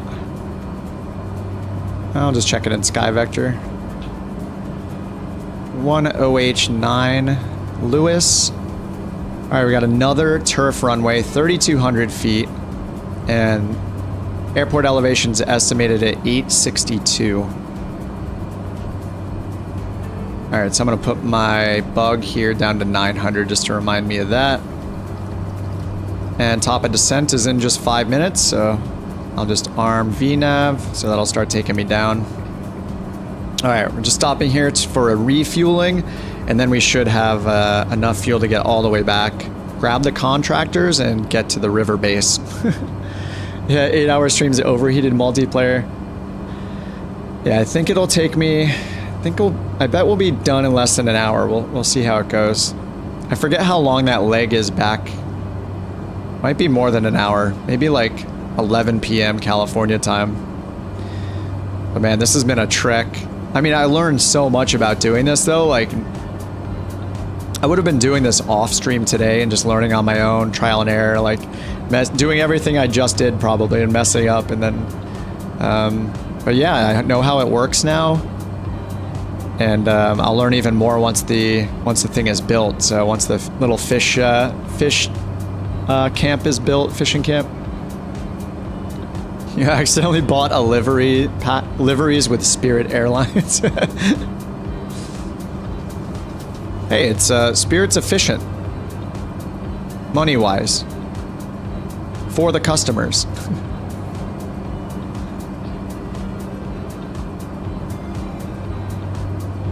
All right, we only got 14 miles to go. Runway 09. It's a little bit longer of a turf runway. We'll see if I can spot it from the air this time. That other one, like, I didn't even notice it till the last minute. And, yeah, that was hard to spot. Like, it shouldn't have been, but it was.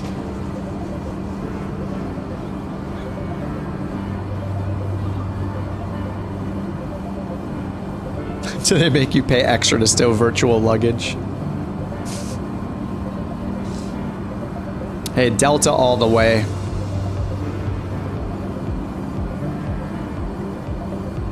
Be nice if you could use, it would be nice if you could use fish oil as a Jet A alternative. That'd be great. We'd be opening a fuel stop and we didn't even know it.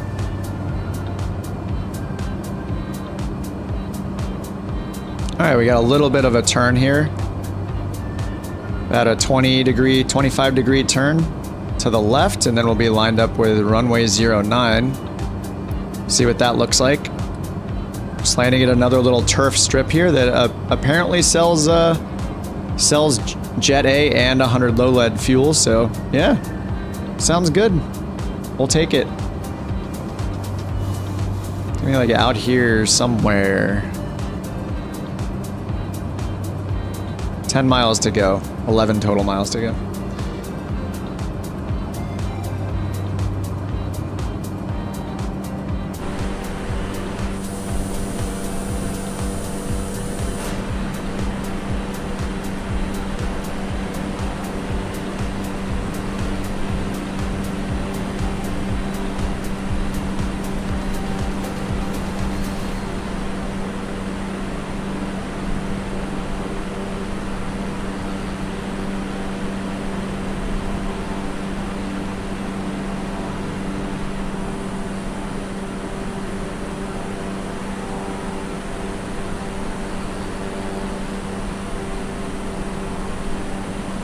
And some of these buildings look like handcrafted.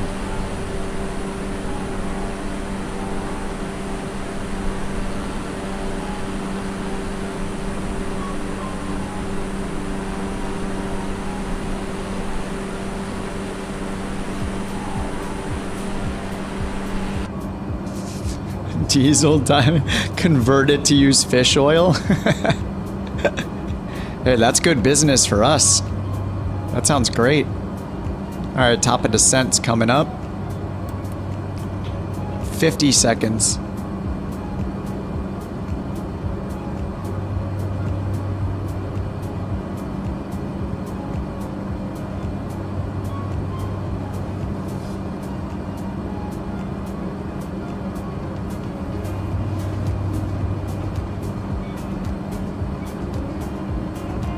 Darren says, I've been without a desktop PC for Microsoft Flight Sim since one of Kip's past streams where I won a key for OnAir. I haven't used it yet, still hoping it'll be valid. Dude, I hope so.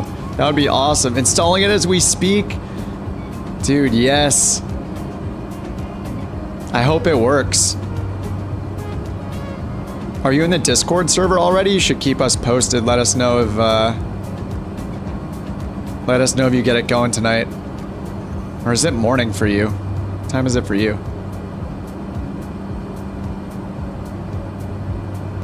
All right, we're making our turn, lined up for the final soon. All right, turf.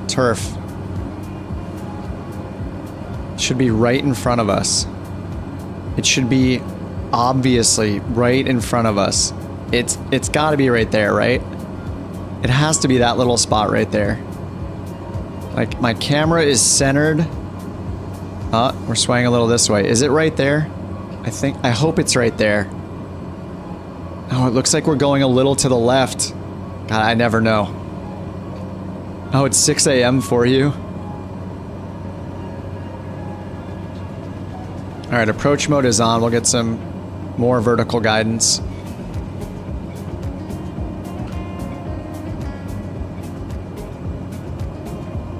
All right, where is this very obvious? I think it's that. I still think it's that.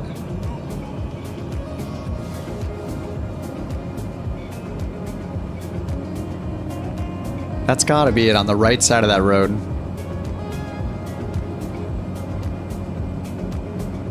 Yeah, it's 2 miles away. right, is that full flaps? That is half of our flaps. We need one more. Let's see our winds. We got an 8 knot headwind. Yeah, I think that's it. I think it's on the right side of the road, right here.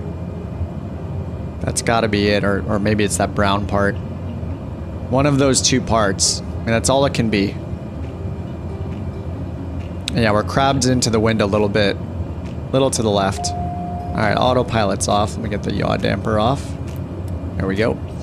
Yeah, that's it right in front of us. 100%. Yeah, right side of the road. You're pumping out videos full time. No way, no way. That is, you have a better chance of probably making money in cryptocurrency than you do going full time on YouTube. But I'm definitely enjoying playing a lot more recently, for sure. BC.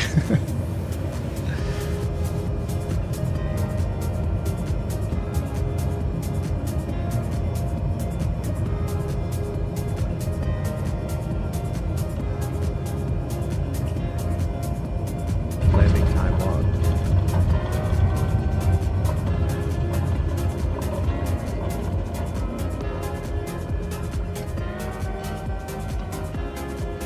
All right, we're here. Let's get some fuel and then continue on our way. All right, brakes. Engine off. We got to do the fuel cutoff, The flight is get finished. refilled here, It has been monitored by OnAir. feather the prop. All right, wait for the other warnings and then turn those off, and then we'll be on our way. Okay, there we go. All right, back to OnAir. Another flight in the books. Okay, now let us go to prepare the flight again. We got the steel, we got the lumber. Next, we're going to pick up 2 freelancers. Now, we basically just want to top this thing off. Max fuel. We'll just take as much as we can. Just top it off. All right, 8 pounds remaining. And then we're going to India 18, Jackson County. I don't even need the sim breach. Let's check the flight plan. It probably gives us 1 en route waypoint to use. Oh yeah, we don't have a current airport. So what'll do? What's next to us? Let's just go with... Oh, there's one right next to us. 92OH. Let's see if it's got that one in the database. It does not. Let's go with KAMT. That's close. KAMT. Right? Mike Tango. Yeah, Alpha Mike Tango. All right, there we go. So we'll just use this, but we'll just auto sequence it to go direct to this waypoint since we're not actually taking off from KAMT. Let's set our 0 fuel weight just for fun, I guess. 73.25.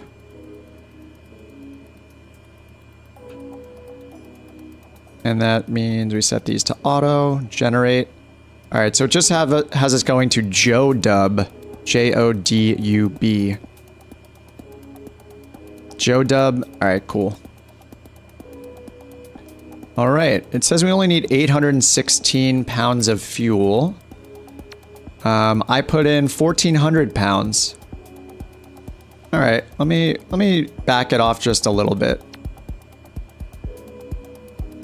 Actually, I should do what it says because this will still be more than we need. And once we pick up the other workers, the 2 workers, that adds 380 more pounds. 190 pounds each. So we'll just make sure that we're not overdoing it with too much fuel. We need the available payload, you know, to load them as well. But then it's a very short hop from there. Okay. That is good. Let's go ahead and load that in. I'll just go ahead and go to flight plan catalog. There it is, to India 18. It's going to become our new favorite airport for a little bit. All right, so we're just going... It has KAMT. I'm just going to remove that. We're going to change it to where we're actually at.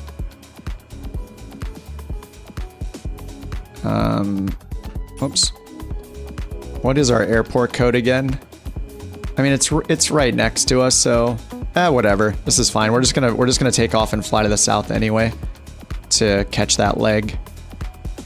All right, so let's just turn this on a heading of. Now let's go like 110 to start. That should be fine. And let's see what it gave us for a cruise altitude. 7,000 feet. All right, let's go 7,000. Plus 10 hours on the time offset. All right, 7,000 feet on selected altitude. All right, 2 more flights. A slightly longer one. I mean, it's 77 miles. And then after this, we literally have like a 5-mile flight to get everything all the way there. All right, heading mode, flight level change mode, 95 knots. Update our altimeter, it's actually the same, 3001. All right, 95 knots. Actually, we should maybe use our VX for this. The VX says 9. I don't think that's right. We'll just do 90 for now. Get up, climb a little faster. For obstacle avoidance, just in case. Okay, that's good, right? Yes. All right, let's go here, start the tracking. It's gonna load. It's gonna configure our plane with all the stuff we've loaded in to make sure it's accurate. Control E shortcut. No shame in using these shortcuts because I'm just, you know, done so many flights today. After almost 9 hours, just doing this. Is the refueling from a guy in a 98 Ford flat deck with a tank? Probably. That landing's better than any Ryanair flight. Grand Caravan just so forgiving. Alright, sweet. This music is sounding kind of funny. Turn it down a little bit. Alright, let's check our flaps. Make sure they're in takeoff, not landing position. Alright, good. Alright, so I'll probably just want to turn around and take off that direction. Let's go ahead and do that.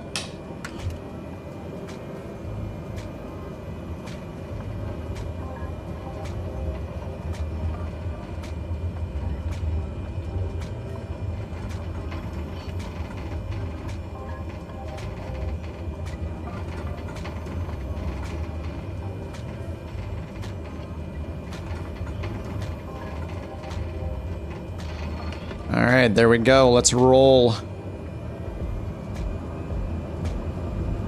Wait, I started the tracking, right? Yes, I did. This is not paid. This is the stock 208 Grand Caravan. Alright, let's get over these trees as soon as possible.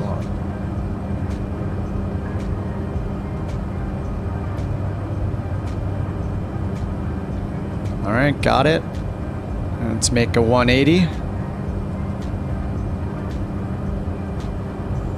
Alright, around to the south. Nope, no mods at all. This is totally stock. The only exception, the only thing that's not stock is just the SimBrief add-on that'll give me charts. Or sorry, the Navigraph add-on in the G1000, but yeah, this is stock. I mean, the livery is custom. It's on my internet website if you want it. The Couch Captain's livery we were using as a VA for a while. So I still enjoy it, so I'm still using that. Alright, we're climbing for 7,000 feet. Finally put my flaps up now that we're up a bit higher, a little faster.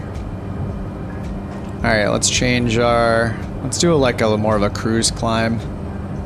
Let's do 110. We got some distance to cover, and the terrain's pretty low around here. Alright.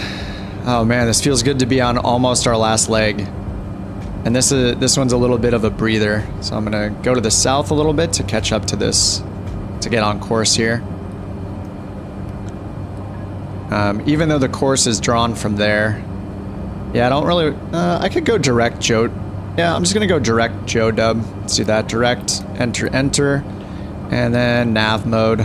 So we're just going direct Joe Dub. Looks like we might go through some of these clouds. I think maybe it's trying to get us over these. Yeah, so yeah, this isn't the mod, it's just a Just a custom livery, but the first one I ever made, it took me forever, and it's very basic, but I just grabbed some of the emotes I have for the Discord and the channel and tossed it on there. That's a couch captain. He's very comfortable. Yeah, I'm excited to contact that artist again and get a few more of those. And get some custom badges made. That'll be fun.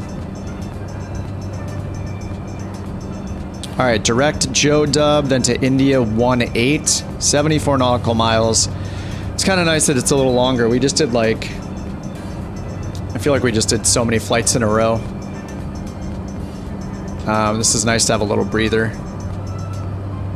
All right, pitot heat's on. It's 13 degrees Celsius out, so I'm gonna leave anti-ice off for now.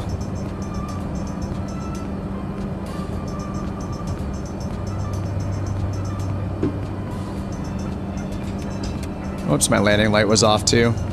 That is now on. All right, we're going to 7,000. Altimeter is still 3001.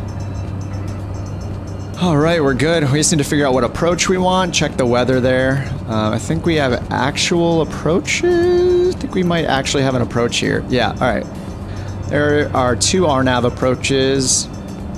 LNAV plus V and an LP plus V, but we'll just listen into the ATIS and see which one is better. See which one is more favorable.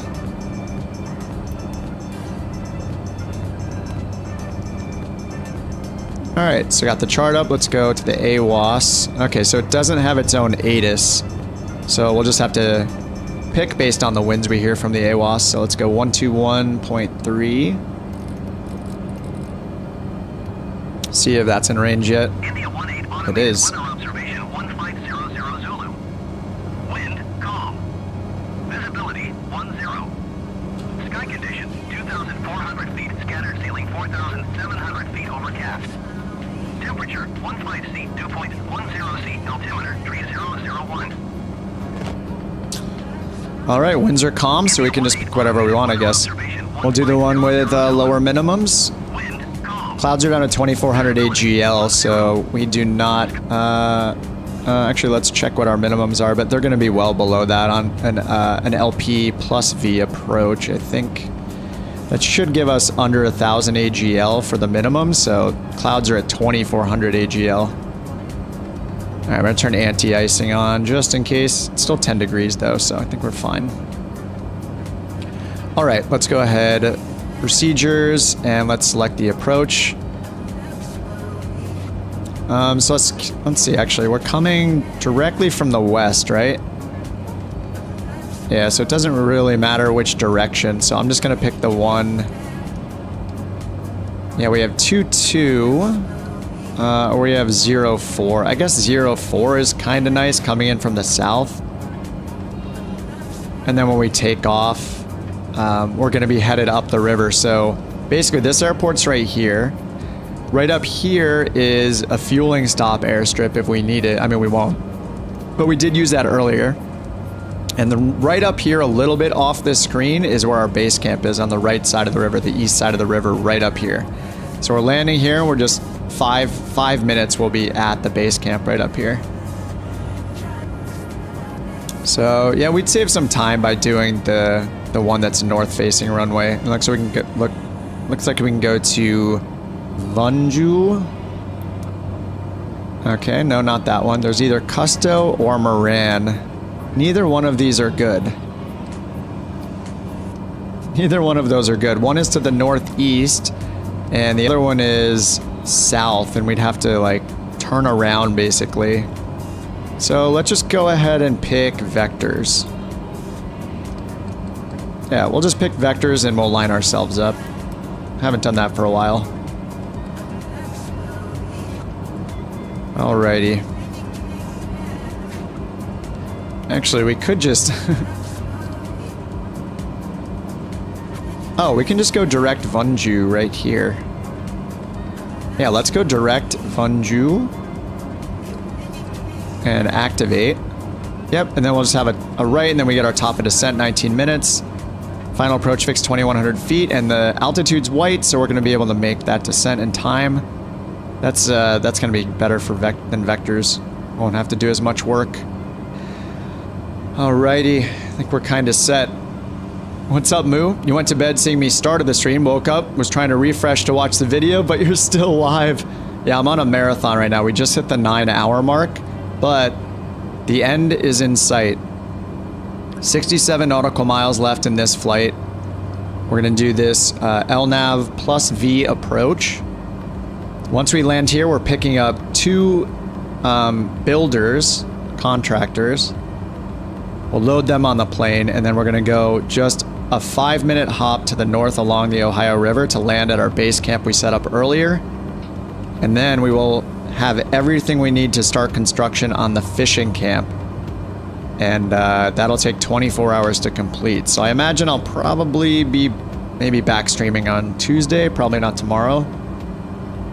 It's not Monday for me yet, it's still Sunday night.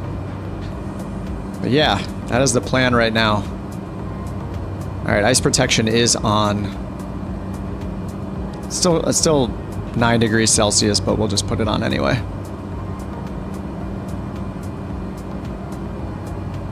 Whew. Man, the multiplayer is still just not working. It's a bummer. Sorry that I can't see you guys. Underdog and Jewel. And was it Callum, I think? Was also flying along. I saw someone with that username flying along too. Alright. Could go a little higher to avoid these, but it's kind of fun to pop in and out of the clouds, so realistically I think we would go above them, but I'll just leave it here for now. Oh, you're ahead of me? I have no idea what's wrong with it. I'm gonna check my like NAT type or something. That's never been an issue, but it seems like I might be one of the few people having issues with multiplayer right now. I think like a couple days ago, one or two other people had the issue, but I want to make sure it's not a me thing.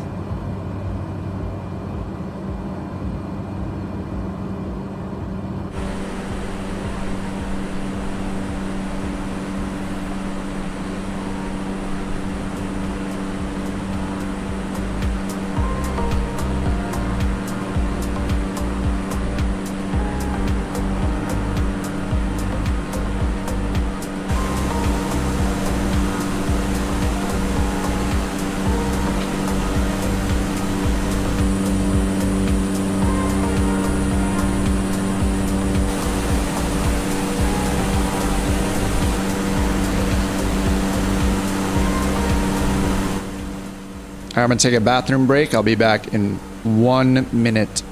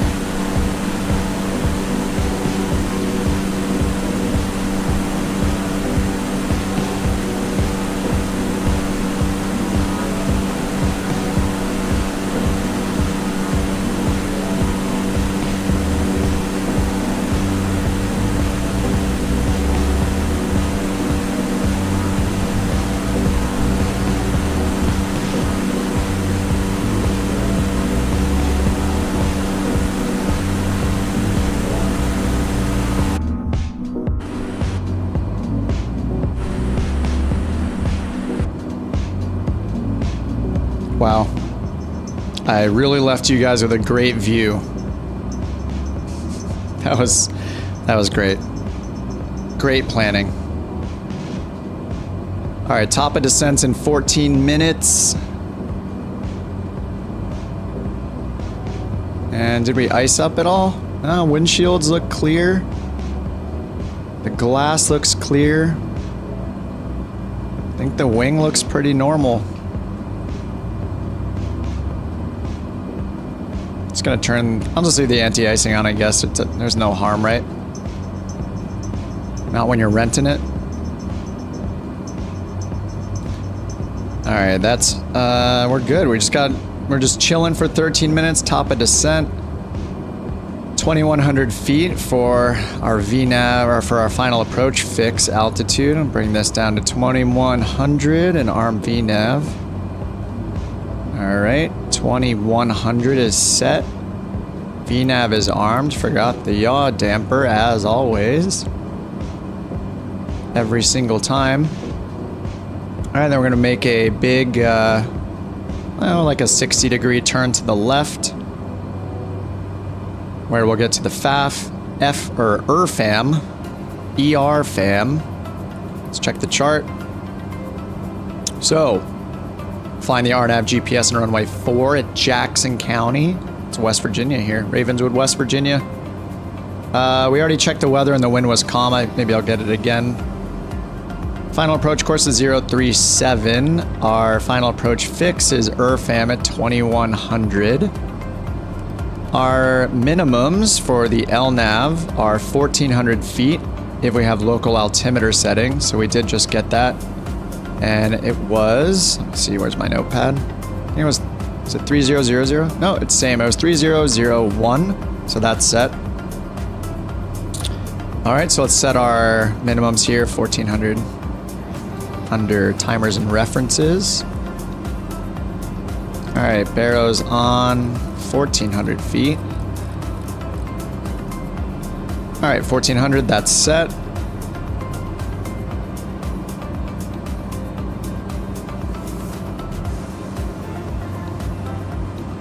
All right, requires 1 mile of visibility. And our missed approach procedure is climb to 27 straight ahead and then direct Gemma, which looks like it's to the southeast. Is this the right one? This is the right approach, right? Yeah, runway 4, because I wanted the north-facing approach. The northbound approach. All right, I think that is good. So top of descent, 11 minutes still. Check the ATIS in a few minutes. Or the ASOS in a few minutes. Have I tried FS Economy? Super old, looks similar. I haven't touched it since I first started simming, and I didn't really... I think I was more drawn to the ones that have their own application and wasn't just run through like a website or whatever, but yeah, honestly, I haven't caught up with it. I haven't tried it since then, and NeoFly owns my soul. I'm just all about NeoFly, all about OnAir. Yeah, I tried a pilot's life recently. It's cool, but yeah, OnAir just has the most features, and yeah, I think it's the best overall. But it's got the price tag that comes with it, so it doesn't really matter though. It's like, dude, I think people should try every one of them. Yeah, OnAir just has so much stuff in it that it's totally justified by the cost. I think they're always updating it too. It's great.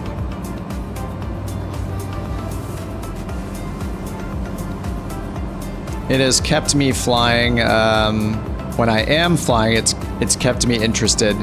It keeps giving me destinations to go to, and man, today has just been a marathon of just new stuff. All this VFR flying, finding a spot to put a tent, basically. It's pretty fun.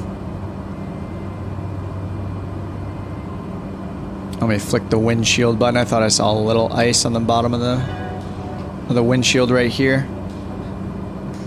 But I mean, whatever keeps you flying, right? Like it's you know, different stuff for everybody. Some people just like being silly and flying hilarious planes, and you know, all the funny mods that come out. And some people just want to do loops and jets and intercept other people in multiplayer that are doing airliner flights. I mean, it's whatever keeps you interested. And there are a lot of things to do, so yeah. I'm very bad when it comes to sandbox stuff, so for me, I need something like OnAir Company or Skypark or FS Economy, I guess, or you know, Pilot's Life or NeoFly. Like, there's just so many. No, I never mentioned Air Hauler because I tried it and didn't like it, but I forget why I was instantly turned off by it. It might have been the interface. I don't know.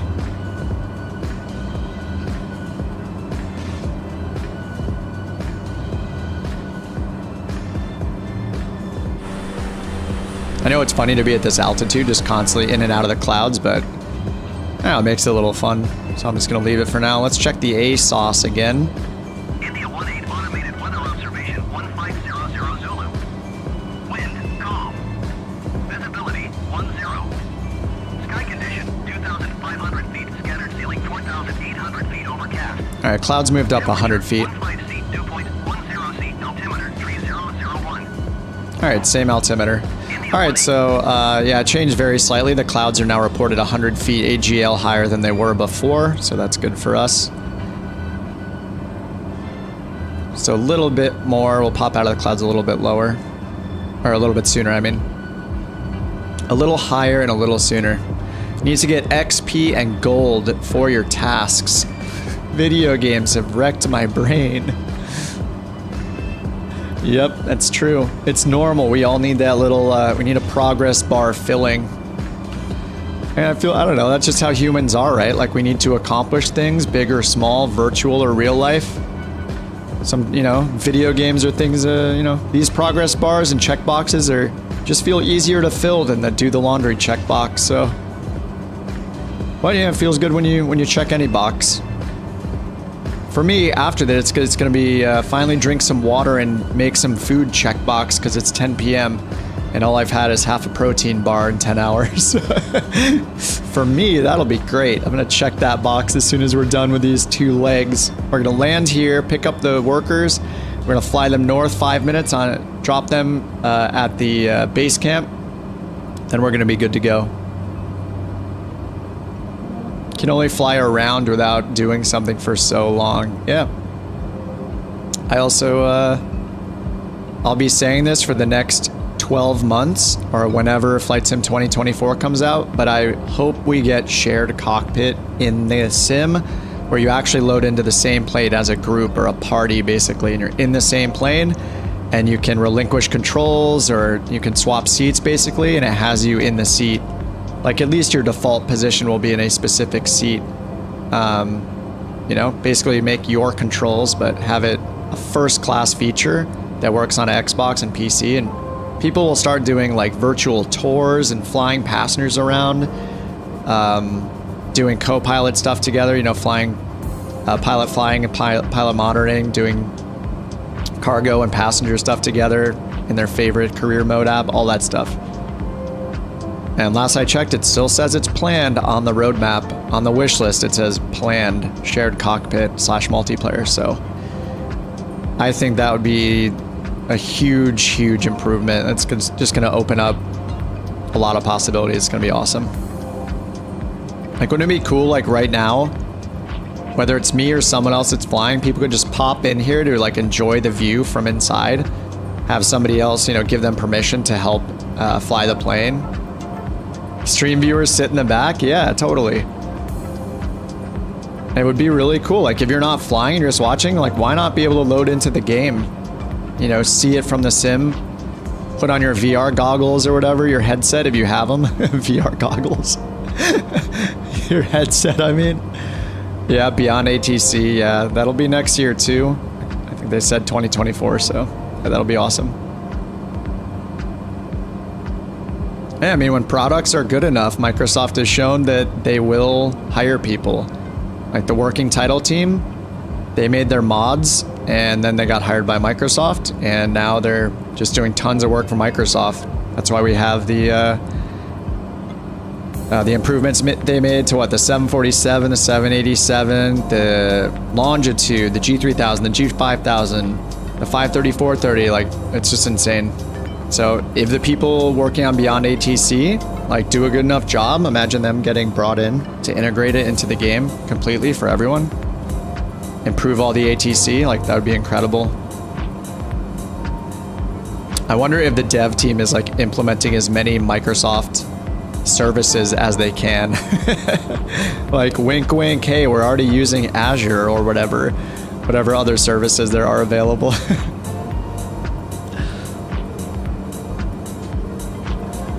All right, top of descent coming up.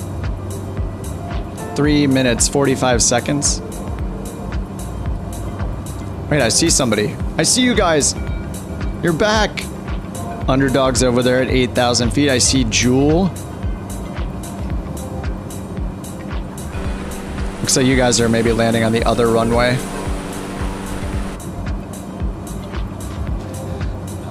Darren says, I was wishing ATC would be improved with a similar manner to the avionics improvements with working title. Yeah, I forget if they said they would be working on ATC in the future. I thought they might have said that at some point on like a live stream or their Discord. I'm not actually sure. Hey man, whoever is working on it, as long as it's an improvement, I'm happy. That would be wonderful.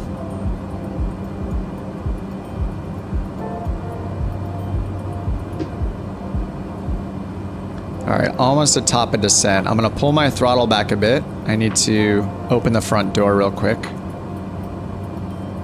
I'll be right back.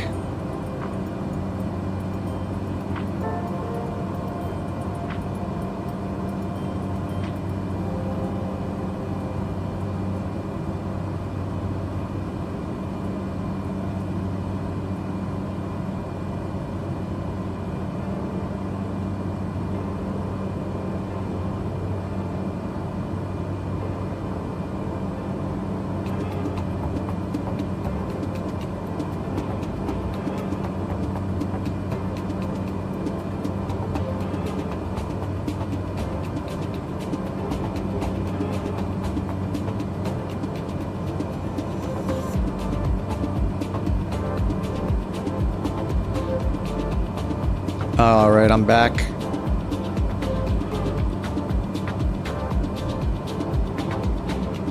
All right, let's see. Are we in our descent yet? Nope, not. All right, that was really fast. 1 minute, 52 seconds. Top of descent. Oh, we're in the home stretch. Soon.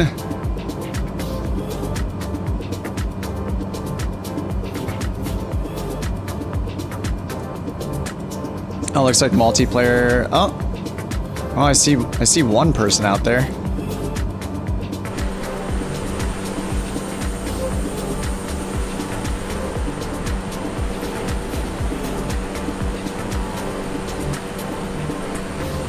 Taking so many screenshots flying in this part of the US. It's like, just looks awesome. That Ohio River. All right, coming up to Vunju. Top of descent, we're going down to 2100. That's set. And the G1000 gives us like a little fake glide path to follow down. So we can take that down to the MDA. Was that 1900? 1400. Take that all the way down to 1400. We're at 7,000 feet.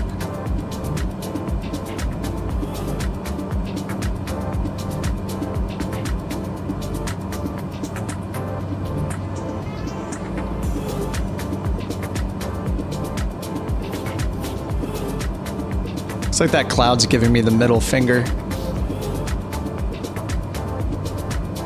Here, it's totally giving me the middle finger. What? Rude. I've been participating in your world for 9 hours and 20 minutes. Give me a break. All right, there's V path starting our descent. All right, we'll just watch our speed.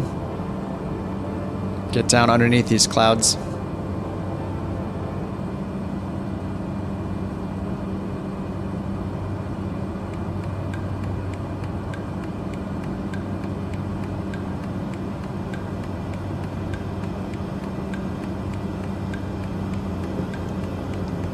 The end is almost in sight. 2 more landings. 1 more takeoff, 2 more landings. Not in that order.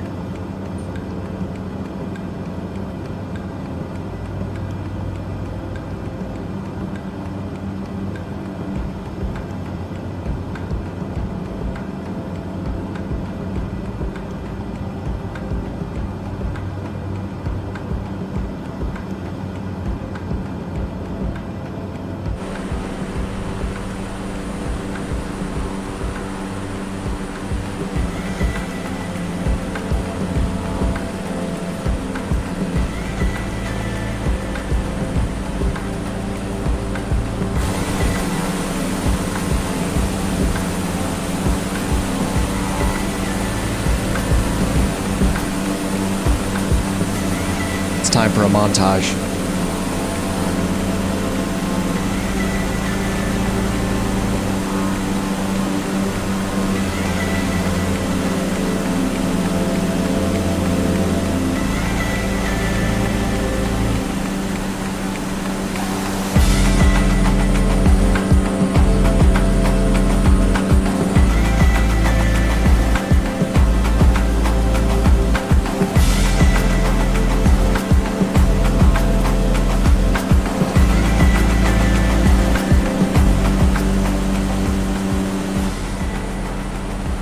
Alright, yeah, that's enough of that. You know, a lot of those camera angles aren't that impressive. It's like, hey, look at this super close up of the tail. Oh, we're overspeeding. Oh no. No, not like this. Not like this.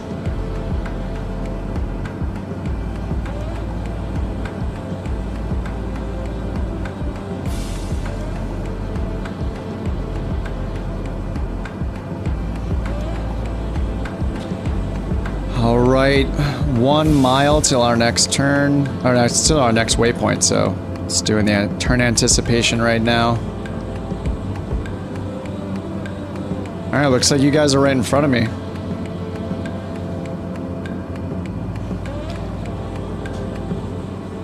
Alright, approach mode is on, so we're switching over to that faked glide path.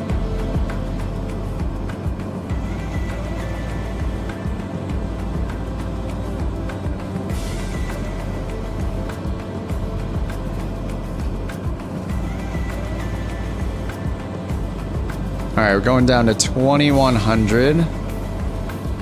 And then I'm actually going to bring our selected altitude down to our minimums here. Let us take it down even further.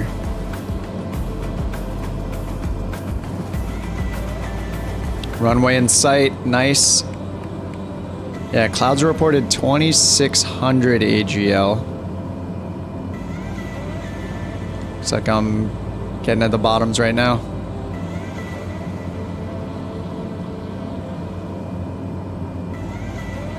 All right, there's our river.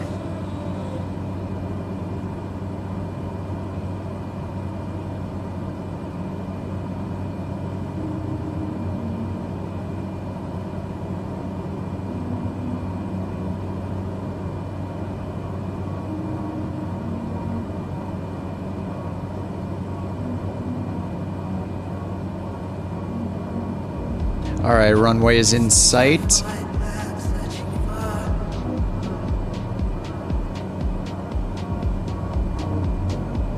Does this count as a precision approach?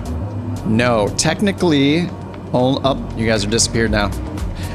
Technically, I believe only an ILS is considered a precision approach. I'm not sure about RNP. But even an LPV approach, I think by like the FAA definition, does not count as a precision approach. Even though technically, I am pretty sure an LPV has higher precision and accuracy than an ILS does. It is, because of the way it's defined, it's not considered a precision approach. I'm not sure about RNP though. I really haven't flown RNP approaches just because I don't fly the airliners. Required navigation performance. So those are basically, I don't know too much about them other than they're a more modern approach type that has to do with what your precision is at any moment of your guidance. So you'll have to have a specific precision, and it's kind of like another way. It's kind of a way that like the RNAV approaches work, where like they fall back to higher minimums as your precision is lower, but I believe it's like more precise. But yeah, I really haven't gotten into RMP yet. If I end up flying airliners more and actually getting into them, then maybe I'll fly, maybe I'll learn and be able to speak a little more about RNP approaches. But yeah, if you just Google like, why isn't an LPV approach precision? Yes, LPV is like the highest precision WAS GPS approach, yeah. It's basically GPS on steroids, so you have more precision. and you get lateral and vertical guidance with high precision. And I was watching a YouTube video where this CFI was explaining how it's actually about 25% more precise than an ILS is, even though it's not technically called a precision approach. But yeah, the different WASP ones, like this is an LNAV approach, so we have an MDA that we're following. I'm just kind of cheating and using the like fake glide path that the Garmin makes for us. And I actually need to learn about the rules of how low you can take something like this when it's a plus V approach, which is a Garmin. I think it's only a Garmin thing, but it doesn't guarantee any obstacle clearance when you have a plus V approach like this. So when we have a visual like this, I think we're already below the MDA for the LNAV approach, so I think technically we might have to already be off of the autopilot. So I'm gonna go ahead and just turn that off right now anyway.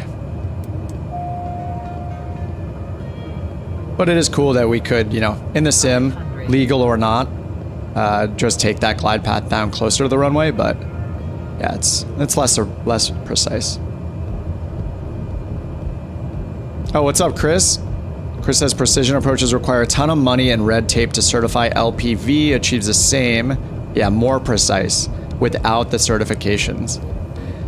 It won't have lower minimums. I think the lowest I've ever seen is 200 AGL, which matches a Cat 1 ILS approach. But Chris is a CFI, and he can definitely tell us more than I can.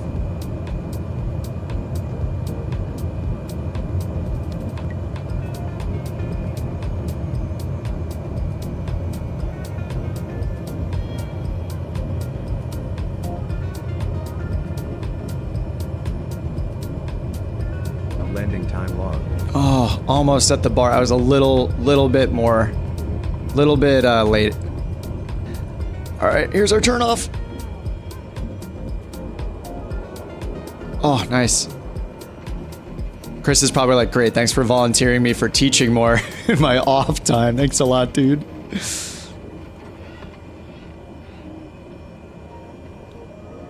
Yeah, as far as I know, LPV, the most I've seen in the sim is LPV go down to 200 AGL. Some of the times they're like 250 or higher, but the best I've seen is 200, which is the same as a Cat 1 ILS. That's usually 200. Cat 2 ILS, I think, goes down to 100, and Cat 3, I think technically it doesn't have minimums because it's an auto land. Could be wrong. That's what I remember. All right, let's get over here. Here we are picking up two builder contractors, I know, over 9 hours. I think this technically is my longest stream now. When the 40th anniversary edition came out at the end of last year, I remember streaming for 8 hours, and I think that was the longest until today, but I was on a mission.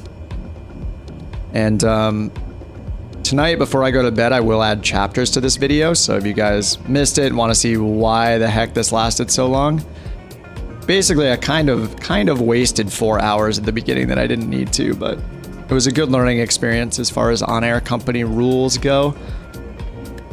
Always happy to share the info. Thanks, dude. All right, I'm gonna stop the wrong way on these little markings here, but it's fine. All right, let's turn the engine off. Time log. Again. The flight is finished. It has been monitored by OnAir. All right, we're gonna pick these guys up and we're gonna just literally go up the river 5 minutes to the north, and we're gonna land at our base camp we set up earlier. So let me hire these guys and pick them up.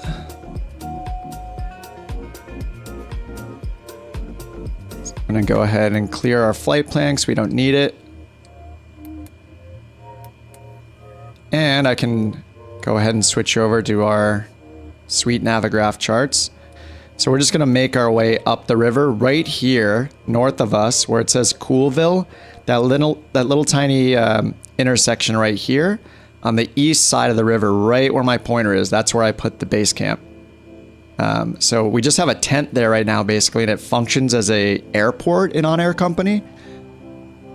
So we can land there and it generates jobs for us, but what we're gonna do is basically upgrade it into a fishing camp And then once it's done, it'll take 24 hours to actually build it. So that's the process we're starting tonight by bringing all these things to it.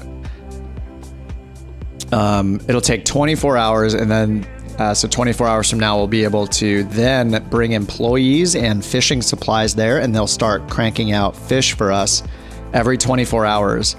And then we can periodically go and grab those fish, load them up, and fly them around and deliver them and sell them at airports based on the supply and demand here in the trading hall, basically the goods market. Anyway, we're going to go to the trading hall right now.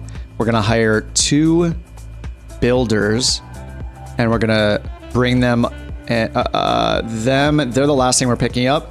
So we've already taken the time to go to the west. We picked up 2 steel bars, and we picked up 1,500 pounds of lumber. So all of those are on board the Grand Caravan right now. We're bringing all those to our base. So here on the map, you can see the orange one. This is my base camp that we set up earlier. So the last several hours, been figuring out where to get all the supplies we need to convert it into a fishing camp. So that'll start soon, and it'll need to be 24 hours. And then eventually I can make a short, concise video, a normal video on this. So here we go, builder contract. So I need 2 of these contractors. And I'm already at the airport that I'm getting them from. I checked in advance to see where all these people were. All right, so I just need to select the correct one. Oh, did it auto-select it? Dude, I think it auto-selected it for us. So this is right. This is India 1-8. So we're gonna get 2 builder contracts, 5,800 credits. They're 380 pounds, 190 pounds each. And we're gonna go ahead and we purchased them, and now we can load them into our plane since we're already here. We could have bought these in advance, but I'm just doing it as we're going place to place. Oh, this is a home stretch. Here they are. So here are the 2 builders. And we have plenty of fuel. We have almost 1,000 pounds of fuel, so we're already good. And our destination, we can't do this with SimBrief, but in OnAir Company, I named our spot. You name it a 6-letter code. So I named it fishing, FSH, on the ground. So I can type that in. This represents our little base camp. So I can put that in as my destination. All right, we have everything we need right here. 1,500 pounds of lumber, 800 pounds of steel bars, and now the 2 builders. We're gonna load all of them on. We're just gonna take off again, fly north, just upriver a little bit, and then we'll land at where the base camp's built. Are the resource counts for trading hall synced to everyone in whatever world? Hey, I have no idea. If you're in though, and you can look at the same one I'm looking at, you could verify it, but I would guess that it is, yeah. I mean, so much of everything in the game is like per world. I'm on the Thunder world. So there are 3 different worlds to play in. I'm on the Thunder one, which is only human flights are allowed. You can't have AI do any flights for you. So everything is human flown. I'm going +10 on the clock like I've been doing for a while now to keep it daylight. Then we will track it and we'll get started. I'm gonna do the full quick shutdown real quick. Let's get this thing totally restarted.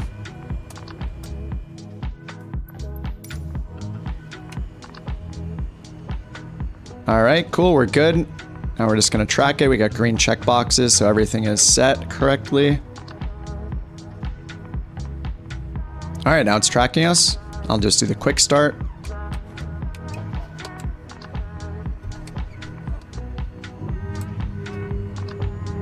Alrighty, which map enhancement do I use? If you're talking about the graphics in the sim, I use Rex AccuSeason. They just released a update recently that was free for everybody that was a customer already. So that's how the trees get colorized, and now the terrain also gets colorized as well, depending on what season it is. So I think it's pretty good. I've been using that for a while. And then, if you're talking about this is the Navigraph plugin for the G1000. So Navigraph is kind of like the 4Flight for simmers, and that's why I'm getting these like world maps. So I can use these, or I can use like IFR maps and get them right in the G1000. It also works with, I think some airliners it works with, but it works with anything with the G1000, G3000, G5000, and GTN 750 also supports it. But yeah, Navigraph and OnAir company and Microsoft Flight Simulator, that's like, to me, that's like the golden 3 purchases you need to make. The Sim, Navigraph, and OnAir company. In my opinion, yeah, those are the 3. And yeah, there are other things besides Rex AccuSeason. Bijan, I'll type that in the chat. I think it was called the 4 Seasons, but he, I think, is a solo dev who does a similar thing. And it's available in the marketplace or through third-party sites, but that guy does a lot of work as well. I think they're both really good. When did Navigraph get the map data into Sim Avionics? I'm not sure when it came out for G3000 and G5000, but it just came out during this last work week. I forget, was it Wednesday? Tuesday, Wednesday? Thursday? How many days has it been? I made a video the same day it came out because I was so excited about it. So the one for the G1000 just came out. So yeah, if you look at my videos, I have one all about the G1000, but it's similar for the G3000. You just use the Navigraph Hub app and install it.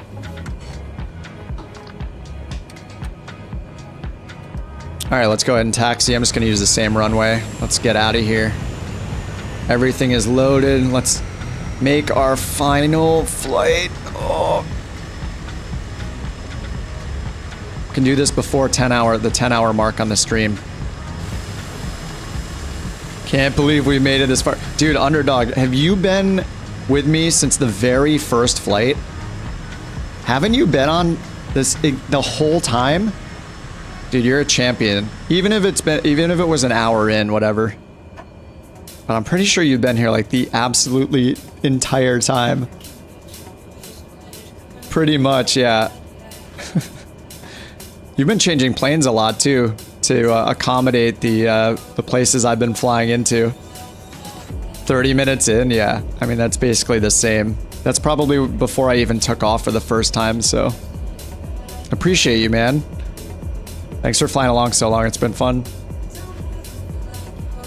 Yeah, all this knowledge that I've gotten and this practice and testing this out over the last like almost 10 hours will go into the next OnAir company video I make explaining this whole feature. So yeah, this has been rad. This is a nice departure from the norm too, just flying high altitude IFR flight plans. It's nice to go from like a small jet and then to an airliner and then to the Caravan and be flying VFR more. Yeah, it's just great. Good stuff. All right, I'm not setting anything in this plane besides throttle to full. Been wanting to dabble in this part of OnAir. Yeah, I know the Industries has been in beta for a while, I think. I don't know exactly how long. But yeah, I made one about the freelance features. If you haven't, that freelance feature where you can generate a weekly schedule is so awesome for people that fly jets and airliners. I think that's really, really cool. I just like that they have features that you don't have to deal with all the logistics and economy and all that, you know.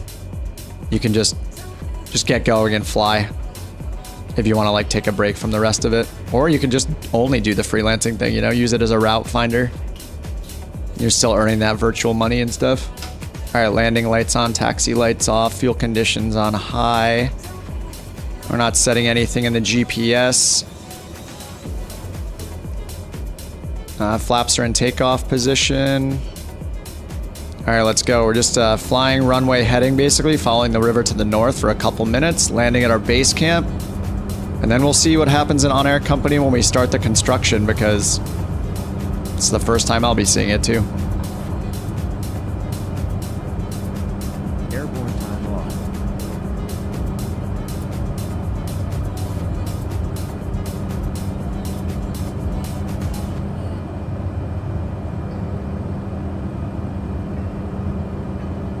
All right, 100 knots, flaps up, trimming, And we're just gonna follow the river. What's up, Sam? I've been watching the stream periodically throughout the day. It's awesome you stream so long. Lots of content to watch.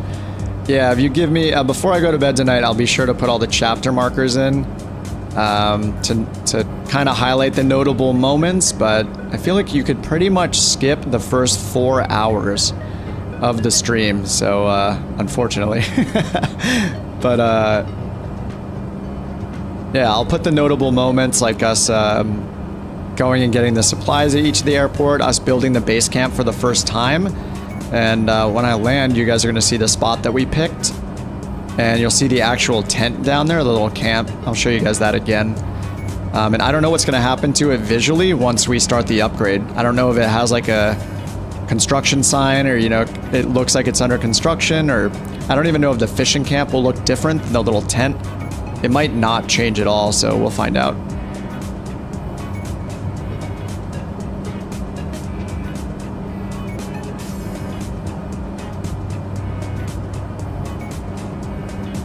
Alright, so we're just upriver here. So basically the river is going to turn to the east up here. There's like this little P shape that it makes. Right over here, we had stopped here to get some fuel at one point before we set off to the west to get those supplies, to get the lumber and the steel. So now we just continue a little further than that, and it makes another split, a little Y in the river, kind of at the top of where my chart ends, and that's where the base camp's at. 4-hour pain is our gain. Yeah, I deserve it because I was basically trying to cheat. I was trying to fly my employee, my virtual kip, down to the area, and all I needed to do was just hire another employee where I needed to be and just fly as that employee, because you can do that. You know, the only restriction is that all the flights have to be human done because there's no AI in this world, in the Thunder world. So, yeah, if I just did that from the start, I basically would have saved 4 hours. But we got a few jet flights in. We got some serious vision action going. The vision jet again, so that was fun. And we got some really cool weather we flew through. It was very... it was rainy at one point. I think that was when we got in the Grand Caravan.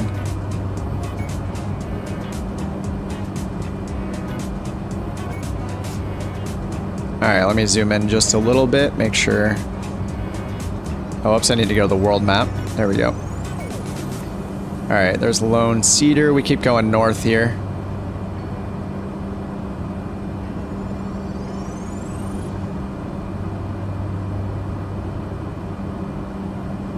Just following the river. Underdog disappeared again. I'll have to check my settings like tomorrow night or something and see why it's cutting out. I don't know. Maybe it is a Microsoft server issue. Yeah, when we were scouting out this area, there are a couple little islands in the middle of the river, but they were mostly covered in trees, so it would have been really hard to land there. So we picked a spot on the east bank of the river up here, and yeah, it's like a gigantic airstrip looking thing. So right here, there's a little airstrip and fuel over here that we used before. We used it earlier right down here. I think it's like behind, it's right there actually. You can see the little building. Yeah, so we refilled there before when I needed some fuel. All right, now on the map you can see this corner up here where it branches. That's where I put it, right here on that exact spot. And I can actually see the strip. So right here, wait, is it this? No, I think it might be a little more north. Actually, that might be it.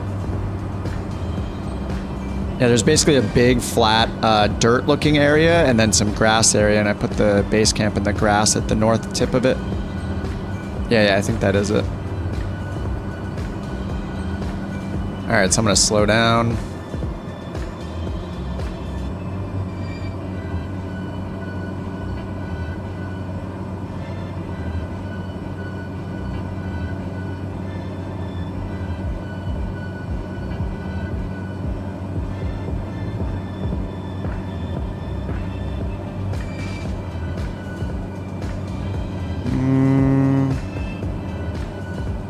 Is that it, or is it a little further? Oh, I think it's up here. I think it's up here. I don't think that's quite it. Yeah, it's a little bit further up because we should be able to see a bridge on the west side of it where the river like kind of splits off a little bit. Yeah, it's not this spot. That's a nice little landing strip right there though. OnAir being able to dynamically add things is pretty slick. Yeah, it's really cool. And when you're placing it, like you just use the UI and move it around and hit place and it puts it down again. So you see where it is in the world. And other people that are using OnAir will also see your, will see your base camp.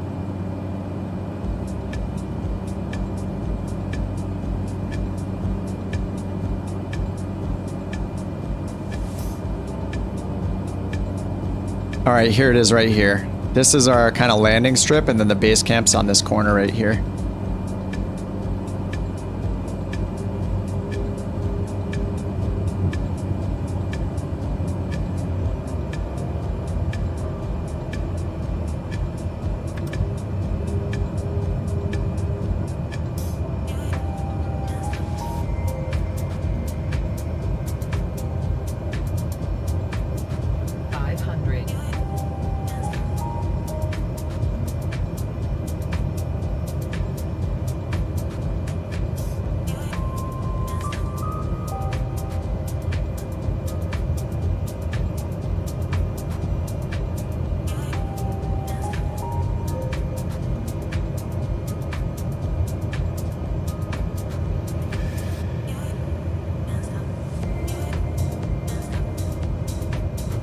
Yeah, well, I put it way in the grass over there because I wanted it to be like near the corner.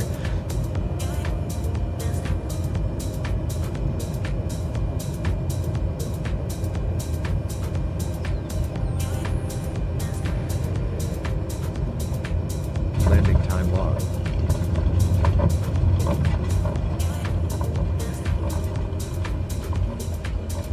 So there's a little windsock here too. The next time I build a base camp, I'll have to see if we can move that location. But basically, I landed here, and then I hit the place button. Whoa, gotta be careful. Don't want to crash. Don't want to crash. Crash damage is on. So I placed it here first, but then afterwards I used the interface that it gave me to move it down over into this corner. So I think I could have like replaced it from scratch and moved the windsock. But the windsock is up here now.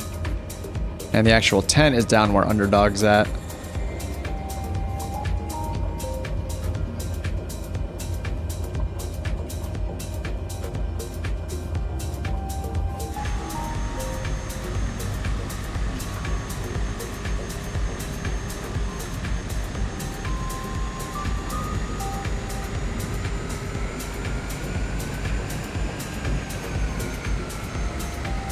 It's very small, and I'm curious to see if it becomes bigger when we upgrade it to like a fishing camp. You guys were right earlier. You're like, that's going to be a long taxi to get way down here. Gabe, what's up? Yep, still live. I'm almost done. I brought everything here. We're about to start the construction to see if it changes. I'm not really expecting it to, and I don't even know if it's going to actually change afterwards either.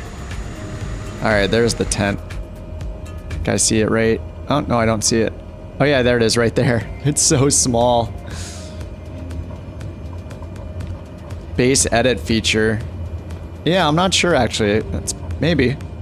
I'll have to check it out and see if there is.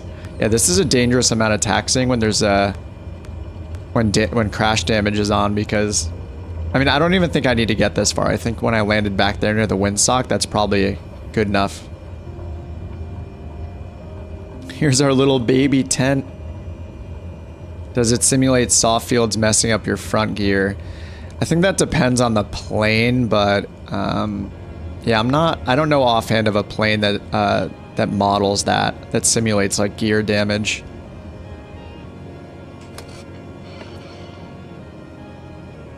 All right, there's our little camp. I can drone over there in a second, but let me drop this stuff off first. Engine off time log. The flight is finished. It has been monitored by OnAir. All right, the flight is finished. So I have no idea what's going to happen with the interface now. All right, so I'm just going to press OK. It just looks normal so far.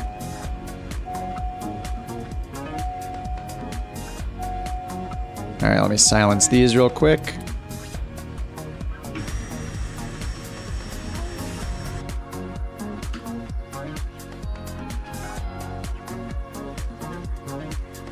So I thought this was kind of a cool spot. Delta, he's off now, but he's kind of scouted this spot out. There's like a cool bridge over here too. Yeah, it's kind of a pretty spot. So here's the little base camp it sets up. So this is the base camp. You got a little, you know, it's a little very RPG feeling, you know? Especially when you look inside and you see that there's like a little, wait, where is the opening? Wait, this was open before.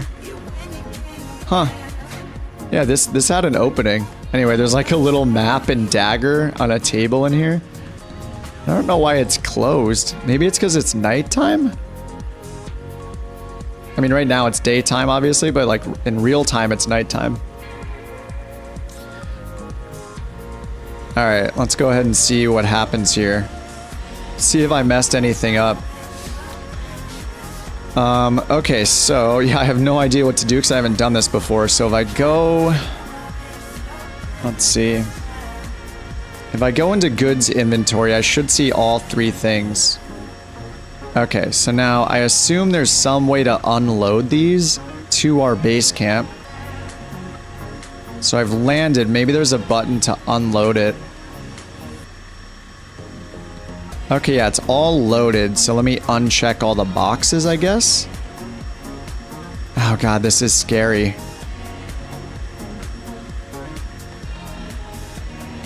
If I uncheck all the boxes, yeah, it says I'm at fish on the ground. It says I'm at it here. It said unload. Oh, wait, let me go back. Let me go back. You might have just saved my butt. Oh, it does say unload. Okay. Loaded in the Grand Caravan. All right, thank you, dude, Rudy. You might have just saved me. Thank you. All right, unload.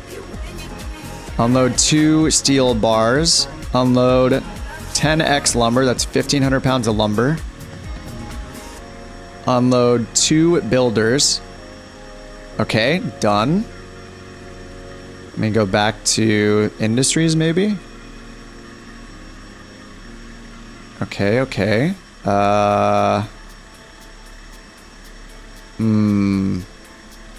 So I unloaded it all. It's at my spot. Let me go to factories. No, this is going to give me a factory list, I think.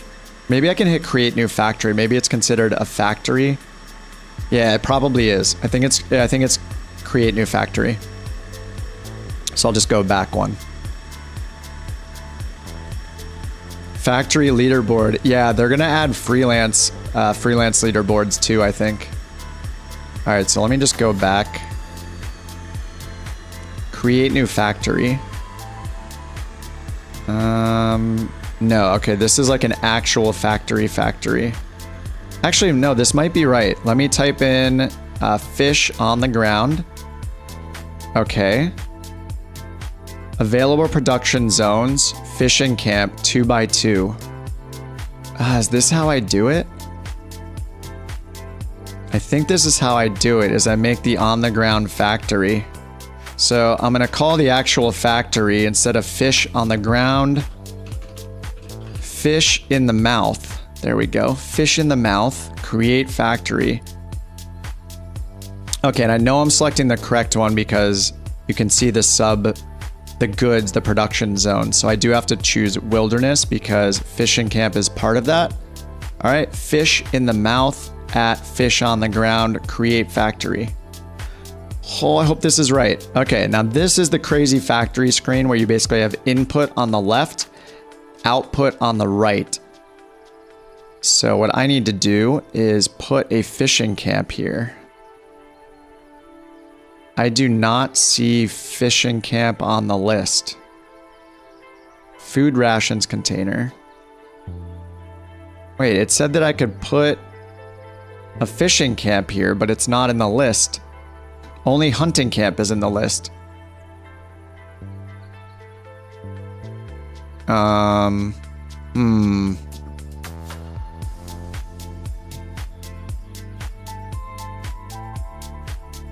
Why can't I make a fishing camp? No, I don't want a hunting camp. Well, I can build a hunting camp. Oh, I need more resources. What is this? No, I'm gonna delete this. I don't want basic hunting. Why doesn't it have a fishing camp? Whoops, I don't want that. Refresh button? Okay. Hunting camp. Nope, just the fish smoker. Very weird. Yeah, I don't get it. Everything else is listed here except for fishing camp. All right, let me try deleting it. Oh my god, that didn't just get rid of all of the... No, it didn't get rid of all the things, right? Because I didn't actually make the fishing camp yet. All right, let me go back to goods inventory. All right, it's all still here. Oh man, that's scary. Isn't it what you have being built? No, I don't think so. I think I actually have to tell it to build it. All right, I'm going to open the guide here. Let's take a look at the guide real quick. I do not want to mess this up. So Basecamp has this whole section. So we've done all this. Did the Basecamp stuff. Yeah, once you have the contracts. Oh no, that's if you're selling goods.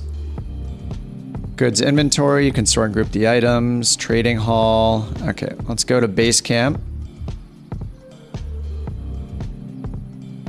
Industries, Basecamp features, how to deploy. So I already deployed the Basecamp. We did this. I deployed it, and yeah, we have it already. We see the model, and it says the Basecamp will generate jobs like any other airstrip. Hunting camp has some exceptions. Okay, let me go look at factories then. All right, factories. So we have all this stuff. It's just not listing the fishing camp, and I don't know why. So yeah, you create the factory. It looks like we might need some like ore or rocks of some sort. Oh no, that's an input. That's why. Okay. So basically we want this. We just want it. It looks like we can already build the hunting camp, but it's not listing the fishing camp.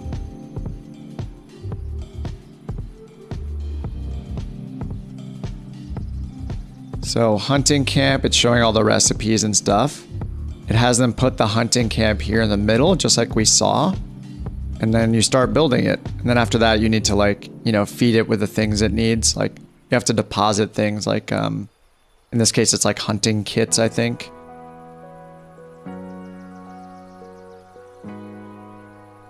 Yeah, and it shows them purchasing hunter contracts and starting the contracts here.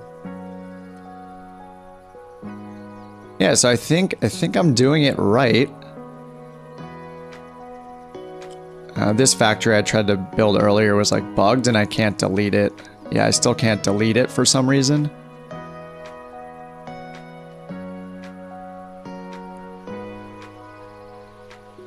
Let me try it a second time. Fish in the mouth.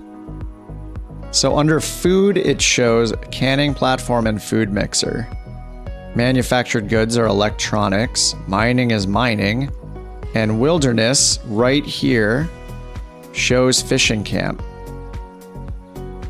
Wait a minute. It says this zone is allowed on water airports.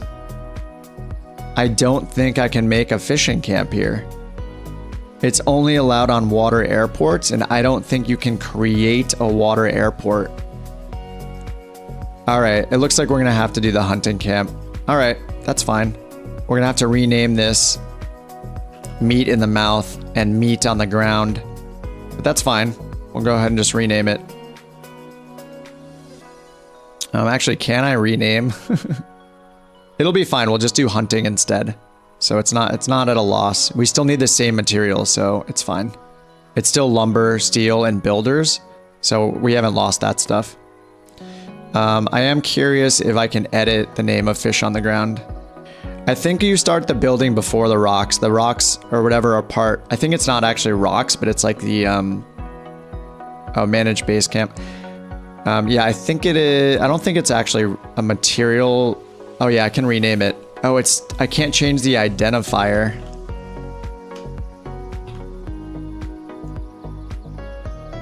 Okay, instead of fish on the ground, we're gonna call it fish of the woods. Okay. This is like chicken of the sea, but it's gonna be fish of the woods, which is meat. Okay, so that'll be fine. Fish of the woods. Can't change the, yeah, this is fish of the woods. That'll be fine. Fish on the ground? No. Okay, okay. Factories. Should be the last step. Come on. So it's fish on the ground, but it's renamed. Oh, it hasn't renamed it just yet. All right, the fish of the woods. Factory name is going to be fish in the mouth. And then we'll go. Oh, it's not going to be fish though. I'm just going to do meat of the mouth. I'll just do meat in the mouth. That's fine. All right, meat in the mouth. Let's create the factory. All right, let's see if this works. Beef on the ground. Okay, yeah, so that makes sense. Okay, so we're gonna do the hunter thing now. And now I can just hit build, I think. So in the middle, the needed resources to build it, we have all of them. Steel, lumber, 2 builders. I click build. It's building. Yes! Finally. Okay. Construction until 6:13 Zulu. So it's a full 24 hours. So tomorrow night, 11:13 local time for me in California, it'll be done. It's done. It's done. I just see Frodo. Or I just see Samwise right now. It's done. Or is it Frodo? It's Frodo, yeah. Anyway, okay, yeah. So this is part of the input and stuff. We'll figure that out next stream. But it is building. It's under construction. And then there will be meat in the mouth eventually. That's interesting. When I point at it, it just shows like a big like hash token kind of thing. So I think what we need to do is add a container. Is it a container?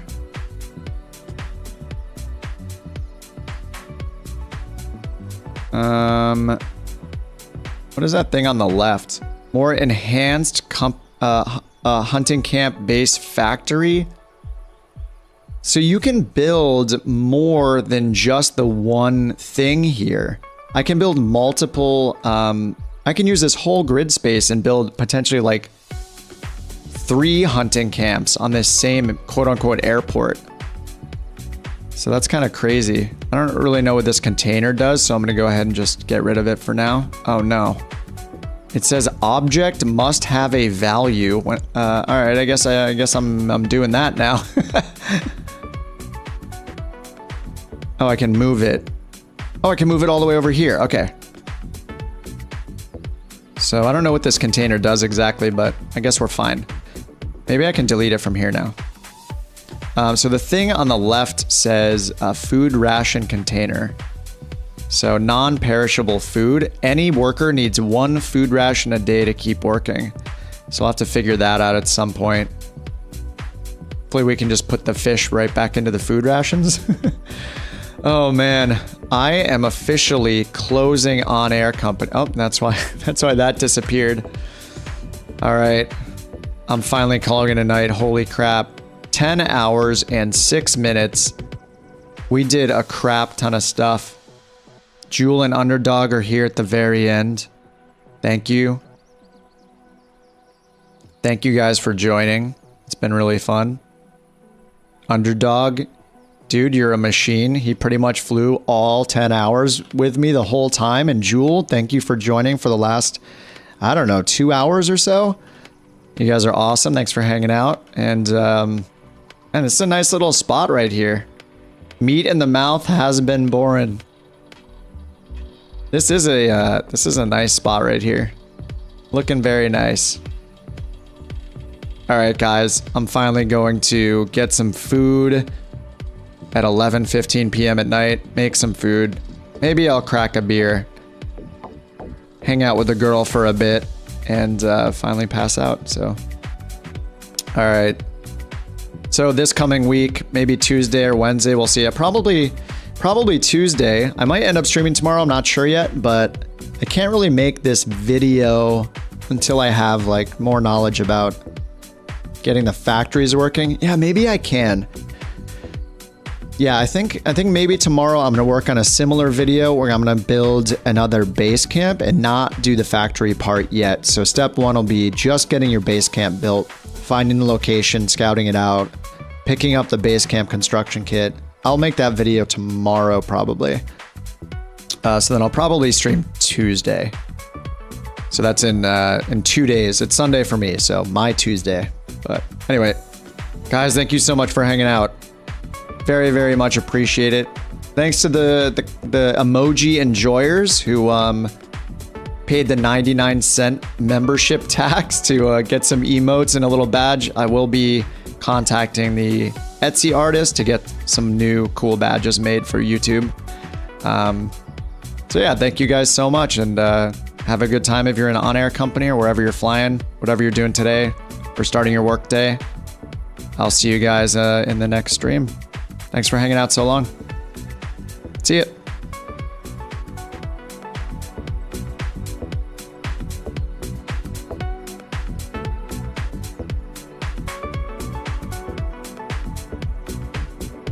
Oh, and Darren, thanks for hanging out in chat all day too, man. You were here the whole time, and all you guys that like, yeah, you guys are awesome.